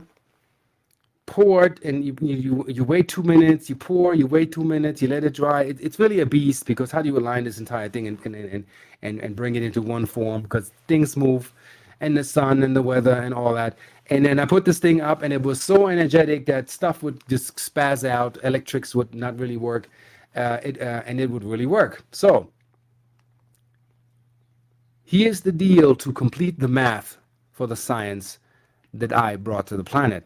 I said, how can I bring the divinity into the math so it's not being misused, and I can do a job such as healing, cell memory, total recall, you remembering who you are, you're reloading your ancient life back into you. It takes time, you know. Ultimately, you're the key to everything. This is an inspirational energy tool that can be measured, that has a physical effect on the human vessel. So in my downloads, I was told to remember. That I looked at the angel of remembrance is Angel Zadkiel, and the logo is a bubble with an eye, like a photon. I was like, this makes sense to me. So I put pieces together. So Mary Hardy told me a story that then kind of put the pieces together. She said that the pyramid is built out of dielectric, electric, dielectric, electric, dielectric material. That is an organic layer in the outer casing of the pyramid. A lot of pyramid studiers do not know that. I think Robert Bouval, he knows that. He's an incredible guy, like really, really he really went in and beyond, and allowing himself that this goes beyond what we can even perceive here. So she said that in the 70s, before they broke open the side of the Gizeh pyramid, if you know that way back, there was no entrance. There was kind of, they broke through the layers. So before the archaeologists from that time broke through the layer, there was a constant temperature in the king's chamber of 69 degrees that nobody can explain. And since they have broken through the organic layers, the temperature went up. It no longer can regulate itself, because you kind of messed up what the ancients have built. Like we're good into destroying, but we're not good in actually replicating and building and making it work. So that tells me that the organic layer, from all angles, and the pyramid has 8 sides, if you really look at it, brought in photonic and electromagnetic energy into an alignment, into a focal point. That must increase whatever is in the center of it to a certain level. So I'm thinking, okay, orgone is number 1. Number 1. What's number 2? Photons. X amount of photons are being projected into the king's chamber. And Dr. Bovis from France studied that, and I read that guy. And get that book, I mean, if you're interested. And he put like meat with maggots, parasites, rodents, anything that he'd think that's kind of like of an undivine nature in the center of the pyramid.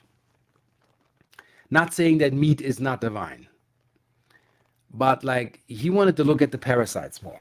And what happens to food? So food mummifies, decay stops, rot stops. Fungus can't even grow. It just dies, like the negative ones. Parasites die. Maggots crawl out the meat, trying to escape the center of the light. So everything that is kind of like a pathogen to you, the pathogen, introduced to the light, it'll run from you. It'll try to make an escape. It'll try to go where it's not that lit. So that means to me, when the Bible talks about the city of light, the holy city of light, that those of an undivine nature couldn't even come close to that city. That you would get sick as a dog. If you come with ill intent, you'll be as sick as a dog. In the ancient times, I had visions, and we had chairs and Atlantean beds where the divinity is reinstalled in the avatar when you've gone corrupt, if you've aged, or if you've gone bad.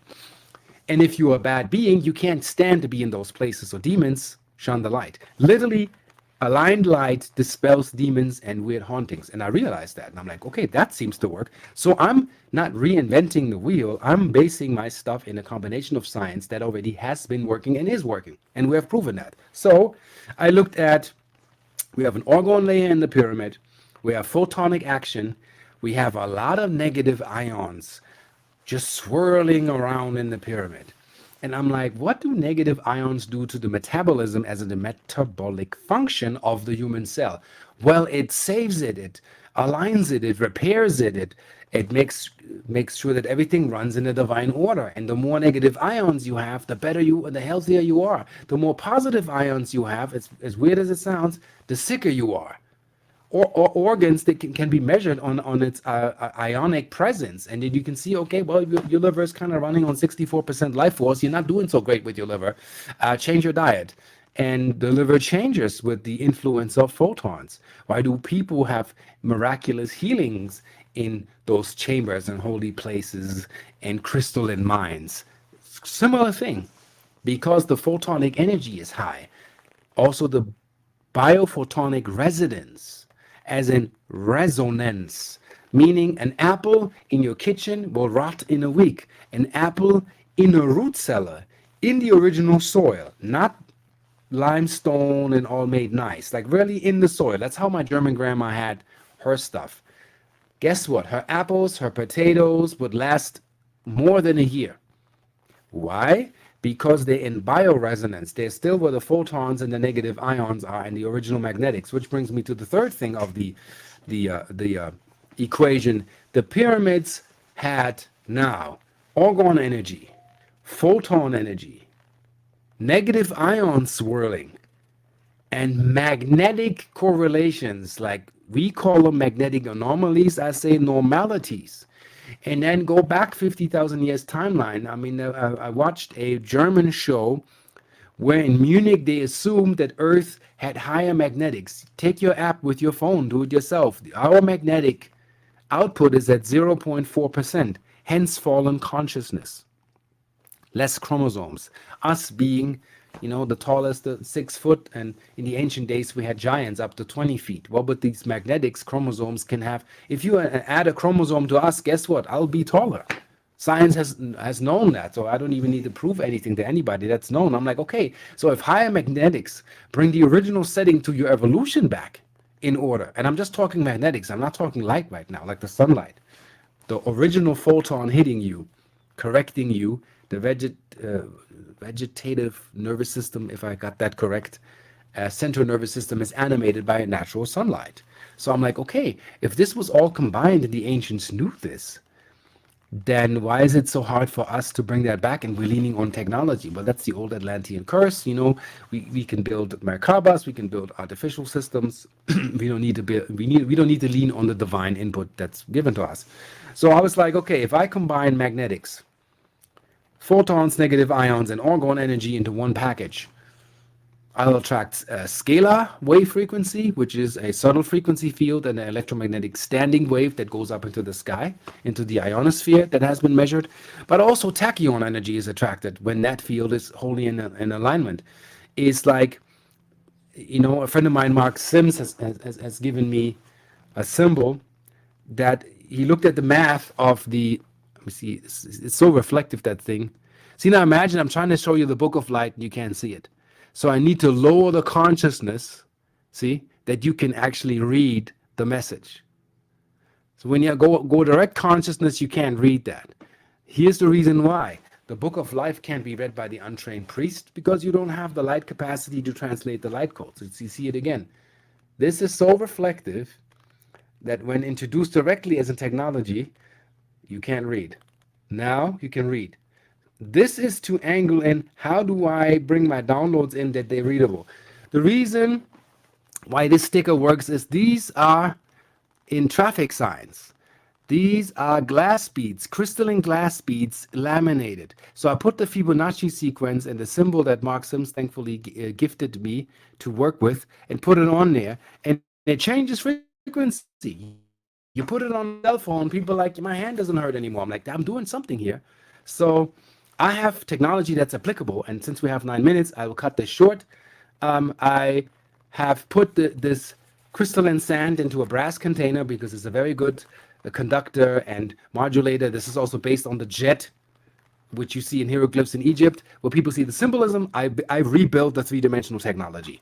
And I have videos on my YouTube channel where you can go on for weeks, because this can take weeks, what I teach, where I know this works. So, and maybe somebody can help me out. I put it out on YouTube. I'm looking for preferably somebody who has a Toyota 4Runner, TRD, because this is a free giveaway. This is a flow-through system that's based on photons. You see how bright that is? You can't really see. This is for structural integrity, the symbolism. Everything is photonically charged. It's a flow-through system where you attach your fuel line to it and let the fuel run through it and then watch the miracles unfold. I want to film that so people can see and understand the miracles that can take place. So that's part of the inventions. Phone stickers, whatever I make, is basically I'm introducing bioresonance to the people that water can be alkaline again. And the original alkaline state of water is 7.2 pH, not 10, not 9 or 12. That's what your blood needs to function. It's 7.2 pH. Your body knows what to do with it. Yes, you can cleanse and cure, but not all day, every day alkaline water. Just know that myth. So basically, I realized when photons are aligned and divine energy is introduced to the right matter, you can rectify and correct energies that have been in misalignment, whether it's how you build your IQ, how your brain works, cellular healing. So also studied, time is so short. The Russians have found out that when light is aligned to the potential of 10 to the 15th, the RNA goes automatically, without any supplement, into repair mode. And the parasympathetic nervous system is activated. And they've shown the formula, nobody's built anything. So I have decided to build a medbed to see, can that happen? And lo and behold, it works. The parasympathetic nervous system is activated, and people, and I'll make no claims, you know the reasons why, old paradigm. Read what the testimonials of what people write, what they experience when they introduce to the field. So I'm reintroducing an Atlantean bed that is here for cellular memory complex healing, intercellular communication. I tell people, like, I have scientific backup where we sent a sticker that is photonically charged and activated. This is like a 23rd dimensional level activation, where you need a reactor to capture photons from the vacuum and project them inward. And you put it next to the human cell tissue. And in 3 days, the human cell tissue, the metabolism of the fibroblasts, which is the connective cell tissue, is activated by 21%, meaning it has a chance against 5G and up, like as in its own cellular defense. And you are better off. You basically, if I'm sending the photonic signal continuously of the Amazon jungle that you're not in, but I'm having the transmitter, and send it to you. It doesn't require any electricity. All it requires is light that goes forever.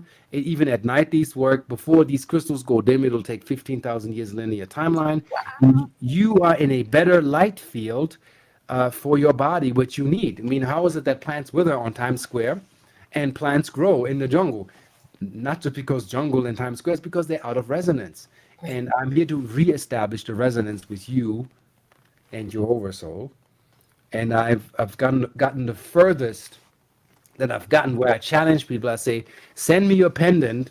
I can take this pendant and clip it to a fuel line and you'll save fuel. I've recorded it. I turned a Chevy from 26.9 miles per gallon to 49.7 on the highway, and I filmed it and the computer shows it. So it's all there. I have nothing to hide, you know. This is the science, it's evident, and I can go on. Of course you can. And of course we're going to have to do more and more of this. But could you do us a favor and show your pendant, or show the freestanding piece that you have? Okay, so the keys to the camera so people can see. When people look for keys, it has to do with what resonance. So this is the Gamatron key. Gamatron key has a 22-dimensional ring. That is the arcana of the human, as in, you know, the old tarot system. You here to actually the 22 archetypes that you carry. You have to bring them into alignment. This is to assist that. Unfortunately, I've seen stores that try to copy this. When you see this empty and without a crystal, it's not original. And it's also not coated. This is brass, uncoated. And it's filled with the crystalline substance that I showed you to function. Then I have yeah, this one is the my master seller, which is like almost sold out, which is my favorite. Doesn't come with this chain. I'm experimenting with different chains and ropes because people have different allergies. And then this one here, different sizes, more power output. And my main seller is, if I find it, is, I don't have it all assembled yet. So it's this one here. I'll show it to you. It's just the tip missing, which looks like the same tip as the big one. I see. It's a little bit more petite, but also very powerful. That's like the main seller that's always in the store. And see, it's empty now. I fill that with the crystalline substance, so this thing can transmit the light, the photons, and the negative ions to the heart chakra. And I have a doctor that has tested her patients, and everybody responds positive to it. One story, before we go to the questions, I think. A little boy was bullied in school, and the mother was like, I don't know, I don't believe those things. This is all suggestible. And I said, that's okay. I like skeptics. It's okay. And I said, you know what, how about I ship it to you for free? You test it, and then you tell me your experience with your son. And this is what happened. She said that her son said after he wore the key, the bully stopped, like for no reason. It wasn't attractive to come into his field to bully him. And he had a feeling, and that's a 9-year-old describing that an angel walked with him from school home. He felt protected. Perfect. The mom has not told the boy what that does, so it speaks for itself, Well, we definitely have to have more of these conversations. Do you want to make sure that people know how to take you up on your generous offer for the car, the amplifier for their car? You ought to understand, this is a $420 piece I give away for free. This is a mini reactor on the positive side. And I need a Toyota 4Runner driver that is willing to clip his fuel lines and run it and show me the fuel before and the fuel after. Same goes for the oil. And his experience with the torque of the motor and the grip of the wheels in the street. I'm not going to say more because I've done this 100 times, but I'm filming it now and I need your support.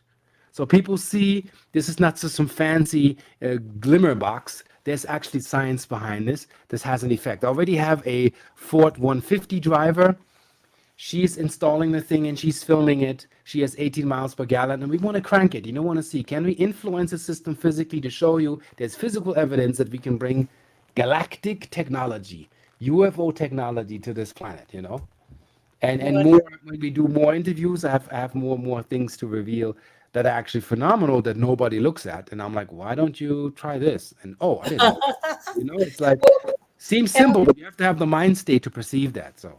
And I'm very excited about the med bed. I saw the device, one of the pieces of the devices, and I'm so excited to see what that does as well. In 2 weeks, there's going to be a rollout. I show you an image of, I always call it the Ark of the Covenant. Yes.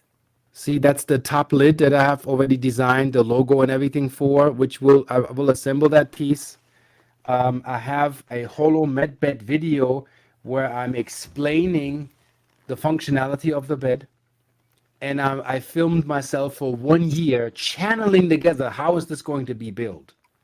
And I needed the shell. That's why it looks like a tanning bed, because I need basically old tanning beds that are refurbished. So we don't throw it in the garbage. And I remove all the electronics, move all the components out, and put my technology inside, and you have a completely new model of a functionality for healing, memory, galactic recall, and way more stuff coming. So in the next 2-3 weeks, we will have a official rollout coming with me, one-man show, building it by myself in a tent, and going into office, and people are lining up to book sessions. So Yep. Oh, I'm so excited. So again, what's the best way, Arcturus Ra, for people to get in touch with you? Okay, so go to my website, fill out the contact form. Yeah. The raw-key.com, www.raw-key.com. That's where you can reach me. And it's first come, first served basis. I only have one. And the first one that comes that understand what's to be done, they're not afraid. Nothing will happen to your motor. It's a flow-through system. The fuel won't be touched. You know, there's an energy system built around it that'll emanate. There's non-evasive things going on. So who's up for the task and who gives me their consent that I can use their videos as they're filming the changes in their car. And then when you have your experience, you can keep this forever. This will run forever. And this is how it begins. Cool. Thank you. Well, I'm afraid we're out of time, Yes. although I'm sure we'll do this again. Thank you so much. And Thank you so much. such a pleasure. Such a pleasure. Yeah, yeah. And don't forget the channel, Arcturus Ra is the YouTube. Right, right. We've been putting it in the comments all along, so don't worry. You will definitely have a way for people to connect with you. Thank you so much. Thank you so much for having me, and I'll see you more certainly on the flip side. Yeah, I know. Thank you so much. Bye-bye. Bye-bye. Hey, Rob, or Omar, what did you think of that? Can't hear you. There you go. That there was totally epic. I loved every single minute of it, and I was waiting for this one, and I was just totally surprised. As you can see, I too have a Star Trek stuff behind me, and I guess I'm resonating with that as well. So I look forward to really engaging with Arcturus in the future, and and hopefully do some one-on-one talks that are a little bit longer than an hour, where we can spend a couple hours and just have that conversation back and forth. I loved him, just totally loved him, and resonated with him, and it was amazing. I was filming here on my phone, and I was making like little shorts and making videos, and I was putting them on Facebook and on Telegram and telling people, yo, you're missing out. Look at this stuff. Come here and watch this. I don't care where you watch it. Just come and watch it. It's amazing. It was just on the edge of my seat. I was like this the whole time. Perfect. Well, the next person you're going to get blasted as well with, she's a dear friend of mine. So I just wanted to get your feedback before we go on. And thank you, Arcturus Ra. See you later. Yeah, thank you, brother. I look forward to learning from you even more. You're amazing. Okay. So there we go.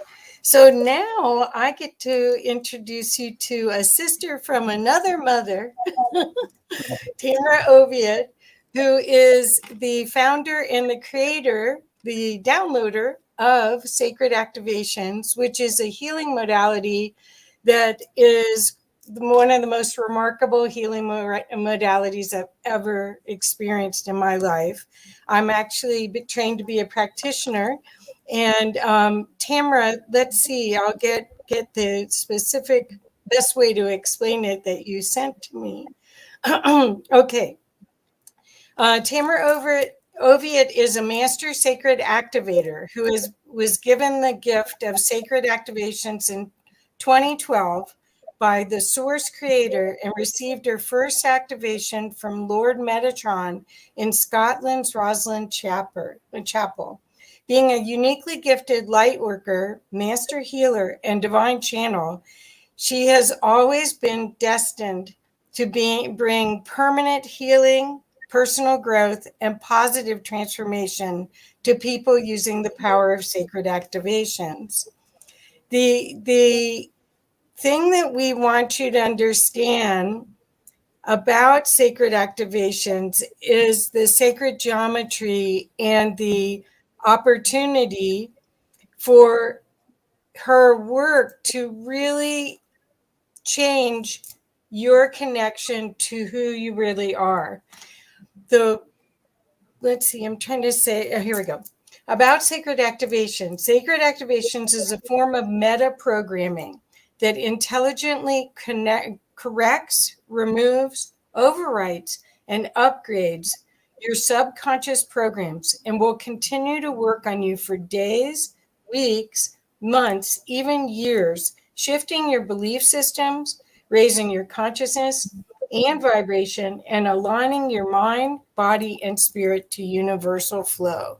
It has now become the easiest, fastest, and most transformational healing modality available today, with over 1,000 practitioners in more than 20 countries around the world, and has helped over 10,000 people in all walks of life. So welcome, Tamara. Tamara came and stayed at my house for 3 weeks. Was it in 2013? Or it was right when you first? I think it was 2013. Yeah, it was. Yes. It's And been a long time. Yes. And I'm still a huge fan and still using the work and still get involved when she does programs. I always sign up if I can, and because of the timing. So Tamara, welcome to Humanity Unplugged. Thank you so much. I'm so happy to be here with you and to be of service. So how do you want to start sharing your incredible energy here? I'm so excited because I think people don't even know how fantastic an opportunity this is. Do you want to start? I'm goosebumping all over.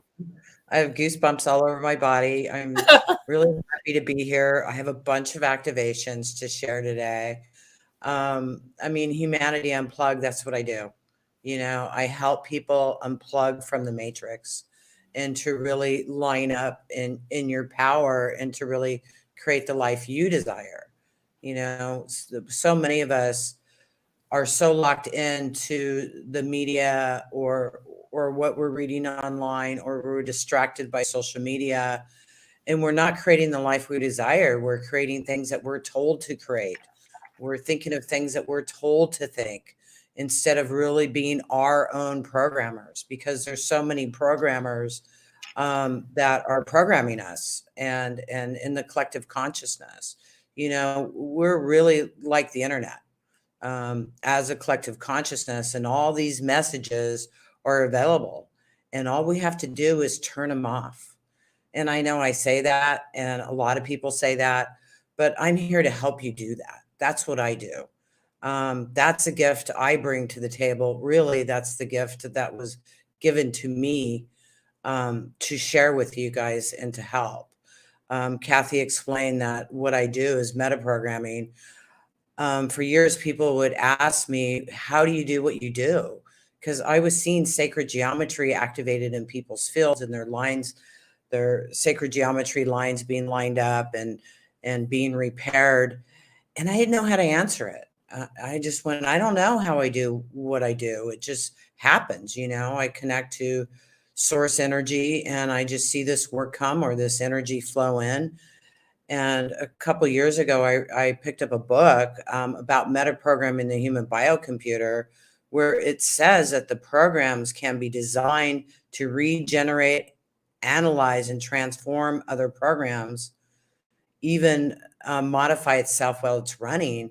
And that's what I've discovered over the years. What Sacred Activations does is, once you receive an activation, it keeps rewriting your software and upgrading it and changing belief systems in so many different areas of your life. It shocked me, you know, on how powerful this is and what it does. I've been a healer for, well, at 18, I put hands on my cat, and, you know, I asked God, what do I do? Because my cat was dying. And I was told to put hands on her and pray, and I did. And the next morning I woke up, it was like she was never sick. And the funny thing is, I just had that experience with another cat. He was very sick. He wasn't eating. He was in the hospital with a tube down his throat. They couldn't find anything wrong with him. It was trauma for getting in a fight with another cat. And I was sitting with him and connecting with him. Really, I had said goodbye to him because I thought he was leaving. And it was really interesting, because I was sitting there and I was working on him. And, you know, he's just laying there like lifeless. And all of a sudden he turned around and looked at me and went, like this. And I was like, wow, and because I could hardly get a response out of him for a couple days, and the hospital sent him home. They couldn't do anything else for him. And that moment is when he started healing, and he's doing really, really good. And he's back and he's healed. And, I think I thank him for that experience, which sounds horrible to say, but to see him heal and come back to life like that was really powerful. And I hear a lot from people on how they heal and how their life's changing. And to witness that with my cat again, I guess I needed that. It was really remarkable. And I'm here to help you change your life. There's so many programs out there right now that you're being bombarded with of fear, war, money. And it's all an illusion, and it's all part of the matrix to keep you stuck and to keep you in fear and to keep you isolated. And I was blessed enough to go through COVID myself, and I had a lot of anger about it, about COVID, and I had a lot of anger about all of it, on what was going on.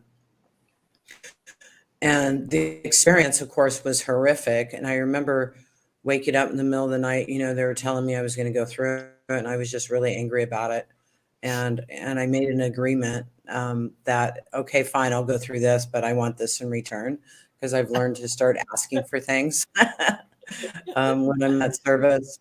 And when I went through that, what I learned from it was that when we open up like that and we receive something like that, we're so bombarded with belief systems and programs that are just being thrown at us like crazy. And so I want to help you unplug those. I helped myself unplug from that, and I learned a lot from it. So, I mean, to say I'm thankful that I went through that, I know it sounds a little weird, but I am, because I learned a lot. Go ahead, Kathy. Okay, I don't want to interrupt, but I do want people to get the perspective that you have, because you taught me that we're in a computer program simulation. Yes. And that, for instance, when people have talked about their past lives or their experiences, a lot of times it's that their soul has taken on that program, correct? And I don't think anyone else is talking about that. That's why I wanted to direct you a little bit to, is that okay? No, I appreciate that, because I'll just go sideways. Well, thank you for directing me. Well, the thing is, you guys, it is so helpful when you start looking at, do I want this program? Does this program serve me or not? And then you have a way to slowly delete it so that you can be free, and it's a conscious choice versus you just suffer or play the game handicapped. I mean, this is a game. Yeah. Okay, it is a game. It is totally a game. And, if you're a Star Trek fan, they talk about the hologram, where you go in and you plug in your programs and what you want to experience. And then you have those experiences, and they're really, really real. And if you die in the program, then you die. But truly, do you really die? Because there's really no such thing as death.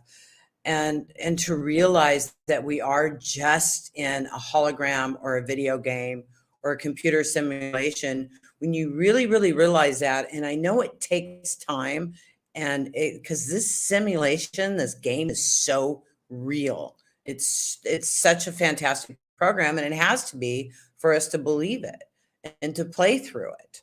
It has to, all those things have to seem really, really real. I've got goosebumps all over. For us to play it and to learn from it. And as a group consciousness, we are learning this game, and we're really learning how to get quiet. We're really learning how to go inside. I'm being shown this picture of in 2012, when I was sitting in Italy. You know, I was in Europe for 8 months after I started receiving sacred activations, and many of the masters were coming to me and teaching me. And I'm so thankful for that time. Really, I needed it. And I saw myself chaos everywhere and me sitting in peace. And I saw that again a year ago. I saw that image again a year ago. Chaos going on and me sitting in peace. And that's what's going on now, is I'm not plugged into all that stuff. I'm in peace. And sometimes when I look at it, it's like, oh my God, this is really crazy. So it's really important to unplug what you're hearing, to turn off your social media and take some time every day to connect. I mean, people always say to meditate, you know, to clear your mind. Yes, that's really good. But you know what else is really good?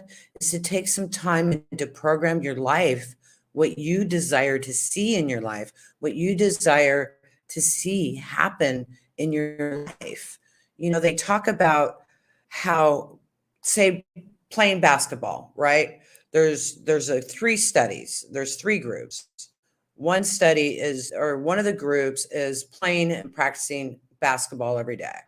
The other group is imagining they're playing basketball every day and they're not. And then the other group isn't doing anything. Well, when they tested this, the group that imagined they're playing basketball every day and the group that was playing basketball every day, did you know there really wasn't any difference on how good they became after the study was over? So just imagining the world at peace, you having a secure bank account, a nice place to live, a nice spouse, it all starts creating for you. And I'm not saying not to step out and do something. Absolutely go do actions, but don't get caught up in the matrix of the fear of having to fight, of having to protest, of getting angry. Because when you do that, you feed the anger, you feed the protests, you feed all of these things that are happening that aren't the highest and best for you. Actually, you're keeping the program of the fear, of the lack, and the limitation going when you're focusing on it. And the same thing with sickness. You know, if you've got something going on, you've got to focus on and see yourself getting better and feeling better. And those belief systems of that separate you from that are huge. And they'll come in and they're like shooting darts at you. And you have to say, no, thank you. No, thank you. No, thank you. No, thank you. And keep focusing on that. And then before you know it, it's gone. And I'm going to do some processes to help you do this. Because what I do is I connect to source energy. And I really want to help you let go of the war consciousness and also the chaos to calm. And I also want to do an activation, a sacred geometry activation. The first one I ever received, which I call the Lord Metatron. And it's going to activate anywhere to 12 to 18 strands of DNA. And this is really going to help you line up and open up. And what I'm going to do for you today is going to continue working with you and changing you over the next few days, next few weeks, even the next few months. It'll keep leveling you up and shifting you. You don't want to integrate it like that because you might need to sleep for a couple days. And after I'm done with this process, make sure you take some time just to integrate and just to rest and drink lots of water. And if you get tired afterwards, it's okay. That's normal. Or you might be so full of energy, you can't sleep. And that's also normal. So, Kathy, so yes. Well, I'm going sideways again. When you said, you know, this is adult dose. This is when you get sacred activations, it may seem like it's something like you've experienced before, but it isn't. It goes so deep and can shift you permanently. So this is not, oh, I think I'll do this this hypnotherapy session today, and maybe 90 days later, this could affect you today, right now. Yes. It's so wonderful. Yes, absolutely. And it will keep affecting you. When you do sacred activations and you let go of something, it doesn't return. It doesn't come back. You know how when you go to like a great weekend, a rah weekend, and you feel amazing and you're going to do this and you're going to do that, and you're feeling great for a couple days, and then a week later or 2 weeks later, you're back into your old programming, because it is your subconscious programming. So, 95% of our lives are ran by your subconscious programs. So what sacred activations does is clears those subconscious programs so that they don't return. And you could be working in one area of your life with sacred activations, and it continues to work through many different areas of your life. I want to also add that when Tamara came to visit me for 3 weeks, what happened is she had just come back from Italy, and she was really getting a lot of downloads. And after this time period, she's realized that she actually had a walk-in experience. And so some of this incredible capacity to heal is coming from that walk-in experience. Do you want to share a little bit about that before? I wasn't planning on it. What? I said I wasn't planning on it. Oh, okay. Well, I think this audience would love that. Okay. Okay, sorry. I am a walk-in. That's okay. I am a walk-in. There was actually 2 souls in my body from the time I was 3 years old. I remember when the walk-in came in at 3. And you know how you have conversations in your head? Well, I was always having conversations and arguments in my head, and I thought that was normal because people talked about that. And it wasn't until 2018. I mean, I kept hearing it was time to integrate me. It's time to integrate me. It's time to integrate me. And I didn't understand, and I kept trying to do it. And I didn't understand that there was 2 souls in the body until 2018. I was talking to a friend of mine. I said, part of me wants to do this, and the other part of me wants to do that. She goes, well, you're a walk-in, right? And I said, yeah. She goes, do you think maybe you left something behind? And I went, oh my God. And so I went inside, and so Tamara was talking to me, both Tamara, of course. And I said, oh my God, you're here? And I said, yes. And she goes, does that mean I can leave? And I said, yes. And she said, I'm out of here. And she left. And then my mind got really quiet, and it was really weird. And I remember going into the Akashic Records and talked to her. And we both started laughing because I went, oh my God, what a shift. But what I've done is integrated in. And if I didn't know what happened, I wouldn't know what happened. It took a while to integrate. But at the same time, I still have all those programs that this body has. And so having to work through all of that. So I thought, well, good. Now I don't have to work through all that. Ooh, wrong. Because when you're walking, you still have all the programs and everything of the body and of the soul. And really the soul is, it's just a higher aspect of me. Some people go through a lot of different walk-ins and upgrades. So well, it's quite an I've really experience. benefited from the programs you created while you were integrating. The programs are fantastic. So if any of you are feeling that you are a walk-in, or you're feeling like you're fragmented, I think you'll love some of Tamara's work. Thank you. Yeah, the work's really amazing. It really, really is. And I help you with timelines and parallel universes, and also your full power and timeline to really integrate yourself. That's some of the work I do to help you do that. And then I change your subconscious programming. I mean, there's over 1,000 activations, and a lot of those are deactivations. They change subconscious programming so that you can be in your power and live in your power. And some of them are activations. There's a lot of sacred geometry activations that really help upshift you, and it just makes it so much easier to work and to be in this world. And I see a lot of people have a lot of miracles with sacred activations. I have a lot of practitioners, like Kathy said. There's over 1,000 practitioners through 20 countries. I've gotten really popular in Japan lately, which is really cool. I'm doing a lot of classes there. I teach this work, and I also do webinars to help you. On my website, I see Kathy's posted it, tamaraoviatt.com.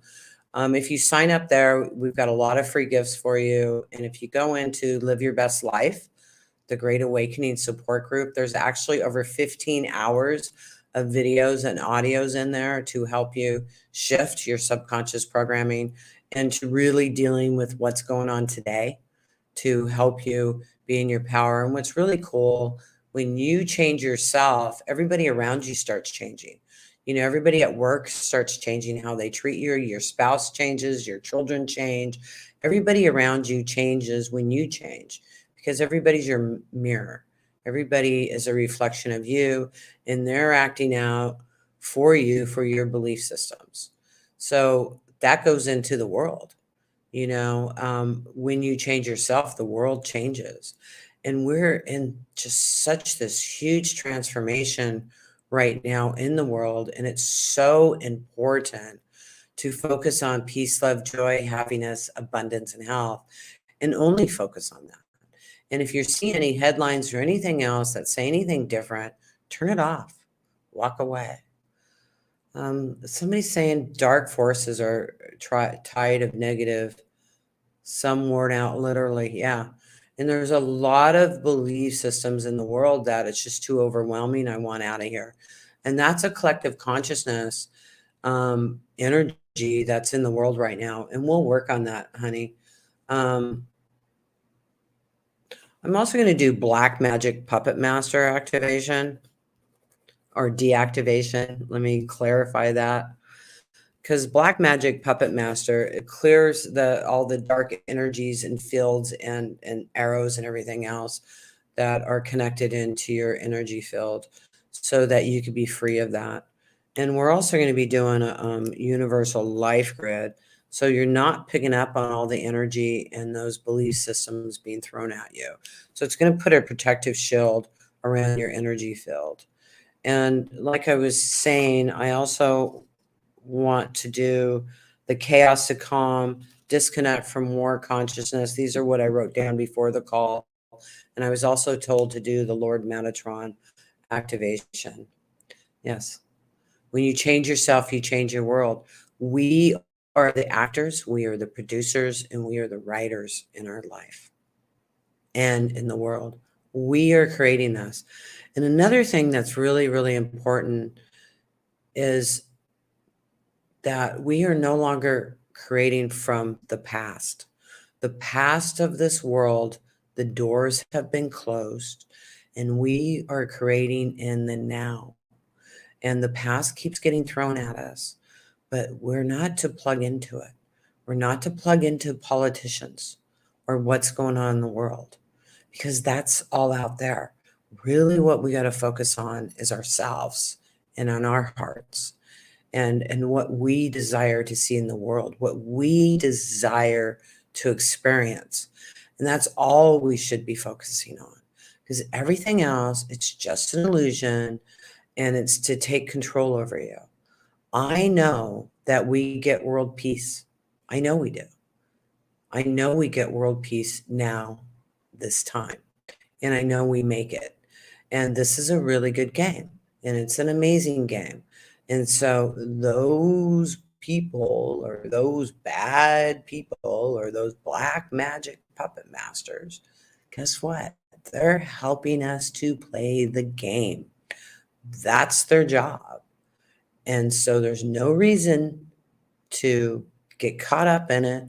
There's no reason to be angry at them. There's no reason to watch YouTube channels of prophecy of what's going to happen in our future. Because then you're just putting energy into it and you're creating it. And somebody else's distraction. Yes, it's all about distraction. Because all that distraction keeps you from your power. And the only way we get through this is to go inside. Go inside. When you talk to friends, when you talk to family, keep the conversation positive. Keep the conversation on creation. Don't plug into any of the other stuff. It's a distraction. Do you understand? And truly, you don't worry about trying to save your friends or your family or the world. That's another distraction. This game, and this is experience, is for about the 15% of us. Everybody else, of course, they're having their own experience, but there are background actors. They are going to do whatever we do. So this game is for us to get into our power, us creators. And if you're watching this, you're one of them. You are a creator of this world. And everything in the internet / collective consciousness is trying to sell you something else. It's trying to sell you fear. It's trying to sell you disconnect. It's trying to sell you disease. It's trying to sell you sickness. It's trying to sell you division, loneliness. Do you understand? So when you play a game, thank you. Focus on what you want, create the game. So when you're playing a game, you really work on winning the game, right? I mean, I'm dyslexic. I'm horrible at spelling. But I used to be able to win at Scrabble because I liked winning. So if you like winning, focus on winning. Write your goals down. Write things on you want to focus on. I love the 6-pointed star. It's very powerful. I've got world peace here, expanded consciousness, fun adventures, amazing relationships, financial freedom, great health. And I have this sitting on my desk where I see it all the time.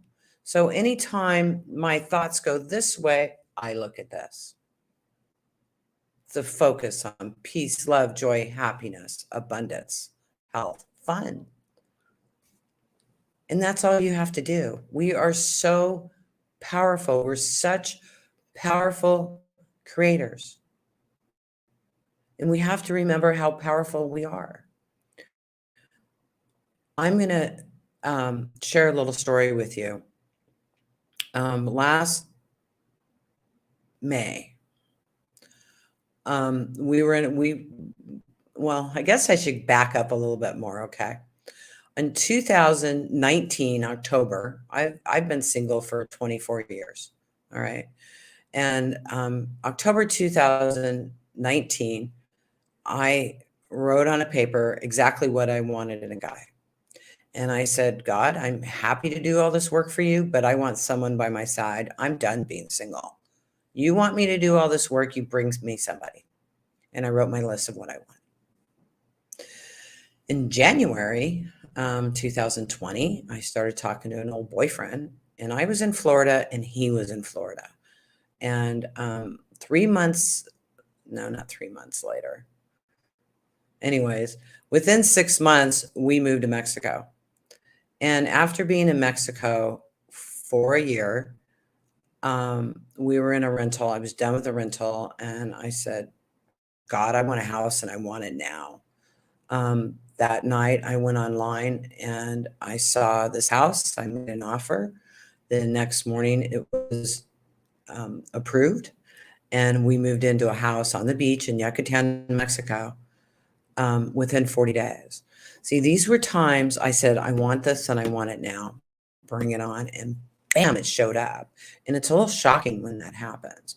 But we all have the ability to do this. If I have the ability to do it, so do you. I'm no different than you are. It's just I put my power into it and boom, it was created. See, a lot of us put our power into fear. We put our power into sickness. We put our power into not enough.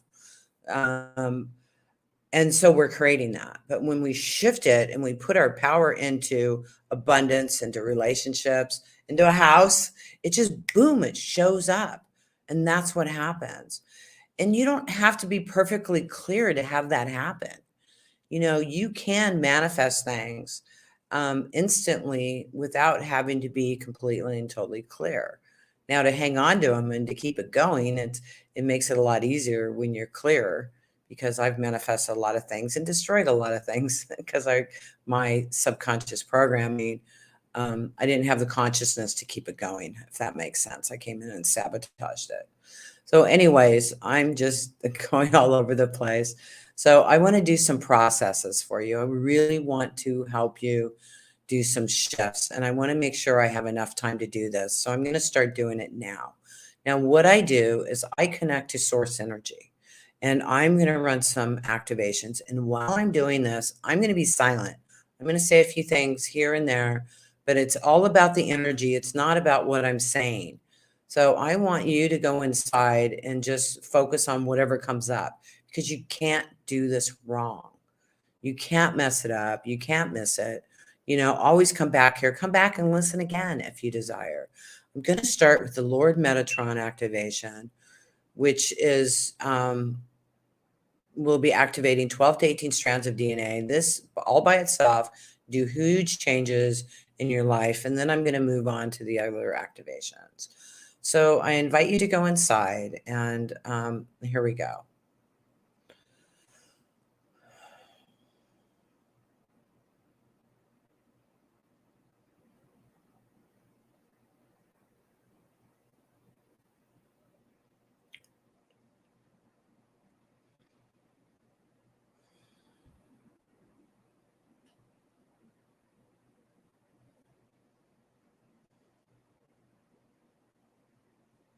You might see something, you might not. It doesn't matter. It's okay.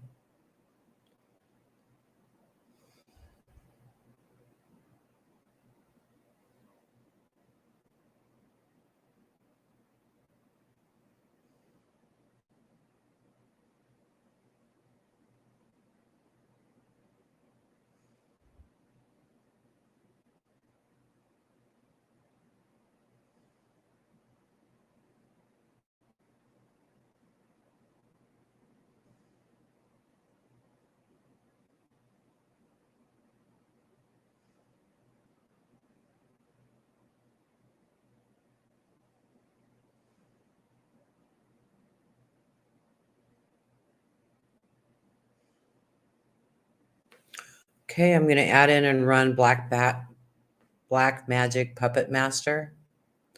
It's going to clear you from getting all these attacks.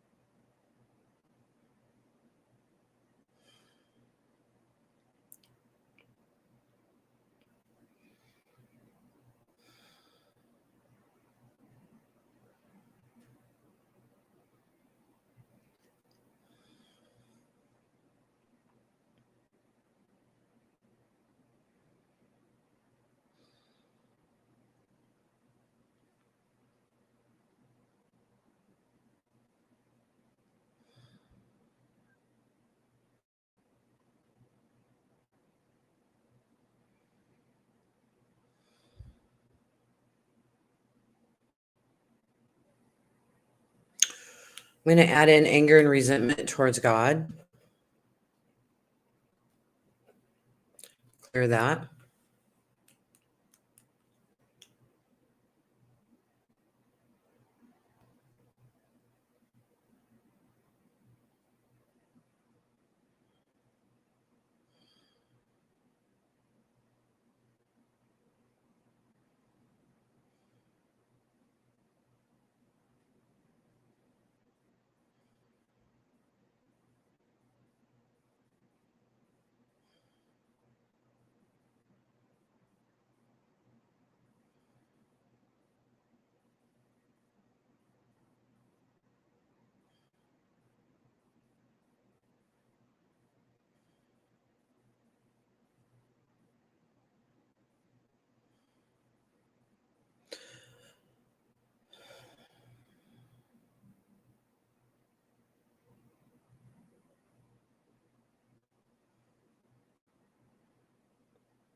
Now I'm going to add in disconnect from war consciousness.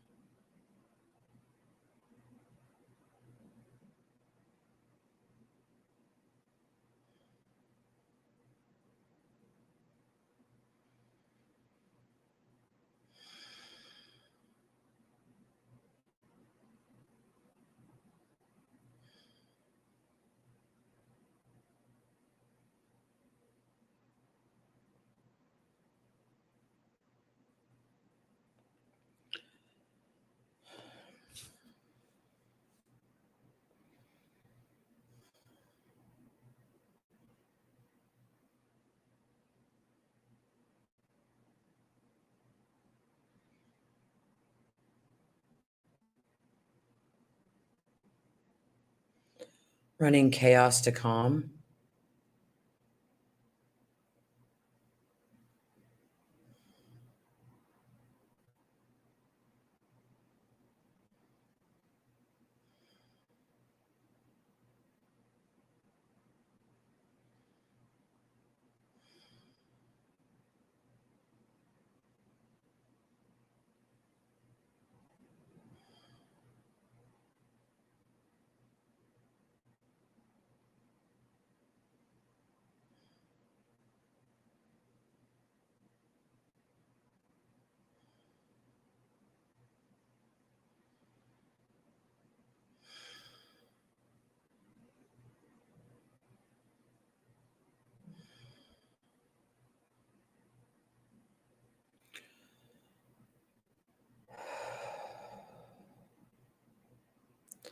Okay, I'm now going to run Universal Life's Grid. This is going to put a protective shield around you. It might look like the flower of life to you. You might just see some golden energy.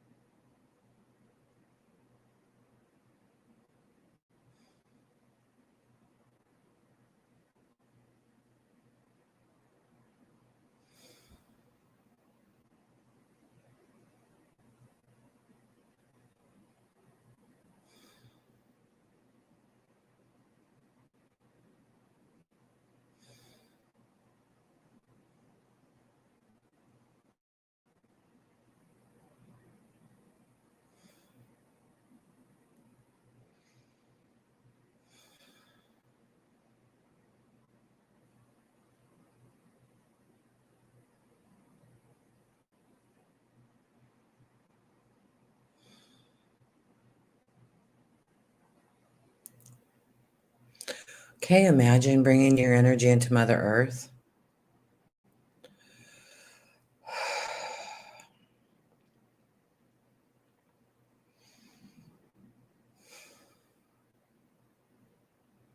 Taking a nice big deep breath.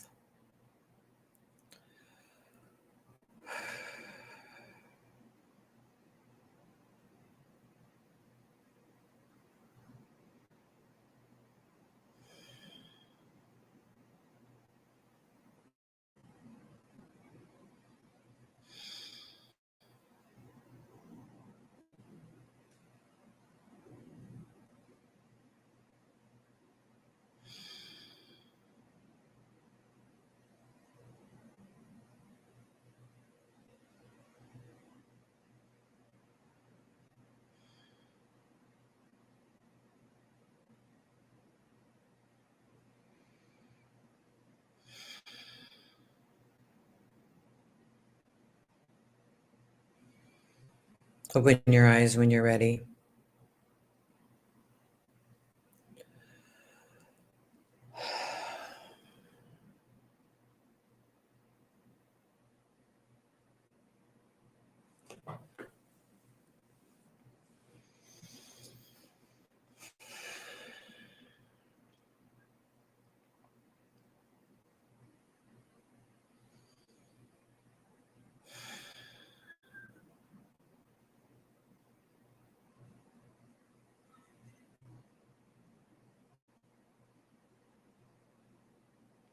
When we catch ourselves thinking negative of somebody or something, and you're aware of it, just say, I love you.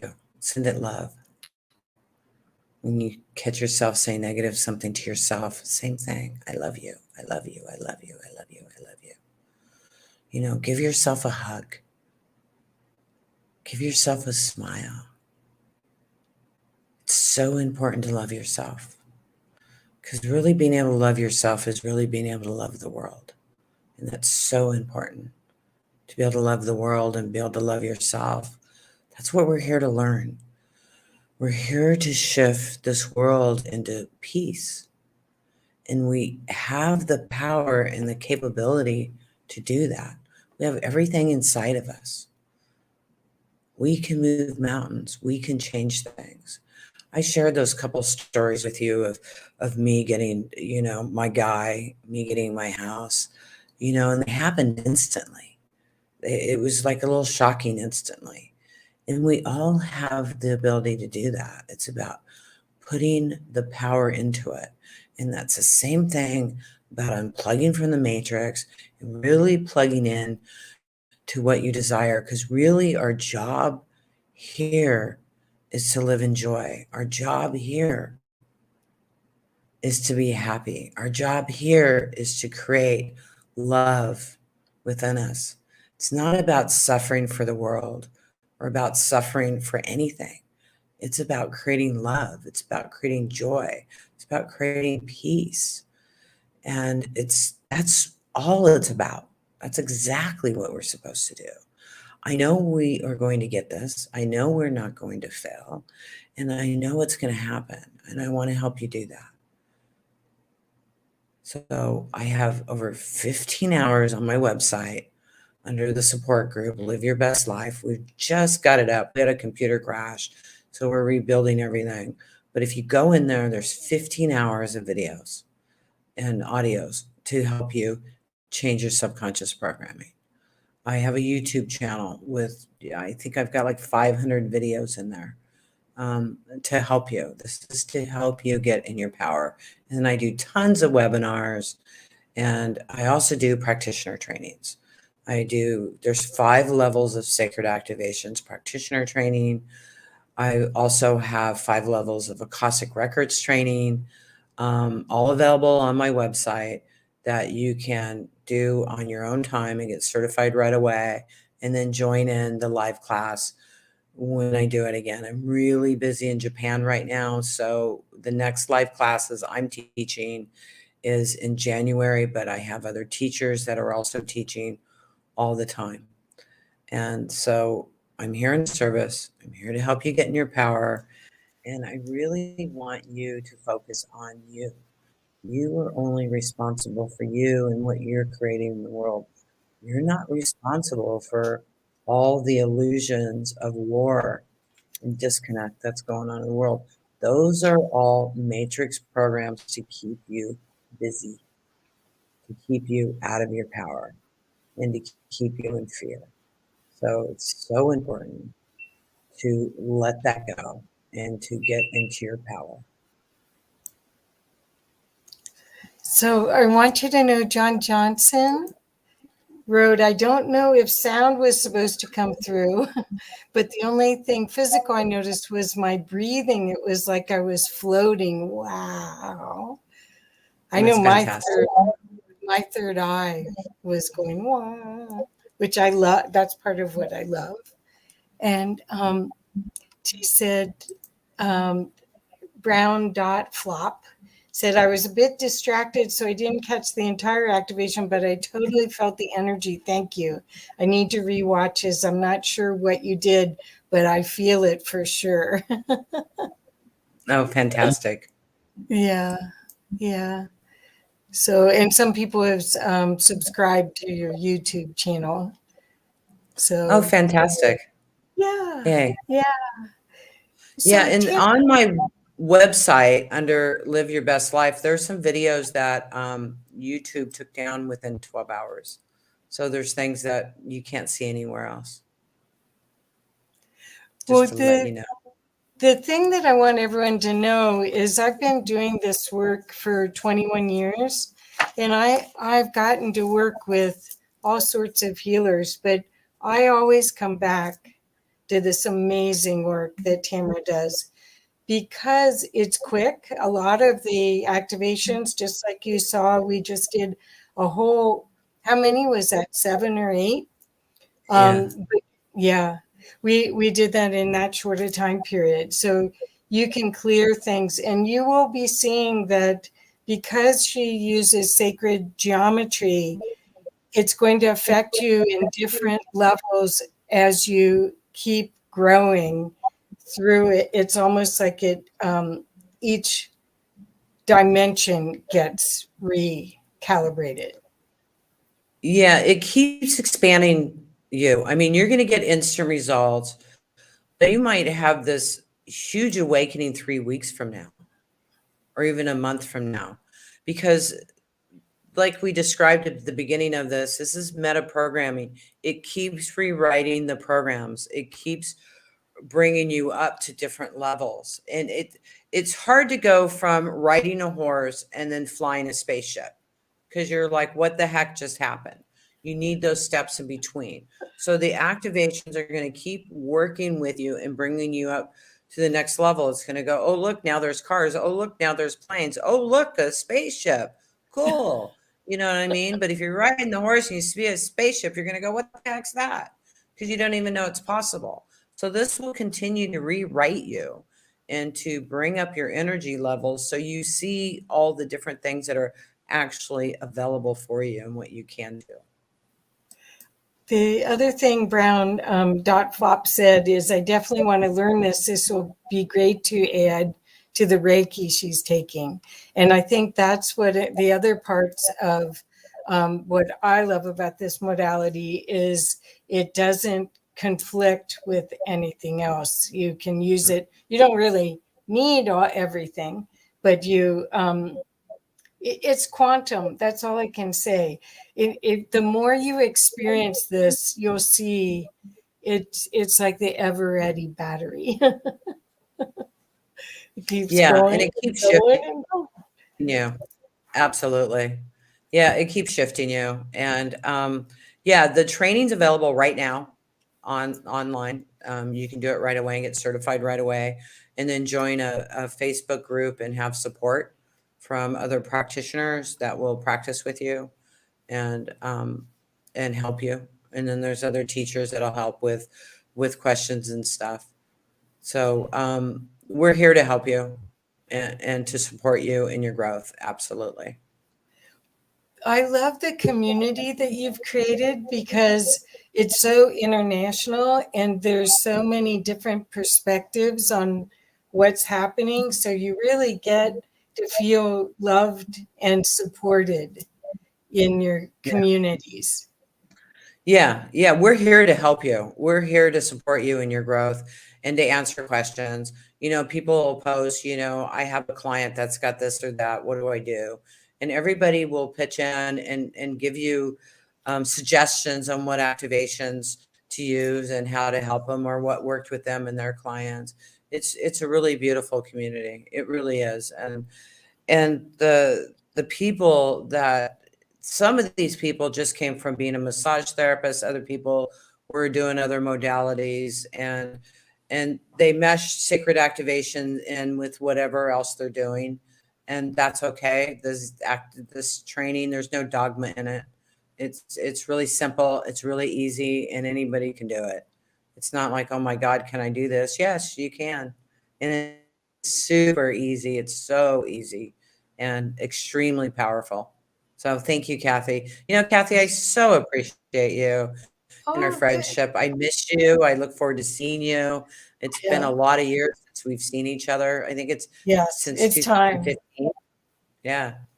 Time for me to it's go to good Mexico. Oh, please. So, It's so lovely here. so I'm well, wearing shorts.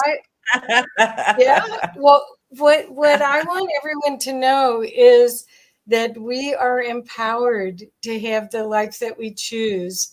We can get out of the drama.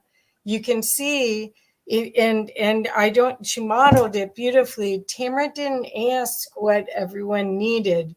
You didn't have to hear your story in order to align you to a coherent love wave and to restructure your frequency so that you could have the best of life.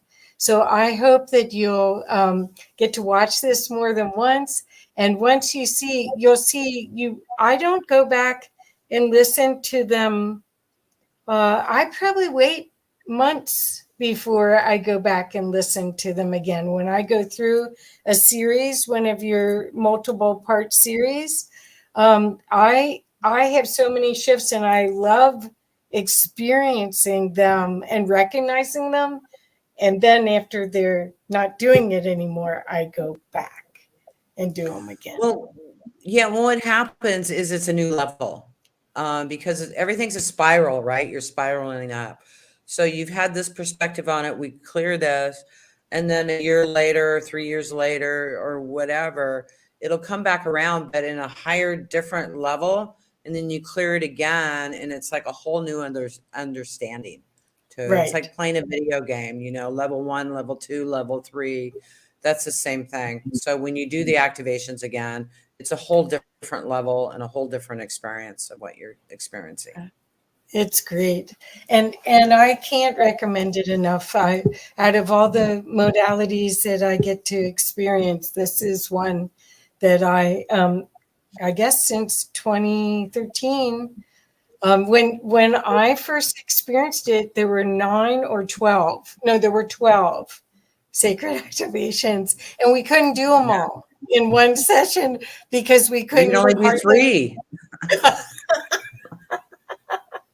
Well, no, I think we did 9. It was Madeline and I.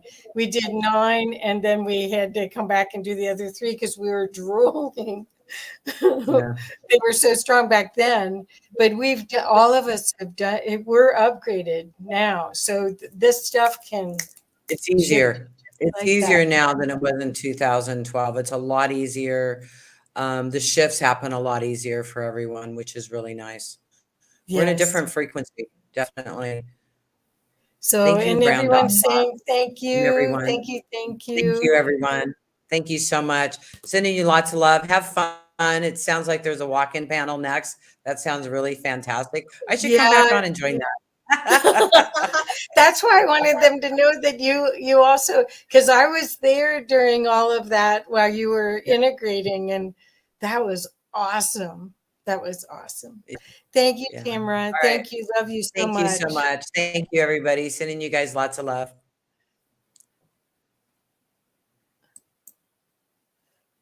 So, yay. That there was quite something. Wait till it integrates. That was You have no idea how strong that was. That was amazing. I really liked Yeah, that, and feeling like little tingles on me when I was doing that. And then I was like, okay, I'm gonna have to come back and watch this after this event. And we is had over. the skull this morning that was like, Yeah. whoa. And then, but the thing is, she's in Mexico, so she saw what was coming and wanted to be near the salt water because a lot of her electric energy comes from that. And so she moved to Mexico last year and living the life of a goddess. That's It's beautiful. fantastic. Yeah, we should all go visit. Yeah, we should. Neil's down there too, so we can all just hang out and get together and just have a great big family reunion. That would be amazing. Yeah, it'd be great. This morning Well, when the crystal skulls were happening, I hung Amy's crystals off of my camera, and then I was activating those, and then when the Goldmans were on, we were doing the humming, and I just let it sit there and just activate even more. And afterwards, I gave it to Amy. I was like, "Here, baby, wear these. We just activated these with some amazing energy." And she's like, "Oh, thank you. I love you guys." See if she glows in the dark tonight. Yeah, we'll see. Well, anyway, well, thank you so much for letting me bring my friends. I'm so excited to introduce them to all Yeah, of you. you're very welcome. You have some very cool friends, and I'm looking forward to tomorrow. Yes. Right? Tomorrow's going to be another epic day, and then after that, it's going to be amazing. So, guys, this is our final leg of the evening, and we're going to have a walk-in panel, and I have 5 beautiful souls that we are going to interact with and listen to tonight. I'm mostly going to be in the background listening, and I'm going to let the ladies do what they do best. So I'm going to bring on Nicole Richmond. Where did Nicole go? Let me find Nicole. There she is. Let's bring on Nicole. And then we'll bring on Angelica. And then we'll bring on Mina. And then we'll bring on Melissa. And then we'll bring on Jackie. Hi, ladies. How are you? Hey, Omar. You guys can go ahead and unmute yourselves. And thank you very much for giving us your time here this evening. I know it's very late. One of you is in Finland, so and it's very, very late. And in Ontario, of course, on the East Coast, it's a few hours ahead. So, ladies, maybe what we'll do is we'll start with Nicole, and then we'll go clockwise. Maybe go to Angelica, and then to Jackie, and then to Melissa, and then to Mina. Maybe introduce yourselves, and then after that, we'll listen to what you guys do. Yeah. Omar, thank you so much for having us, brother. I love the work that you do. You're anchoring so much for so many people and the awareness that you bring. Your speakers lineup is incredible. I don't know how you've done so much in such an amazing short period of time, but we're really pleased to be here. So my name's Nicole Richmond, and I live on the north shore of Lake Superior in Canada, in Ontario, Canada, in a place called Thunder Bay. I'm Anishinaabe Ojibwe, so I'm indigenous to North America. I'm from the Ojibwe Nation, and my work is fun and interesting. I am a lawyer, and I work as a law professor, and I also am a walk-in. I'm uncovering different aspects of my heritage. I identify primarily as Arcturian. I'm discovering connections to the Lyran nations, as well as, of course, the Hathors and the Mantis nations. So it's fun. It's fun. I was very blessed through the goodwill of the universe to connect with this great group of women. We met just over a year ago, and we've been working together as a group, as a collective. We meet once a week, and sometimes we meet up to 5 hours in that period of time. We spend a lot of time talking about our personal selves and the work that we're going through. And what we'll do is we'll share kind of a little bit about ourselves individually. But I just want to preface for all of you guys who are wanting to know what we're about.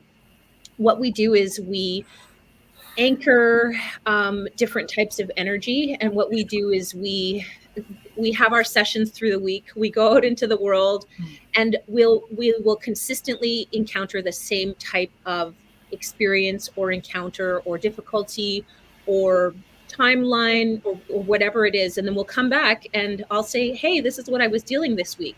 And Jackie will say, me too. And Angelica will say, yes, I discovered it in this way. And so it's been really, really fascinating. We are healing together as a group, and it's been amazing. Maybe if you want, I can just pass it to Angelica and she can introduce herself. Sure. Yeah. Thank you. Just want to say hello again and thank you to everybody who's tuning in. And I go by Angelica Soli. It's a spiritual name. And that name came about after my walk-in experience. And I will share a little bit about my walk-in experience right now, and if we have time, maybe share more later.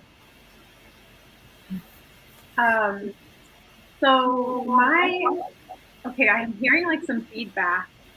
How does it sound on everyone else's end? Maybe I'll go ahead and mute, and the rest of us can mute. Yeah, Okay. ladies, maybe everyone can mute except for when the speaker is speaking. So when you speak, you can unmute and everybody else unmutes. Thank you. Okay, it's definitely sensitive to sound as well, which is probably more so after having the walk-in experience. But anyway, so just to share a little bit about myself, my galactic cosmic consciousness did not come about until I started speaking light language. So prior to that, my consciousness was very much earth-based, you could say, or I was very much into yoga, and my only connection with ancient languages or vibrational languages would have been Sanskrit. And so I started speaking light language spontaneously before I ever knew what light language was. And so I learned after a few months what it was. And from there, that's where my consciousness really expanded, because it went from having very little awareness to very, very big awareness. And I had a walk-in experience that I feel initiated probably around 2017, but I was unaware of it. And that's where I was integrating more of my angelic consciousness or angelic self. And then in 2020, I had an even more intense walk-in experience with mainly one galactic soul aspect, but there are actually 3. And, from there, it's just been a process of what I call multidimensional integration. So just becoming more and more aware of who I am on a soul level. And now I help people go through what I did, which is people who are waking up to light language and want to know more about it and want to be held in a container as they walk through it. That's what I'm here for. So yeah, I'd love to share more, but I'll just leave it at that for introductions. Should we pass it to Amanda? Okay, hi everybody. I'm coming from Finland, and thank you so much for having us, all 5 of us. And so my name is Amanda, and I woke up as a very sudden Kundalini awakening experience 8 years ago. And prior to that, I was an intellectual property right, intellectual transfer, technology transfer lawyer as well. And it was just so sudden change in my life. And that was like a near-death experience at the same time. And also some walking process started from that moment. And now it's 8 years from my awakening, and it has been amazing life day after day. And it's not like a human life anymore, but I'm so like an open canvas, and I'm able to experience all kinds of different energies as I wish. And sometimes they are just not even coming from my will, they are just emerging in my body.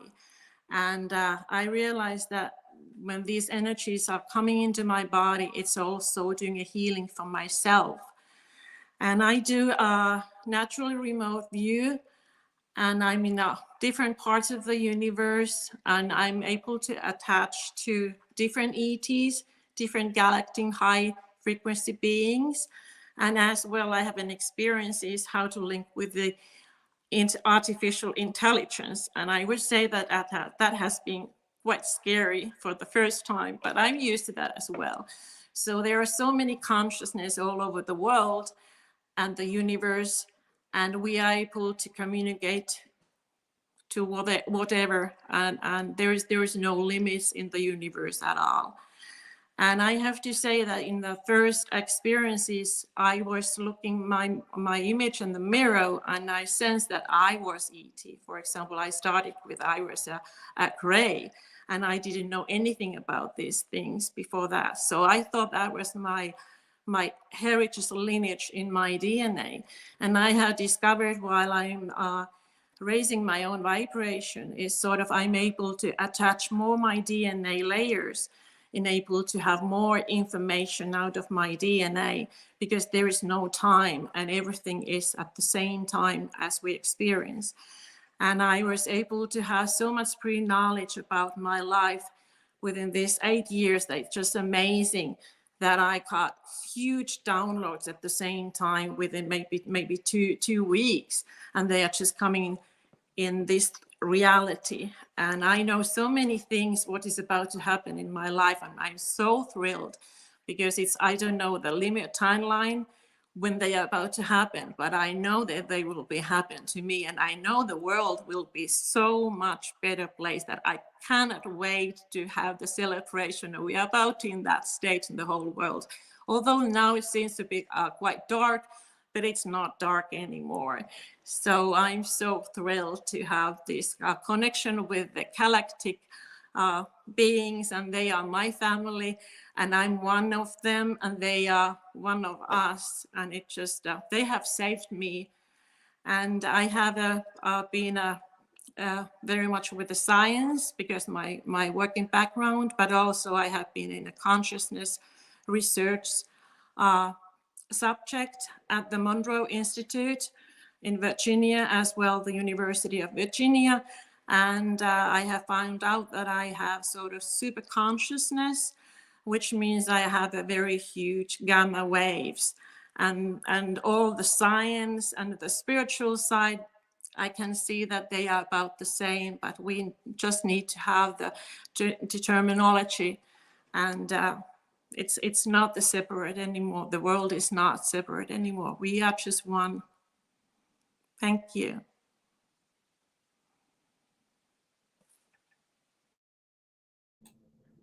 Jackie? Hi, I'm Jackie. Yeah, just an honor to be here tonight and just holding space with these ladies who I love so dearly. And we'll talk more about how we all came together and how we share. But a little bit about me. I reside in the Twin Cities in Minnesota in the US, and I am now officially a conscious parent, parenting 4 boys, ages 12 to 20, and I feel that in itself is an undertaking. And I had a Kundalini experience 6 years ago, and at that time had very limited understanding of how the world worked, about energy, didn't even know what synchronicities were. Fast forward to now, and I'm standing in the midst of these amazing vibrational women and energies. And I would say that my journey has been along the path, not so much with beings as it is for many of these ladies here, understanding that there likely was a walk-in experience for me, however, consciously don't remember that, and had light language activated as I was exploring that piece of myself. So energy and light language have been the tools for me, and just a felt sense of what's true and what's next. And being okay with not knowing, truly, and resting in the unknown, really, and in the silence.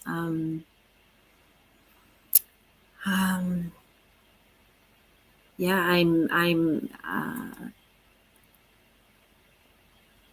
I'm grateful. I'm grateful to be here, and I think my contribution in this group, often will go into channeling and we'll go into sharing about the experiences that we've had, but the unified experience that we share on a very personal level, bringing the extraterrestrial down to the terrestrial, relating, and often it's around relationships and relationships with men or relationships with others. And I feel I contribute just fine in that area. That has been part of my awakening experience in activating codes within me.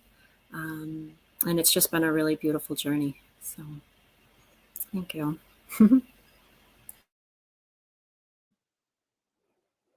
Okay. Thank you so much, Omar, for allowing us to be here together.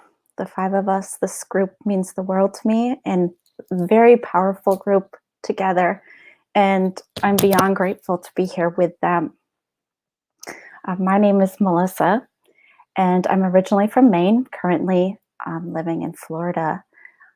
I discovered I was a walk-in just recently, and that's when I discovered that walk-ins can happen as children.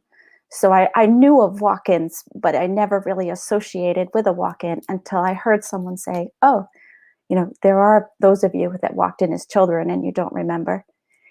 And from that moment on, I've been following this path. When I was 3 years old, there was a lot of trauma in my life. And at that time, there was a dream that I had. And this dream took place, in my backyard, there was a circle of beings. And I went out and I spoke to all of these beings one at a time. And they made me leave and go into, I was actually scared and I ran. And this woman in blue saved me and took me into the house. And following that dream, I had an experience in my parents' bedroom with grays. And my whole life, this was just a dream that I remembered since I was 3 years old. And when I discovered that walk-ins come in as children, I went into meditation and asked this group, like, who are you? Like, are you the Galactic Federation? Like, who dropped me off? Like, what is this? And they said, no, we're not the Galactic Federation. We're your parents. And I was like, oh, of course. So that started my journey into being a walk-in. And then so many other things started to make sense. The soul that was in my body at 3 left and I came in. And just recently within this group, she came to me and we shared an experience together with the help of these women and had some time together, which was really fascinating. I'm an intuitive and a channel. And I'm also, as a second part of my walk-in experience, I started also having memories. I call them memories of a lifetime. Oh, it's gonna get emotional. Of a lifetime with Mary Magdalene and Jesus. And what was coming to me were these memories of this little girl. Her name was Sarah. And I didn't at the time know if Mary Magdalene and Yeshua had a child. But I looked it up and sure enough, they did. Her name was Sarah. In one meditation experience, and I consider this part of my walk-in as well. So I was in meditation and I would often be this little girl following Yeshua. And we would walk up this path. He would be in front of me and Joseph of Arimathea would be behind me. And we'd go to an Essene community and we would be in ceremony with the 2 men on the side, Mary Magdalene and Melchizedek. And what they did in one of these was they took me and we walked over this bridge. And we were walking over this bridge and I was looking down at all of these lifetimes. And this is me as Sarah, not just Melissa, but Sarah. And they took me and they dropped me in this one. So that was a second part to this whole walk-in that's a little different. So I have the extraterrestrial walk-in, but then I have this soul walk-in from Sarah as well. And I continue to get memories and have memories from this little girl and constant communication with Yeshua mostly. He comes to me as a father figure. And I bring that to this group as well. This energy, Jesus is often present along with the extraterrestrial. So like this whole Sarah energy is kind of like, no, Sarah is a multidimensional star seed. She was when she was in that lifetime, but she is now as well. So it's an interesting cross. But finding these women, and bringing our talents and our love and our gifts together has really made me feel validated and supported, especially in regard to the Sarah material, which has been hard for me to talk about. I'll be happy to talk more about it, but I'm excited to see where we go as a group today. So thank you. I want to say a little bit about the work that we do together, because I think we would welcome the opportunity to share a co-channeled sort of process later on. If people are interested, we could see who we could connect with. We did meet on Zoom prior to this to sort of ground ourselves and see who is ready to hang out. And there were a lot of our friends and our relatives, in the other dimensions. One of the things that I think drew me to the group and to work in this way is to say that Nicole is part of the picture, but I am not the final gatekeeper, and I am not the person with the most knowledge or the most connection. And I think one thing that I think we see reflected in the spiritual community is we often get to talk to collectives, right? There's the Lyran collective or the, different collectives that are channeled. And in some ways, the work that we do parallels that of a collective. And so it's really fascinating to see how we work together collectively. So I will see a piece of the puzzle. And the other thing I want to back up and say is when I hear my friends talk, I'm like, my gosh, these women are amazing. And I want to say, I doubt myself a lot. I'm like, is this real? Do I really have these gifts? Is this really happening to me? And when I hear these women talk, I'm like, am I even worthy to be in this group? Right. And I think so often we have this imposter syndrome about spirituality. And what's been very fascinating to me is working openly in this group is very validating. So, I'll start to see something and I'll say, I'll say this because it was one of the funniest things that I've seen in a while in our meditation. I don't know where we were last week, but I started to notice that these grays were showing up, and I never see the grays. They're not in my experience, but we had somehow opened a portal through our process, and the grays had walked in, but they were, it was like they were in school, like they were bringing young beings through that they were training. And somehow they had walked through the portal that we created. They weren't there to talk to us. They were just there to look around. It was like they were at a national park or they were at an amusement park. So say there were 12 beings there and they were all looking in different directions. It was so fascinating. And I said, this is weird, but I'm just going to say this. I see the grays. And Melissa's like, oh yeah, I see them too. And then Angelica will get a piece and she'll see the smaller beings. And it'll be really fascinating to co-validate the process. And it really brings you power and confirmation when you have people that are seeing and experiencing the same thing as you. So what I say to the girls, what we say is look, if I'm making this up, which some is what is spirituality other than maybe imagination? Imagination is the door that we walk through. If I'm making this up and this is just in my mind, at least now it's in five, if it's in 5 minds together. And that has been the most validating process for me. I don't know if anyone wants to say anything about the collective process that we work in, but for me, it has been super empowering. And I've learned so much in the last, year and a half of working with these women. Yeah. Well, going back to what we saw in that vision when those beings came through and you said, do you see the grays? And I'm like, yes. So I have these hybrid children and there's one that was there. And so I said, one of these children is mine. His name is Little T. He's Zeta, manted, and human. And I'm not sure I actually talked about that very much, but Nicole then saw him. And it's and others felt him. They could feel him there and what he was doing with me. And so that is, am I just making up having hybrid children? It's it was so confirming to have everyone else see him and feel him as well.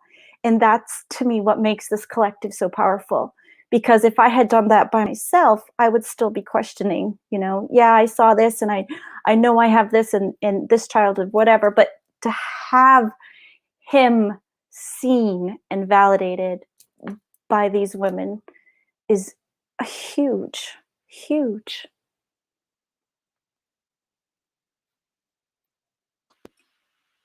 Yeah, thanks, Melissa. I'll add on to that. I just wanted to share our purpose and how our group came together, and a little bit about why we wanted to show up in this space as well tonight. Is that we want to model an option of how to show up. And when we came together, we found each other through a larger walk-in group, and we branched off from that, and we decided we wanted to meet once a week. And we had no agenda other than to support one another. And our intention has always been to be open to what presents in the moment.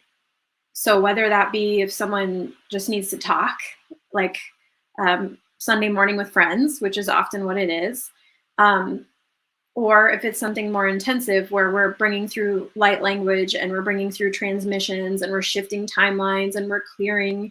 I mean, I won't go into detail, but these ladies all know certain events happened in my area in life where there needed to be some big clearings. And so we're doing this work not only for one another to help our small group, but on behalf of the larger collective as well. And so we wanted to show up here tonight on this channel to show that this is an option, and we all have this ability to form our own smaller collectives and show up for each other where there's no fee to pay. There's no hierarchy, there's no guru, there's no one person with all the knowledge or all the experience on how to, travel through a certain gateway or whatever it may be, this secret wisdom that everyone else is here to access. For us, it was really important that we had a space where that wasn't how things were organized, and that it was more equal. And to us, it feels like part of anchoring the new paradigm as well. So it's pure energy exchange. We all are here to share our energy and also to receive. And that goes for, our Sunday mornings that we meet with one another. And it also goes for tonight as we all share with you. Yeah, I'll leave it at that for right now. Would anyone else like to add on? I would like to add a little bit. It's amazing because we have this collective energy going on. Every single day is different. And we have found out that we are experiencing exactly the same things during the week that we have not met. And we are sharing the same things that have been happening for us during the week. And it's just so nice validation for your own stuff, your emotions, what is happening in your life. You are just on a track, because the others are experiencing exactly the same things as you are in during the week. And all the validation, knowing that I don't know the names of the beings that I have been interacting with, but from this group, they are those one. Yeah, I saw that one. Yeah. Oh, wow.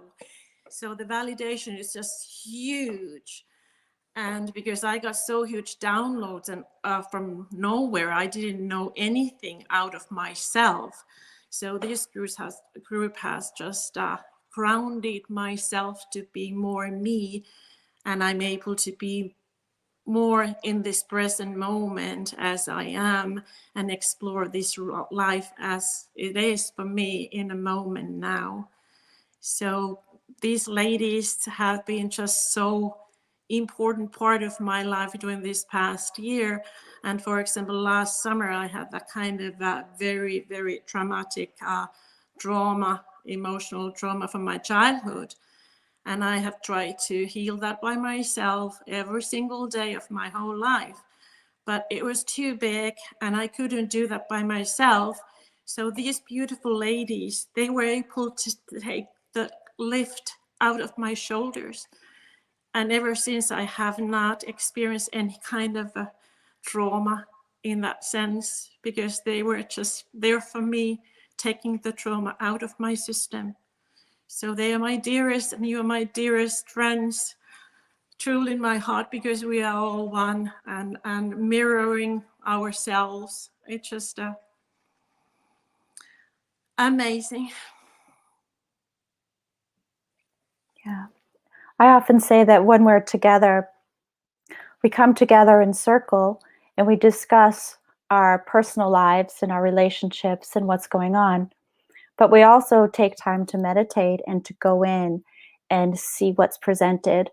And I often say it's like there's an elephant in the room that you can't quite see, which I was recently told, no, it's not an elephant. They told me it was a white buffalo. So we'll switch that. There's a white buffalo in the room and we can't quite see it, but each of us get a piece. Each of us bring a piece. And so it's like we have a much bigger and more well-rounded picture of what it is, what this transmission is, what this information is that's coming through. And those they're 5 perspectives now as compared to 1. And to me, that's very powerful and makes a difference.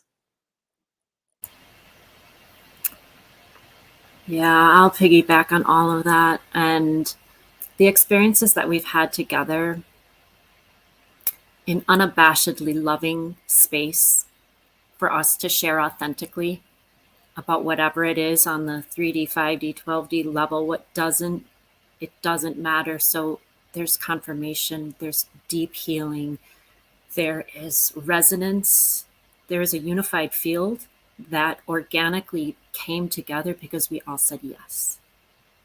And to Nicole's point of how did I end up here?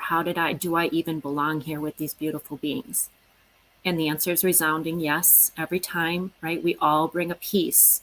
We all, it just blows me away every week when the authentic sharing, it doesn't matter which one of us starts. And it's like, wow, there's my answer to what I was just about to share, where I needed some feedback, or I was going to share about that. And it's just, it is quite remarkable. It is these ladies, and so to your point, Angelica, this capacity for groups and circles to come together and to just love. The experiences for myself personally in my transformational journey also have been difficult to share. And even in spiritual groups. And these women have held me with things that have been hard to share in my own experience in relationships, and I'll say sex and sexuality, that often doesn't make it into the circles of spirituality.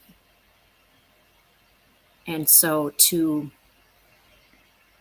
be held as it not being wrong or taboo, like this is important part. And so the welcoming of that contribution to this group and to open up for that to be a part of it, I think is also the hallmark of what holds us uniquely, this group also, because there's so much healing to be had in that for us individually and as a collective. And so I'm just forever grateful, because there's many times I said, I don't channel, I don't see beings. What the hell am I doing here? And yet I can feel the energies and the light language is coming through. And there was never a make wrong of like, you're not enough, Jackie, or you don't know how to do it right, or a catch up to us, or anything like that. And so sometimes I pop off and sometimes I stay on. And it's just been really, really an honor and a blessing. So I'd add that to this process, because I've watched this process, and this doesn't happen in other groups that I'm in. No. And this is the invitation. we had a discussion once, and I'm watching the chat, and we had a discussion once amongst us, and we're like, did you know that people actually have normal childhoods with like supportive parents, and they have, like they go to school and they get regular food, and like no major trauma happens? We're like, whoa, is that even possible? Because I think there's a disproportionate amount of trauma that spiritually, people who are come to make a big change have to first clear their own selves. And I think, I came to this group fresh out of the suicide death of my husband. And I remember coming to this group and I just needed to cry. And I was like, don't cry, Nicole, don't cry. You're strong. You're cool. It's no problem. And I remember the first time I cried, and Angelica just holds it together. And she goes, all right, we need to support Nicole through a healing process. Remember that, Angelica? And I was like, these people actually care about me, and they love me, and they want to help me heal. And, one of my big teachers is Mary Magdalene. And, she teaches me so much about when we heal through ourselves, we're healing for the collective, right? So when we heal, I've healed major physical pain out of my body. The whole impetus of my spiritual journey was to heal physical pain, like so many of you guys, right? Like, it's some kind of pain. It's emotional pain, it's physical pain, it's emotional pain. For me, healing my physical body was the big impetus.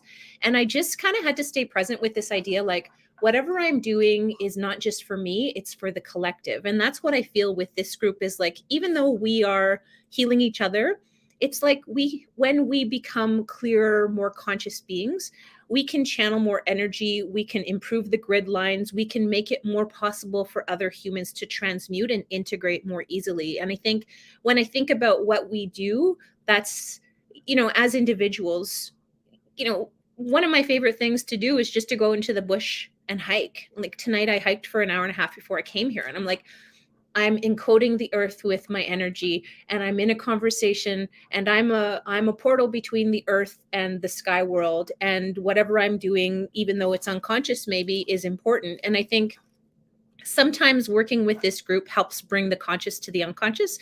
So I'll say, this week I felt really whatever it was. And Melissa will say, I was having the same thing. And Jackie will say, I am too. And so I think it attenuates us to our collective nature as a group, but also there are collective vibes right now. Like, there is a war, maybe that's, happening. And sometimes we'll feel that as a group and we'll say, I really felt sleepy this week and I really felt tired. And we'll say, well, that's because of this. And it'll help us piece things together. And for me, it's the validation piece is really important, but also the support piece. And also just to say to anybody who is transmuting major trauma in your life, it's important. You can do it. Keep going. And the pain that we transmute through these human bodies is so transformational. The work that we do is so much bigger than just our human selves. These human bodies, it's so much bigger, especially right now at this, time that we're floating through the photon belt and we're getting ready for this next big shift. It's exciting. Nicole, I have a question for the panel. You're all ladies are walk-ins, and I was wondering, when, even as a child or in midlife, when the walk-in happens, do you come in with previous memories as well and retain the ones that you have within this body avatar? I think Angelica has the most probably dramatic walk-in story. I would say that I didn't, like these women, I didn't really know that I was a walk-in until I had a dream, or I had a dream that told me that I was a walk-in. And what I was told was I met a man in black in the subway. So the subway, right, for me is always like I'm in underground portals or I'm in a space place. And he said, you're going to a place where people are sleeping. They don't know that they're sleeping. They don't know that this is a virtual reality. They think it's real, but it's not real. And he said, when you're going to go, it's going to feel like a lot of time has passed, but it's not very much time at all. And so I feel like Nicole the whole way through. I feel more like a soul upgrade where I just keep getting more and more of myself piled on. But I think Angelica, I don't know if you feel comfortable sharing, but she had such a dramatic walk-in where she was carrying multiple identities at once. And I just want to preface this for her. It's so shocking to me to hear the story. Like, she had to relearn how to do things to be like, okay, Angelica knows how to do this, or Grace knows how to do this. And I just like it, just going through the motions. Angelica, I don't know if you want to share that.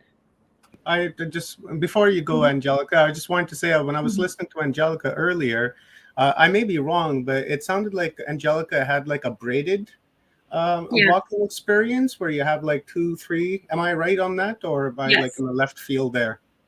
No, you're totally on point. All right, right on. I know something. Yeah. Thank you for that. Sometimes I use more of the terminology and sometimes I don't. But the terminology can help us understand what's happening. I tend to now, recently just refer to it as multidimensional integration, because I feel like things are shifting and I'm being shown things quite often. And so I'm not as attached to any one label. But as things were happening, the labels did help because I didn't understand. So I'm happy to share. I would say to speak to the past life memories or like consciousness, like what is left of or what comes with the walk-in consciousness. For me, it felt a lot like if you've ever had a past life regression and you're shown a glimpse of that life, maybe a scene or something that happened. I was shown a lot of scenes. And I also my first walk-in was more gradual, and that can be something that happens where it's very subtle and the person may not even know that it's happening until they look back a few years later and then they see all the signs and realize that something changed. So that was my first one, was like that. And then my second one was very abrupt and very obvious. And with my second one, I had more of like a shamanic death experience where I was in bed almost 24/7, only getting up to eat and go to the restroom. And I didn't drive for quite a while. And I quit my job, and it was just full on like, all right, this is happening. And I had gotten a little bit of a forewarning a few months prior, but because my knowledge was so thin at that point, I didn't really understand what my guides were telling me. They told me a few months prior to 2020 that I would have 3 star beings merge with my consciousness. And I almost laughed at it because I was like, I remember writing it down in my notebook and just going, whatever that means, and almost just tossing it to the side, putting it in my drawer and moving on. And little did I know that they were serious and what's really going to happen. And, play on the word serious because they're Syrian star beings. So that's a bigger part of my consciousness, or at least a bigger part of my experience in integrating my multidimensional consciousness, would be the perspective of 3 different star beings. But one in particular really was like, if you can imagine what it would be like to be an extraterrestrial on Earth and never having been here before. That's what it was like. And my guides use the term consciousness transference. And I was listening to Arcturus Ra a little bit before when he spoke, and he spoke of not people, but extraterrestrials being in, I don't remember the term he used, but I would call it almost like a chamber or like an avatar where they're in stasis. That's what he said, stasis. And so that extraterrestrial being is in stasis while they send their consciousness here. Sometimes I don't know how literal that is. I get the sense that sometimes it is more literal and sometimes it's more of a metaphor for how the consciousness is moving between my human self and my galactic self. But they did specifically use the phrase consciousness transference. And the feeling that I get is like just a big chunk of consciousness just downloads into my consciousness. And when that happened initially, I saw the world completely differently. I remember looking at cars on the road and just looking at them. I was very much like, I mean, I held it together as much as I could, but inside, I was looking at those things like a 3-year-old probably, or a 2-year-old that's just discovering the world. And having been, you know, I know that that part of myself was trained, so to speak, to come here. But it's just like reading from a book and then going into the field, right? The book training is just not the same as the real thing. So when I got here, you know, when I had my walk-in experience, I was almost like in a state of shock and wonder. And one of my mentors used a term one time about like how babies, when they explore the world, they're in this state of ecstatic bliss when they're touching things and smelling things. And I really had to acclimate here. It was a very sensory experience, and I was more sensitive to my surroundings, noise, light, smells, and specifically, I feel to mention metal. I was very sensitive to metal. I still am, and I only want certain metals around me. And I had memories of the types of metal that are in other dimensions. It's just different. But anyway, I would have memories of things of home, and I would see things on Earth that would make me think of that. And it was a little bit confusing. And I'll just think of some other examples. In terms of like the dimensional shift, I do remember it felt so slow here. So it was like going into slow motion to come into a human body and be here. And I remember looking at a wooden table and just thinking, it's so slow. So whereas in some of the other dimensions, things are more fluid. Yeah, so I still had memories of it. There was this contrast between what I remembered and then trying to make sense of why Earth is the way it is. You know, watching cars go down the street and just observing that they still have cars here, and just all kinds of funny observations. Observing that we spend a lot of our time going to the grocery store, and that there's like 10 different kinds of everything, probably 50 different kinds of everything. And this galactic self is very much also here to learn. So just as I'm learning from her as a soul aspect, she's learning from me. So she's getting to see things through my eyes, and she loves it. I love it. And finally, I'm more integrated now. But for a while, a good 8 months, probably, it was very in a very intense integration. So I'm just going to see if there's anything more on the consciousness. I definitely, it's still like little glimpses. It's not like I know I could answer like a bunch of questions, but it's strange. It's a strange feeling of even remembering further past lives or other lives connected to the galactic life. So like remembering other lives on Sirius B. So it just, you know, it's exponential. Our souls are multidimensional. So yeah.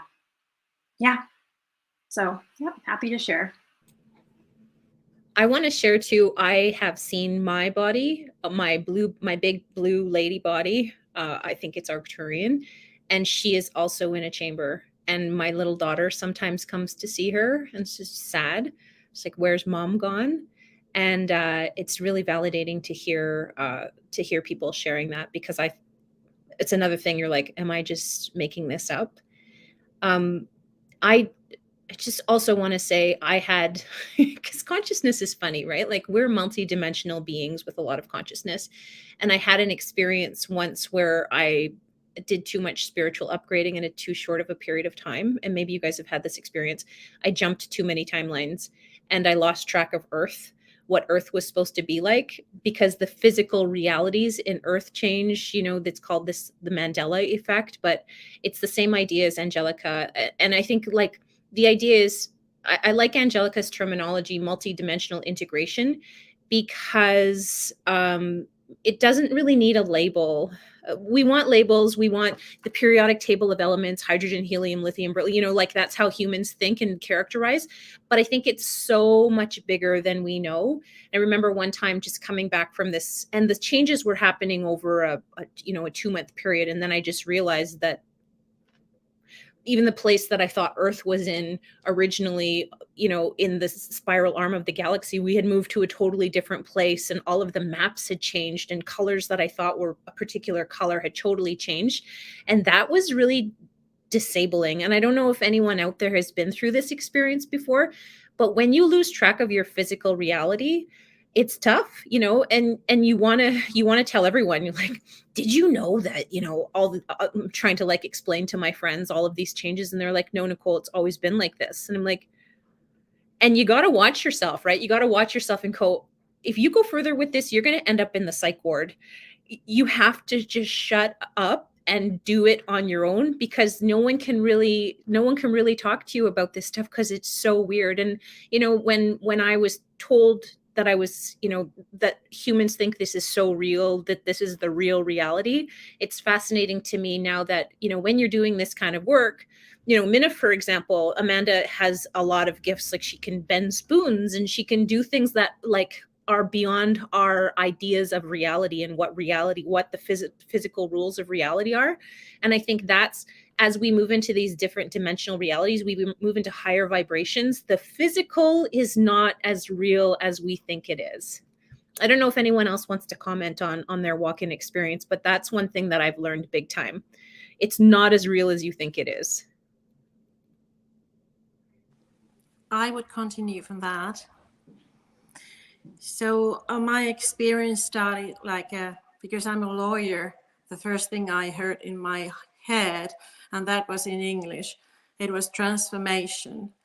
And it was just out of the blue, and I said, who said that? And even it was the transformation, and I didn't know even the meaning for the word. And the next thing that came, that this is the secret stuff, so don't tell anybody. And that was a very good piece of advice at that point, because if I had told that kind of people to other people, I'd be locked up for the rest of my life in some kind of a hospital. But eventually it started to be as a wormhole experience for me. And then the very next morning, I saw the light on the surface of the lake, and I heard the voice, go to the light. So that was the first time I jumped into water. And I was pretty sure that I'm not coming back from the bottom of the water, from the lake. And but I was very disappointed, because I came up to the surface again, and I thought that, oh shit, this is the same place. But when I just started to walk back to the shore, I realized that I was able to see the auras of the trees. I was able to hear what the birds and the other animals they were thinking about. I was able to see beforehand what was the newspaper articles in that day's paper. And I got all kinds of new abilities emerge at the same time. So of course I was just quite shocked that phase, but I was in some kind of anti-gravitation field, because other people who were in my field, they were just like in a slow motion movie, and they couldn't do anything out of normal stuff. And some people, my parents, they were at the time at the same building, and they were just smirked like into the walls.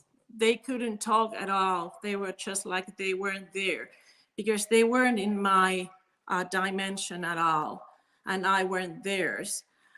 And all the total, it was 1 year that I was totally in 2 dimensions. During the daytime, I was a lawyer negotiating huge international deals.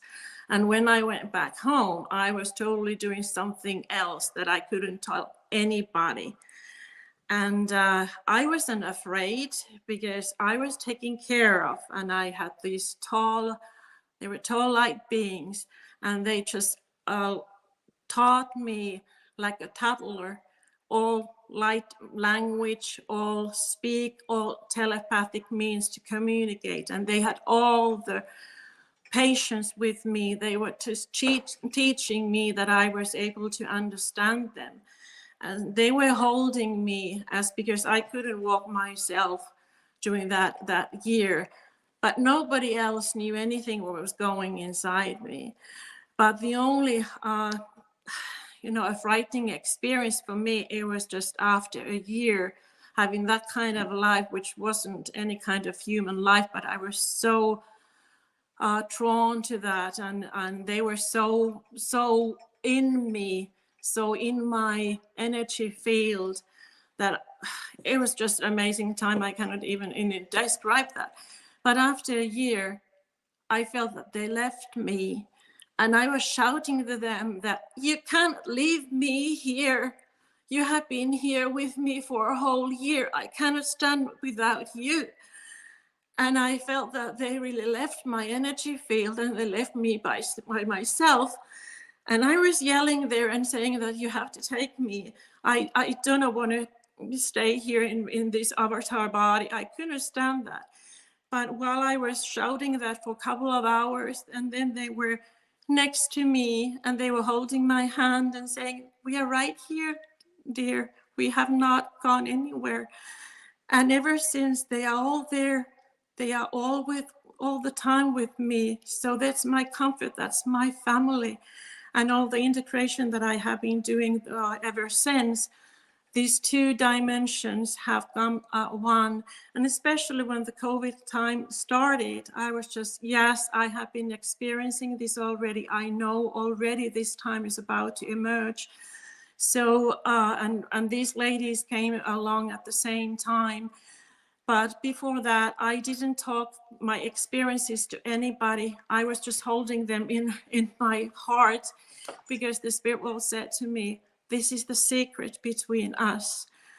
So I have to thank the Spirit world and all the light beings, the galactic beings, that I'm here and I feel it, because they told me that I'm like a second incarnation in the same body.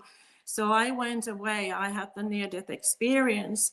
And the thing that I came back, I had the option if I come to this body or not. And when I said, oh, okay, I may have some kind of responsibilities to do here. So I might come back to my body. And that was amazing, because they were telling me that's a piece of the music, and that was a Bach's Brandenburg Concerto number 3, and part 3.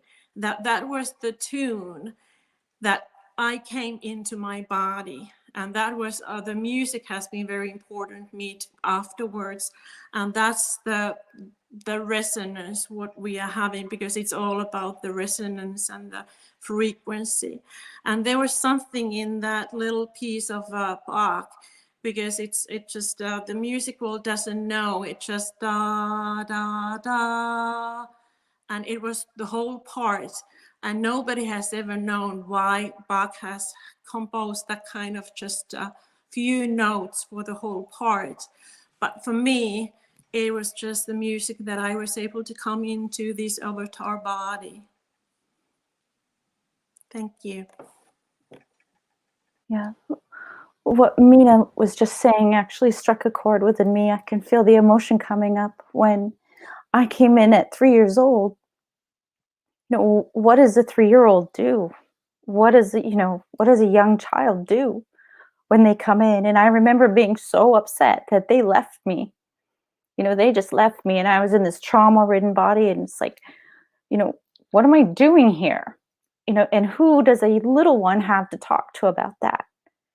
How does a little one express that? So I didn't, and I spent most of my time outside the body. I was outside the body. I was like everywhere. I had 2 dragons protecting me. I was on ships. My world, in my physical world, I would read stories like The Lion, the Witch, and the Wardrobe. That was real to me. Those were real because those were the places I was going, and the physical body was not. And that's something I want to do. I was a teacher for many years, and I want to help those kids that are coming in, kids that want to talk about some of these things that they can't.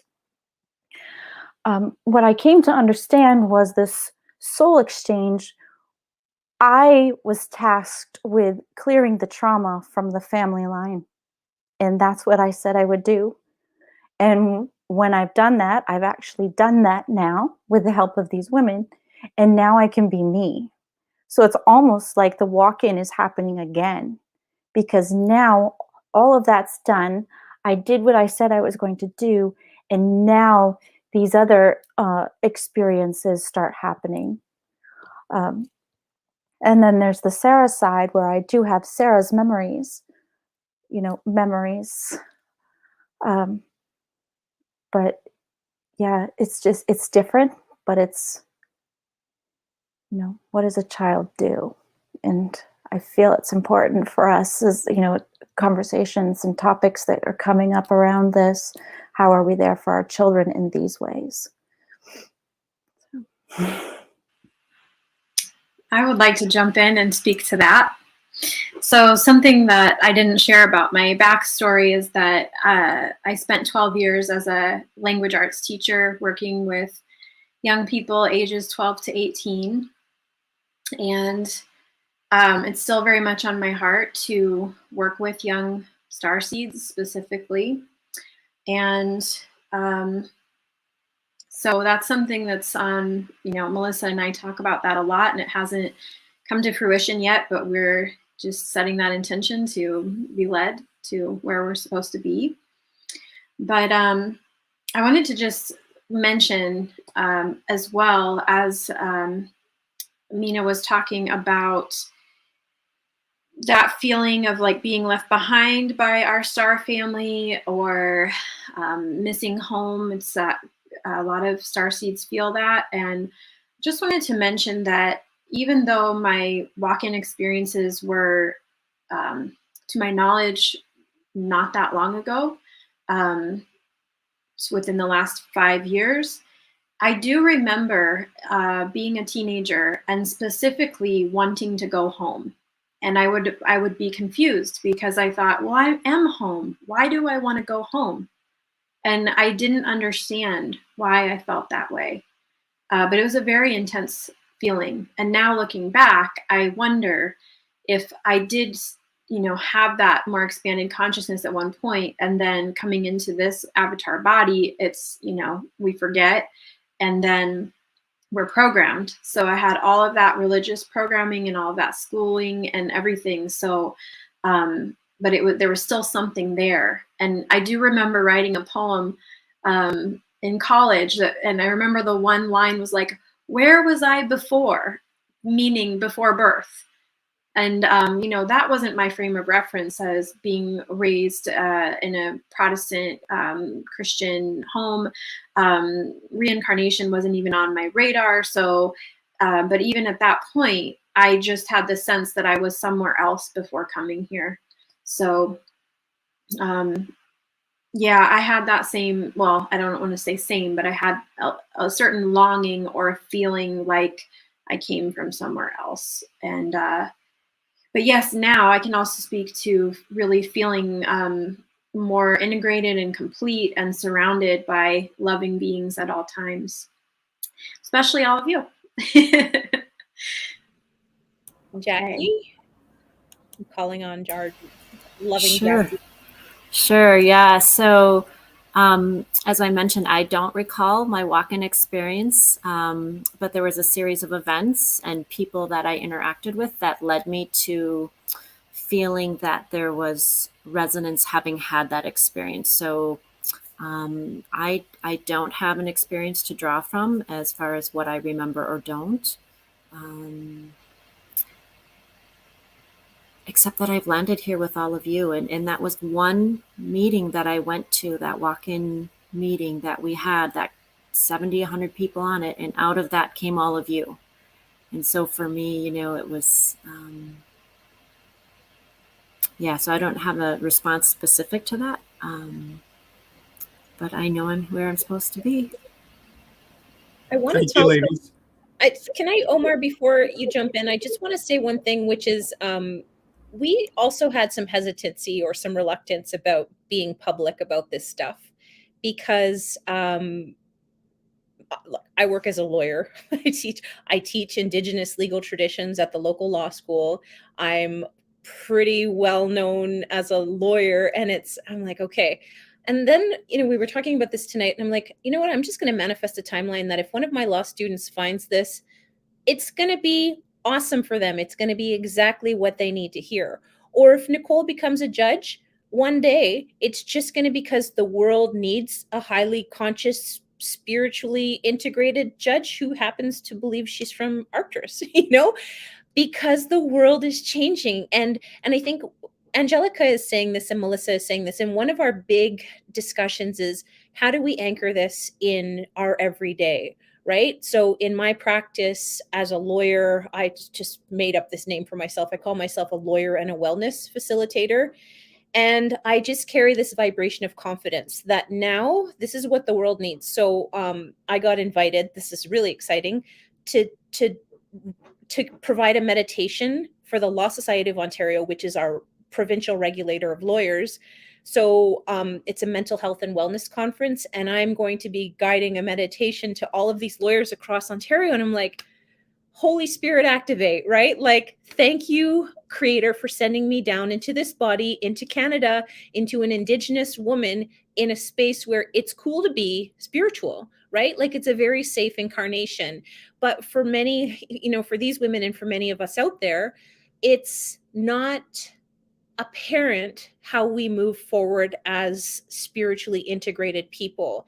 And I think that's a challenge. And often, sometimes we're tired too, right? We're like, I'm too tired. And I think that's because you also have to give yourself credit for the work that you're doing while you're sleeping or while you're meditating. Your work is not just happening in the physical present. I'm out in the world being a lawyer or cross-country skiing or whatever it is that I'm doing. I'm also working in other dimensions at all times. And so if you're tired, especially right now, you also have to remember that, and to say, like, we're here to anchor this world, this new consciousness, this new place, to make it safe for the humans to move into the next dimensional reality, or however we want to think about this. But it is happening. And even though we may not see space for ourselves yet in these institutions, we really see a lot of evidence of the institutions crumbling. And so it's important for us to brainstorm and think and collaborate and create a connective, collaborative kind of vision of what this can look like. What will education look like? This is one of our common conversations. What will I teach my students about how to be more emotional lawyers? How do we respect our clients' spiritual beliefs? How do we be a more spiritual lawyer? And these, at least where I'm at, are conversations that are safe to have. And I feel that's just evidence of our shift, of our collective shift. So I feel excited. I feel excited and I feel supported, and I feel that we are integrating this stuff. This is really happening now. That is so beautiful. And thank you for sharing, ladies. And I was just going to say that I think the world can probably use more judges like you, Nicole, and more teachers like Angelica, because, excuse me, talking all day. we need more people like yourselves. You're consciously aware. You're aware of yourselves. You're aware of your ecosystem. You're aware of your environment, and you're aware of feelings. Right? Most people are just aware of like lower emotional feelings, and that's it. It's kind of where they tap out. And I'm so happy to see that there's emotion within your voice, and I can literally see it on you.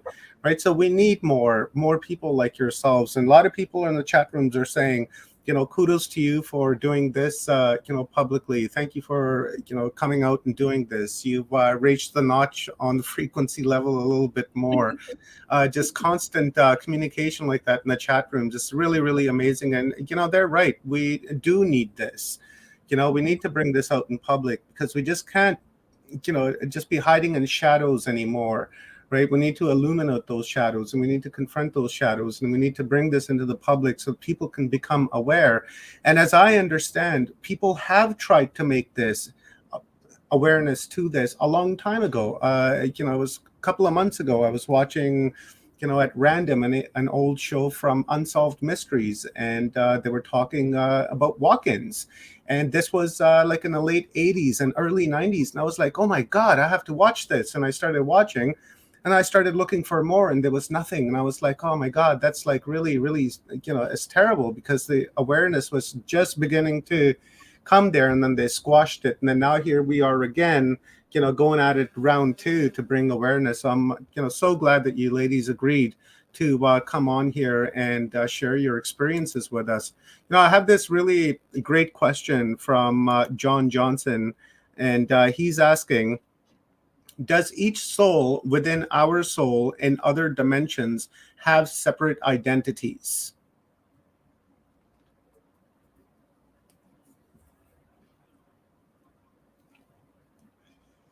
Yeah.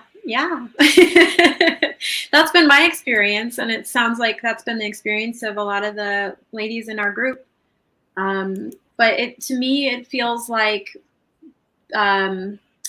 linking up more with the perspective of the oversoul, or more of an avatar consciousness, where I understand I have multiple soul identities. Mm-hmm. Mm-hmm. Yeah, got a question for Jackie. And sorry, go ahead, Nicole. Oh, I just want to add on, one of the things that we get shown a lot is like, we'll be participating on a spider web. Mm-hmm. And we'll be able to tune into, well, obviously Melissa has the connection to the Sarah life and Yeshua and Mary, and that's really helpful for us because we all kind of have a Mary. But we'll be able to see ourselves in different aspects, because there's no such thing as time, right? And the other thing I love to say is, like, this is an infinite universe, so anything that we can imagine is actually possible, right? Because everything is true. And so it's really fascinating to think about it in that way, that we have so much more power to access than we actually know or activate at this time. But definitely we go into past lives. I forget whose life that was, the pregnancy. Angelica?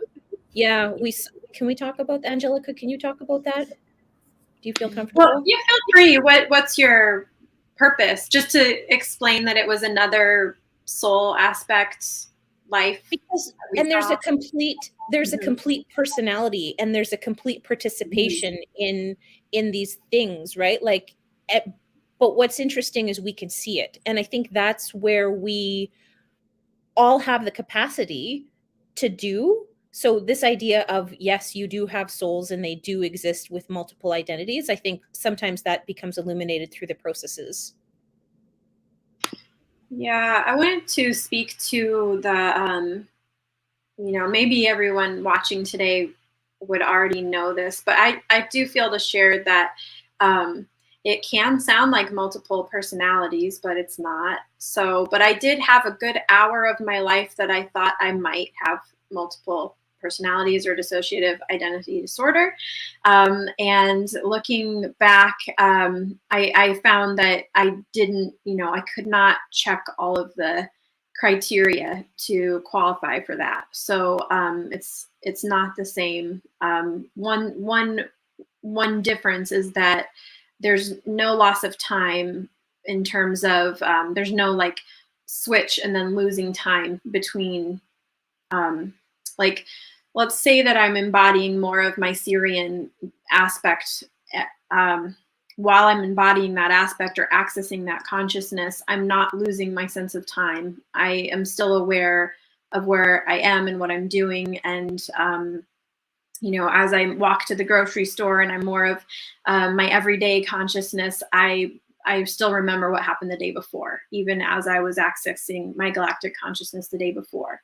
And it's more, it's less, I don't know how to say, disjointed. It's more integrated. As the more I've integrated, it's just more integrated, if that makes sense. So I might have a thought that's like from my galactic consciousness, and then, but I'm still just being a human too. So yeah.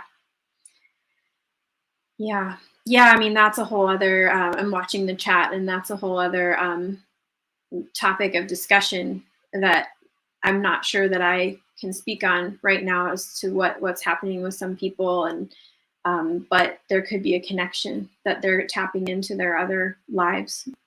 So, well, I'm just, as I have the floor, I just am aware of our time. And I know that when we all come together to practice, we usually do a group meditation and transmission. And it's usually a little bit lengthy. So I know that that's part of our intention was to, bring through a transmission for y'all and invite you into our space. So just throwing it out there if we're ready for that, or. Yeah, Angelica, you totally read my mind. And just before we get to that, there was a question here for Jackie, and it's from Ree. And she asks, Jackie, what is consciousness parenting? Yeah, sure. Thanks for asking. Well, it's a journey. As my consciousness has up-leveled, I continue to see my children in a different light, and I parent from a different place each time. I see as within, so without, and ever improving on it's not even improving, it's the perspective of what's important and who these beings are. I see them anew every time I have an experience. And so much of my journey has been separate from my children because it's been so swift and so provocative and profound. And over the last year or two, I've integrated that, and I've really celebrated with them without over casting the spiritual place that they need to be, but integrating it in who I am and how we interact as a family, and just being really aware and watching and listening as the bright lights that they are, that they have so much magic from me. I mean, as a parent, we learn from our children, but when you are consciously aware and see them as the God beings they are, like, it is just magical. It is magical and so humbling. So humbling. And so that's what I would say to it. And I've watched their lives completely shift. And yeah, I have one child who has been my greatest teacher. Yeah, so that's what I would say to conscious parenting. And it's such a joy,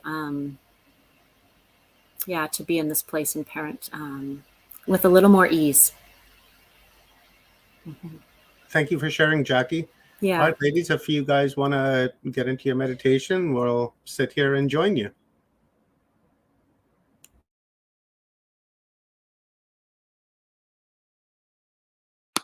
The only thing, I was a little bit worried about the feedback because we did have problems when we were all on before. So let's just see how that goes.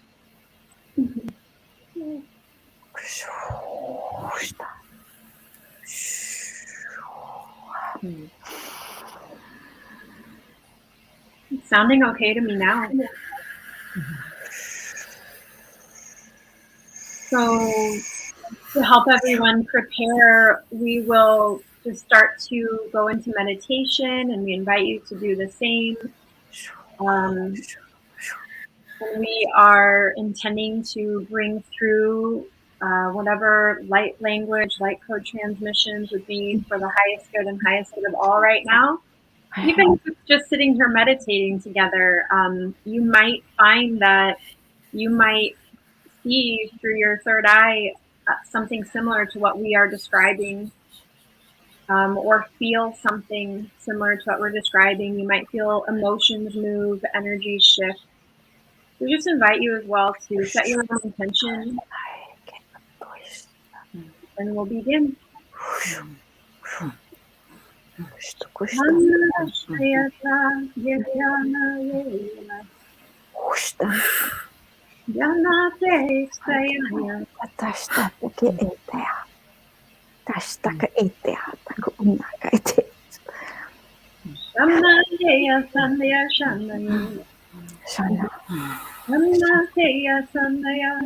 Kashana, Kashana, Kashana.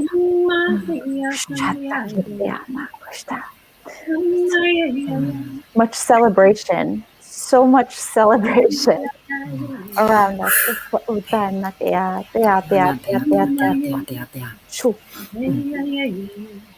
You feel your galactic self. Some of you who are listening may be receiving a heart chakra activation. You may be feeling strong emotions. You may feel the need to discharge through tears or in other ways. Just welcoming this new energy in through your heart center, feeling yourself opening up. Very good. Receiving, feeling safe and supported. Yes, beloved. I am so happy to be here in this context. It is not often that I, Yeshua, can step outside the box that I have been placed in. But here in this moment, with family, am I able to be seen as father, as man, as a sexual being. This was who I am, who I was. This is what will be coming through. This is my wish. This is who I am. This group signifies the power of the circle, my circle that I surrounded myself with. The circle is the key. It is the key to your transformation. So I celebrate, I rejoice in the circle and the transmission that will be coming through.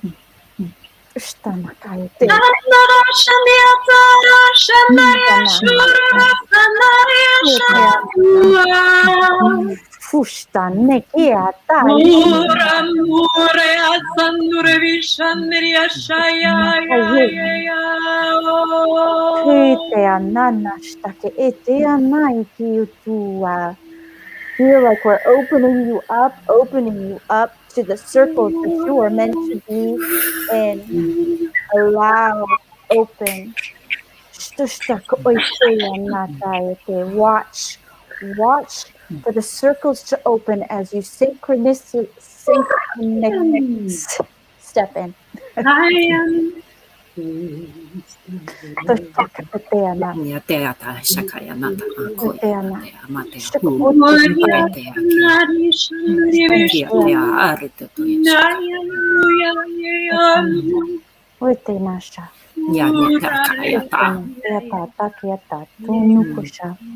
You may experience this as an invitation to invite in your own galactic families, your own helpers, your own supporters. Yes. And open up your heart, your third eye, as to what transmission it is that you're receiving. Kristana. Yes. Many galactic beings here. Yes, Many yes, galactic yes, beings yes, here. yes. Kristana kita. Ooh. Ay, We ina. have been for too long under the veil of forgetfulness, under the veil of disbelief in our ability to connect to these higher dimensions or these parallel dimensions or these other aspects of ourselves. And the truth is, the power is completely within you. The projection is This is a manted beings present.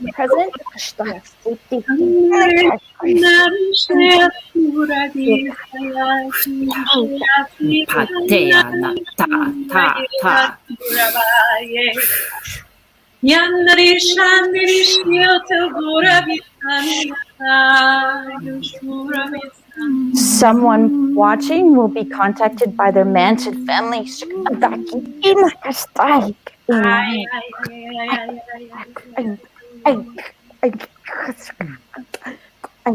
strong magic. Yes, Melissa often channels the mantis beings for us. She's receiving a transmission through the mantis now for us. Yes. It's wonderful to be present with all you, my family, and my friends.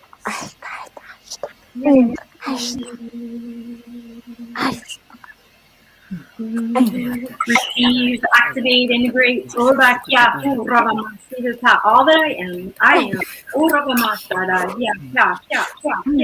Clearing. Yes. We watch the progression of the humans through this time of evolution of consciousness and opening of heart center. Out, old programming, towards the detachment, I'm feeling nauseous. That means I'm helping somebody release the old, release. Yes.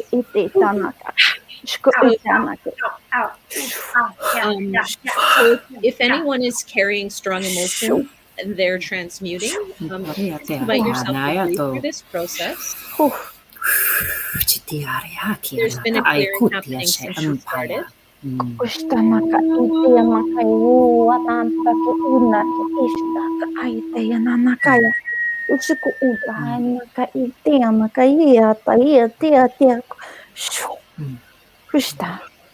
are seeing so many races all over the galaxy because all eyes are on us right now because we are all one.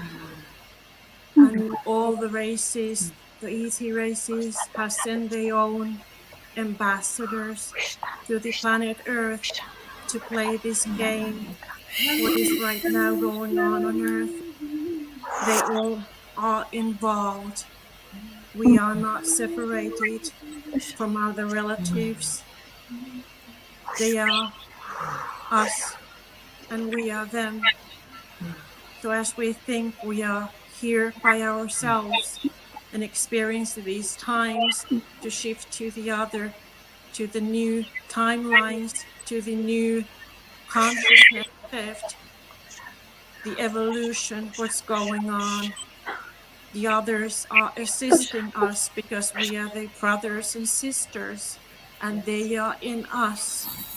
We are the ETs. We are all the races of the galaxy in these avatar bodies, and they are able to use and express their wills, their deeds in our avatars when we are open to that, to show all the love and the essence all over. There is no fear. There is only love. There is no fear. There is only love. I feel like this is actually rewriting some timeline. This circle activation. Yes, we are collectively jumping now. Ishuna Matila, Ubra Makaya, Ruma Takiala, Asuna Aruna Makiala, Asuna Takiala, Ashuna Kamiala, Akiala, Antutare. Yes, that's right. Trusting your ability to come with. Trusting your sovereignty. Circle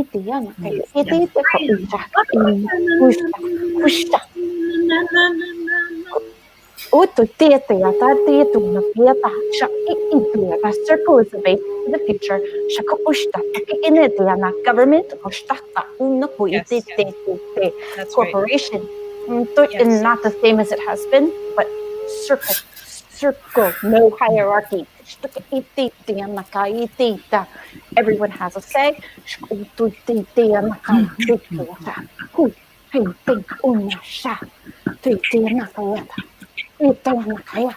Education, circle, no longer top down.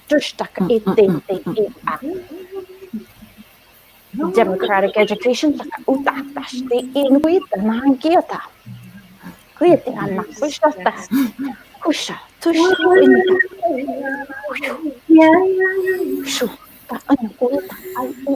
Yes. I see the audience of what we are having exactly this moment. And our audience is all spirit teams together. And we are together raising the vibration of the earth vibration in order to ascend to the new timeline for peace and coexistence. Nevertheless, races, we don't have the duality anymore. We are so ready for to see and meet our relatives from other dimensions. We are all here, and this is a huge celebration. And this is going to shift the consciousness of the whole planet. We are doing it together.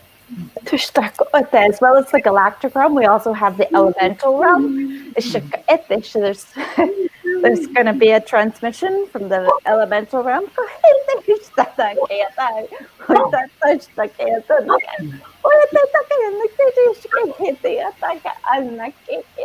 Mother Earth. The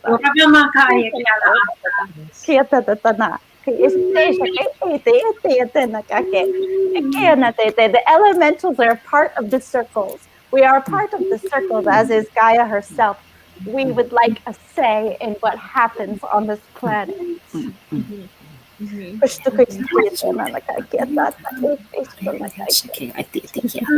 also welcoming the animal realms. Circles include Gaia. Circles include the elemental realms, the plant realm. Circles include all. Everyone has a voice. All beings. Tana. Shoo, shoo, shoo. Koyatea. Koyatea. Activations around the throat and the heart chakra. Yeah, very good. Releasing through the back heart chakra. Releasing old energy, whatever it is you've been carrying. Inability to receive love, fear of being loved, fear of who you really are. Good, releasing old patterns. Yeah, let them go. It's safe now to let them go. It's safe now to let them go. Cleansing of the pineal. Yes.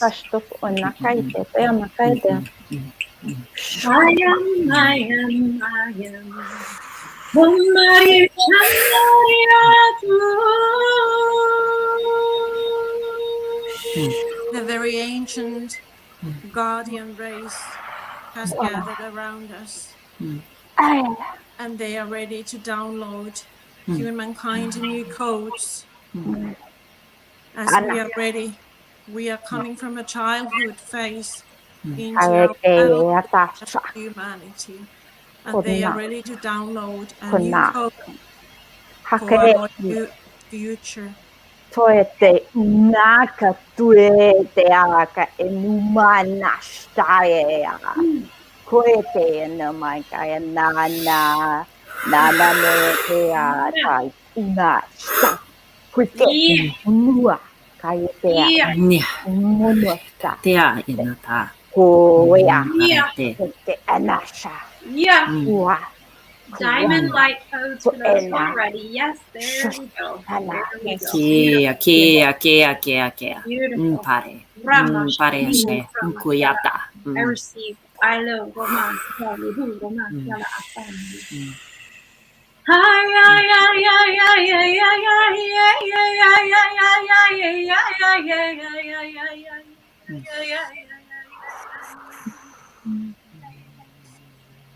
I'm feeling a little of a blue avian presence. Yeah. Soul memories activation. Soul memories. Yes. Installing, downloading. DNA activating. Yes. I remember. I am connected. Yes, I know who I really am. I know where I come from. I know who my family is. I'm sure of what I'm doing.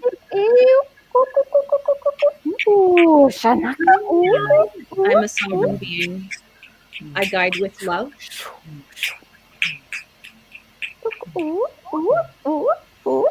I clear all that is not me.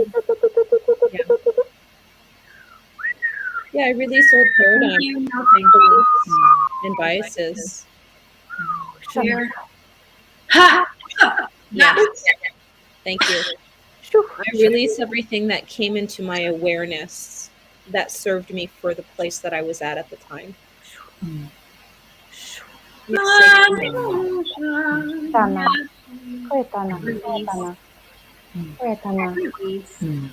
Yes. Feeling now just held in a very sacred and loving energy, the divine feminine, balancing with the divine masculine, feeling yourself cradled in new loving energy, supporting you in whatever it is you move into next, trusting that everything is in alignment for you, for us.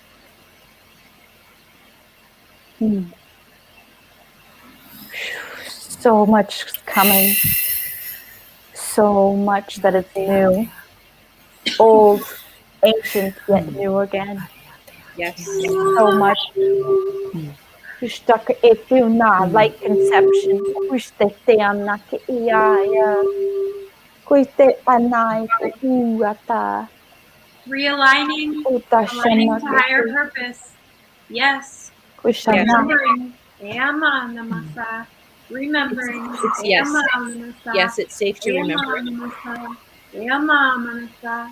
Ema namasa. Kushana kaya. Umasivu. Umasivu. Ancient spider races are back. As we do this, they're weaving the new timelines.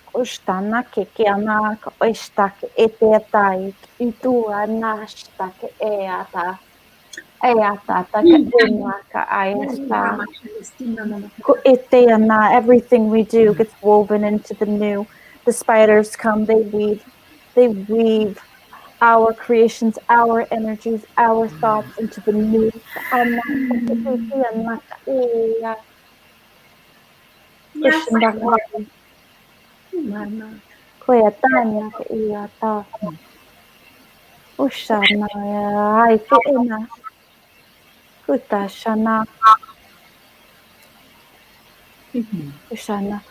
All lifetimes, all timelines are happening simultaneously. Yes.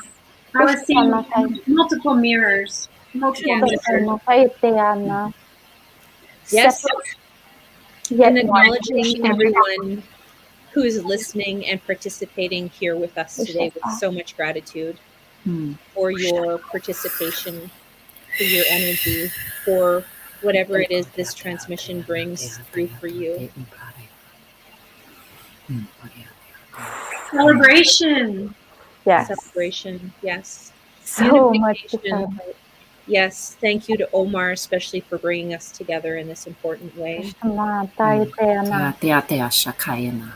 Gratitude for safe places. Gratitude for safe places. So it begins. Yes. The key has been turned. You are equipped. We are in this together. This beautiful transmutation is our collective journey. Yes.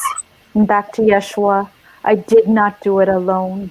I could never have done it alone. Yes. Yes. My circles were my strength. Mary was my strength among others, but the circle was where the power lies. Each of us played a role in that timeline. Each of us brought through a piece of the white buffalo. It is your turn now. I pass the baton. It is your time. I am with you, watching, loving, celebrating, holding, crying, healing. We walk together, for there is no time. Imagine I hold all of you with me as I walked through my journey. I was aware of you in this moment. I held you with me as I was on the cross. I invited you to experience my body while on the cross. Yes. You have always been with me, and I with you. Never forget.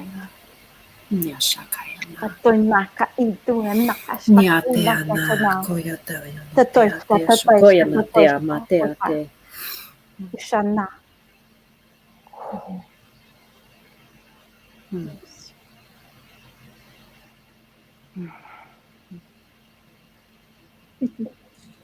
With gratitude.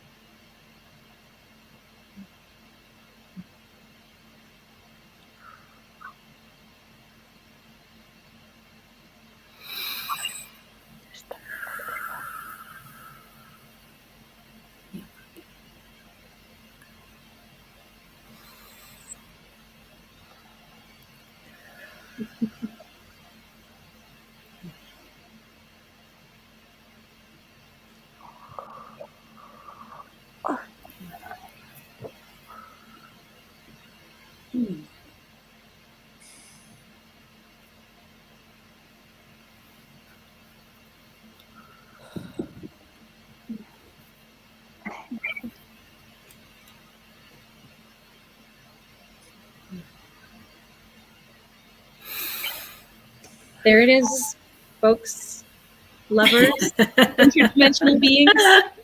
There's not a lot we can say other than this is what we've discovered together, and we love you all. You know, we have nothing else to say other than that. I mean, Nicole has nothing else to say other than that. We love you all, and whatever it is, wherever we're going, I feel good about it.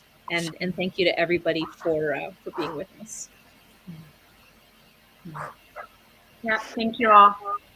Thank you. Thank you. So much love. Drink some water. Take a nap. You're probably going to need a nap. Energy Oh. that we are just all, we are just online right now. We are just all together, and we are sharing the energy together wherever we are. But we are just in a united field of consciousness right now, and we are raising our vibration, all of us. Thank you. Thank you for coming, and thank you that we are able to be here tonight with you. Thank you. Wow, ladies, thank you very much. Trying to recover from that. That was intense. That was deep. I can't say I've experienced anything like that before. When you started, it was like I got hit with energy. It was like a semi-truck energy. It just engulfed me, and my entire body, the hair on my body just stood up, and it was tingling, like literally, like everywhere. So much so that I had to push my chair back and stand up and just start going like this. It was just so intense. I was like, oh my God. And I stood back for a couple of minutes, sat down, closed my eyes, started breathing, and really tried to absorb that. But that was in the beginning, it was extremely overwhelming. And I had to wow. I can't say I've ever experienced something like that before. Thank you. That was incredible. It was wild. And Nicole was talking about your stomach might hurt a little bit, and she literally called it as it was happening for me. And then so many things were just, it was really calm. And then it got really intense. I started seeing flashes of so many different things. And I was like, I don't know. I have to sit back and like really think about what I saw, because it was just really fast. And then it kind of crescendoed. and I was back at ease again. But I felt like I learned something from it, and I don't know what yet, but I have to figure it out and really sit in like a deep meditation and try and sift through the images that I saw. It was really wild. It was wild. Can I say that I want to say one thing, which is I feel shy about this, but we do this together. We've never done this publicly. I don't know how this works. I don't really know what this is. Sometimes we feel self-conscious about this because we're like, don't really know, but it's just owning up to your galactic kind of like, or whatever this is, to just say it's something that's bigger than us and that it's a collective clearing process. And we've gone into places and things and we're like, can we really do this? And I remember one thing in particular, I was a little bit scared.